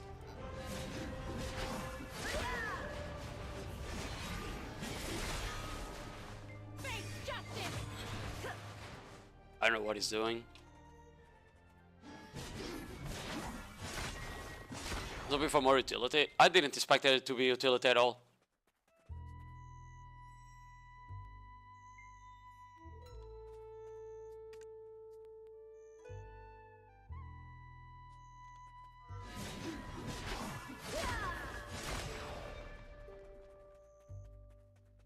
I did not expect much utility.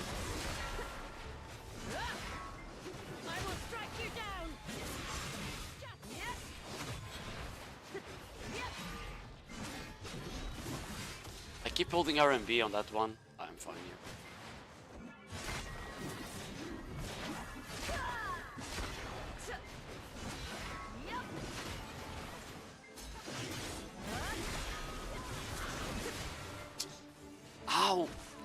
How was it still on cooldown the dash, bro?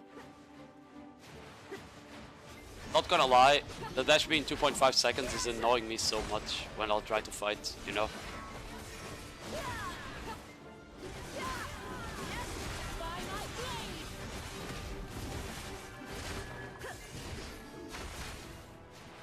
I just ran out of skills.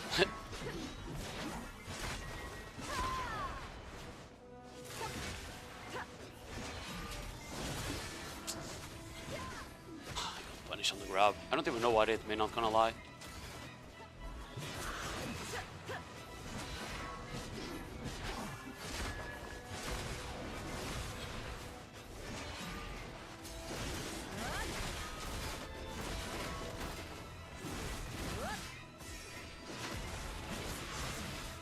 Big.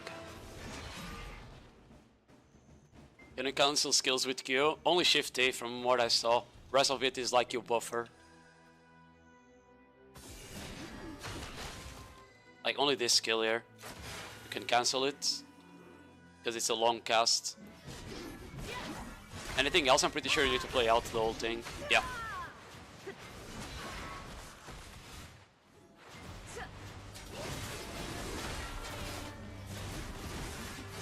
I fucked up. That's a bound, not a knockdown.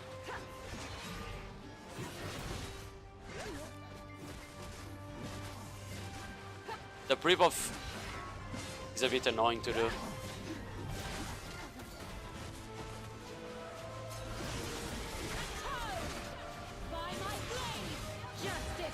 Oh. I ulted by accident.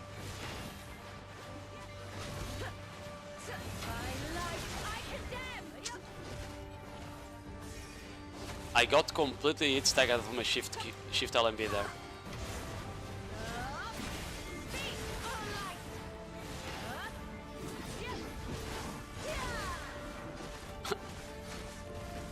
I kind of forgot spacebar there.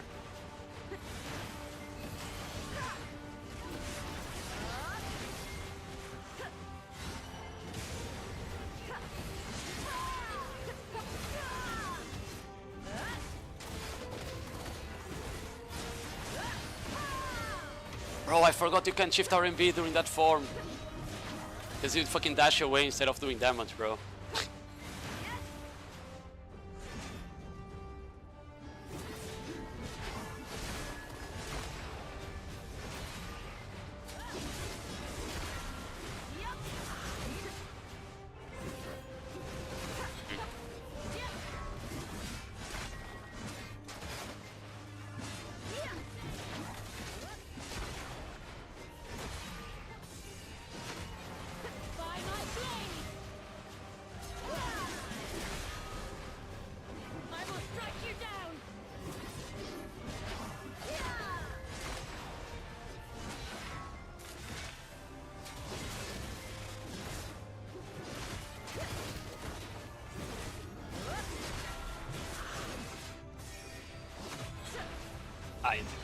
shouldn't have done Shift F. Shifty does way more damage.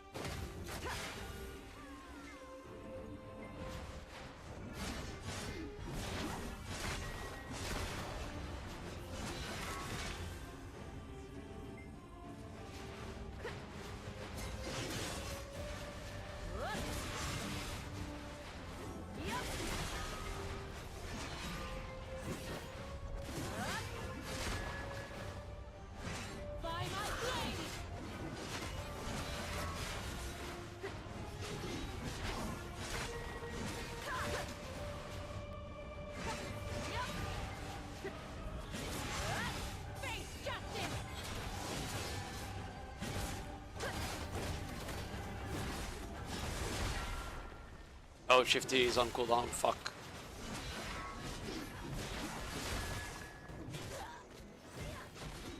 What do you think about the new mummy?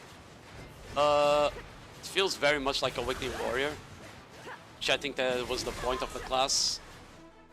The Gunnar form, like when she transforms into black form, that shit is kinda useless in PvP, from what we've seen. Maybe it does a lot of damage, but it has like zero mobility.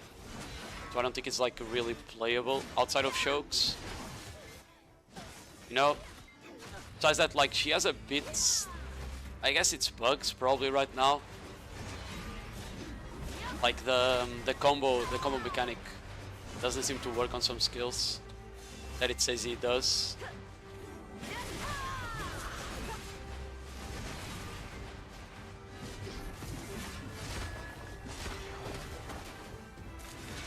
I need to press Q more.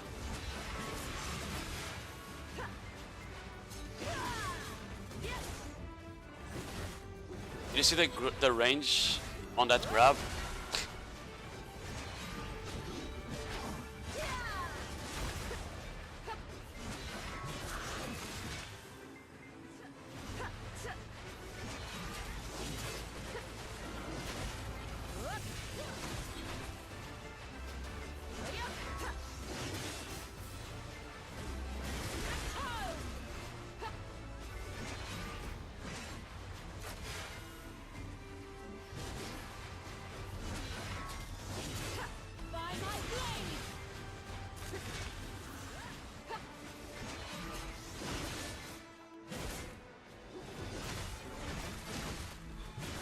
Oh, I bounded him.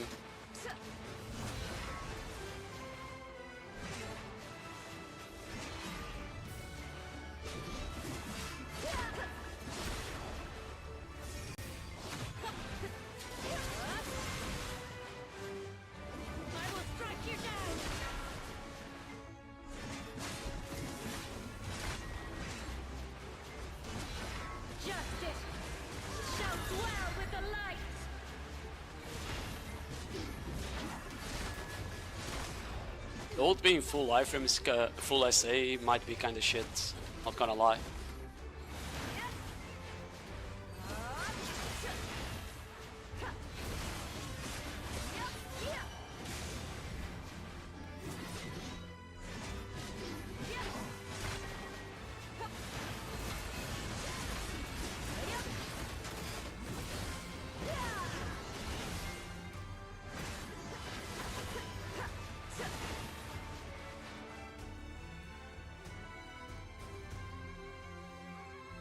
She's really cool when she's in this form though. And skills like this do a lot of damage, you know?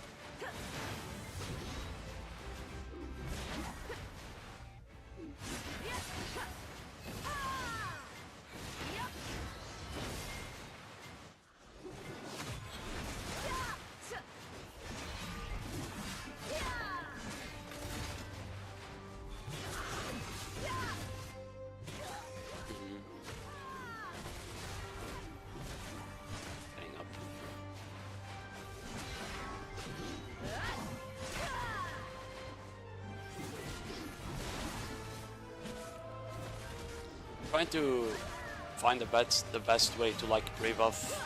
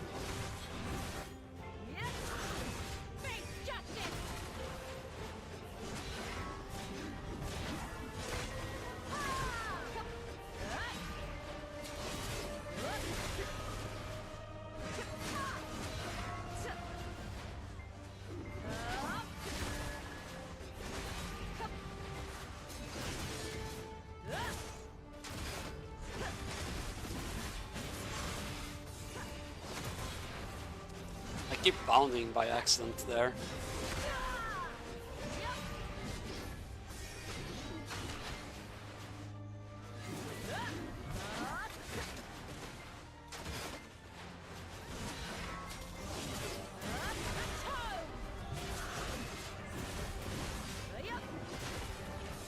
Should die here? Oh my god, what? In the light name.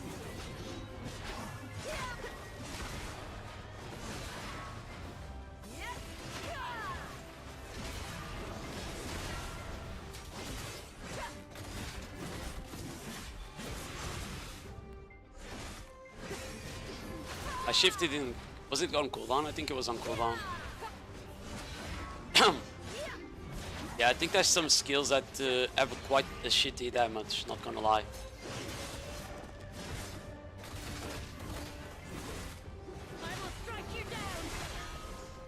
Like Shift F damage feels a bit underwhelming.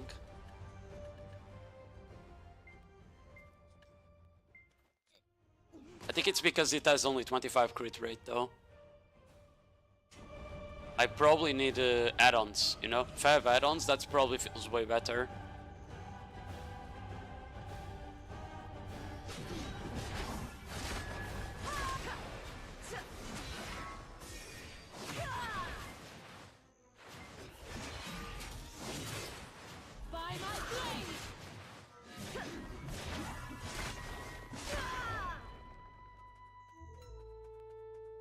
Is the demon mode? I mean, we can try the demon mode, the other one, but I don't think I can fight 1v1 with the demon mode. I swear. I swear it's impossible.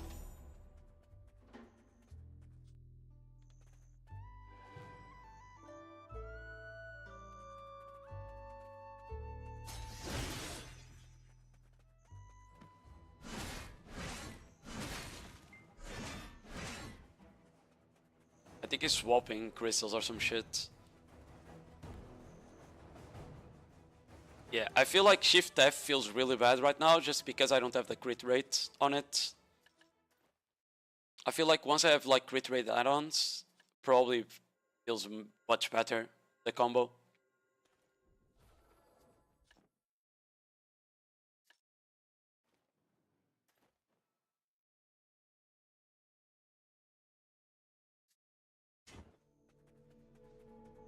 More for large scale? I'm not sure.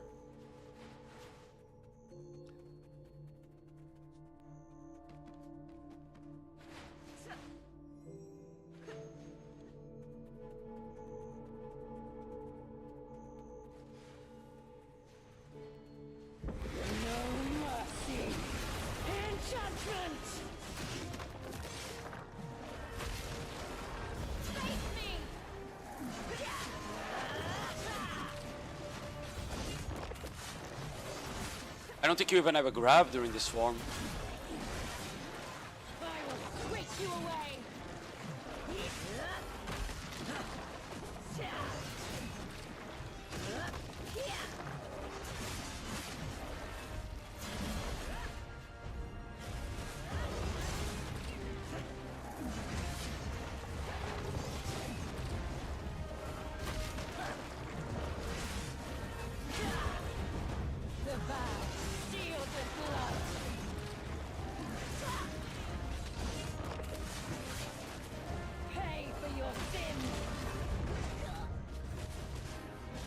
Like it might work on a choke, right?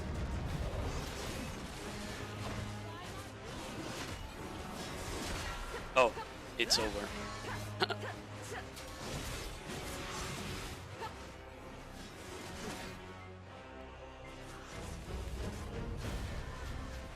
might work on a choke, but that's about it. It's really protected and has a lot of AoE, but the damage doesn't seem crazy.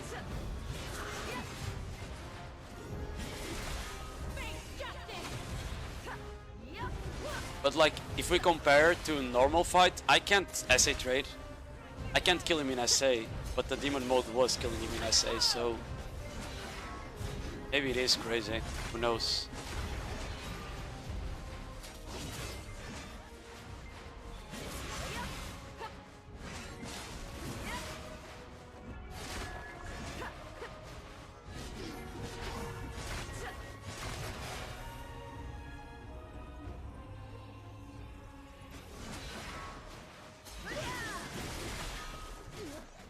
You like this class? Feels okay. I think I have to try it out on large scale to find out.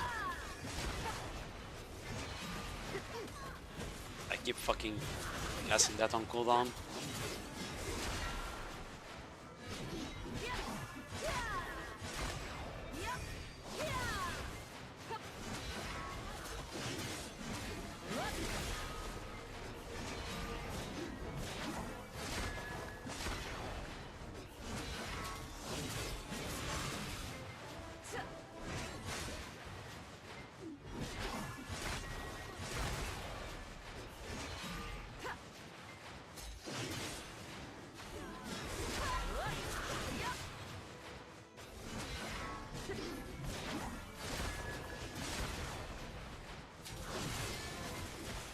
How did that grab miss? What? Really?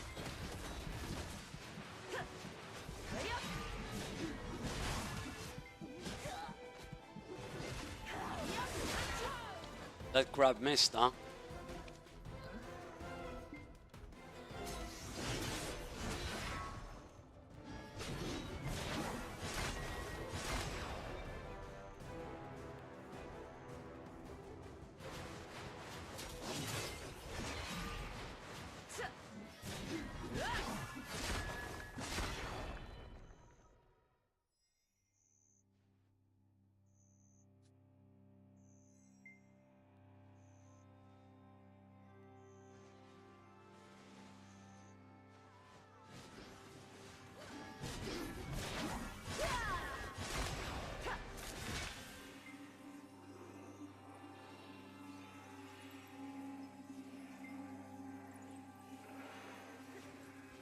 Any buffs to skill on allies? No.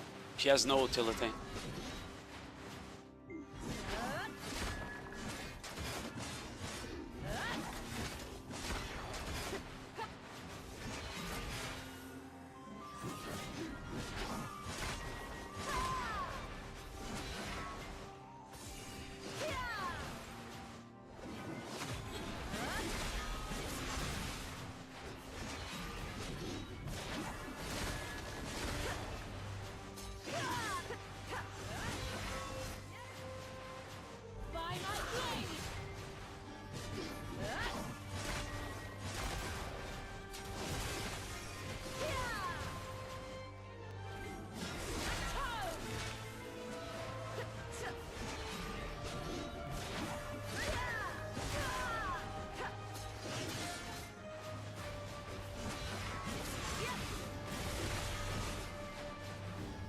How the fuck did he not get knocked down there?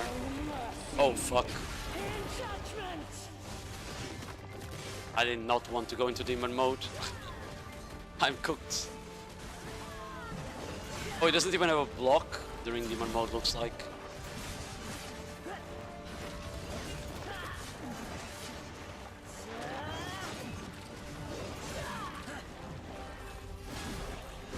Bro, shift LMD is crazy though.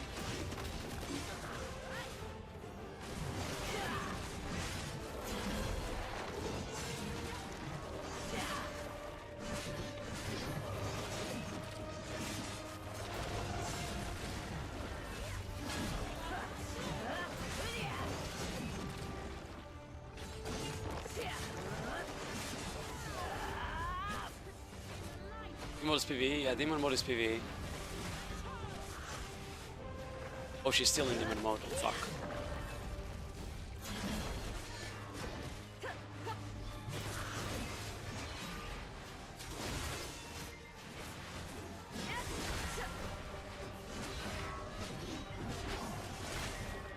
Oh, I was looking at my VSR. He didn't really see me, huh?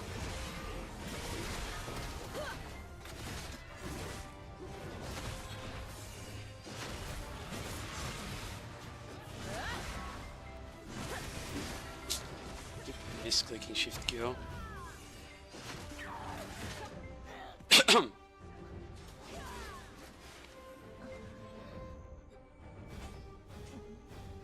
Does the other perfume make sense? Tenacity? Maybe it's better. I noticed he got like a big damage increase when he swapped to that.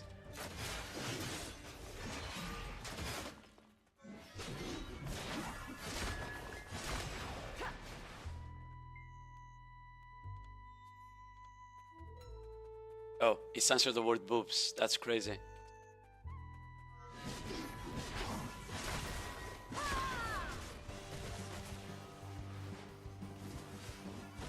Who's this ruined gay?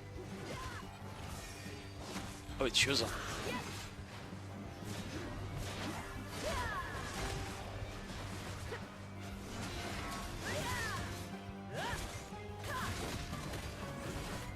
I will strike you down.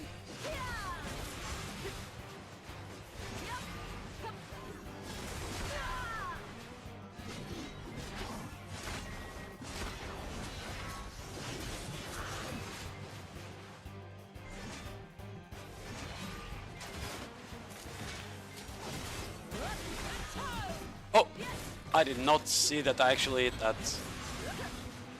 Fuck me.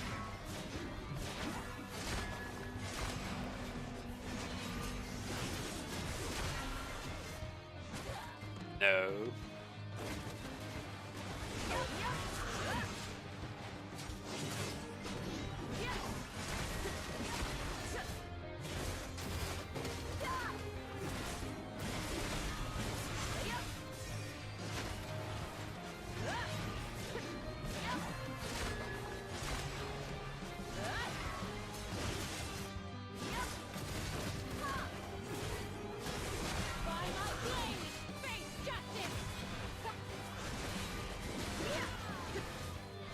What? I was behind you.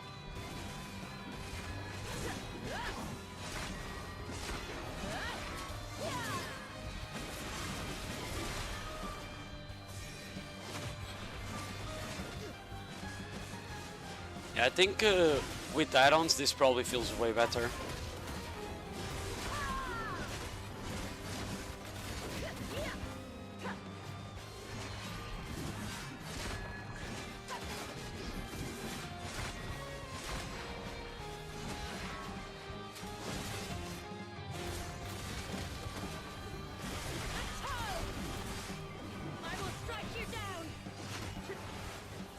Then I can probably actually cast the skills faster.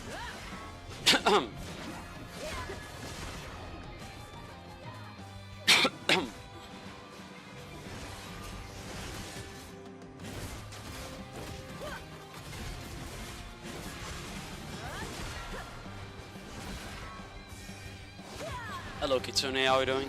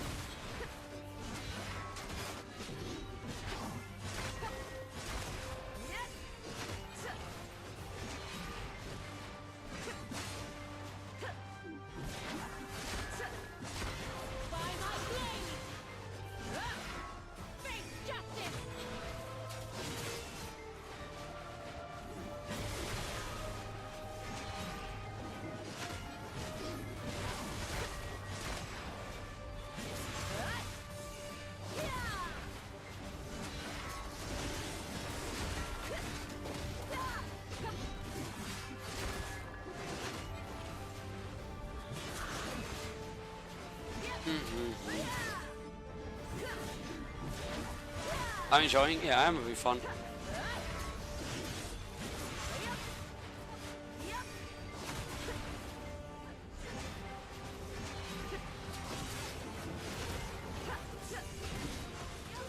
Keep casting Shift Q, man.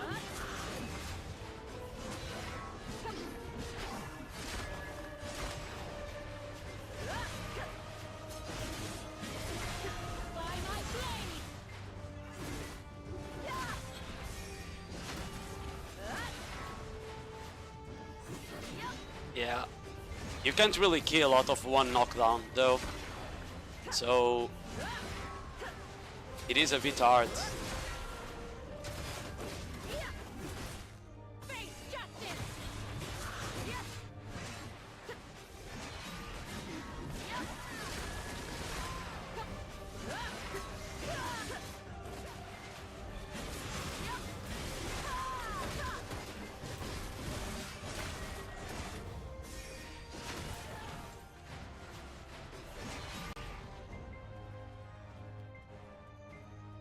Go back to the other form though.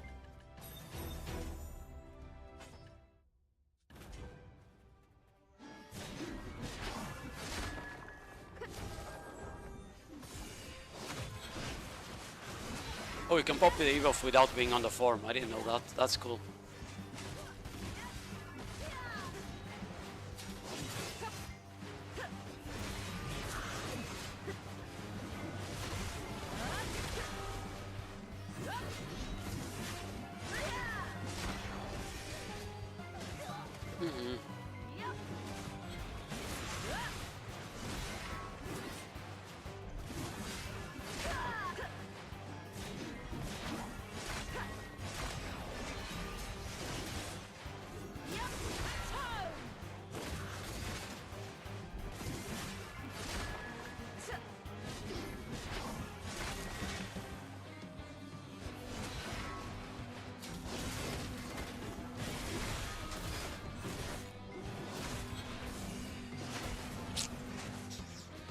Gonna get up, I should have just left.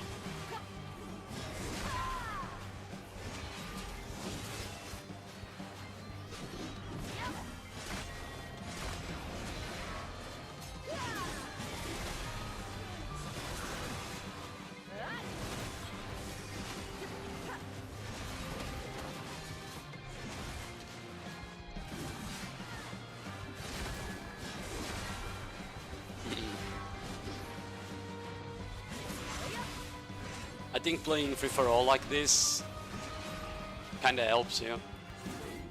Not trying to stay protected.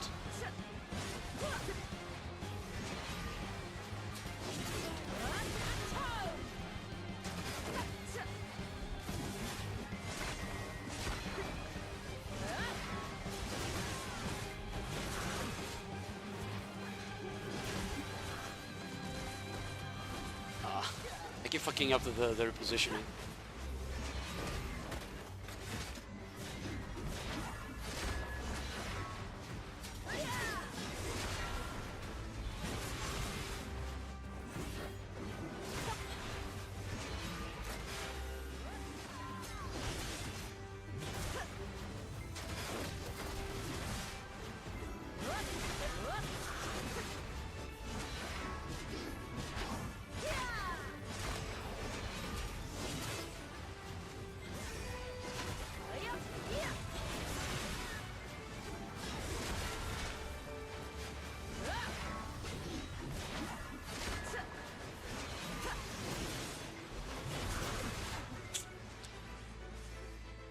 They made the dash maybe like half a second lower cooldown, I think it would feel better, not gonna lie. But maybe it's too broken like that.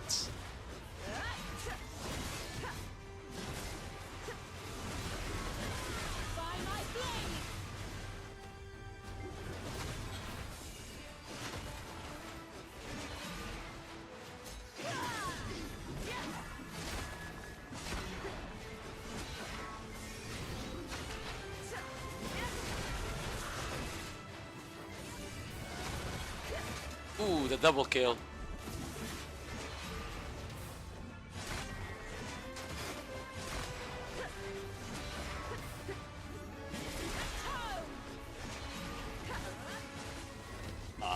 was on cooldown when I went in.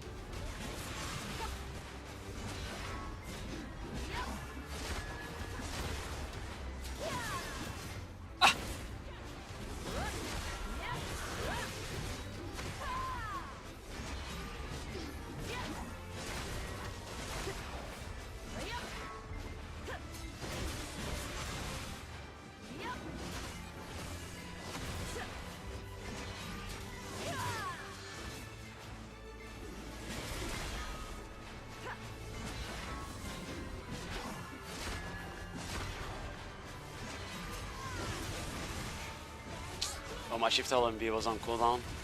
I'm stupid.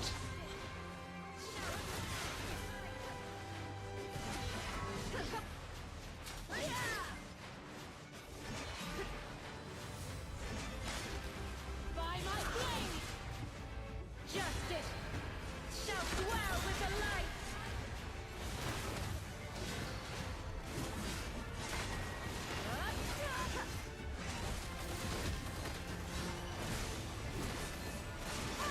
Ooh, wait. This farm is so broken, man.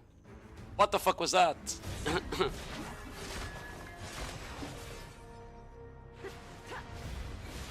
When you get the dark mode, do you still get the benefits from the passive when the Z buff form is not on? What passive?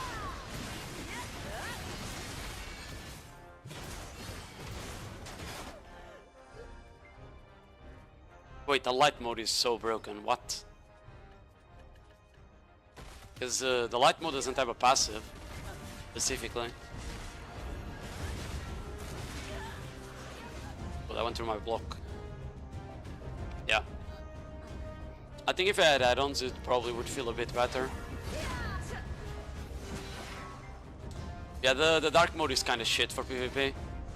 It does a lot of damage, but so does the light one, to be fair.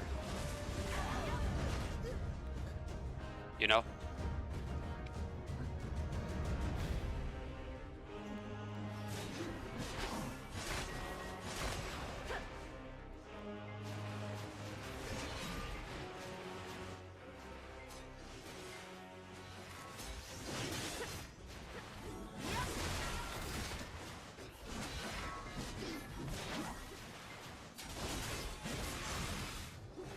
I kinda fucked up. We're going for the shift LMB there.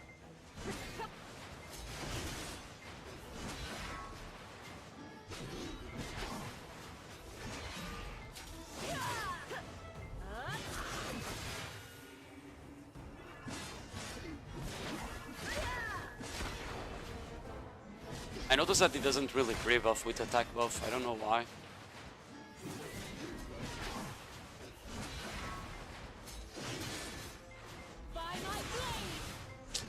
Oh wow, the range on that is crazy. Surely I get up. Oh, I did.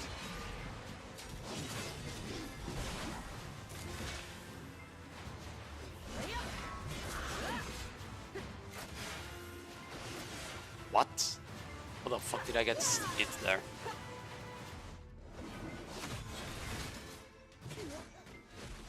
I keep thinking that the spacebar is gonna flow me into a skill that is not the one I should be going into.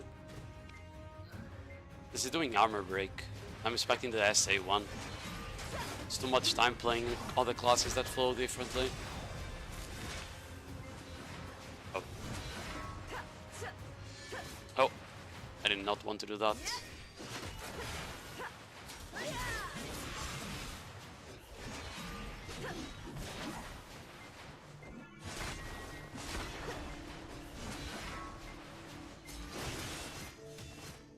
There is no way that missed. That's crazy. I'm smashed.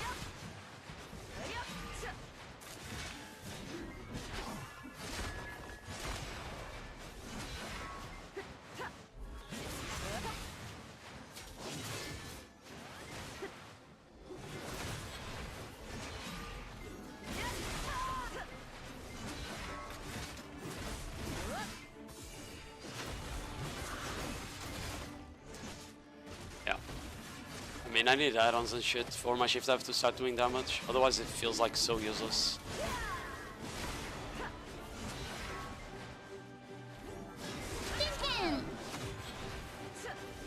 Team can. Yo, thanks for the follow, Powie.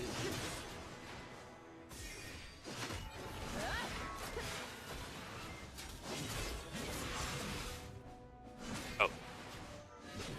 So that.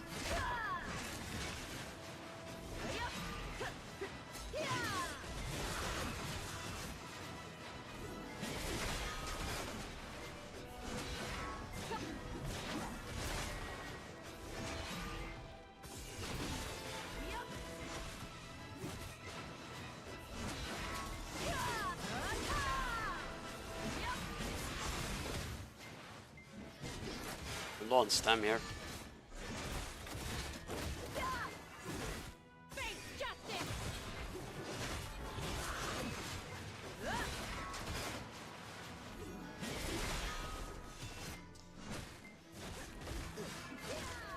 I don't know what the best way to get stamina back is on this class, to be fair.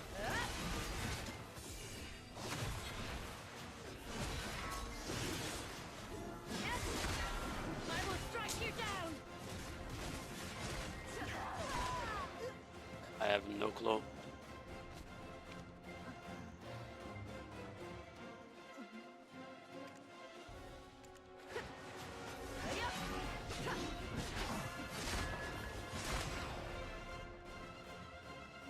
The glass feel?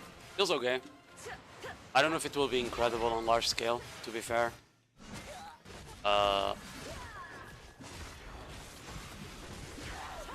You know.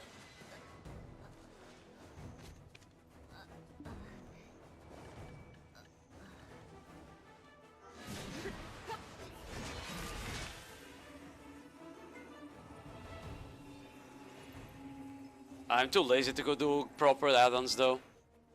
Like, you definitely want a crit rate. There's some skills here that don't have 100%. So having a crit rate is really important from the looks of it. Honestly, you might even want to invest into full crit rate on your Reforged Stones. You might want full crit rate on the Reforged Stones, to be fair. Instead of going HP. Prediction of how will be in AOS. Imagine a warrior that, but a bit better probably. I would say it's probably that. It will do like a bit better than warrior, and warrior already does really well on the good hands. Like if you put AK on warrior, you know it's gonna pop off, right? I feel like it's similar here.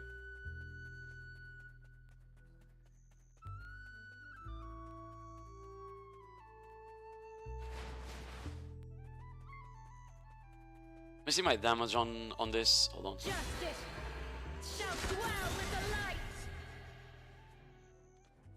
That's a respectable damage on a 100%, I would say. Half HP.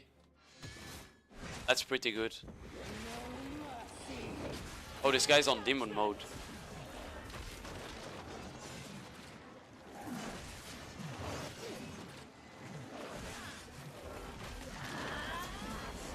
They feel easy to play, stay protected. To stay protected, yes, but she has a lot of skills, basically.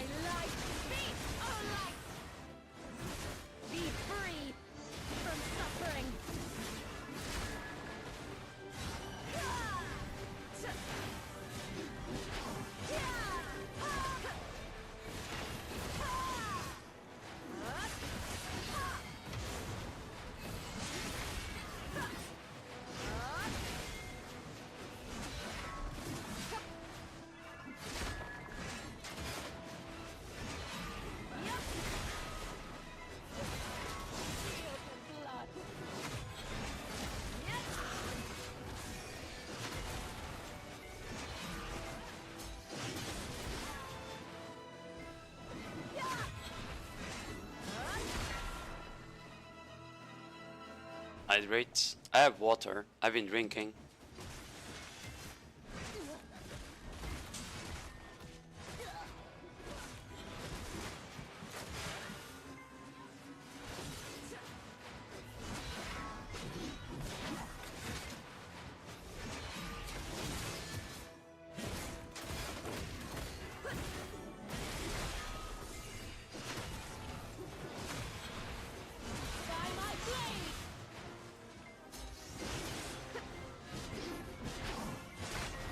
I definitely kill him there if I had add-ons, you know.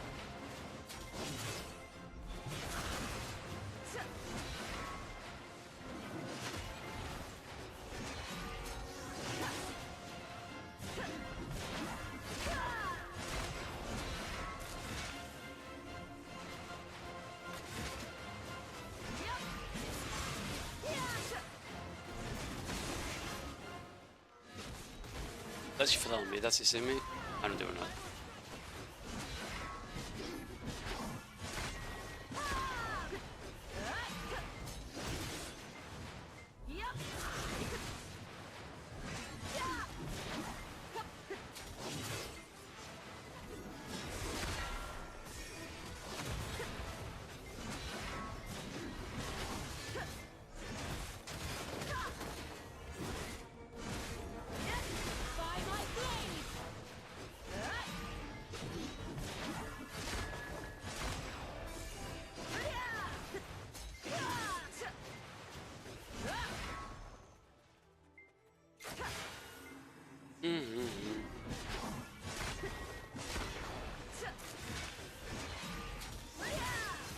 Oh, what? That desync.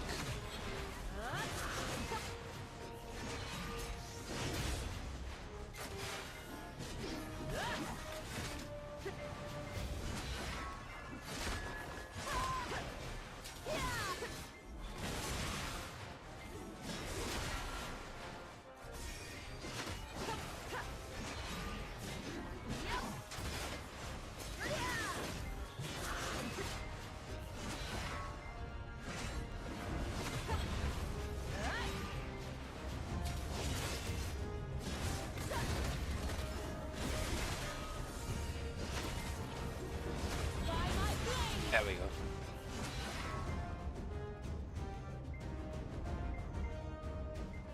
Tons of form being hit by a VSR.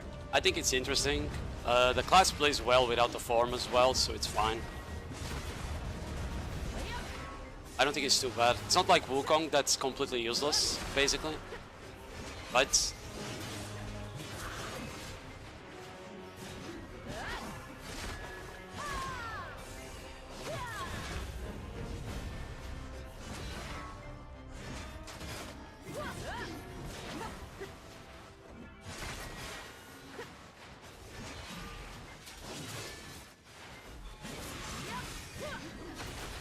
oh.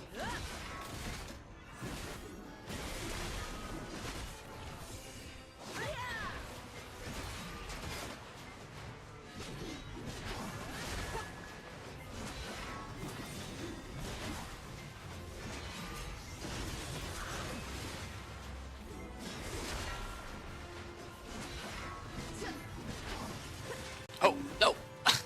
It's okay, I'm capped, I'm capped. I get up, I get up.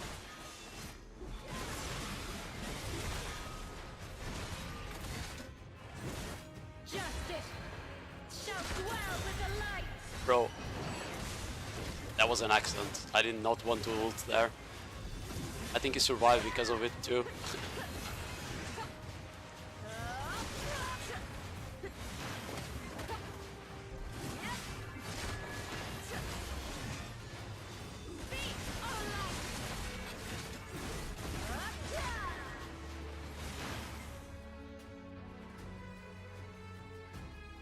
I'm supposed to be losing life for PvP? Yes, you are. The real question is if it's worth to feed rage to this class or not, you know?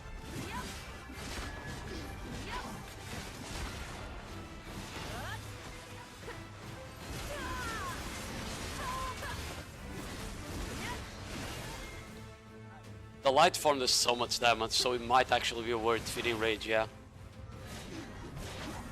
Tell me what you think. I don't know, class is full SA based, which might be really bad for large scale. She has really good mobility, right?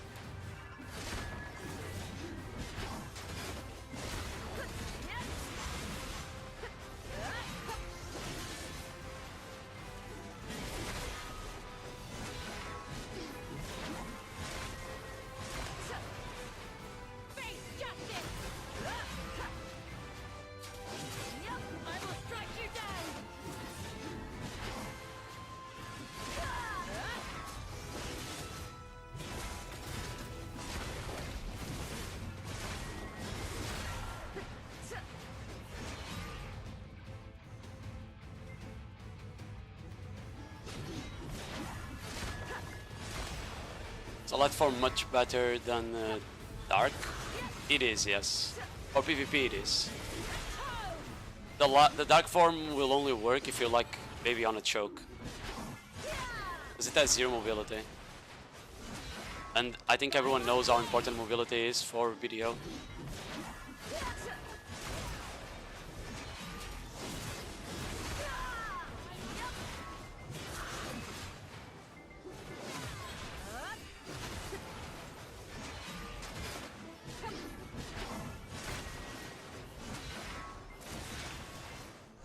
Oh, what?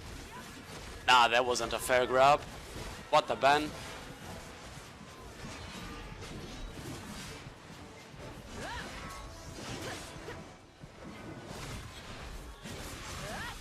Oh, he's... Should have gone for shift LMB. Unlucky. What? CC me out of my save, man. That's not fair.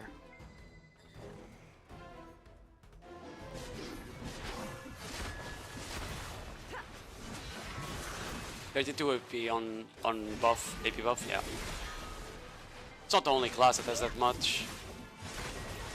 Usually they do it because their base AP is lower, right?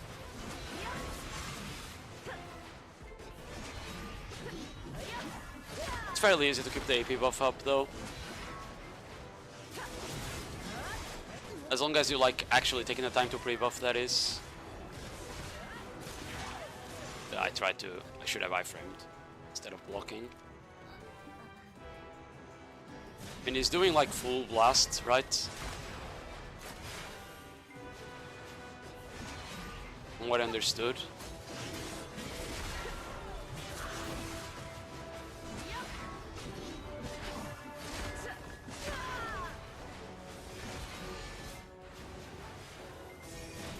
I'm stupid. I keep casting Shift Q, bro, by accident.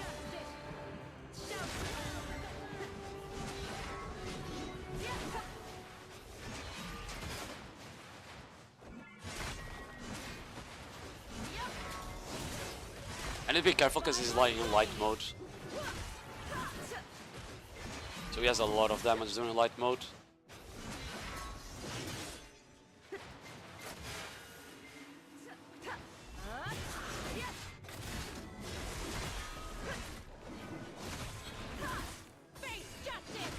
Oh. I swear I turned my camera on time there. I know I capped him. I think I accidentally bounded him in between the knockback and the knockdown. That was probably why.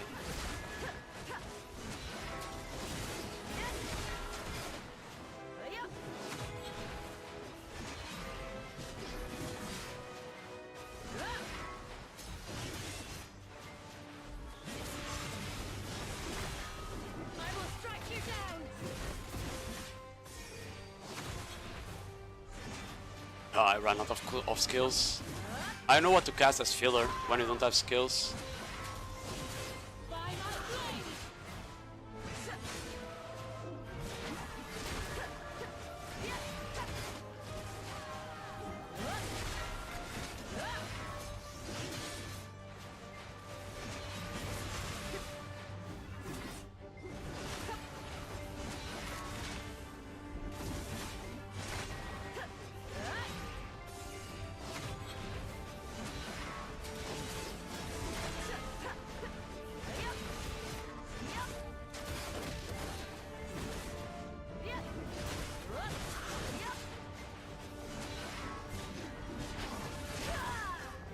I was hoping to run away from Nerf Valkyrie. I don't think this is nearly as bad as people make it seem. Doesn't have any vacuums or reels or anything. Can't compare to Valk. Wait, the knockback sucks. Did you see how I hit my Shift LMB on the knockback and it still got up? The knockback's kinda shit, huh? You can't follow it up Shift LMB. Because it is at the start.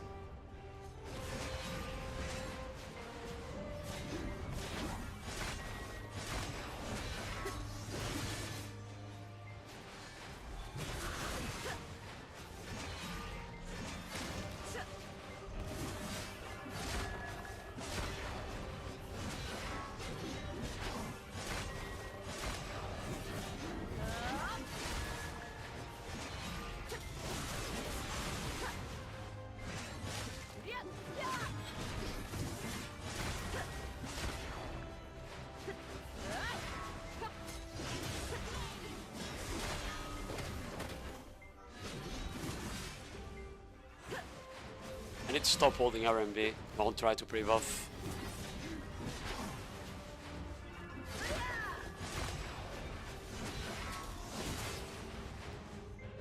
I will strike you down by my blade.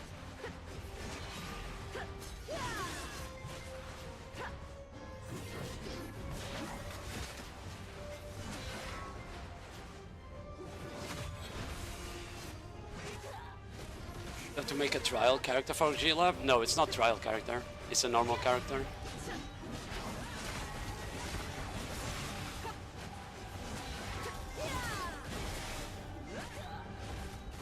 Oh wow. Surprised that hit me. This Valkyrie is especially something. I mean, she is like the best support, I guess. If you consider everything. Just they are nerfed aerials compared to how we used to be.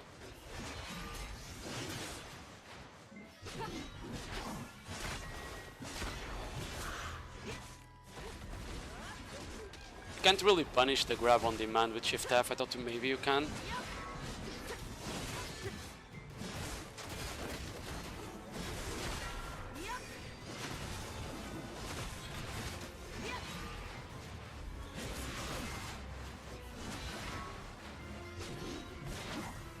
I think you need to precast Shift F if you want to punish grab.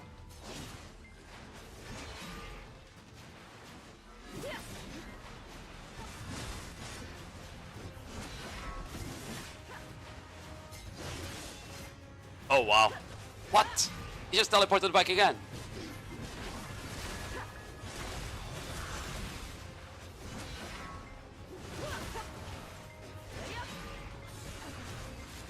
Oh.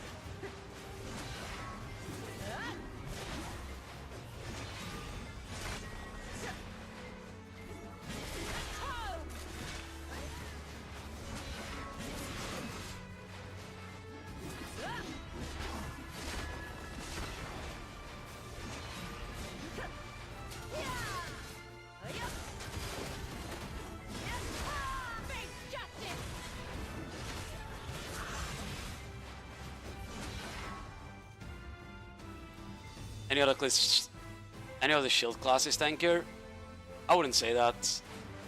Falk is tankier than maybe like half of the classes, of the shield classes. Just because of the heals.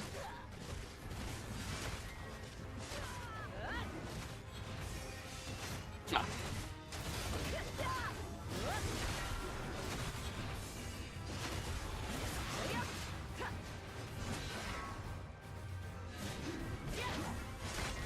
I think Awakening Witch is gonna become a disgusting class, by the way. She was already doing so much damage lately, and they buffed it on again. I swear it's gonna be such a strong class now.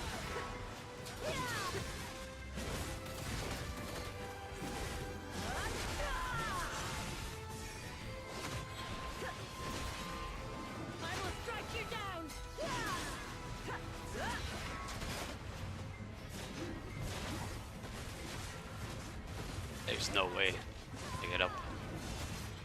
Haha. Is this how it feels, guys, when you get up and press the E button? Is that how it feels? Is that how you guys feel when you just get up and press the E button? That's crazy.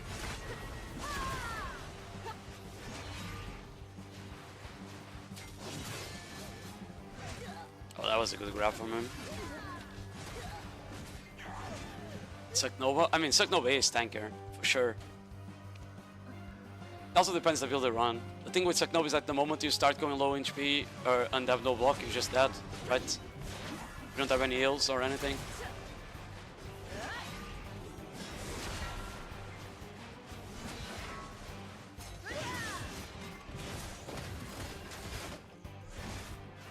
Oh, I didn't notice Shift LMB was on cooldown. Fuck me.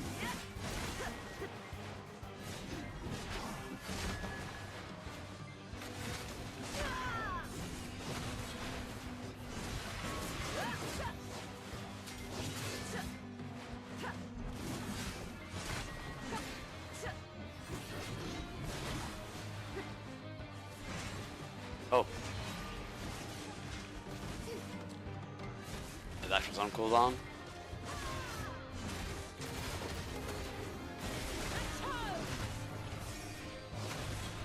Oh, do you swap builds? I did no damage there. Oh, it's because I'm stupid and I don't have consumables. That explains a lot. Okay, that was an ambitious grab.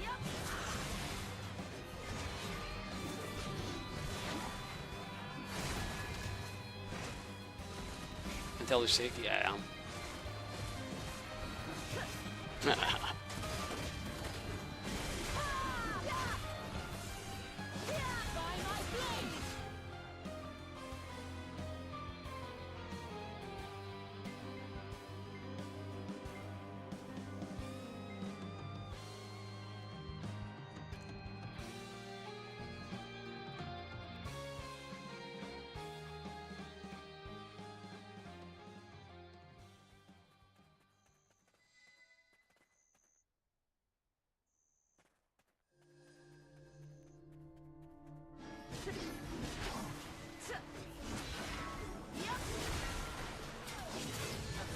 Oh, I thought I was gonna get him. The shift F kind of fucked me.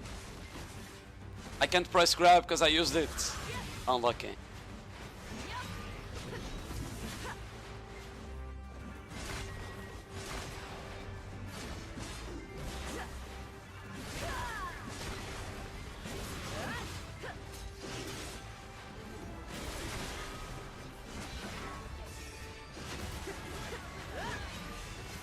I should have punished the grab there. Oh, I'm stupid.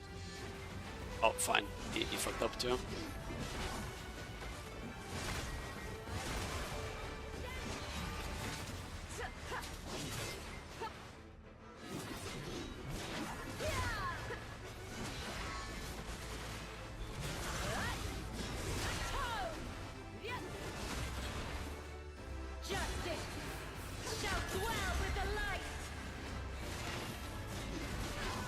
What? That went through my frontal. No! Unlucky. Open protected class. I mean, kinda. I think for a good combo you always need to go for unprotected RCC. Oh, I don't have consumables, it's gonna get up for sure. Yeah.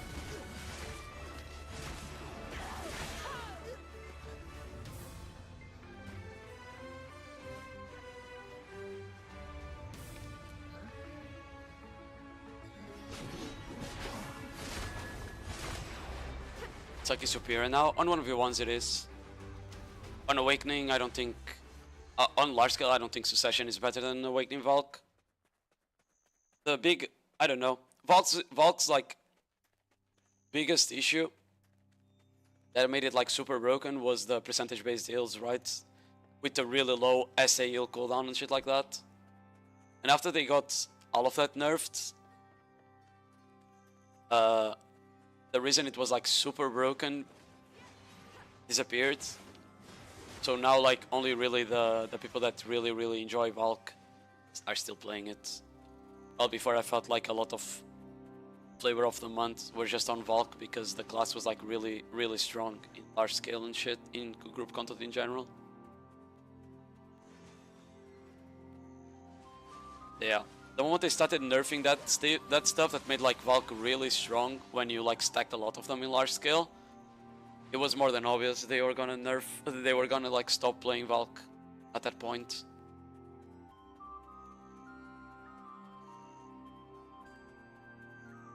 The class playable without Awakening? It is, yeah. The Awakening is really strong, but without Awakening is also playable. The protections are the same, the CCs are the same. You basically lose some damage and some AoE, basically. That's the difference.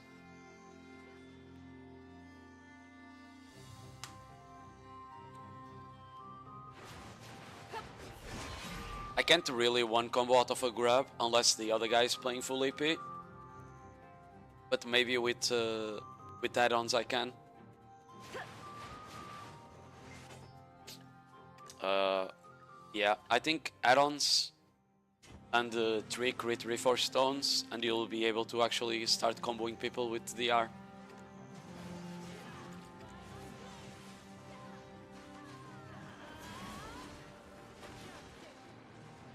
She looks tanky. She's not really that tanky. She has a 10 DR self buff. No, 20 DR self buff and a 10 DR passive. Nothing else. So it's not that tanky, I would say. Probably Awakening Warrior levels.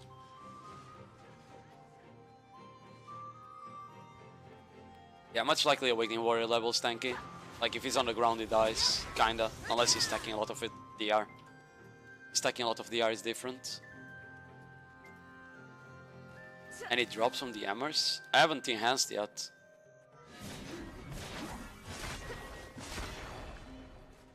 I think I'm only enhancing next week, we'll see.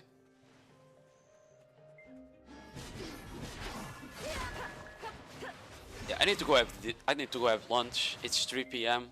Jesus Christ. Let me find someone to raid.